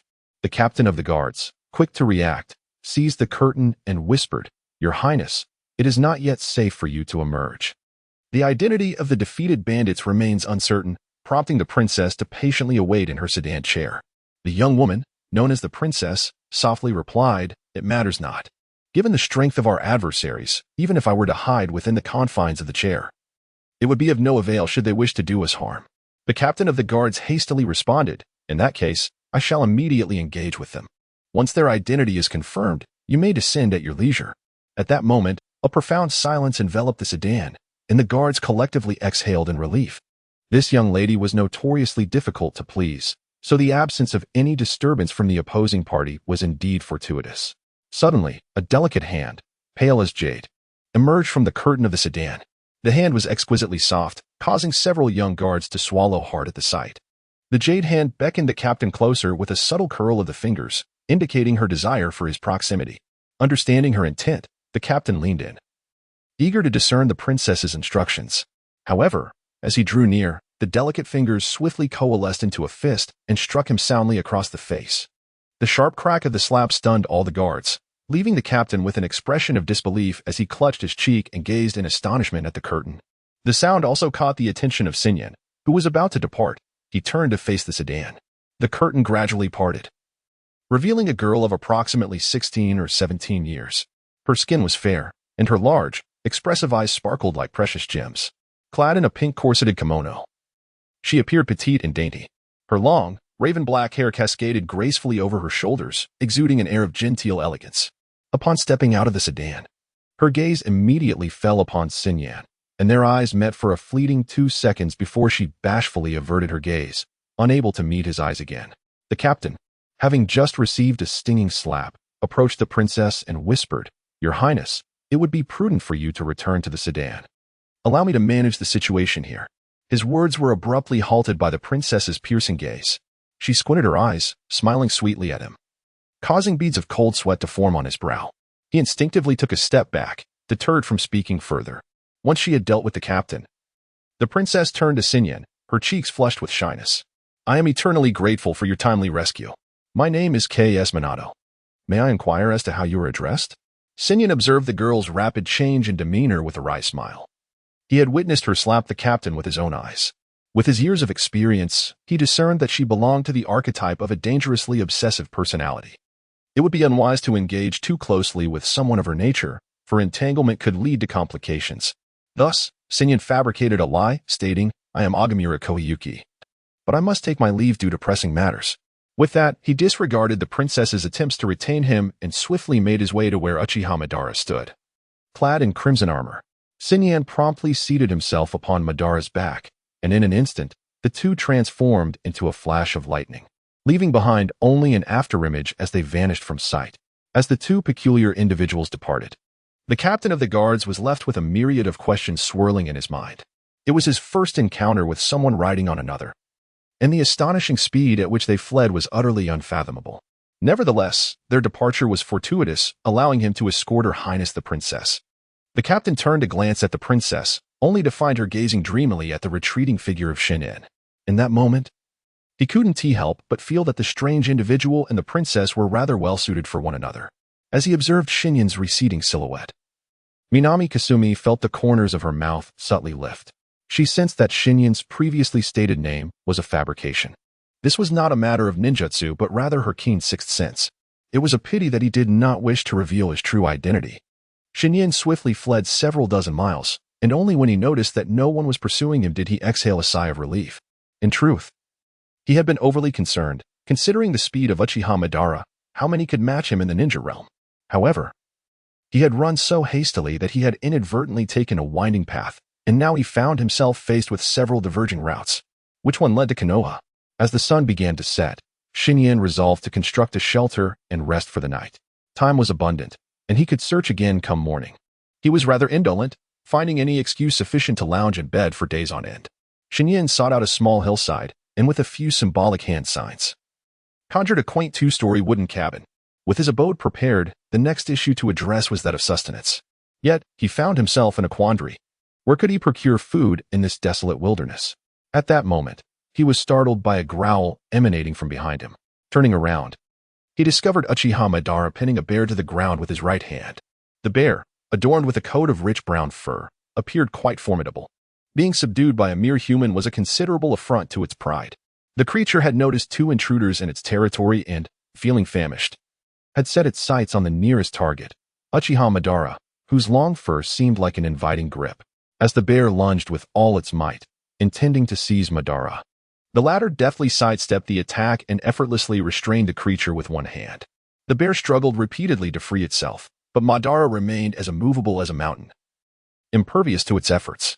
It became evident that this time, the bear had encountered a formidable opponent. Unless it devised a clever escape, it would meet its demise today.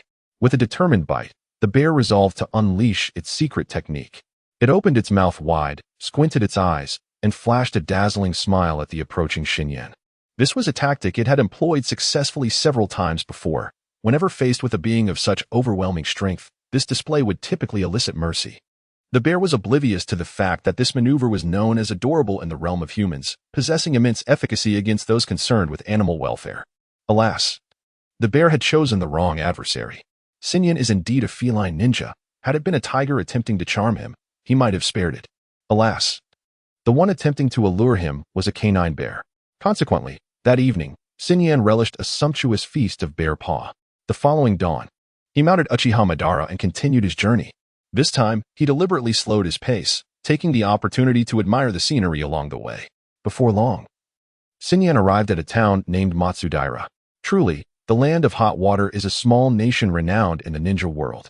This town is scarcely smaller than the capital of the land of teeth. Outside the town, Xinyan found a secluded tree to tether Uchiha Madara, primarily to prevent the beast from wandering off and being taken by others. After all, this creature was his sole possession, and losing it would leave him destitute. Xinyan had once contemplated dressing up Uchiha Madara to accompany him into town. But the thought of the striking red armor and the long flowing hair made him abandon the idea. Such a flamboyant appearance would be impossible to conceal. It was better to find a place to hide it. After securing Uchiha Madara, Xinyan strode confidently into the town. This settlement was not of strategic importance, and the military presence of the land of hot water was quite feeble. Thus, there were no soldiers at the entrance to scrutinize anyone. Anyone with legs could enter freely. The streets were lined with hot spring establishments, each relying on a single source of water to sustain numerous businesses. The technological level of this era pales in comparison to that of the future, with electronic devices nearly non-existent and entertainment primarily consisting of hot springs, gambling dens, and brothels. However, Xinyan held no interest in such establishments. Even in a world steeped in depravity, he resolved to maintain his integrity and remain untainted by worldly vices. At that moment, a hostess from a brothel spotted Xinyan. His listless demeanor clearly marked him as a familiar figure in the trade. "Hey there, why not come and sit with me?" she called out, adjusting her posture and casting flirtatious glances his way. Xinyan cast a disinterested glance at her. Did he really look like a patron? He hastened his steps, distancing himself from the brothel. Once he was out of earshot, the hostess spat disdainfully on the ground. What a pretentious act. A lack of interest in women must mean he is either a miser or impotent. As Xinyan meandered aimlessly, a group burst into the land of hot water. Leading them was a white-haired man clad in blue armor, adorned with metallic protective gear. This individual was none other than Senju Tobirama, the second Hokage of Konohagakure. However, he appeared quite disheveled, covered in mud with dried blood staining his face. The 6 young ninjas accompanying him were equally disheveled. These future titans of the ninja world now resembled lost souls, frantically fleeing as if hunted. Behind them pursued a formidable contingent of over 100 ninjas, led by the infamous brothers, Qin and Jin, who had made a name for themselves during the Warring States period. These two had survived the great battle against the Ninetales and gained its chakra, thereby cementing their legendary status in the ninja realm. It was precisely due to the formidable reputation of the two brothers that the inaugural Reikage of the village of Kumogakure extended an invitation for their inclusion shortly after the village's establishment. The brothers, with their proud natures, had no intention of living under the shadow of another. Moreover, they deemed the initial Reikage, to be significantly lacking in strength. In that moment, they contemplated overthrowing him and seizing power for themselves. However, They soon realized that A's astrological sign was remarkably compatible with theirs, and the Raikage's influence was vast. Despite their own formidable prowess, they could not withstand the overwhelming tactics employed by the Raikage's forces. Thus, they grudgingly chose to remain in Kumogakure for the time being. Initially, the brothers planned to extricate themselves from the village when the opportunity arose. But circumstances proved to be unpredictable. As they entered the era of the shinobi villages, they discovered that these new villages were far more powerful than their former clans. The resources and authority retained within Kumogakure far outweighed the allure of ruling as mere bandits outside. Consequently, their ambitions swelled, and after outlasting the initial Raikage, they believed their strength was sufficient to assume his mantle. The brothers had privately conspired, with the elder, Kin, set to become the second Raikage, followed by his younger brother taking on the role of the third Raikage after a span of 5 or 6 years. However, they were taken aback when the inaugural Raikage, A, bequeathed the title to another formidable member of the Yatsuki clan. This individual inherited A's name and became the second Raikage, leaving the brothers with nothing while they were relegated to a subordinate position once more. At this juncture, the brothers could no longer tolerate their predicament. It was utterly outrageous for Kumogakure to treat them as mere lackeys while denying them any reward. They thus organized their loyal followers and launched a surprise attack during a peace treaty meeting between the second Raikage and the second Hokage. The second Raikage fell victim to their ambush, slain by the hands of Kin and Jin. In truth, after eliminating the second Raikage, the brothers could have easily resolved their issues by negotiating with Senju Tobarama, who was merely present to finalize the peace agreement, as he was not a ninja from Kumogakure. To him, it mattered little whether the agreement was signed by the second or third Raikage. However, the brothers, intoxicated by their recent victory, failed to consider the repercussions. They were acutely aware that the First Shinobi World War had seen Kumogakure suffer a significant defeat, and this peace treaty was largely unfavorable to both Kumogakure and the Land of Lightning. If they were to sign such an agreement, they would undoubtedly be vilified by the ninjas of Kumogakure. Moreover, to do so in the aftermath of their coup against the second Raikage was particularly precarious. They could vividly imagine the consequences of returning to Kumogakure with the head of the second Raikage and the treaty in hand. They would surely be branded as traitors, rendering any hope of seizing power futile, and even the prospect of ruling as mere bandits would be jeopardized. Thus, they decided that since they had already slain one Raikage, it would be entirely justifiable to eliminate the second Hokage as well. With the might of having vanquished the strongest ninja village in the shinobi world, Konohagakure, they could return to Kumogakure in triumph. By then, who could possibly oppose their ascension to power? Without further hesitation, Kin and Jin rallied their comrades and set off in pursuit of Senju Tobarama and his accompanying bodyguards. After the confrontation, the brothers Jin and In Xiao realized just how formidable Senju Tobarama's strength truly was. Senju Tobarama was not to be compared with the first and second Raikages, who were mere iron waste. Had it not been for their numerical advantage, the brothers would undoubtedly have suffered grave losses. However, having committed to their course of action, they resolved not to leave any survivors. Thus, the Jin and In Xiao brothers, accompanied by hundreds of their loyal subordinates, relentlessly pursued Senju Tobarama and his companions. Tobarama, along with his 6 students, engaged in a tactical retreat, fleeing towards the Land of Fire. They dashed from the negotiation side in the Land of Frost all the way to the borders of the Land of Hot Water. If they could return to the Land of Fire, they would secure the support of the Leaf Village ninjas, which would counterbalance their numerical disadvantage and provide a glimmer of hope for survival. However, they sorrowfully realized that if they continued in this manner, they would be overtaken by their pursuers before they reached the borders of the Land of Fire. At that point, none among them would escape, and they would face the grim fate of total annihilation. In the crowd, Shimura Danzo clenched his fists, his heart brimming with dread. Sensing Danzo's unease, Sarutobi Hiruzen offered a few words of comfort. "Do not worry, Danzo. We shall surely return safely to the village." Yet, Hiruzen's reassurances did little to ease Danzo's inner turmoil. Instead, they intensified his anxiety. He refused to perish here. He had dreams yet unfulfilled and could not allow himself to fall here. Not only Danzo, but also Mido Gate-in and Tsurugi Kaharu displayed expressions of terror.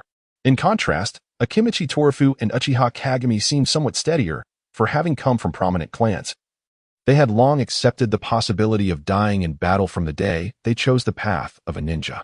Observing the expressions of his comrades, Sarutobi Hiruzen intended to offer further words of encouragement. However, before he could speak, his mentor, Senju Tobarama, poured cold water on the situation. At this rate, it won't be long before we are completely caught up.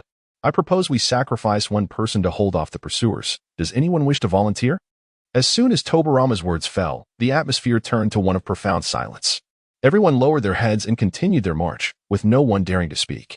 They all understood that the one who volunteered for the rear guard would almost certainly not survive. Tobarama's suggestion was a subtle plea for someone to step forward for sacrifice. And that individual could not be weak. Only someone of at least the strength of a Kage could hope to impede the pursuing Cloud Ninjas. Midogate-in and Tsurugi Kohara felt a slight relief. They knew they would not be tasked with the rearguard. The reason was simple. Their strength was insufficient to deter the pursuing Cloud Ninjas. Thus, they were excluded from the list of potential sacrifices. And they felt fortunate for their comparative weakness. Akimichi Torafu and Uchiha Kagami silently gritted their teeth. Although their strength was not inferior, they were merely of average Jounin level.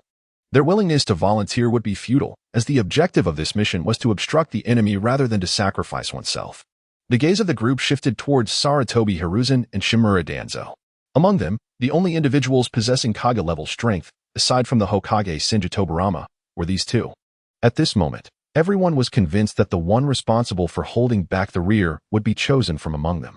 Shimura Danzo clenched his fists, beads of cold sweat forming on his forehead. He yearned to extend his hand, to volunteer for the task of covering the retreat. However, his body felt as if it were laden with lead. No matter how hard he tried, he could not move an inch.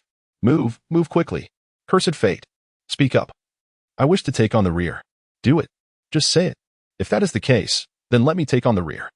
A gentle voice broke through the tension, reaching everyone's ears. Danzo exhaled the pent-up frustration from his chest, unclenching his fists and relaxing his shoulders. The words spoken were not his. They belonged to his companion, Sarutobi Hiruzen. Rather than feeling anger at having his line stolen, he felt an immense sense of relief. However, once he regained his composure, an overwhelming sense of humiliation washed over him. Teacher Tobarama and their comrades were observing, taking in his every reaction. How embarrassing, utterly humiliating. He immediately clenched his fists and shouted, "What nonsense are you spouting? Clearly, I am the one who should cover the rear." Seeing Danzo's demeanor, Hiruzen smiled and replied, "But I spoke first, so the one covering the rear has already been decided to be me." Are you joking? Just because you spoke first means you have the right? No matter how you look at it, the one covering the rear should be enough. Tobarama Senju's commanding voice interrupted their quarrel. Both Danzo and Hiruzen promptly fell silent. Clearly intimidated by their teacher, Tobarama stated, "There is no need for you to argue. I shall take on the rear." The crowd gasped in astonishment, urging him otherwise. Hiruzen protested, "Teacher, as the Hokage, how can you undertake such a perilous task?" Mido Minion chimed in, "Indeed. Konoha needs you, Teacher Tobarama. How can you risk yourself in such a dangerous situation?" Tobarama cut through their concerns, asserting, "My mind is made up. You need not persuade me further. The future of Konoha lies in the hands of you young ones, not in the remnants of my old era. It is now your duty to protect Konoha, while this outdated relic, shall shield you from the storm one last time." Turning towards Hiruzen, he continued, "Monkey, from this day forth, you shall be." A wave of tension enveloped the crowd. They had already surmised the conclusion of Tobarama's statement before he could finish. Hiruzen felt a surge of excitement. Could it be that his dream was about to be realized today? Conversely, Danzo was filled with resentment. Had he spoken first, he would undoubtedly have been the one to become Hokage. The crowd anxiously awaited Tobarama's concluding words. However, after a prolonged silence, they heard nothing from him.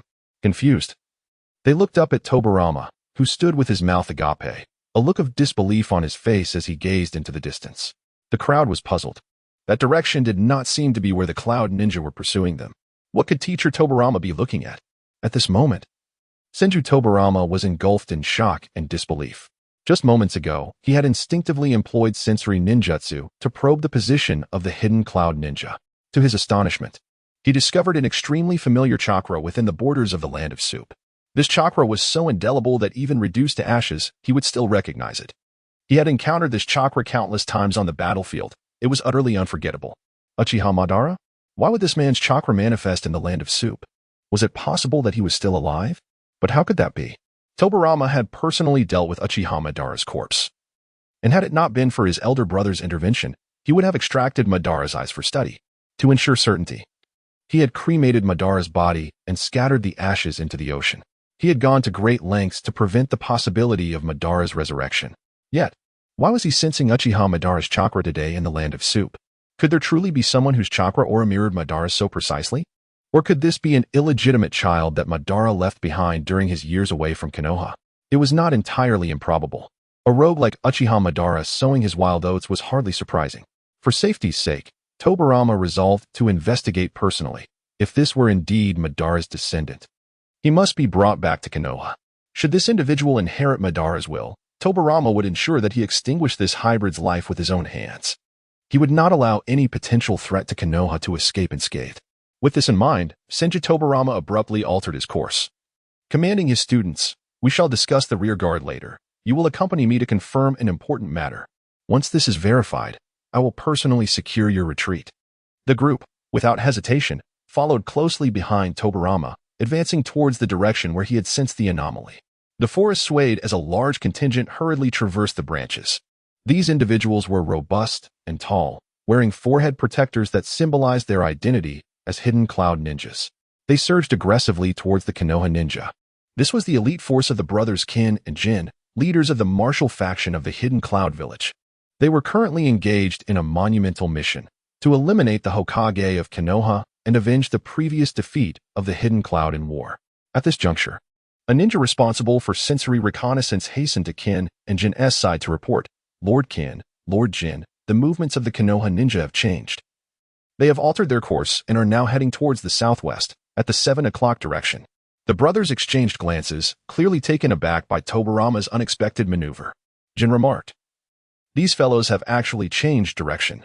What on earth is Senju Tobirama scheming?" Kin scoffed, "He is merely a man who relies on cunning and trickery. There is no need for fear. Everyone, continue to pursue me. Regardless of what plans the Konoha ninja concoct, they will be powerless in the face of absolute strength." The Hidden Cloud ninjas erupted in laughter, evidently in agreement with Kin's words. A true man should confront challenges head-on. Those who resort to schemes are merely a band of cowards. This is the tale of their cloud ninjas, a true testament to manhood. Thus, two factions emerged, one fleeing, the other in pursuit. Before long, they arrived near Matsunokawa town. As they drew closer, the presence of Senju Tobirama became increasingly palpable. Ultimately, after traversing a dense forest, Senju Tobirama and his 6 disciples encountered a figure both familiar and chilling. Tobirama's eyes widened in disbelief as he beheld Uchiha Madara, bound by a rope around his neck. At that moment, Madara stood with arms crossed beside a tree, ensnared by a thick hemp rope, the other end tethered to the trunk as if he were livestock. Mito Minyan and Nara Shukaku sank to the ground, trembling slightly. How could this be? Hadn't he, the first Hokage, vanquished Uchiha Madara? The remaining companions, witnessing their comrade's distress, refrained from mockery, for fear gripped their hearts as well. The Shura of the ninja world, Uchiha Madara. He was the formidable force who quelled the chaos in the ninja realm 2 decades prior and co-founded Konoha alongside the first Hokage. They had witnessed the terror of his power firsthand when he commanded the Nine Tails to assault Konoha. That dread had left an indelible mark on each of their souls. Now, Uchiha Madara still lived, yet the first Hokage, who could have defeated him, was no more. Who, then, in the ninja world could possibly stand against such a fearsome Shura? Uchiha Kagami clenched his fists, astonished to find himself once more in the presence of this esteemed figure. From the inception of Konoha, he had dreamed of becoming Madara's disciple. However, when he was merely 6 years old and just had joined the Ninja Academy, Madara had departed from Konoha. Years later, Madara's assault with the Nine Tails had irrevocably severed his hopes of achieving that aspiration. Now, encountering his childhood idol once again, Kagami's emotions were a tapestry of complexity. This meeting left him uncertain of whether Madara was friend or foe. The first to regain composure was the second Hokage, Senju Tobirama. Having a long-standing acquaintance with Madara, he stepped forward and, gazing intently at him, inquired, "I personally handled your corpse. I confirmed your death multiple times.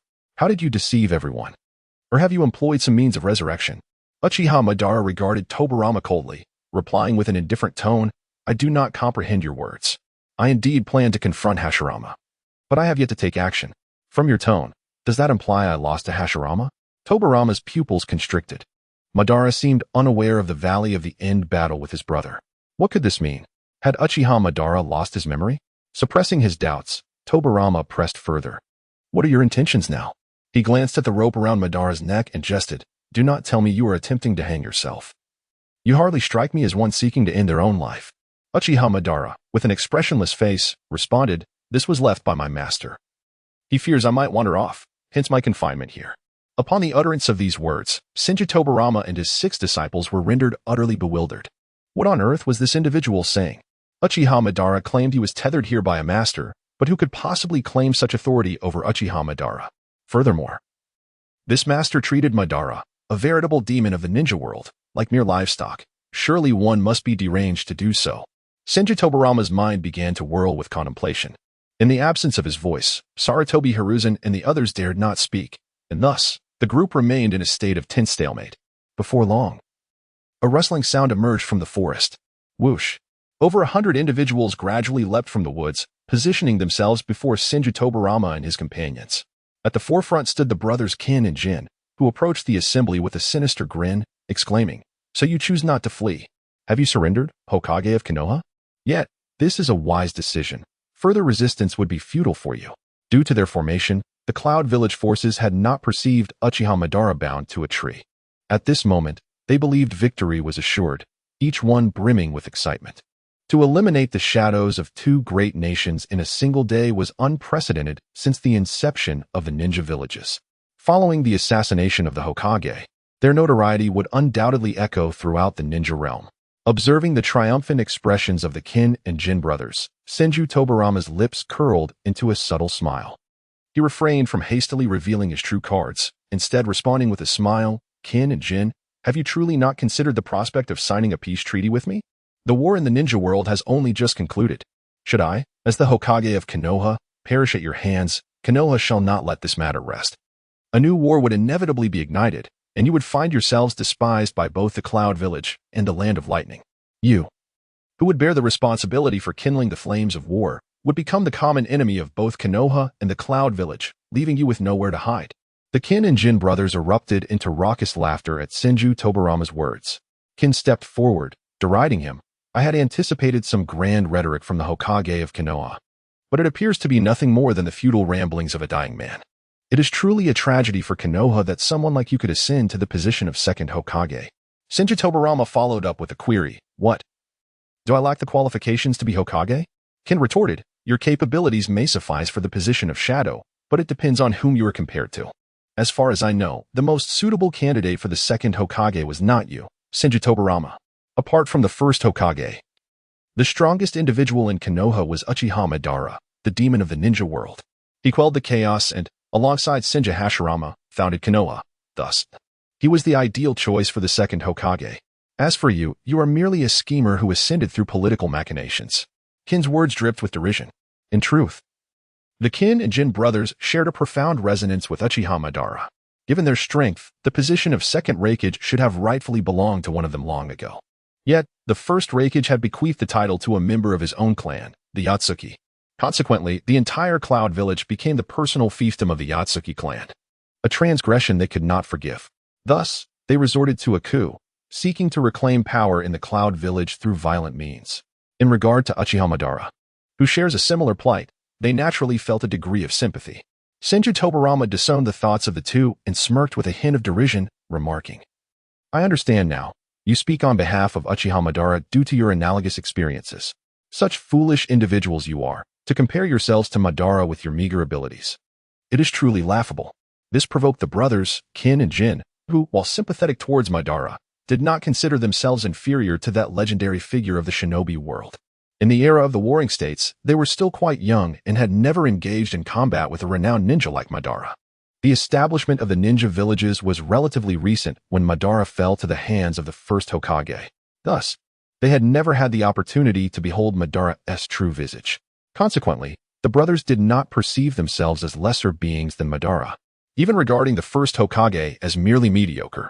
During the 5 Kage summit, he had even knelt before the so-called waste of a Raikage, suggesting that such feeble beings were likely not very formidable.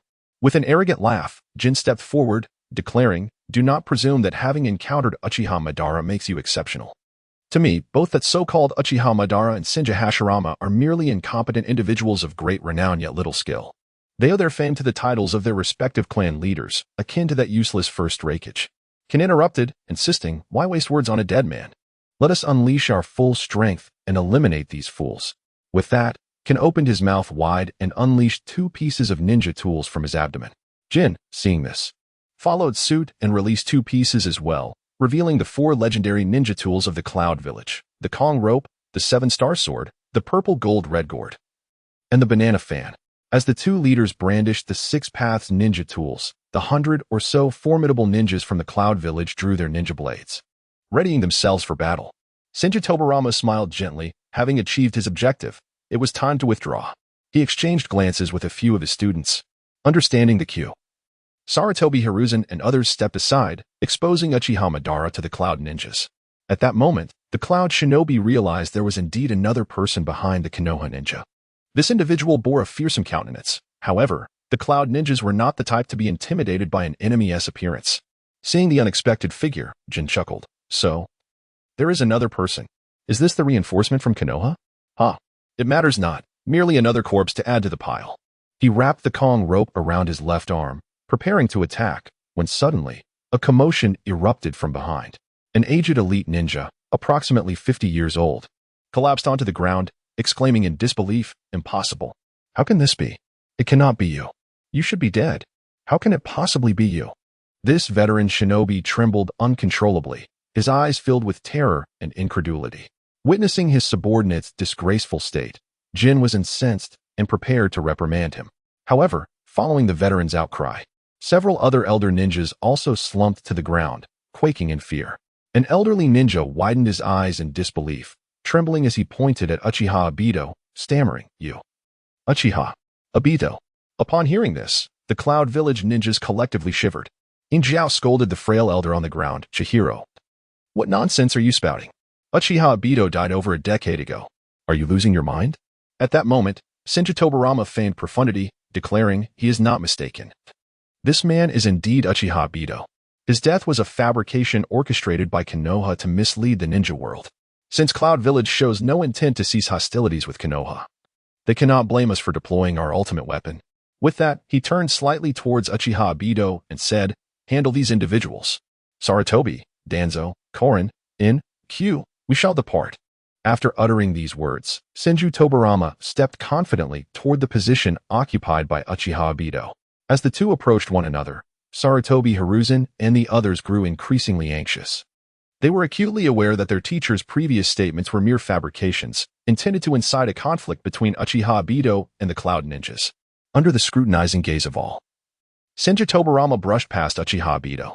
He exhaled slightly, reassured that Uchiha Obito was indeed loyal to his master's commands and would not strike at them indiscriminately. Having narrowly escaped peril, Senju Tobirama vanished in an instant, prompting Sarutobi Hiruzen and the others to regain their composure and follow in his footsteps. Throughout the encounter, the Cloud Ninjas remained notably restrained. Even the unruly In and Yang Zhao observed the situation with caution, though they had initially boasted bravely. Facing Uchiha Obito in person instilled a sense of trepidation. In Zhao swallowed hard and inquired of Jin Zhao, "Do you believe this Uchiha Obito is genuine?" Jin Zhao shook his head, replying, "I cannot say for certain. Perhaps we should test him." With that, he fixed his gaze upon a subordinate behind him, seizing the man effortlessly. The Cloud Ninja, akin to a chick being lifted, cried out in terror, "Lord Jin Zhao, what are you doing?" Without a word, Jin Zhao hurled the hapless ninja toward Uchiha Obito. Despite his fear, the ninja maintained his composure as a shinobi and aimed his long blade at Uchiha Obito, hoping to expose him as an imposter. Uchiha Obito, confronted with the approaching Cloud Ninja, scoffed dismissively. With a mere sidestep, he evaded the thrust of the long blade. In a flash, he snatched the weapon from the Cloud Ninja's grasp, severing the head from the body. Yet the spectacle did not end there. Uchiha Obito's left hand reached for the back of the now headless corpse, tearing off an explosive tag that was already igniting. He affixed the burning tag to the long blade he had just seized and, with a forceful throw, sent the weapon hurtling back toward the direction of the Cloud Ninjas. In Zhao and Jin Zhao leapt aside, while several slower Cloud Ninjas were caught in the explosion, sustaining severe injuries. When the smoke finally dissipated, In Zhao brushed off the dust from his clothes while cursing, "Those wretched leaf ninjas are truly cunning. They actually managed to deceive the ninja world with Uchiha Madara's false death. What utter shamelessness. Jin Zhao, what shall we do next?" Jin Zhao licked his lips and smiled. "What else is there to do? We must fight." Uchiha Madara observed the brothers, his expression impassive. He had clearly heard the conversation between Senju Tobarama and the opposing party. He had no intention of explaining himself and, in truth, felt a flicker of anticipation within. He had endured a great deal recently, despite his formidable strength. He was treated merely as a steed. Now, a rare opportunity to unleash his frustration had presented itself, and missing it would be a grave mistake. Noticing the disdainful gaze of Uchiha Madara, the proud Ine and Jin Jiao brothers could no longer remain composed. Without further ado, Ine Jiao launched into action. His left hand wielded the H-kin rope while his right brandished the Qixing sword, transforming into a streak of silver light that surged toward Uchiha Madara. Jin Jiao, however, remained stationary, meticulously observing Madara's combat style, unlike his brother who was eager to engage. In an instant, Ine Jiao closed the distance, appearing before Uchiha Madara in the blink of an eye. The Qixing sword arced toward Madara's neck, aiming to swiftly end his life. Yet, with a mere tilt of his head, Madara evaded the meteoric strike. He then raised his right leg and delivered a powerful kick to Ine Jiao's abdomen. The speed of the kick was so immense that even a master of physical techniques like Ine Jiao could not evade it. With a resounding thud, Ine Jiao was sent flying as if he were a mere rag doll. Observing this, Jin Jiao rushed forward to catch his brother's tumbling form. After landing, Ine Jiao shook his head, feeling as though the entire world was spinning. After taking a few deep breaths, he managed to regain some composure. With a grin, he remarked, "No wonder you are Uchiha Madara. Even your pure physical techniques possess such power. We indeed underestimated you. A true powerhouse in the ninja world is not to be taken lightly." Uchiha Madara crossed his arms, his tone laced with disdain. "What? Do you seek to beg for mercy now? Beg for mercy? It is you who should be pleading," Ine Jiao retorted, shaking the H-kin rope on his left hand. "While you kicked me, I had already touched you with the H-kin rope. This is a legendary ninja tool passed down by the Sage of Six Paths. Even you cannot withstand its might." With that, Ine Jiao activated the H-kin rope's linguistic ability. The H-kin rope was a tool capable of extracting the opponent's linguistic essence from within their body. As long as it made contact with the enemy, they would be compelled to expel their linguistic essence. Subsequently, by slicing through their essence with the Qixing sword, the opponent would find themselves in a state of perpetual vulnerability to sealing. The linguistic essence is akin to a mantra. The words you have uttered most throughout your life become your essence. Once the Qixing sword records your essence, uttering your mantra again will result in your sealing. Suddenly, Uchiha Madara opened his mouth wide, and a white, dough-like substance was expelled from within. This is the essence of Uchiha Madara's words.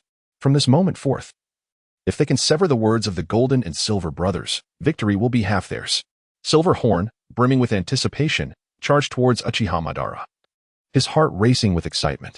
After all, his opponent was Uchiha Madara, the invincible force who had once allied with the first Hokage to bring peace to the ninja world. The thought of such a formidable being meeting his end at the hands of the two brothers filled Silver Horn with exhilaration. Golden Horn, equally eager, had already uncorked the purple-gold red gourd, awaiting the moment when Silver Horn would sever their foes' words, allowing him to seal Madara away. In an instant, Silver Horn appeared beside Uchiha Madara, his right hand wielding the seven-star sword aimed directly at Madara's essence. "Haha, perish, Uchiha Madara. Your legend shall be extinguished today beneath the dazzling light of the hidden cloud village." Just as Silver Horn proclaimed his impending victory, Uchiha Madara, still uttering his essence, revealed a scornful smile. With a swift motion, he evaded the strike of Silver Horn's seven-star sword. Then, clenching his right hand into a fist, he delivered a crushing blow to Silver Horn's right arm, causing a dislocation at the wrist. "Ah!" Silver Horn cried out in agony as the seven-star sword slipped from his grasp. Uchiha Madara caught the sword deftly and transformed into a streak of light, severing Silver Horn's left arm with a single stroke. The entire sequence unfolded in a heartbeat, and it was only after Madara had disarmed Silver Horn that Golden Horn finally reacted. "You despicable Uchiha Madara, cease this at once," Golden Horn bellowed, brandishing his banana fan. With a mere flourish of the fan, he could unleash the 5 elemental ninjutsu without the need for hand signs. And the speed of his jutsu's manifestation surpassed that of ordinary releases. A towering tornado, over 3 meters high, surged toward Uchiha Madara. Madara, with a disdainful smirk, swung the seven-star sword to sever his own essence, subsequently sealing it within the sword. He then plunged the seven-star sword into the ground and formed hand signs. Fire release, great fire destruction. A vast inferno instantaneously engulfed the tornado, rendering it utterly insignificant against Madara's fire technique. Golden Horn, taken aback, rushed to grasp Silverhorn's leg, and in a frenzy, he attempted to retreat. However, his speed was no match for Uchiha Madara's fire release. Moreover, burdened with his injured brother, he had no choice but to wield the banana fan to confront Madara's flames. He desperately waved the fan, channeling chakra into it as if it were of no consequence. Waves of water erupted from the fan, forming a barrier before the brothers. The collision of water and fire generated a copious amount of steam, shrouding the forest in a thick mist. Approximately 10 minutes later, the sea of flames gradually receded. In the heart of the inferno, Golden Horn sat on the ground in disarray, his clothing tattered and his body marred with burns. Silverhorn had succumbed to unconsciousness. Had it not been for his robust constitution, the injury of his severed arm and the agony of the fire release would have claimed his life. Now, he hovered on the brink of expiration, and without timely medical attention, he may not survive until dawn. At this moment, Jin Xiao was engulfed by despair. Fully comprehending the vast chasm in strength between himself and Uchiha Madara, the adversary had remained stationary throughout, and without even untying the rope that ensnared Jin Xiao's neck, he had reduced the two brothers to this pitiful state. Jin Xiao gasped heavily, lamenting helplessly, "Is this the realm of the shinobi, a true Asura? I never fathomed the disparity in our power to be so immense. It is truly disheartening." Uchiha Madara paid no heed to the defeated Jin Xiao, instead bending down to retrieve the 7 stars sword from the ground. Upon observing the inscriptions that materialized on the blade, a smile crept across Madara's face. It was amusing to discover that this had become his catchphrase, a realization he had previously overlooked. However, he found the artifact rather entertaining and decided to reserve it for his master upon his return. With that, he manipulated the 7-star sword to channel the words of power back into his own being, then addressed the Jin and Yin Jiao brothers. "I have thoroughly enjoyed today's encounters. It is time to send you both on your way." Upon hearing this, Jin Jiao's eyes first reflected anguish and despair, eventually hardening into a fierce resolve. In a swift motion, he drew a kunai and, much to Uchiha Madara's astonishment, slashed Jin Jiao's throat. Madara furrowed his brows, perplexed by Jin Jiao's actions. Had he truly lost his sanity in the face of such overwhelming pressure? The mortally wounded Yin Jiao's eyes widened in agony as he struggled briefly, ultimately succumbing to the void. Jin Jiao clenched his teeth. He would never have resorted to such an act if not for the dire circumstances. The threat posed by Uchiha Madara was insurmountable. If they did not take such drastic measures, neither brother would survive.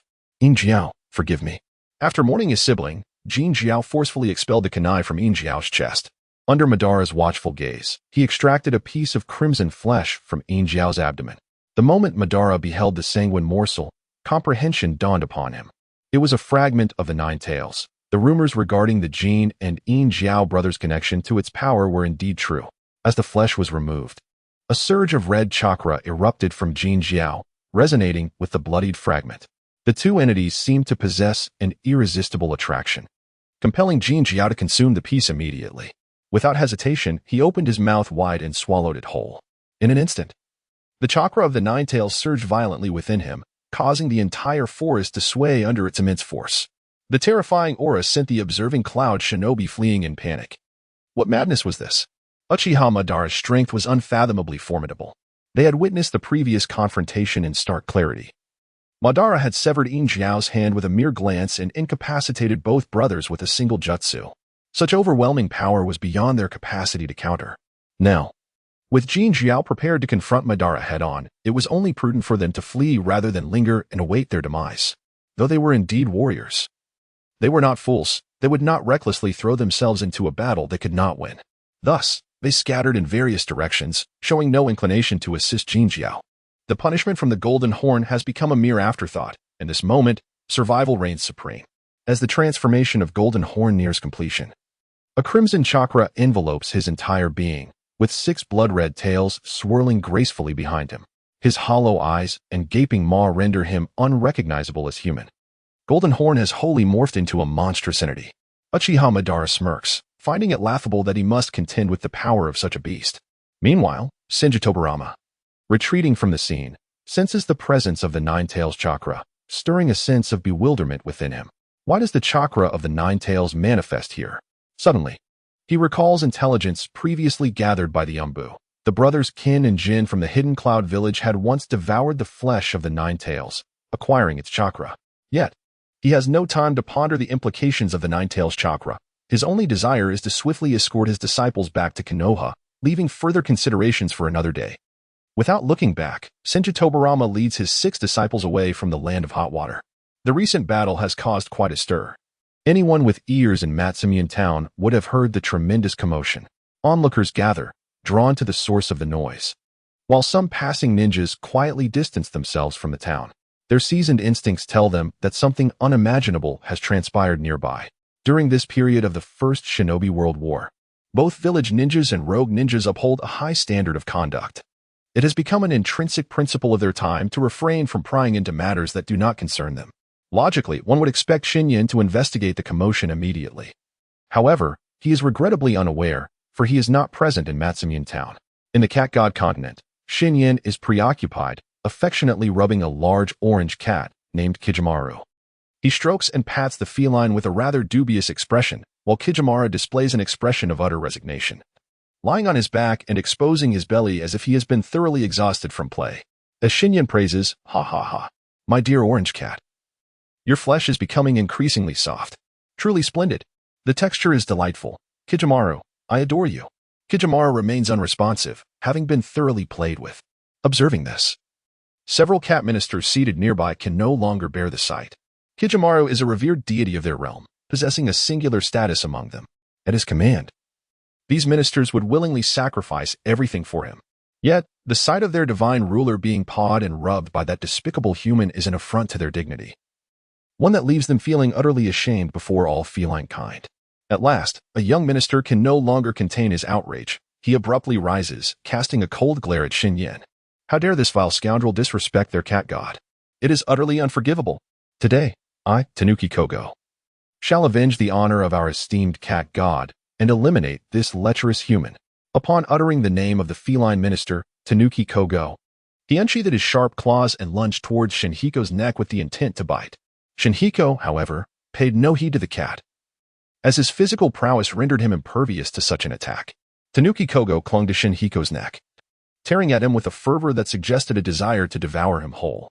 The other ministers, unable to remain idle, bared their claws and roared in solidarity, "Lord Tanuki, we come to your aid."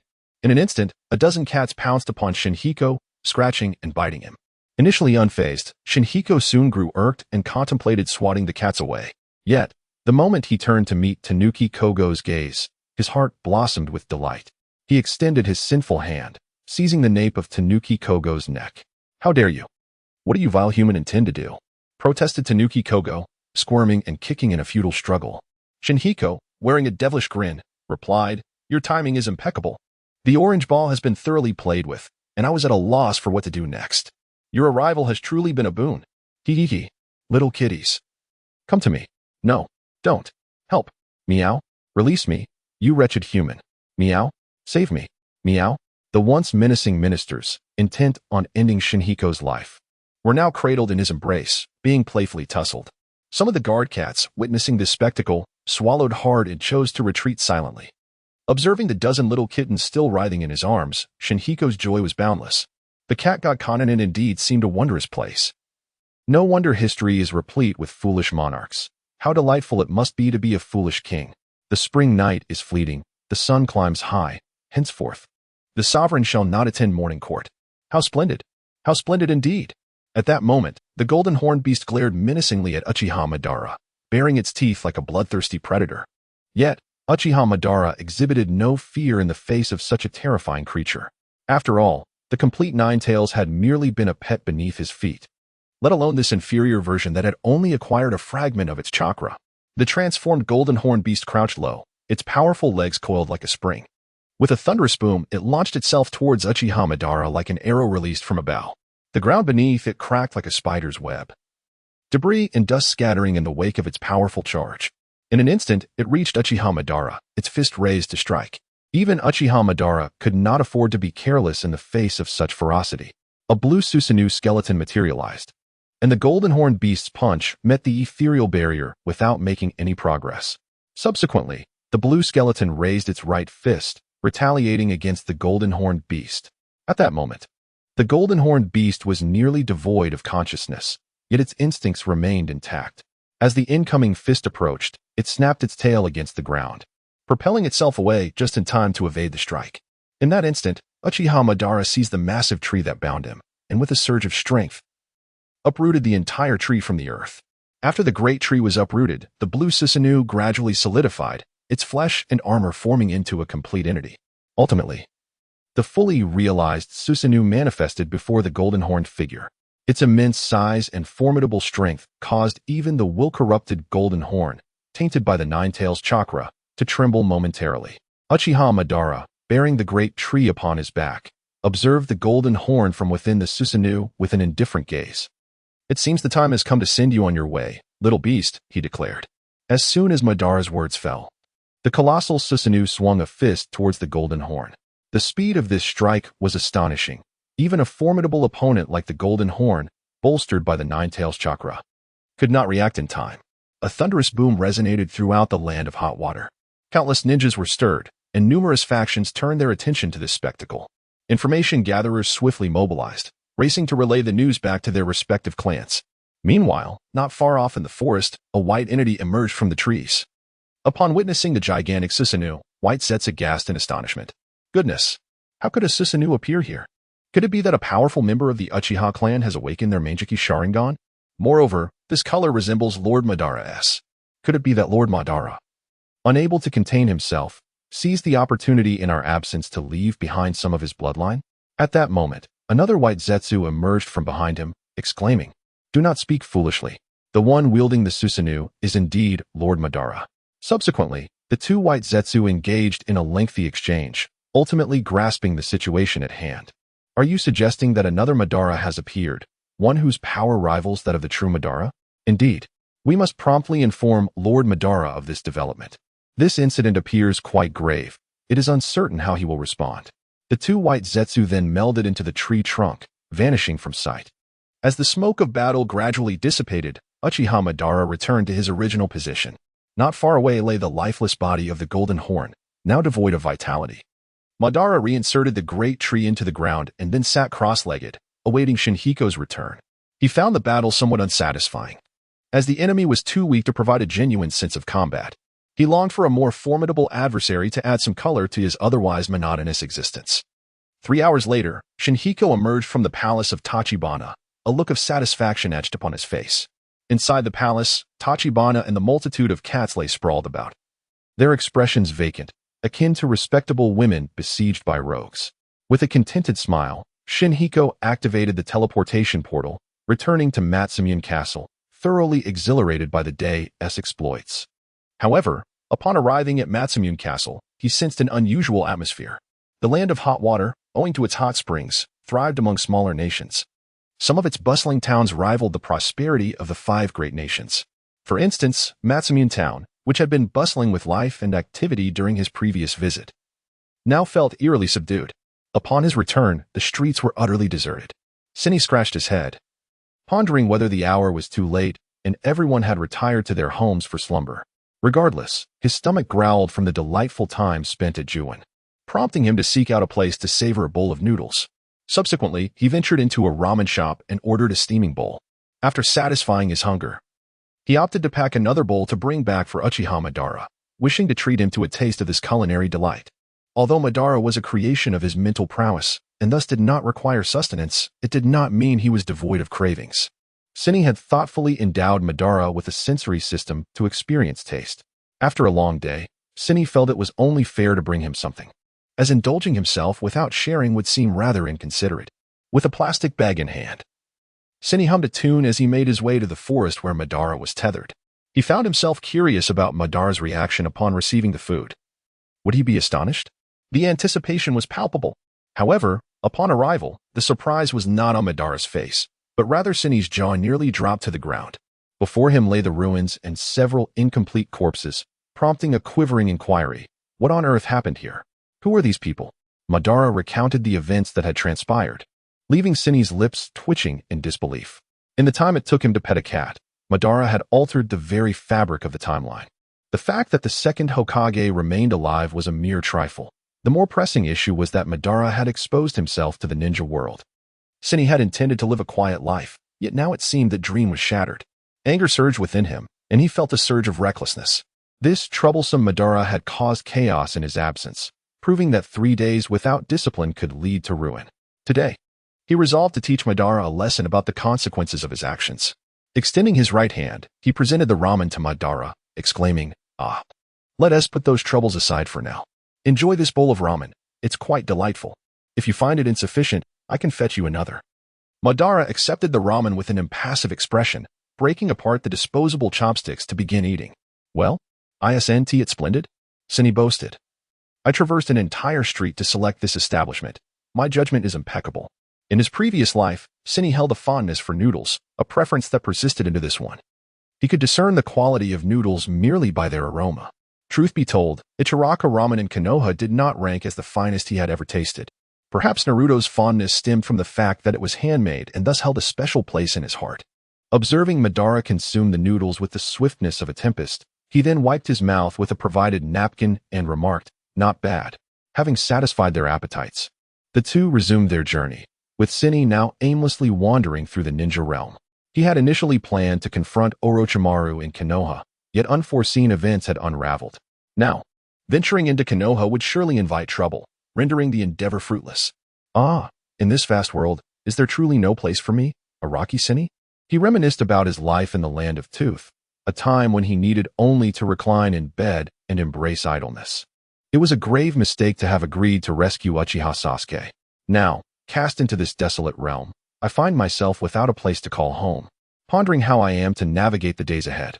After much contemplation, I concluded that seeking a small nation to serve as its protector would be the most prudent course of action. Firstly, this survival model suits me well. Secondly, small nations harbor far fewer conflicts, sparing me the incessant battles that plague larger countries. Yes, that is the plan. With my route determined, I promptly opened the map of the ninja world to scout for suitable nations. My initial consideration was the Land of Bears, as it was the place I was most familiar with. However, upon a closer examination of the terrain, I furrowed my brow. The Land of Bears is situated at the border of the Land of Earth and the Land of Fire. In my previous timeline, these great nations coexisted peacefully, leaving the Land of Bears undisturbed. Yet, in this current period of the First Great Ninja War, such a border would undoubtedly be fraught with turmoil. Shaking my head, I dismissed this location. After surveying several other regions, I finally fixed my gaze upon a small island to the south of the Land of Lightning. Though referred to as a small island, its area on the map is quite substantial, comparable to that of the smaller nations like the Land of Grass or the Land of Rain.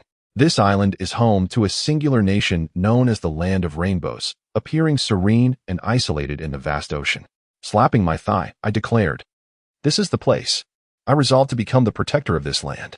With my decision made, I turned my Uchiha fan and sped toward the southeastern coastline of the Land of Hot Water. In a dimly lit underground cave, a one-eyed middle-aged man listened expressionlessly to the report from White Setsu. This emaciated figure, with waist-length hair now predominantly gray, had one eye tightly shut, seemingly blind.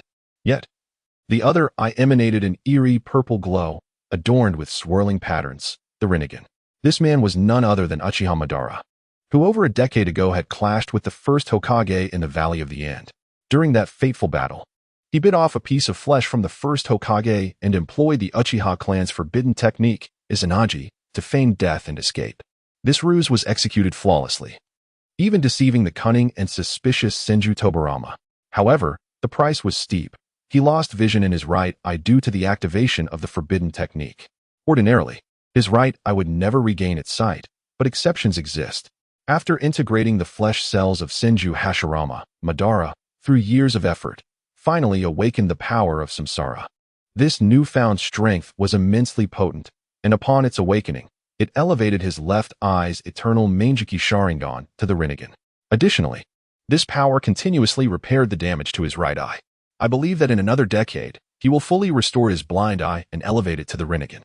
By that time, he will gather all the tailed beasts, becoming the Jinchuriki of the Ten Tails and realizing his Moon Eye plan. Originally, everything was progressing smoothly for Uchiha Madara, who awaited the restoration of his right eye to complete his plans. However, today he received news that ignited a fiery wrath within him. A counterfeit of his very self had emerged within the ninja world, brazenly parading about. Yet, what he found most intolerable was that this impostor was being ridden beneath another. When had Uchiha Madara ever endured such a humiliating affront? Not only had he vanquished those who dared to insult him, but he had also turned their remains to dust. As he listened to the report from White Zetsu, the aura emanating from Uchiha Madara grew increasingly terrifying. The unintentional pressure he exuded left the reporting Zetsus trembling in fear. After a long pause, Madara exhaled deeply. A small lapse in patience could unravel his grand designs. He could not allow this impostor to disrupt his plans. Currently, he was not at his peak strength, unable to crush the ninja world with absolute power. If the treacherous 5 great nations were to conceal the tailed beasts or annihilate them outright, his scheme to gather them would be utterly thwarted. After much contemplation, he resolved to endure this time. Once he regained his composure, Uchiha Madara tempered his aura, leaning back against the stone chair and gazing at the ceiling. A smirk appeared on his lips, revealing a sardonic amusement.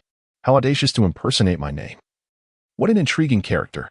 However, my name is not so easily usurped. One risks playing with fire and being consumed by it. With that, Uchiha Madara closed his eyes, slipping into a feigned slumber. At the entrance of Konoha village, 2 gatekeeping Nin stood resolutely, their posture immaculate as they stared straight ahead. These young men, both around 20 years of age, were in the prime of their vitality. They were ninjas of the Senju clan and felt immense pride in belonging to a village founded by their lineage. Even if assigned to the seemingly mundane task of guarding the gate, they bore no grievances. As long as they could contribute to their village and protect their clan and Konoha, they were willing to sacrifice everything. Suddenly, a commotion arose in the distance.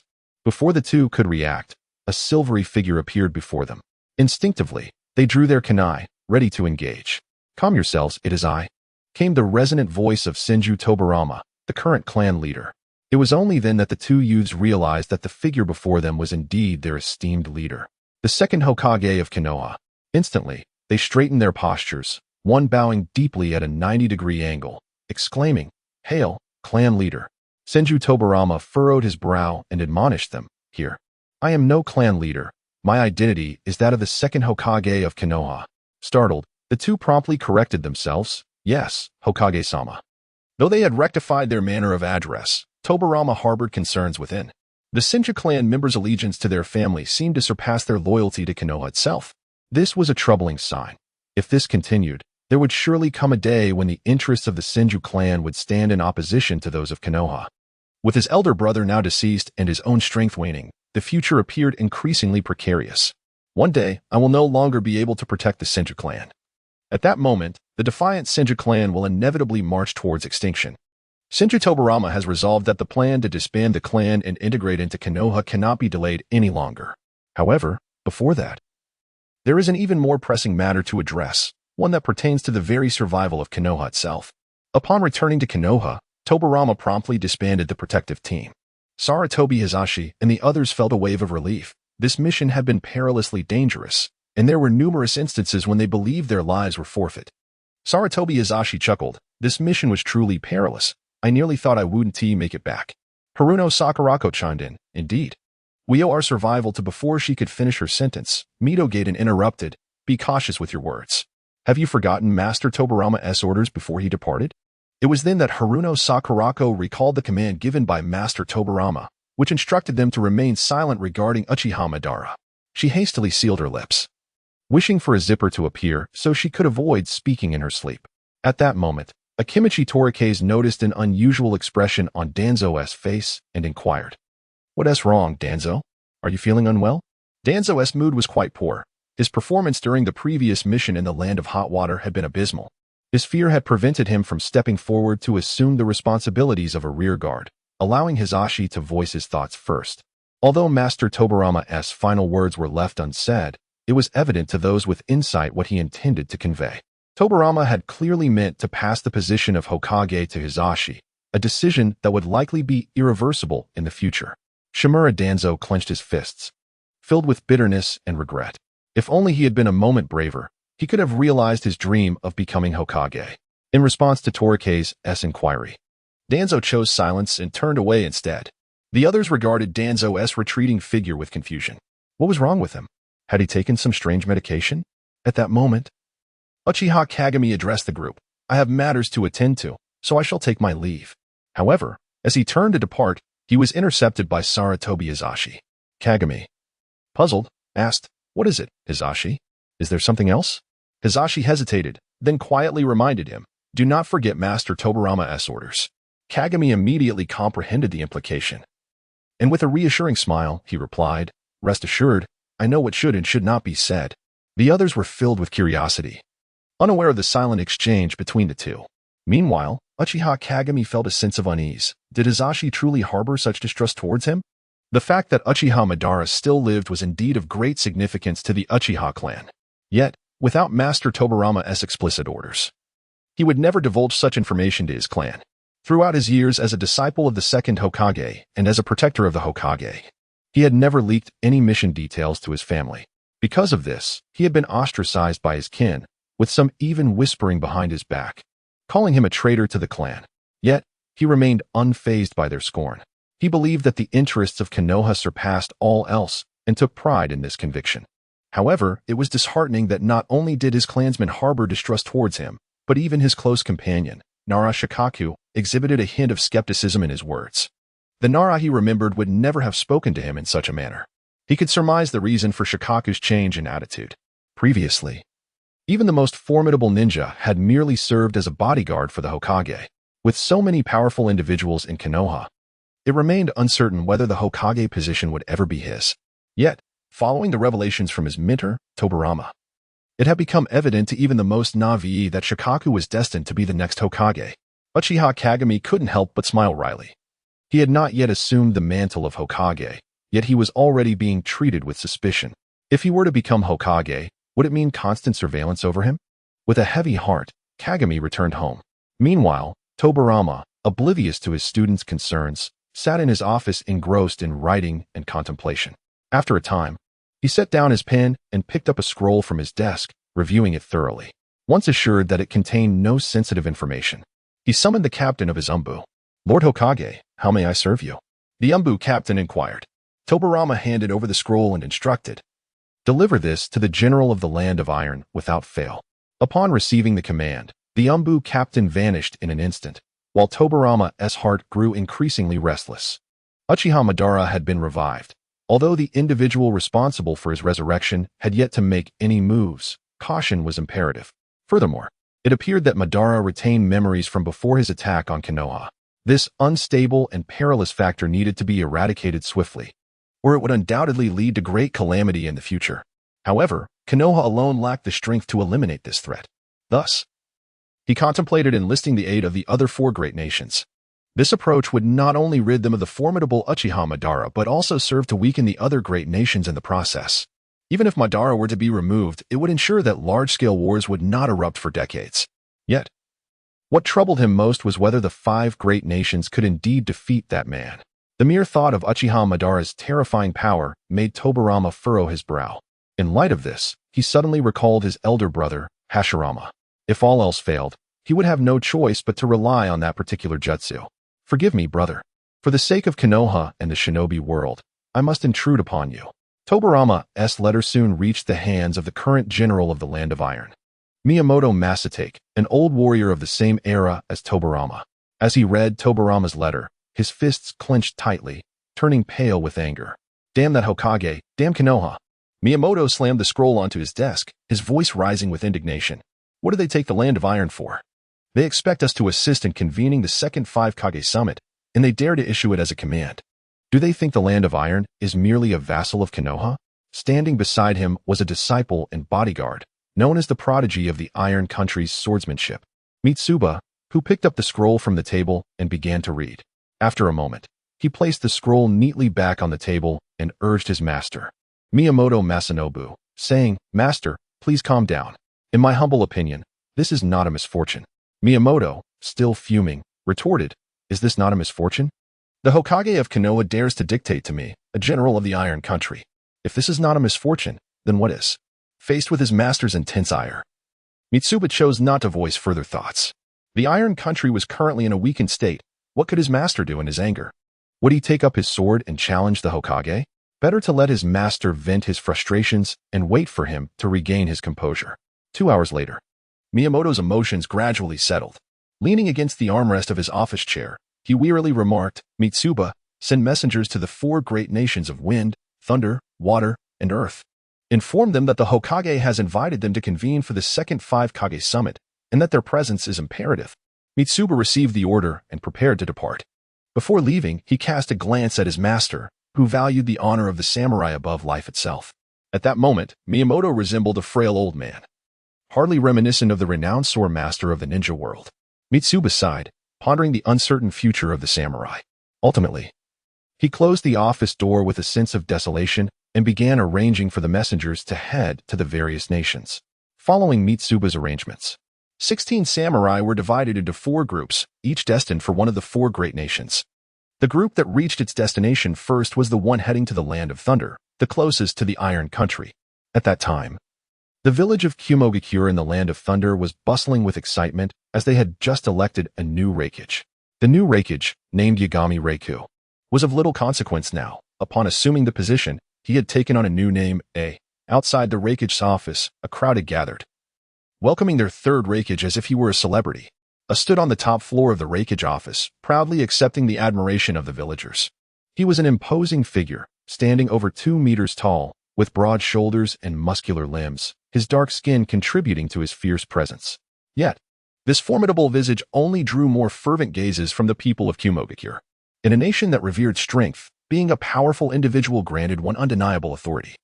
As the strongest military entity in the Land of Thunder, Kumogakure's admiration for strength reached unparalleled heights. Thus, the third Reikage's intimidating appearance did not instill fear. Rather, it provided a sense of security to the villagers, who felt immense pride in having such a formidable leader. The inauguration ceremony for the Reikage was quite elaborate, with the initial presentation before the villagers being merely the foundational ritual. Following this, the third Reikage engaged in cordial exchanges with various departments and clans, essentially to ensure that he was well acquainted with everyone, avoiding the embarrassment of having a Reikage left outside his own home. As the entire ceremony concluded, darkness enveloped the sky. Yet the duties of the Reikage remained far from over, with a multitude of matters awaiting his attention. Foremost among these was the issue concerning the notorious duo, Kin and Jin, the very culprits responsible for the ambush on the second Reikage, resulting in the demise of his predecessor, had undoubtedly earned the title of S-rank rogue ninjas in Kumogakure. Originally, the third Reikage, had intended to personally lead a team to apprehend these audacious renegades following the succession ceremony. However, this morning, the Umbu unexpectedly reported that the corpses of the Kin and Jin brothers had been discovered in the Land of Hot Water. Additionally, several members of their faction had been captured and brought back for rigorous interrogation. The intelligence gathered was startling. The captives claimed to have encountered Uchiha Madara, asserting that it was he who had slain the Kin and Jin brothers. Upon hearing this news, I nearly shattered the table with a fist, incredulous at the notion that he was being treated like a child. The testimonies from the other captives mirrored the first, all maintaining that Uchiha Madara was responsible for the brothers' deaths. This revelation left the Reikage in a state of perplexity. Had it not been for the tedious succession ceremony, he would have stormed into the Umbu to personally interrogate these individuals. Just as he contemplated taking action, an Umbu ninja appeared before him in an instant. The third Reikage, observing the sudden arrival, remarked, in the future, refrain from appearing so abruptly before me. Had I also employed the body flicker technique, you would have met an unfortunate fate. The Umbu ninja ignored the Reikage's comment and presented a scroll with both hands, reporting, Lord Reikage, this is an urgent document sent from the Land of Iron. I hope you will review it promptly. Without a hint of concern, the third Reikage took the scroll and dismissed the Umbu. As he made his way to the interrogation department, he began to peruse the contents of the scroll. With each passing moment, his frown deepened. It appeared that the Hokage of Konohagakure had survived. The fact that he had evaded the relentless pursuit of Kin and Jin suggested that unforeseen circumstances must have arisen. It was well known that the Kin and Jin unit comprised hundreds of elite ninjas, many of whom were at least special Jonin rank.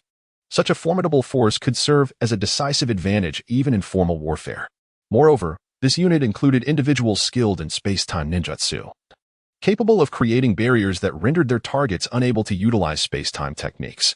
Even the second Hokage, Senju Tobarama, with his extraordinary abilities, could not have escaped from such a trap. Yet, not only had the second Hokage survived, he was now seeking to convene a summit of the Five Kage. What scheme was he concocting? It was well known that this ongoing ninja world war was the most brutal recorded in history. The major nations had been reduced to chaos, their leaders fighting with reckless abandon. In such dire circumstances, to propose a peace summit seemed utterly fanciful. with a dismissive gesture. He cast the scroll into a nearby trash bin, thinking to himself how old and confused that fool Miyamoto Masanori had become. To serve as a mere pawn for Konoha while exhibiting a sense of superiority was indeed a disgrace to the dignity of a samurai. At that moment, another member of the Umbu appeared in an instant. The third Reikage, visibly irritated, inquired, "What is it now?" Without any preamble, the Umbu presented a letter from within his attire, stating, "This is a message from Konoha, requiring your personal attention, Lord Reikage." The third Reikage, filled with indignation, exclaimed, "What does that old fool Senju Tobarama want? Continuously sending me these vexatious letters. Does he think I have no temper?" With that, he snatched the letter from his subordinate's hand and tore it into shreds. In an instant, as the letter was reduced to fragments, the space before the third Reikage warped, transforming into an entirely different scene. Under the starlit night, Senju Tobarama and several of his disciples navigated through the forest. The third Reikage furrowed his brow, pondering. Is this an illusion cast by the second Hokage? Such an illusion holds no effect on me. I could dispel it in a moment. However, just as he contemplated breaking the illusion, curiosity began to stir within him. Could this scene depict the night of the peace negotiations between the Land of Lightning and the Land of Fire? The second Hokage, accompanied by his guards, appeared to be fleeing from the pursuit of the Kin and Jin brothers. His curiosity piqued. He wondered what truly transpired that night. He watched as Senju Tobarama darted through the woods, the sounds of pursuit growing ever closer. At this rate, the Hokage and his guards would face annihilation. Suddenly, an unexpected turn of events unfolded.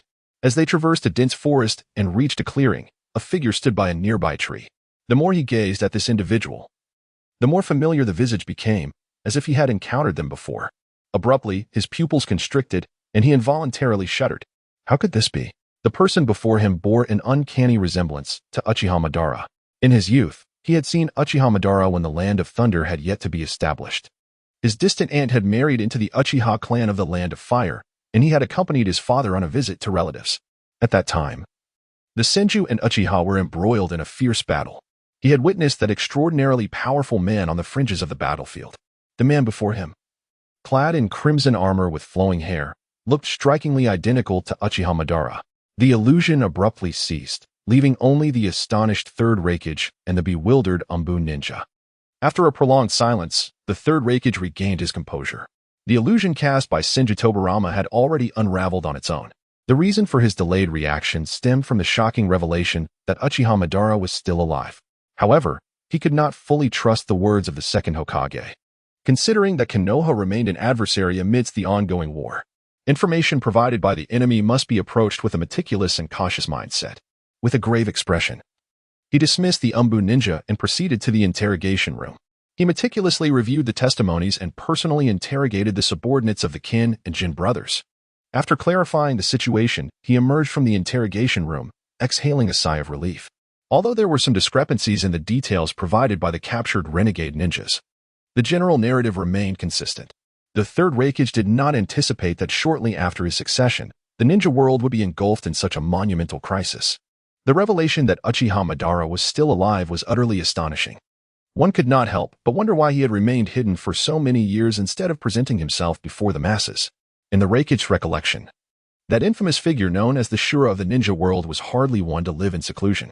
It appeared that Senju Tobarama's desire to convene the Kage summit was directly linked to this predicament. A sense of schadenfreude welled up within the third Reikage, undoubtedly. Konohagakure was more anxious than any other faction. After all, Uchiha Madara had once sought to annihilate Konoha, and it would not be surprising if he chose to strike at any moment. Indeed, a figure of Madara's caliber was exceedingly perilous. It was rumored that numerous ninja clans within the Land of Fire had previously refused to join Konoha, despite the first Hokage's countless attempts to persuade them. These clans remained steadfast. Eventually, they were eradicated under Madara's relentless pursuit, fading into the annals of ninja history. Such a cold-blooded and formidable adversary, capable of exterminating entire clans without hesitation, was undeniably dangerous. While the Cloud Village had also been known to obliterate clans, their actions were governed by principles.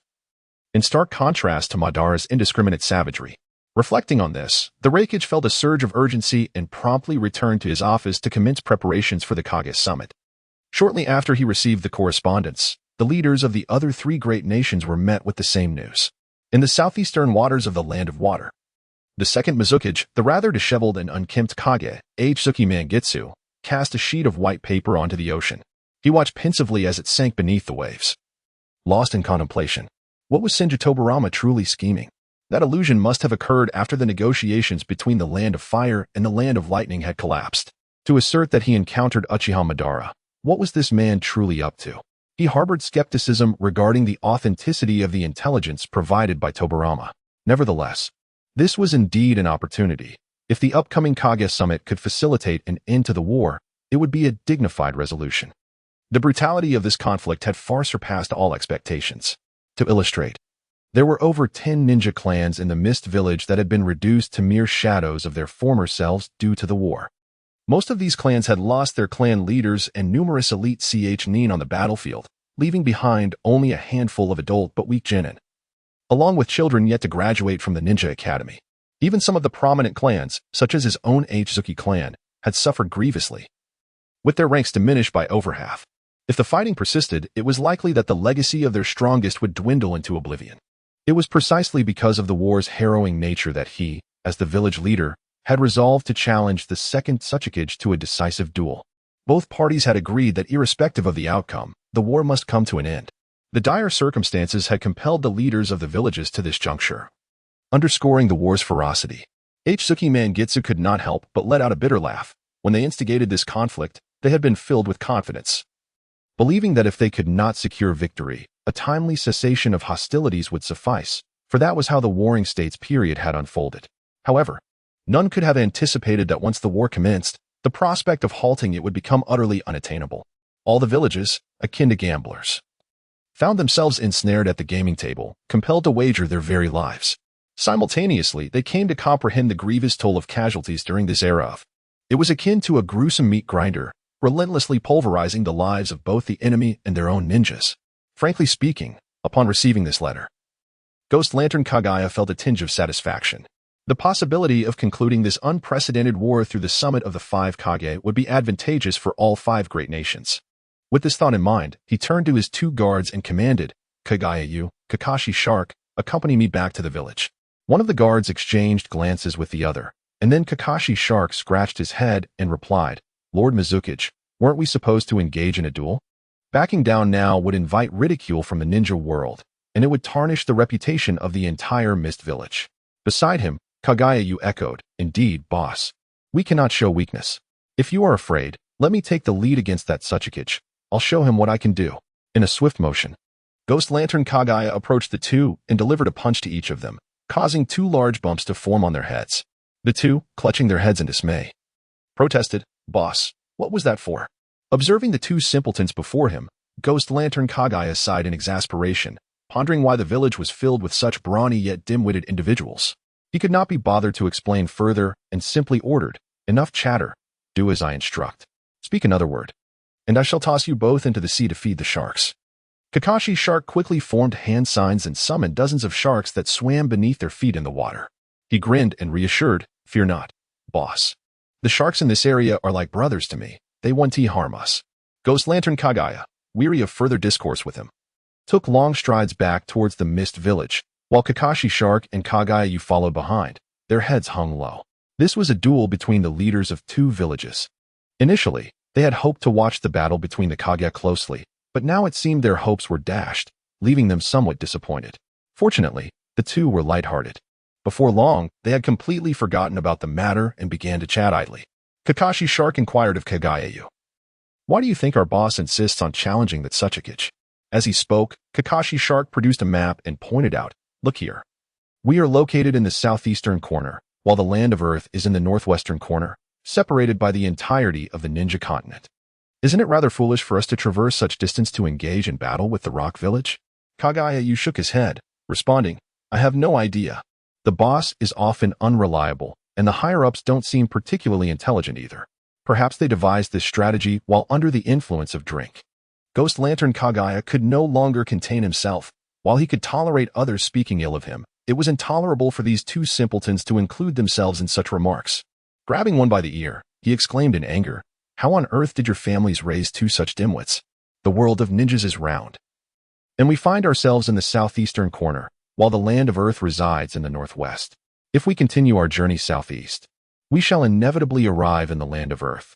The distance between us and the land of Earth is remarkably short. If we are not to engage them, who else might we confront? Would you suggest we turn on each other? The audacity of Ghost Lantern Phantom Moon is truly astounding. Each time these two individuals head towards the battlefield in the land of Earth, they venture forth in the southeastern direction. Have they not noticed this pattern? It appears that the cultural education in the Ninja Academy must be more rigorous. Otherwise, sending individuals like Dry Persimmon Shark and Kagaya Yuki, whose minds are clouded, to the battlefield is nothing short of a death sentence. At this moment, he stroked his small mustache, a mischievous grin curling at the corners of his mouth. I wonder what the second Sasuke would feel upon realizing he has been stood up? Alas, it is a pity that I cannot witness the expression of that fellow as he finds himself in a predicament. What he did not know was that the second Sasuke had not been waiting for him at all. Upon receiving the message from Shinji Tobarama, he immediately convened a meeting with the higher-ups of Iwagakure. The circumstances in Iwagakure differ somewhat from those of the other major nations. While the other 4 ninja villages are primarily composed of clan ninjas, Iwagakure operates more like an alliance of ninjas.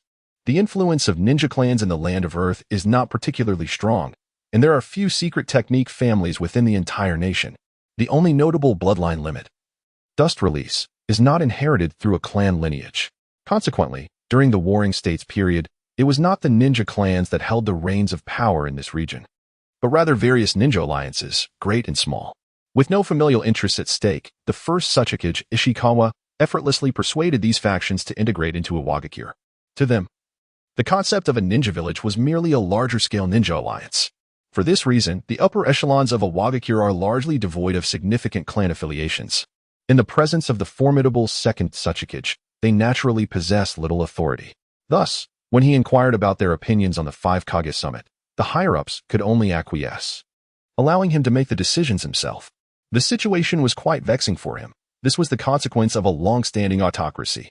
When the time came for him to seek counsel, these individuals retreated behind the masses, burying their heads in the ground like turtles. Reluctantly, he proclaimed, "Rest assured. Even if you speak amiss, I shall not punish you. What is needed now is for you to engage in discussion freely." Yet, the upper echelons remained silent. Just as he was about to conclude the meeting, a voice emanated from the last row of chairs. Lord Mu has no need to participate in the 5 Kage summit. This declaration startled everyone present.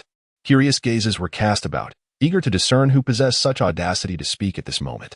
However, upon inspection, the last row of chairs was completely vacant, devoid of any figure. The crowd gasped in surprise. Could this be some form of stealth technique? To achieve complete concealment akin to Lord Mu himself, who could this be? At that moment, the second Sasuke lightly tapped his forehead and remarked, "Noki, next time. Please stand on your chair while addressing the meeting." Noki slowly rose from the edge of his desk, his face flushed with embarrassment as he retorted, "I have been standing on the chair. It is simply too short." Witnessing this exchange, several senior officials struggled to suppress their laughter. The speaker was none other than the young Noki, who had now reached the age of 30 and was at the pinnacle of his ninja prowess. Thanks to his exceptional talent and the meticulous guidance of his mentor, the Sasuke, Noki had become proficient in Dust Release. This skill was one of the reasons he was eligible to attend today's high-level meeting. If all went as expected, Noki would soon be the next Sasuke.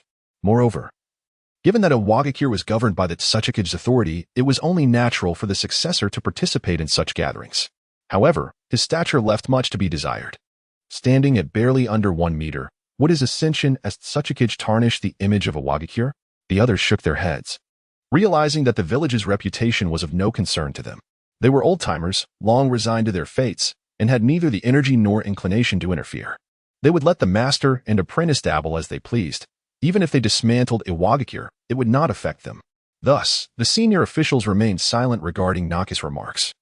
Noki, well aware of their indifference, chose to disregard the complacent elders and turned to Noki, asking, "What are your thoughts? Why do you believe I need not attend the 5 Kage summit?" At that moment, Noki descended upon the conference table, placing his hands behind his back as he confidently stated, "In my view, the second Hokage of Konohagakure wishes to convene the 5 Kage summit solely because he cannot bear the losses inflicted by the war. I am certain that this brutal conflict has had a profound impact on Konoha. Thus, they are eager to hold the summit to bring an end to the hostilities. If we were to launch an attack on the land of fire at this juncture, we would surely achieve remarkable victories, thereby compensating for the losses Iwagakure has suffered over the past 3 years since the war's inception. Furthermore, Iwagakure could ascend to become the strongest ninja village in the world. Noki spoke passionately, and the others exchanged glances. Mu sighed and responded, "You only see Konoha's losses. Have you forgotten that Iwagakure has also been nearly driven to collapse by this war?" Upon hearing this, Noki grew anxious, eager to respond, but Mu waved him off, saying, "Enough, go clean the table you've sullied." With a face full of indignation, Noki wiped the table and returned to his seat. At that moment, he felt a sense of urgency, which was justified. Just yesterday, he had learned of the Third Raikage's ascension. The Third Raikage was of the same generation as himself, with similar age and strength. They had encountered each other on the battlefield several times, fighting to a standstill. He had secretly hoped to outpace his rival and become the first to achieve the title of Kage. To his dismay, it was that large oaf who had taken the lead, leaving him utterly frustrated. Simultaneously, a sense of urgency enveloped his heart. Should he fail to achieve greater merits and garner more acclaim on the battlefield, the prospect of ascending to the position of Tsuchikage would likely remain a distant aspiration.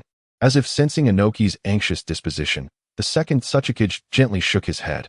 This young lad was still too immature, his actions somewhat reckless, lacking in composure. The reasons for Inoki's urgency were crystal clear to him. He had encountered the newly appointed Third Raikage on several occasions. To be frank, that fellow was quite comparable to Inoki. Despite their contrasting combat styles, one excelling in close quarters while the other favored ranged attacks, one towering in stature while the other was rather diminutive. These two shared remarkably similar temperaments, both brimming with youthful audacity and a certain recklessness. Had it not been for the untimely demise of the Second Raikage, the Hidden Cloud would not have entrusted such a young individual with the mantle of Raikage. After a moment, he rose slightly to observe the indignant expression on Inoki's face. This young man's character certainly required refinement. Among the younger generation of ninjas he had encountered, the one who most closely matched his temperament was Sarutobi Hisashi from the Hidden Leaf Village. With a composed demeanor and quick-witted intellect, he exhibited the most seasoned character among the new generation of ninja. Yet, the second Tsuchikage harbored an unsettling feeling about Sarutobi Hisashi, sensing that he was not as simple as he appeared. However, he could not pinpoint the source of this unease. All he knew was that Hisashi evoked a sense of dissonance within him. Reflecting on this, he couldn't help but smile wryly. What did the affairs of the Hidden Leaf have to do with him? If there was something amiss with Sarutobi Hisashi, let that old schemer, Senju Tobarama, worry about it. After much contemplation, he resolved to attend the 5 Kage summit in the Land of Iron. First and foremost, he had confidence in his own abilities. Even if others plotted against him, he believed he could extricate himself. Secondly, he was eager to bring an end to this senseless war. The losses incurred by the 5 great nations far outweighed any gains, and a swift conclusion would certainly be a favorable outcome. He then recalled the scene from the inaugural 5 Kage summit, where he had participated as the bodyguard of the first Tsuchikage, Ishikawa. In the blink of an eye, the leaders of the 5 great shinobi villages had changed repeatedly, and he and Senju Tobarama had both surpassed the age of 50, their prowess beginning to wane. It was high time to make way for the younger generation, and the Wind Country's Sunagakure had been the most decisive in this regard. It was said that the individual known as Sabaka no Gaara had recently abdicated and passed the mantle to a youthful successor. Based on his understanding of Gaara, the newly appointed young leader was undoubtedly formidable. At that moment, a grave expression overtook him as he fell silent. He had not anticipated receiving such news immediately after the appointment of the third Wind Shadow. Uchiha Madara was still alive. The veracity of this intelligence remained uncertain.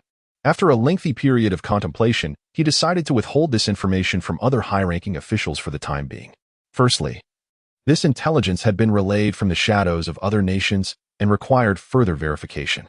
Additionally, the matter could be discussed with his mentor, Sabaka no Gaara, and the other 2 advisors at the 5 Kage summit.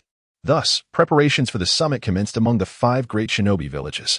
In an instant, all military operations within the shinobi world came to a halt, as if the ninjas had collectively agreed to suspend their conflicts. This offered a momentary respite for the small nations caught between the great powers. These scoundrels had finally ceased their hostilities, while the intentions of the ninjas remained unclear. Any cessation of warfare was undoubtedly a welcome development. However, this universal celebration bore no relevance to the distant land of rain. Here, it resembled a secluded paradise, untouched by the ravages of war. Upon arriving ashore, he sought out a secluded patch of land to construct a modest dwelling. Subsequently, he settled Uchiha Obito within, while he ventured alone into the town to gather intelligence. The capital of the Land of Rain was named Kitayuan City. Although the streets lacked the opulence of the great cities of the shinobi world, they exuded a unique tranquility and serenity. This place, far removed from the mainland, stood in stark contrast to the incessant turmoil of the shinobi realm. The island boasted a substantial expanse of arable land, where the locals cultivated a special fruit known as delicious fruit for trade. With the proceeds from these fruits, they procured grains from outside sources to sustain themselves. Like the shinobi world, the island operated under a feudal lord system, with the current lord being a middle-aged man in his 40s. He was reputed to be a wise and diligent ruler. It remained to be seen whether he would accept the application of the protector of the nation. Bored, Nobuhiko strolled leisurely through the streets, hoping to gather further intelligence. At that moment, he sensed someone stealthily approaching from behind. Although the footsteps were slow, they did not escape Nobuhiko's notice. However, he refrained from turning immediately, curious to ascertain the intentions of this individual. The footsteps came to a halt nearly a meter behind him. A gentle hand tapped his shoulder, followed by the playful voice of a girl reaching his ears. "We meet again." Turning around, Nobuhiko was surprised to find that the girl who had tapped his shoulder was none other than the familiar figure he had rescued from bandits, Sasuke Mina. Furrowing his brow, he inquired, "It's you. What are you doing here?" Mina grinned mischievously and replied, "You come to my home and wonder why I'm here? I was about to ask you the same. You left after giving a false name, and now you return to my home. What do you truly intend?" Nobuhiko, perplexed, responded, "You say this is your home? Indeed. What is wrong with that?" Mina retorted, hands on her hips, adopting an accusatory tone. Nobuhiko scrutinized her attire, which was unmistakably that of nobility.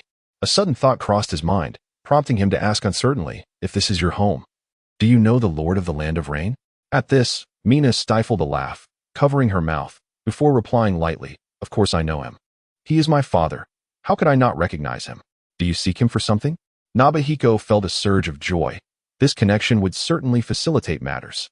However, he knew he must proceed with caution and communicate effectively with this young girl. Thus, he inquired, "Is there a quieter place we might go?" In the depths of Kasumi Mina's eyes flickered a glimmer of cunning, and she subsequently led Nobuhiko to a quaint tea house.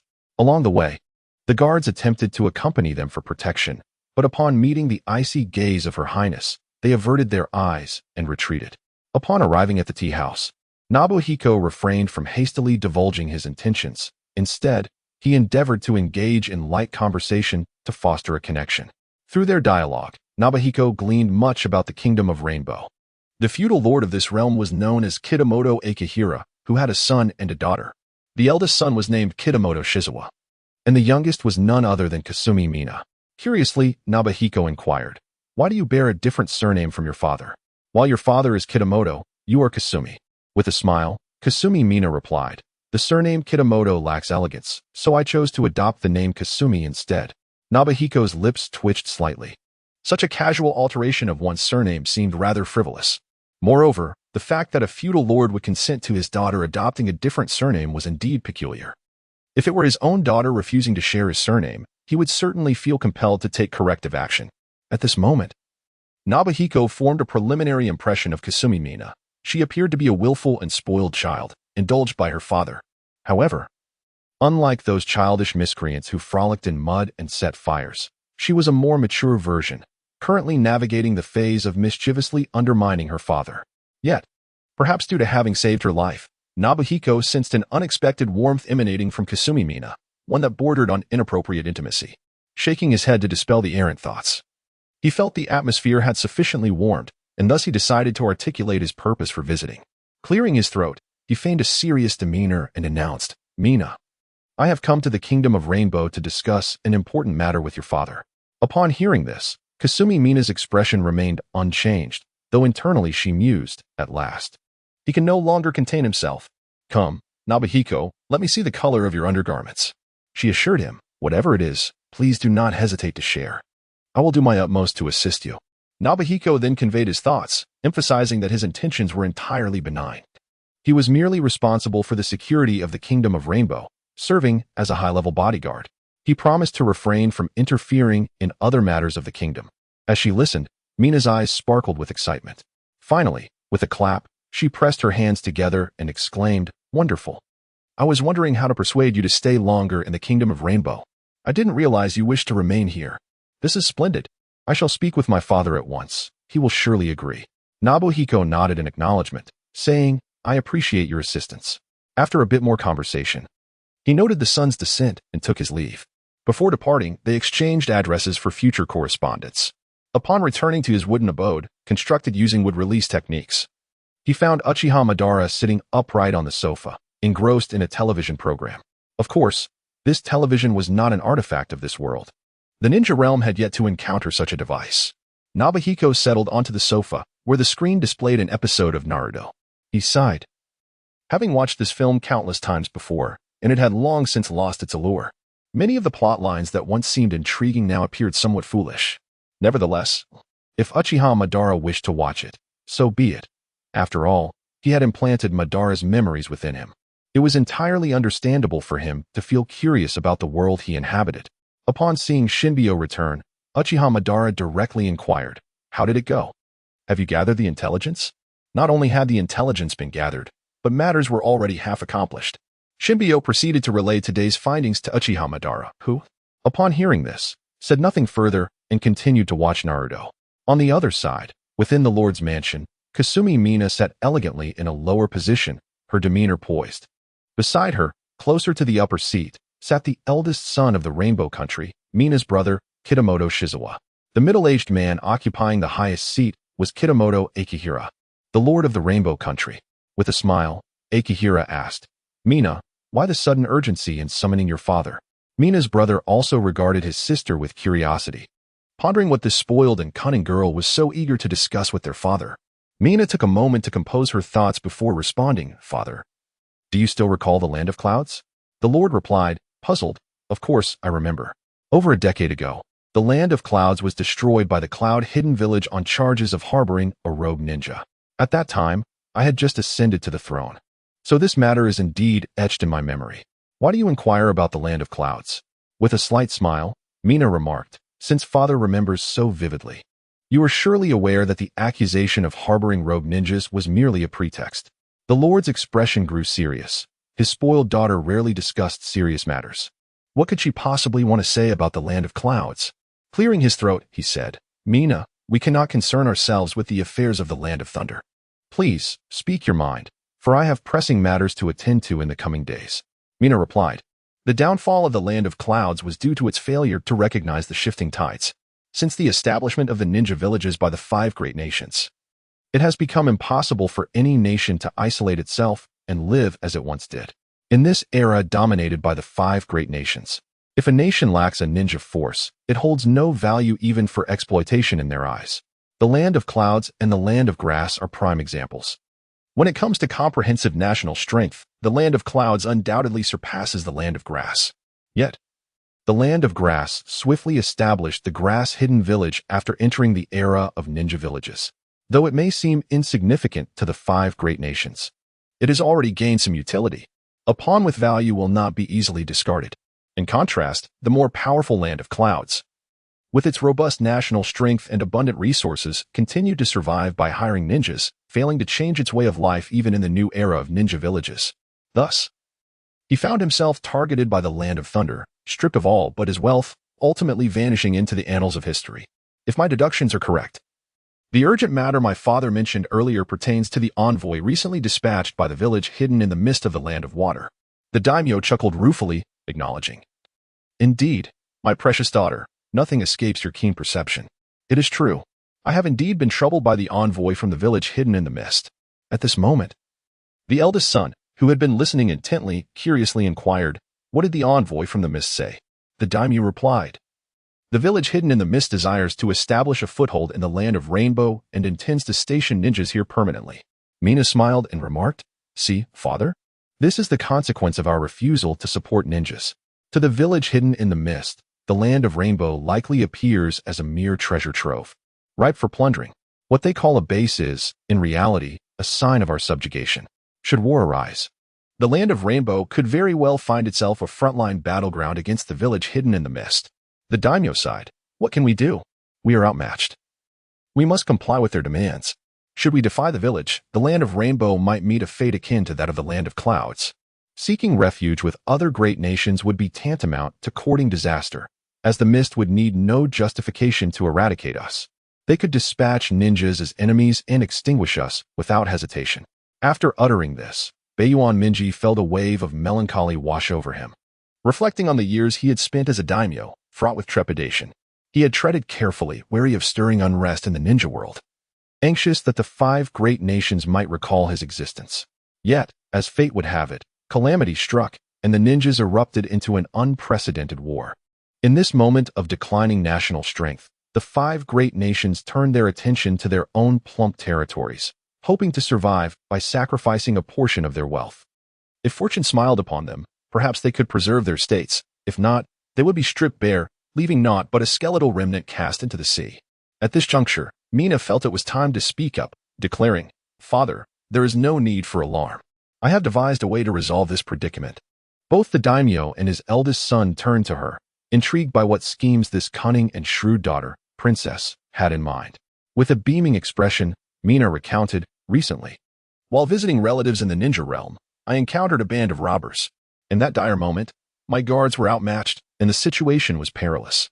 Just as the hired ninja concealed within my carriage was about to intervene, a formidable figure emerged and dispatched the robbers entirely. I inquired how I might repay him, and he presented a single condition.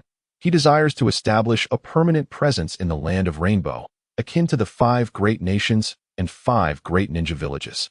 For an annual tribute of 100 million ryo, he would ensure the safety of our land of Rainbow. I did not dare to make this decision unilaterally. Hence I sought counsel from you, Father." Upon hearing his daughter's words, the daimyo fell into deep contemplation.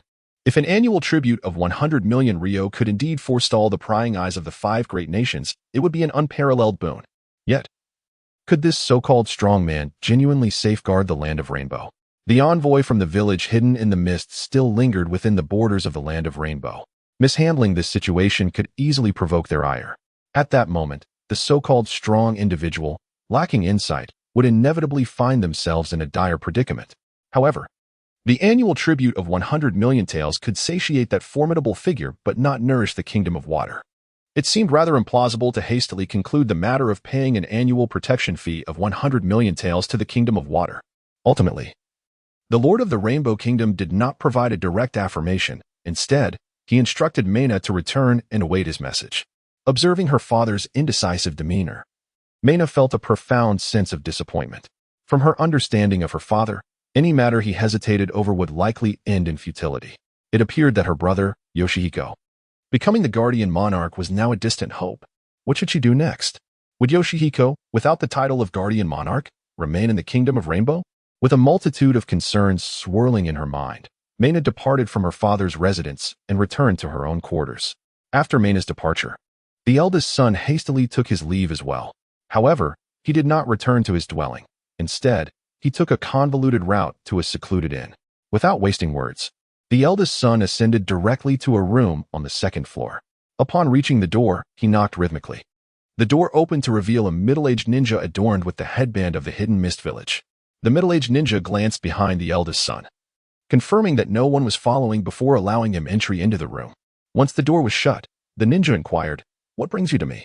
At that moment, a sudden cloud of white smoke enveloped the eldest son. As the smoke dissipated, he transformed into a long-haired youth wearing the headband of the Hidden Mist. It turned out that the eldest son had been replaced by a ninja from the Hidden Mist Village. The youth wasted no time and stated, "The princess of the Rainbow Kingdom has just approached the Lord of the Rainbow Kingdom, declaring that a powerful individual wishes to become the protector of the Rainbow Kingdom, in a manner akin to the relationship between ninja villages and nations. This poses significant challenges to our village's forthcoming plans. Captain, what course of action do you propose?" The captain of the Hidden Mist promptly asked, "Have we ascertained the identity of this individual?" The youth replied, "Not yet.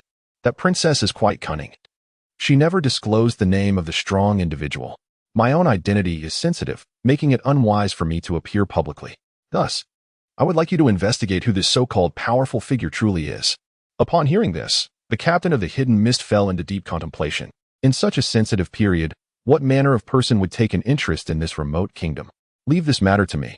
You return to the side of the Lord of the Rainbow Kingdom and continue your covert role. I will inform you immediately of any developments," the captain declared. The youth then disguised himself once more as the eldest son and returned to the lord's estate. while the captain resumed his activities in the room. Days swiftly passed, during which Akasumi Maina frequently visited Yoshihiko's household. At that moment, the two were seated on the sofa, one wielding a controller as they played Super Mario. Yoshihiko could hardly believe that this young girl was a gaming prodigy. Initially clumsy with the console, within just a day or two, it seemed as if her latent abilities had awakened. The characters in the game sprang to life under her deft control, and no game could pose a challenge to her. Oh dear, Yoshihiko, why are you so inept? Failing to leap to the top of the flagpole would undoubtedly result in significant point loss. Shinhiko sheepishly scratched his head and admitted, it was a mistake. I haven't played in quite a while, so my hands are a bit clumsy. In the past, I could effortlessly leap to the other side of the flagpole. Maina pouted and remarked, you're just boasting. Then, as if casually, she inquired, by the way, Shinhiko and I. Where did that fierce-looking hedgehog-headed uncle go? Shinhiko, his eyes glued to the screen, replied dismissively. He said the fish on the island are too small to be satisfying. So he went to catch some sea fish. Maina feigned surprise and said, going to catch sea fish by himself? That sounds quite dangerous. Shinhiko shrugged nonchalantly, don't worry. He's quite powerful, so there's no need to be concerned about him. I'm more worried he might accidentally capsize a passing fishing boat while he's at it. Maina chuckled and remarked, Shinhiko and you must have a very formidable teacher. Shinhiko, engrossed in his game, casually responded, I don't really know who his teacher is. I'm not that familiar with him. As for my own teacher, he's just an ordinary person, so there's not much to say. Maina laughed. Wow. An ordinary person managed to teach someone as strong as Shinhiko and Your teacher must be quite impressive. He's all right, Shinhiko replied dismissively, failing to satisfy Maina. In recent days, she had posted a task in the black market to gather information on Araki Shinhiko. However, several days had passed with no results. The only information she had was that he had appeared in the land of soup, indulging in feasting and merriment. No further details were available, though some information was provided regarding the Araki surname. It was once a name of considerable renown, reportedly associated with the Senju clan during the Warring States period. However, during a surprise attack by the Uchiha clan in a war, the Araki clan was completely eradicated. Nowadays, news of the Araki clan members is almost non-existent in the ninja world. The elderly ninja who provided the information would have completely forgotten about the Araki clan had he not seen this task. It seems that Shinhiko and is a descendant of that Araki clan. But who could the other individual be? Reflecting on this, she recalled the hedgehog-headed uncle, Uchiha Madara. The first time she met him, he was merely Shinhiko and I's mount, so she hadn't given it much thought. Although it was peculiar to use a human as a steed, it was not entirely unheard of. For instance, in her childhood, she had kept some slaves as servants. These servants would be executed on the spot if they displeased her. Remembering those slaves, she licked her lips. At that time, her strength was not very great, so it took several strikes to sever their necks. The agonizing and desperate expressions of those individuals remained vivid in her memory to this day. She had been perplexed, wondering why those servants did not resist. Even though she wielded a knife, they were all adults. Even standing still for her to strike, she had still managed to cut them several times, twisting her hands in the process before finally killing them. Yet, the other party chose to kneel upon the ground, trembling all over, rather than rise to resist.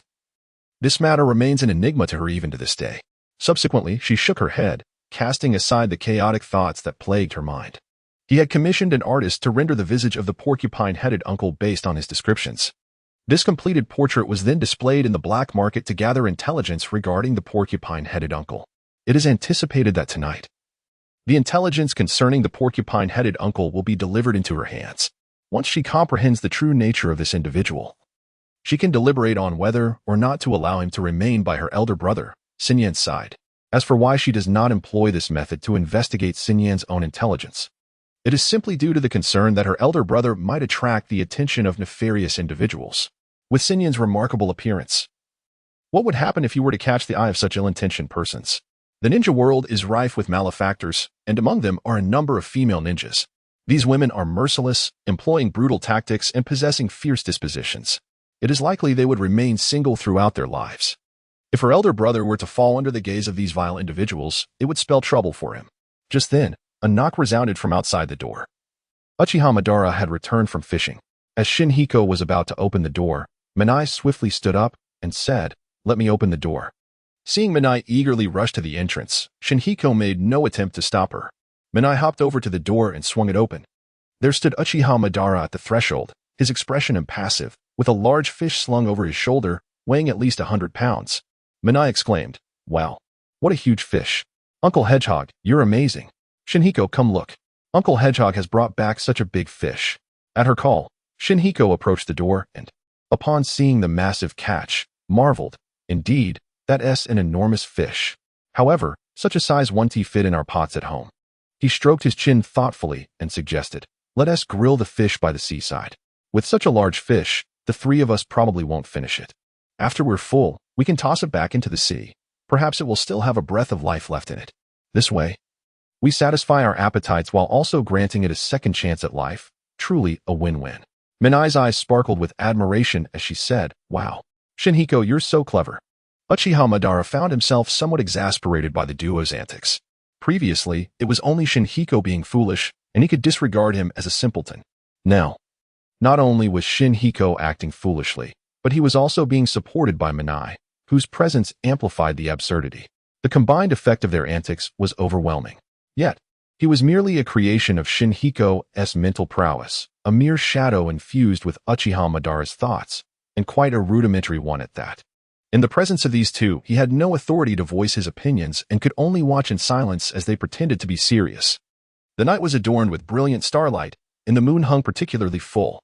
The trio, Shinhiko, Minai, and Uchiha Madara, sat by the campfire, grilling the fish while engaging in light-hearted conversation. Minai made several attempts to coax words from Uchiha Madara, but her subtle tactics were unlikely to succeed against someone of his caliber. Even the cunning Senju Tobarama could not outsmart him, let alone this Navi child. After several fruitless probes, Minai abandoned her efforts. Once they had eaten their fill, Minai declared she had matters to attend to and decided to return home. Shinhiko sent a shadow clone to escort her back, and as he watched Minai's retreating figure, Uchiha Madara remarked, "I never imagined someone like you would actively pursue romance." Shinhiko, with a frown, retorted, "I'm a normal person. Why shouldn't I?" He added, "Besides, it seems you don't hold Minai in high regard." Madara scoffed, "What are you pretending for? Don't tell me you haven't noticed what kind of character that girl possesses. She is practically a caricature of a celestial dragon in a shonen anime. She would undoubtedly meet her demise at the hands of the protagonist." Defiantly, Shinhiko responded, "What's wrong with Minai? I think she has a good personality." He continued, "Cunning and ruthless, such a woman is far superior to those Navi, sweet types. I despise those simpletons who can think of nothing beyond romance. Look at them. Aside from engaging in romantic affairs, they can also commit heinous acts. Is this not vastly superior to mere flower pots?" Uchiha Madara turned and seized the half-eaten grilled fish, summoning all his strength to fling it into the sea. After liberating the partially consumed fish, he remarked, "You previously claimed that associating with such a woman would be troublesome. Yet now you assert that a ruthless woman is preferable to a Navi one. I truly cannot comprehend you. Your thought process is indeed unconventional. Only you could conceive of creating an entire continent for the sake of nurturing cats. Nevertheless, you seem to harmonize quite well with that little girl. What an eccentric pair you are." Nobuhiko shrugged and replied, "Perhaps." The two tidied up the litter they had discarded on the beach before returning home for a well-deserved slumber. Speaking of which, Nobuhiko's clone accompanied Minai back to the Lord's estate, during which Minai hesitated several times, words lingering on her lips. In truth, there was something she had yet to disclose to Nobuhiko. Her father was preparing a banquet in his honor the following day. She understood her father's character all too well. Such overt courtesy rarely heralded good tidings. The banquet would likely consist of mere pleasantries, followed by a sum of money to dismiss her brother Nobuhiko. This was a scenario she wished to avoid. Minai had devised a meticulous plan regarding Nobuhiko. Secretly, she had recruited a number of wandering samurai. The next day, she intended to send 2 of them to feign an assassination attempt on the Lord. She would then inform Nobuhiko, prompting him to eliminate the supposed assassins. In doing so, Nobuhiko would become her father's benefactor, making it difficult for him to expel her brother. Unbeknownst to her, they had arrived at her home. After bidding farewell to Nobuhiko's clone, she returned to her dwelling. At that moment, a masked warrior clad in black approached her, presenting a scroll with both hands. With an impassive expression, Minai accepted the scroll. It was the result of her black market postings. Upon seeing the name and identity inscribed upon it, her pupils constricted in shock. Her expression shifted from disbelief to confusion, then from confusion to anxiety, and ultimately transformed into elation. It was Uchiha Madara. She had never anticipated that Nobuhiko's little follower was none other than the infamous Uchiha Madara of the ninja world. However, she recalled hearing that Uchiha Madara had perished. How could he possibly be at her brother's side? She shook her head, deeming these concerns inconsequential. Tomorrow's plan would proceed as intended. Ensuring Nobuhiko remained in the land of rain was of utmost importance, while everything else could be disregarded. The following day, as Nobuhiko slumbered peacefully in his bed, a sudden knock echoed from the door. Grumbling, he stumbled towards the entrance, bleary-eyed as he opened the door. Who is it? So early in the morning. Just as he was about to continue his tirade, he caught sight of Minai and instantly silenced himself. Minai, accustomed to his morning irritability, understood that waking him would inevitably result in a scolding. However, that was of little consequence. Her eyes were red, as if she were on the verge of tears. Desperately, she implored, "Nobuhiko, please help me. Someone is plotting to assassinate my father." Upon hearing this, Nobuhiko raised an eyebrow, taken aback by the gravity of her situation. To accomplish her aims, she had resorted to sending assassins after her own father. Such magnanimity truly marks her as a heroine among women. Without uttering a word, Chunin placed his hand upon Mainai's shoulder and, in an instant, transported them to the residence of the daimyo. Mainai, her expression one of bewilderment, wondered how this was possible. Had they not just been at her brother Shinyan's home? How had they suddenly arrived at her own abode? While she was still grappling with confusion, the daimyo of the Rainbow Nation, Kitamoto Akihira, lazily yawned. He then reached down, preparing to unfasten his trousers to address a natural need in the garden. Mainai immediately covered her face and, with a startled cry, fled the garden. The sound startled Kitamoto Akihira, nearly causing him to catch himself in a most embarrassing predicament. He hastily tucked away his belongings and cast a panicked glance at Chunin. The latter, feeling a wave of embarrassment, awkwardly greeted Kitamoto Akihira, saying, "Esteemed father-in-law." "Ah. No. Father. No, that's not right either. Your Excellency, good day." At this moment, Kitamoto Akihira, regaining his composure, trembled as he inquired, "May I ask who you are?" Just as Chunin was about to speak, a throng of guards suddenly surrounded the garden, clad in armor and wielding steel blades. Their fierce countenances left no room for doubt. Upon entering the garden, they unceremoniously encircled Chunin. These were the guards tasked with the daimyo's protection, dedicated to safeguarding him around the clock. Hearing the commotion in the garden, they had rushed in, only to find Chunin, and without hesitation, had surrounded him. A figure who appeared to be the leader of the guards addressed Kitamoto Akihira, asking, "What should we do with this individual, my lord?" Witnessing this scene, Chunin felt a twitch at the corners of his mouth. This was not right. Why did this situation seem eerily familiar? The legendary trap known as the Immortal's Jump seemed to unfold just as he had heard, luring one and only to ensnare them in a scheme. He was aware of Mainai's cunning nature, but he had not anticipated her to be this devious, ensnaring him in such a trap. With a sigh, Chunin decided to offer an explanation, albeit symbolically.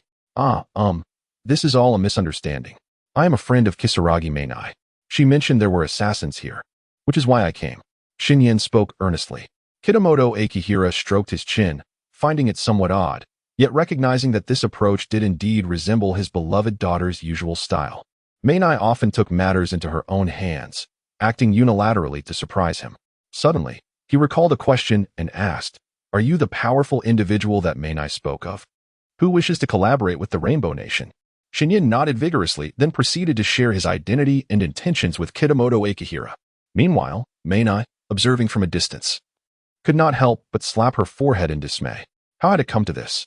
She had never anticipated that her brother Chunin possessed the ability to teleport someone instantaneously.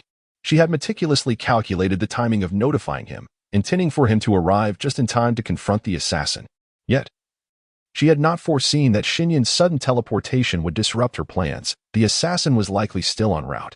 Gritting her teeth, she resolved that, given the circumstances, she would have to embrace the chaos. Directly confronting her father and analyzing the gravity of the situation seemed to be the most prudent course of action. If all else failed, she contemplated subtly revealing the matter of Uchiha Madara to intimidate this timid old man. Resolute in her decision, she adjusted her attire, prepared to explain everything to her father and her brother Nobuhiko. Just as she was about to step out, an unforeseen incident unfolded. Two masked figures clad in black leaped over the garden wall. This sudden event startled the guards, and before they could assess the situation, the assailants charged straight towards the daimyo. The speed of these black-clad figures was astonishing. their steel blades glimmering ominously. Given their velocity, it seemed certain that Baiyuan Minji was doomed. These two assassins, disguised as deadly foes, had infiltrated the daimyo's estate early to ensure they did not miscalculate the timing of their attack. Upon discovering that Araki Nobuhiko had arrived, they acted decisively. Just as they were about to succeed, Nobuhiko conjured 2 orbs of pink energy in his hands, directing one at each assailant, effectively ensnaring them and rendering them immobile. The entire incident transpired with remarkable swiftness. It was only after the 2 assassins had been captured that some guards became aware of the unfolding drama. Baiyuan Minji, drenched in cold sweat, was paralyzed by the ferocity with which the attackers had charged. He quickly expressed his gratitude to Nobuhiko, saying, "Thank you, Lord Araki, for saving my life." Nobuhiko chuckled lightly. It was nothing, merely a matter of convenience. He couldn't help but be astonished by Kasumi Minai. What sort of assassins had she procured? Their speed and agility indicated that they were of extraordinary genin caliber. Sending such formidable assassins to eliminate his father was indeed a rather considerate act of impending doom. Baiyuan Minji felt discomfort at Nobuhiko's peculiar expression. Just as he was about to inquire further, he suddenly heard the voice of his precious daughter. "Father, are you all right?" Minai rushed over, her voluminous kimono proving cumbersome. Just as Baiyuan Minji intended to caution her to slow down, she stumbled, inadvertently falling beside a guard armed with a sword. In her clumsiness, she grasped the guard's weapon and unwittingly slashed the throat of one of the black-clad assassins. The assassin's eyes widened in shock as blood gushed forth from the wound. This gruesome sight elicited a horrified scream from Minai, who quickly discarded the long blade, inadvertently plunging it into the heart of the other assassin. After this chaotic series of events, she breathed a sigh of relief, grateful to have navigated through this crisis. Subsequently, she threw herself into her father's embrace, sobbing, "Oh, it terrified me. Father, this place is so frightening. We must leave at once." The garden fell silent, save for Minai's whimpering. "Could you not act a bit more convincingly? Do you truly think everyone is a fool to be deceived so easily? What difference does this make from a confession?" Nobuhiko internally scoffed, finding the method of silencing far too simplistic. Could they not have waited until the prisoners were confined before taking such drastic measures? Baiyuan Minji was also left in a state of bewilderment. However, given that this was his beloved daughter, he could neither strike nor scold her. What else could he possibly do? Naturally, forgiveness was the only option. All right. Minai, please don't cry. Daddy will take you home, all right?" After soothing his mischievous child, Baiyuan Minji turned to Shinhiko and offered an awkward smile. "Mr. Araki, I sincerely apologize. I had intended to host you today, but I did not anticipate such an incident. If it is not too much trouble, might you return in 3 days? I shall certainly prepare a feast to make amends." Shinhiko nodded. The events of the day were clear. Minai's antics had caused the disruption. He glanced at the 2 lifeless figures in black attire, feeling pity for them. It was truly tragic that they had lost their lives over such a trivial matter. Extending his hands, he grasped the heads of the 2 black-clad individuals. The souls, still tethered to their bodies and not yet drawn to the afterlife, were firmly held within his grasp. He then returned their souls to their respective bodies and summoned a green light from his palms to heal them.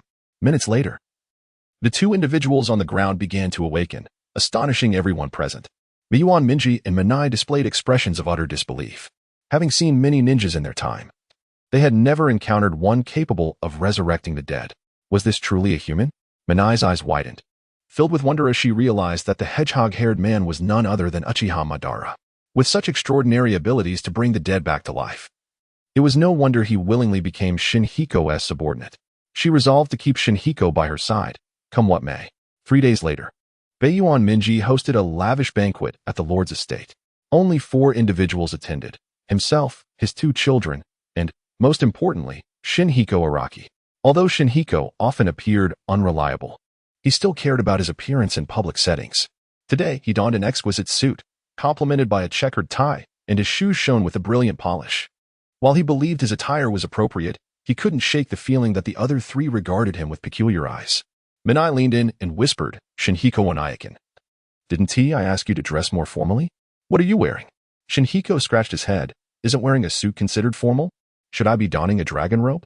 In this era of the ninja world, suits were virtually unheard of, so the others found his outfit rather odd. Minai sighed and returned to her seat. The banquet proceeded with laughter and camaraderie, the atmosphere remarkably harmonious. Meanwhile, Shinhiko discreetly scrutinized the eldest son, Baiyuan Shiai's He had discerned that this individual was a ninja disguised through transformation techniques, leaving him with a sense of intrigue.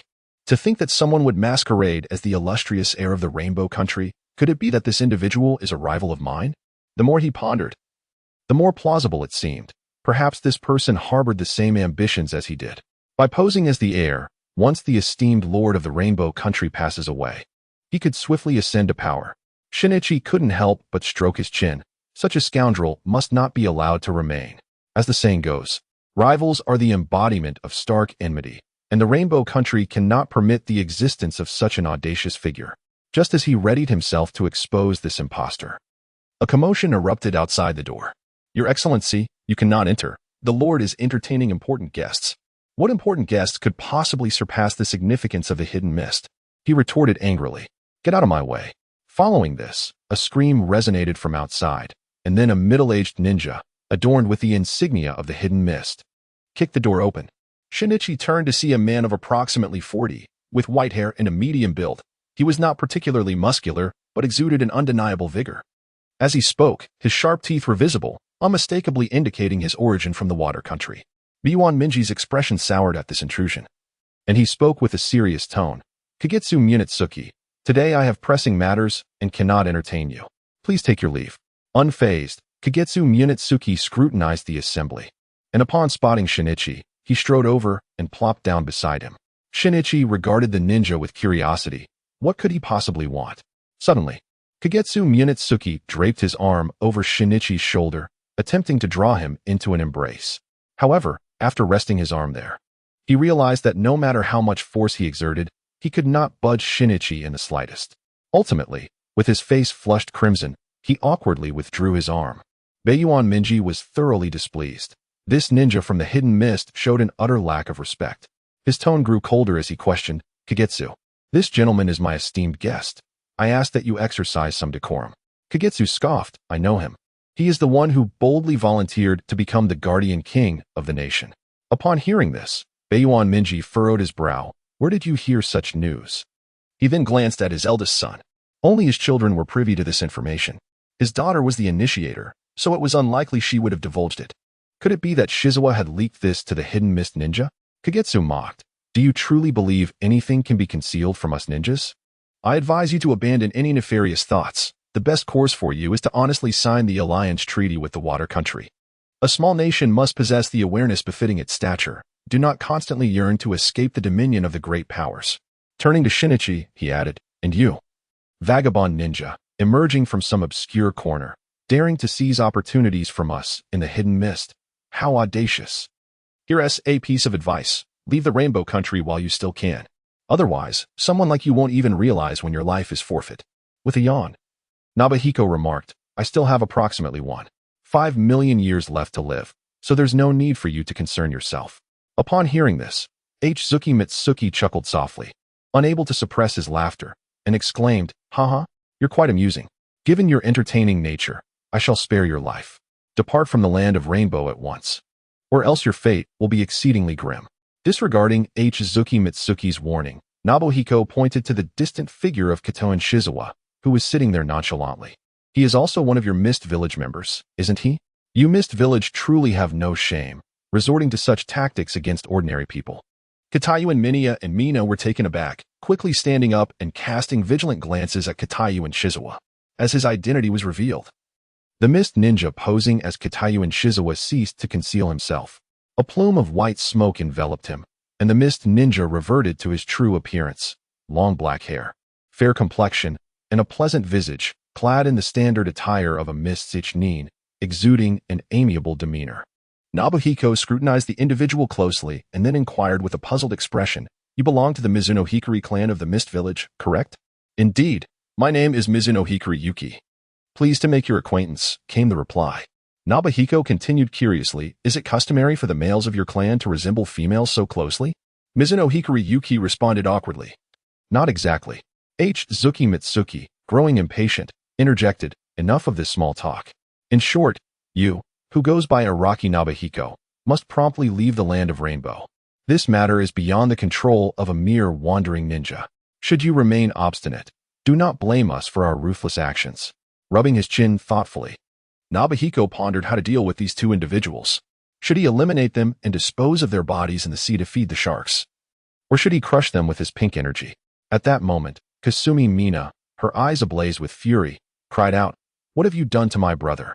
Tsuki Mitsuki sneered, "He has already been escorted back to the Mist Village. If you wish to avoid him returning in pieces, I suggest you hastily sign the alliance agreement with the Land of Water. Otherwise, I cannot guarantee that the individual we return will be whole, rather than a collection of parts." Haha.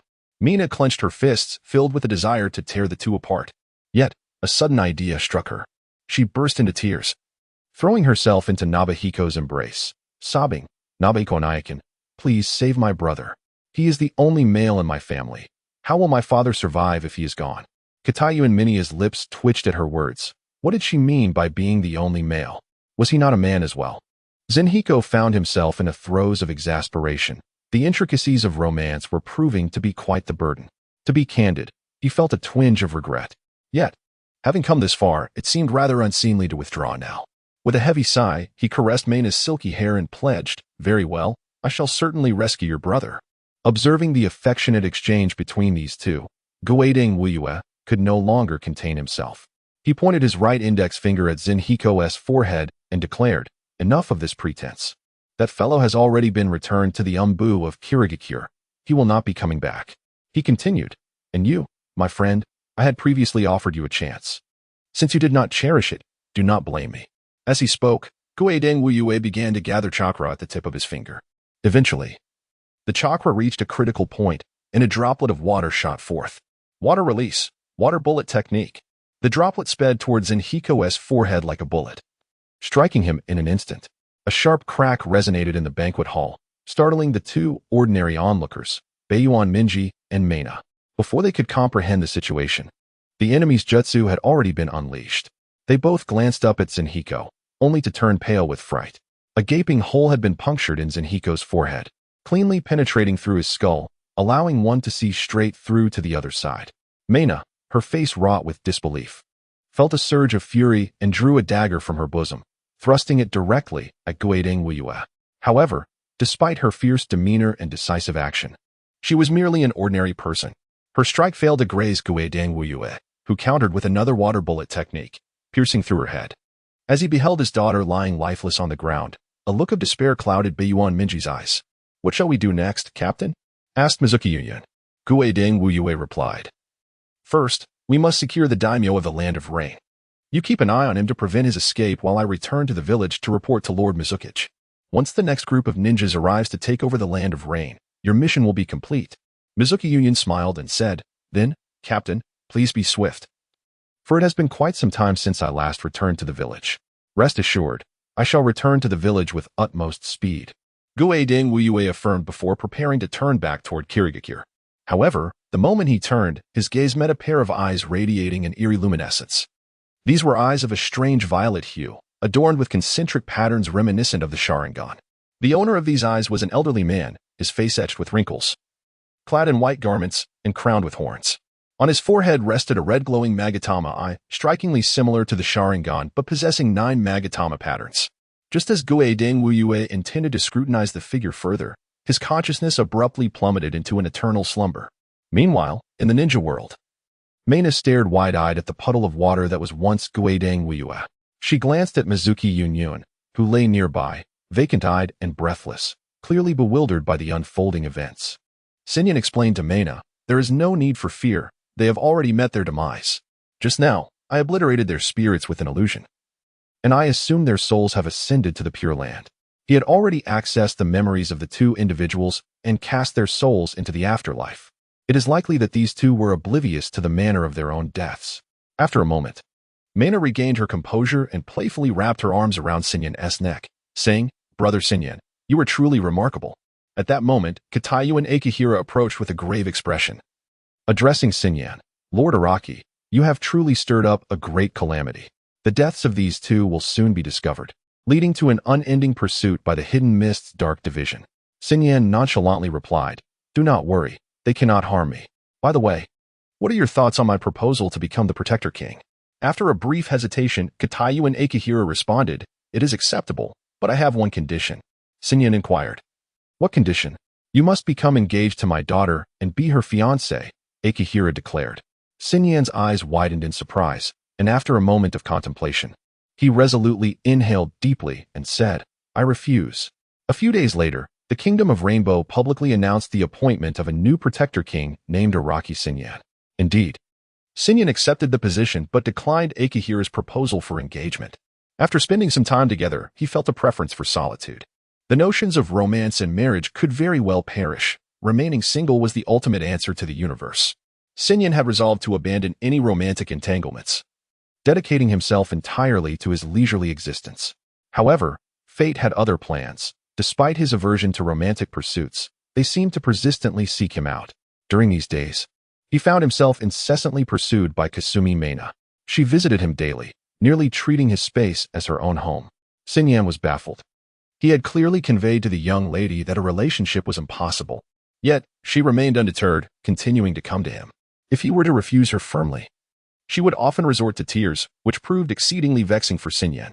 Ultimately, he decided to escape for a while. He initially intended to summon a clone to remain in the Kingdom of Rainbow, but each clone shook their heads in refusal. When he compelled them, they opted for self-dissolution. With no other choice, Xinyan established an illusionary array in the Kingdom of Rainbow. Any ninja entering the array would have their powers suppressed, rendered as ordinary beings.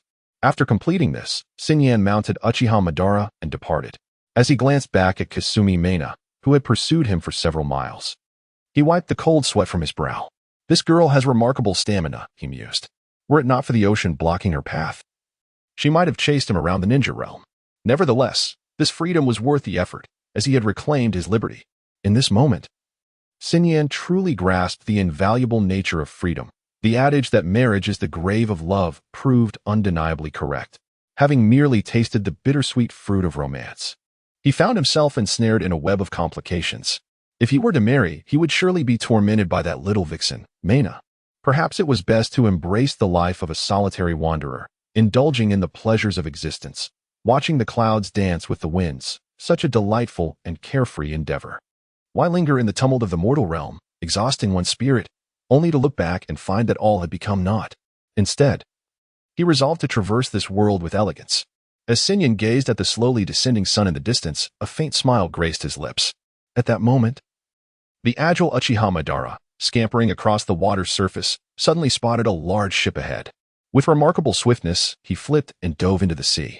Just as Xinyan was about to recite a poem while admiring the sunset, he unexpectedly gulped down a mouthful of seawater. When he resurfaced, his head was adorned with seaweed and barnacles. Alas, could he not enjoy this moment in its entirety? After a day of relentless searching, Xinyan and Uchiha Madara finally located the land of water. Although he had previously evaded Kankuro Meina, he could not forget the assistance she had offered him. Were it not for her aid, he might have struggled to attain his identity as the protector of the nation.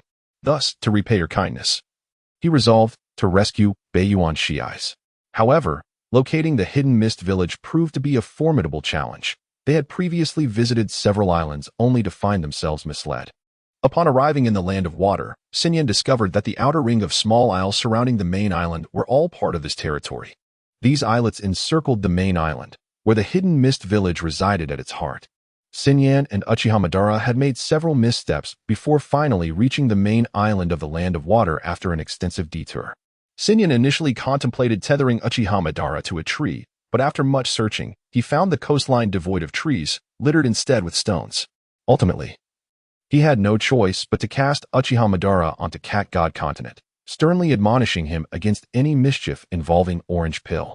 Having settled Uchiha Madara, Xinyan strode boldly towards the direction of the hidden mist village. The air here was humid and stifling. No wonder the ninjas of the hidden mist donned such light attire. The streets were bustling with passers-by, indicating that the great ninja war had spared the citizens of the land of water. Curious glances were cast upon Xinyan, whose attire clearly marked him as an outsider, yet the locals paid him little heed. The land of water was one of the 5 great nations of the ninja world, and the constant influx of visitors made the presence of an outsider unremarkable. They scarcely believed that a single individual would dare to cause trouble in the land of water, especially with the formidable hidden mist village backing them. Who would be foolish enough to sow discord in their territory? After gathering information along his journey, Xinyan finally arrived at the hidden mist village.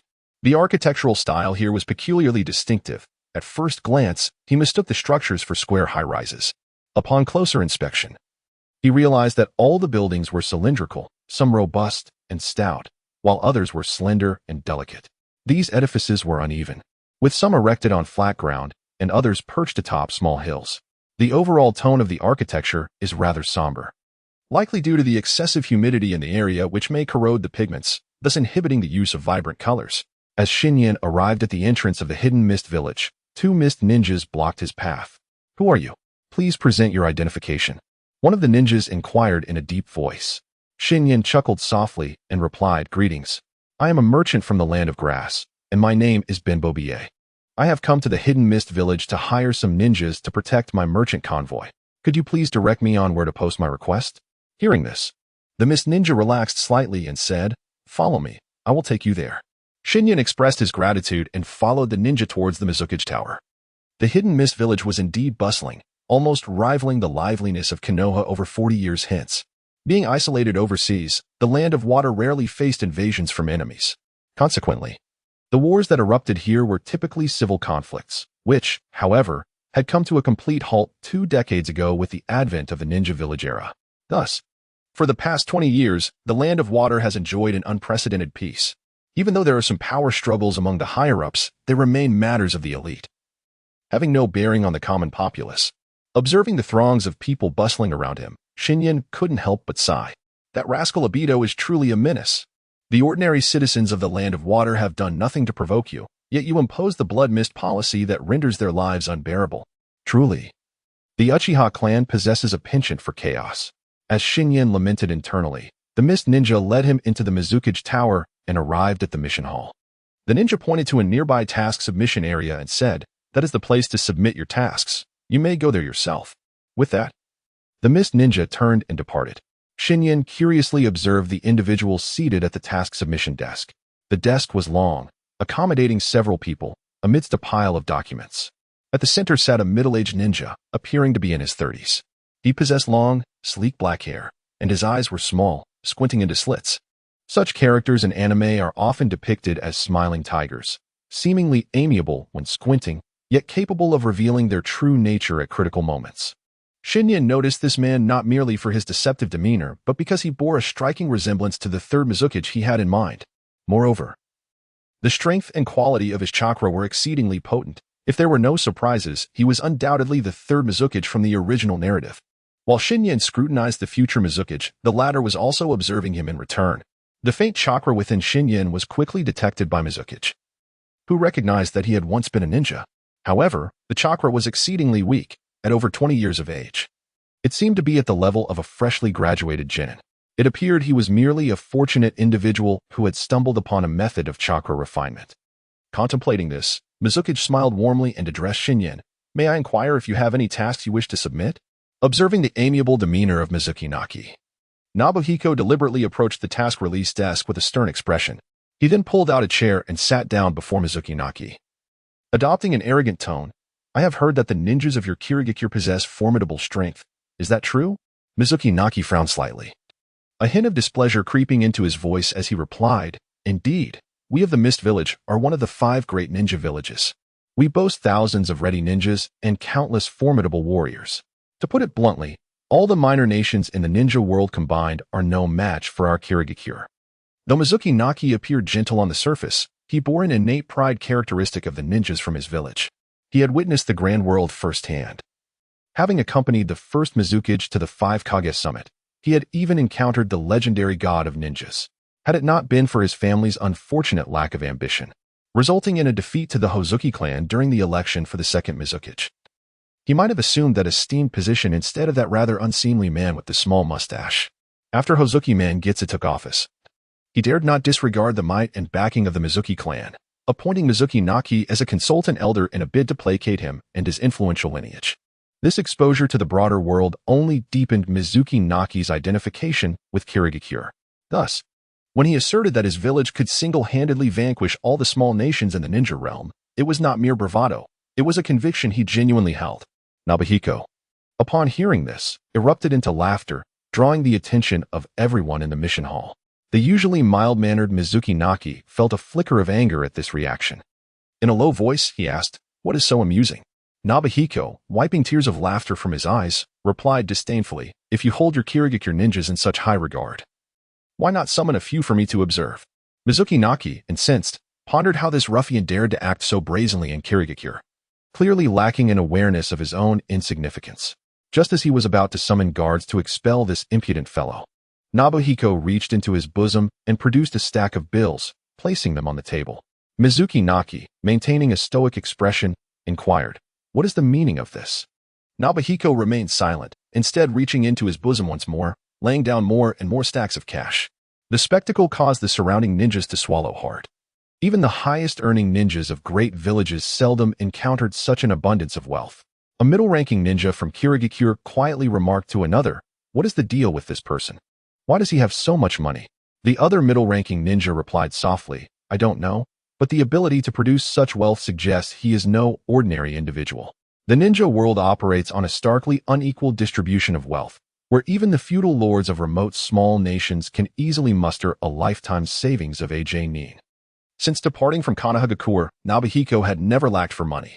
This very fact solidified his belief. To attain a life of financial freedom, one must never be a mere worker. To toil for others throughout one's life offers no path to success. Rather, it is through acts of violence and chaos that one might find true direction. In the end, Sinyan placed dozens of stacks of banknotes upon the table, and a cursory count revealed a staggering sum of 10 million taels. The onlookers were left in bewilderment, pondering how this fellow managed to conceal such wealth within his garments. Once the money was laid bare, Sinyan reclined in his seat and addressed Mizuki Naki, saying, "I am Ben Borba, a merchant. My journey to the land of water is to seek the employment of some ninjas as my protectors. The concept of mission ranks is foreign to me. I possess only wealth. Should you fulfill my requirements, I am prepared to pay the entire sum of 10 million taels immediately.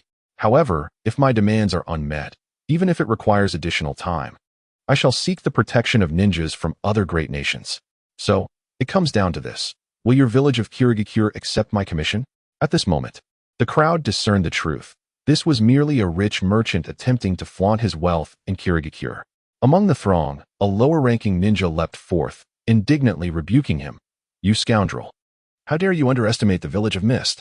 Do you think that mere riches can command our ninjas at will? Such thoughts are nothing short of a delusion." Sinyan regarded the ninja with a bemused expression. During this era, Kirigakure had yet to endure the blood policies, and thus, there remained a handful of Na'vi young ninjas reminiscent of Naruto. Once the blood mist policies were enacted, such naivety would lead to their demise in the ensuing strife. Frankly, these young fools were ill-suited for the life of a ninja. Those lacking intelligence ought to engage in honest labor rather than courting danger. Disinterested in further discourse with such a person, Sinyan lazily reclined against the backrest of his chair and addressed Mizuki Naki with a patronizing tone. "So, have you come to a decision?" After a prolonged contemplation, Mizuki Naki finally steeled himself and inquired of Sinyan, "What kind of ninjas do you seek?" The moment these words escaped his lips, countless ninjas in the mission hall clenched their fists. The earlier ninja who had chastised Sinyan yelled, "Elder Mizuki, how can you acquiesce to this man's demands? He shows such disdain for us. We ought to teach him a lesson and expel him." Internally, Mizuki Naki resonated with the sentiments of the lower-ranking ninja, yet reason prevailed, cautioning against such a course of action. The recent ninja world war had inflicted considerable strain upon the village, and this influx of wealth could alleviate their financial woes.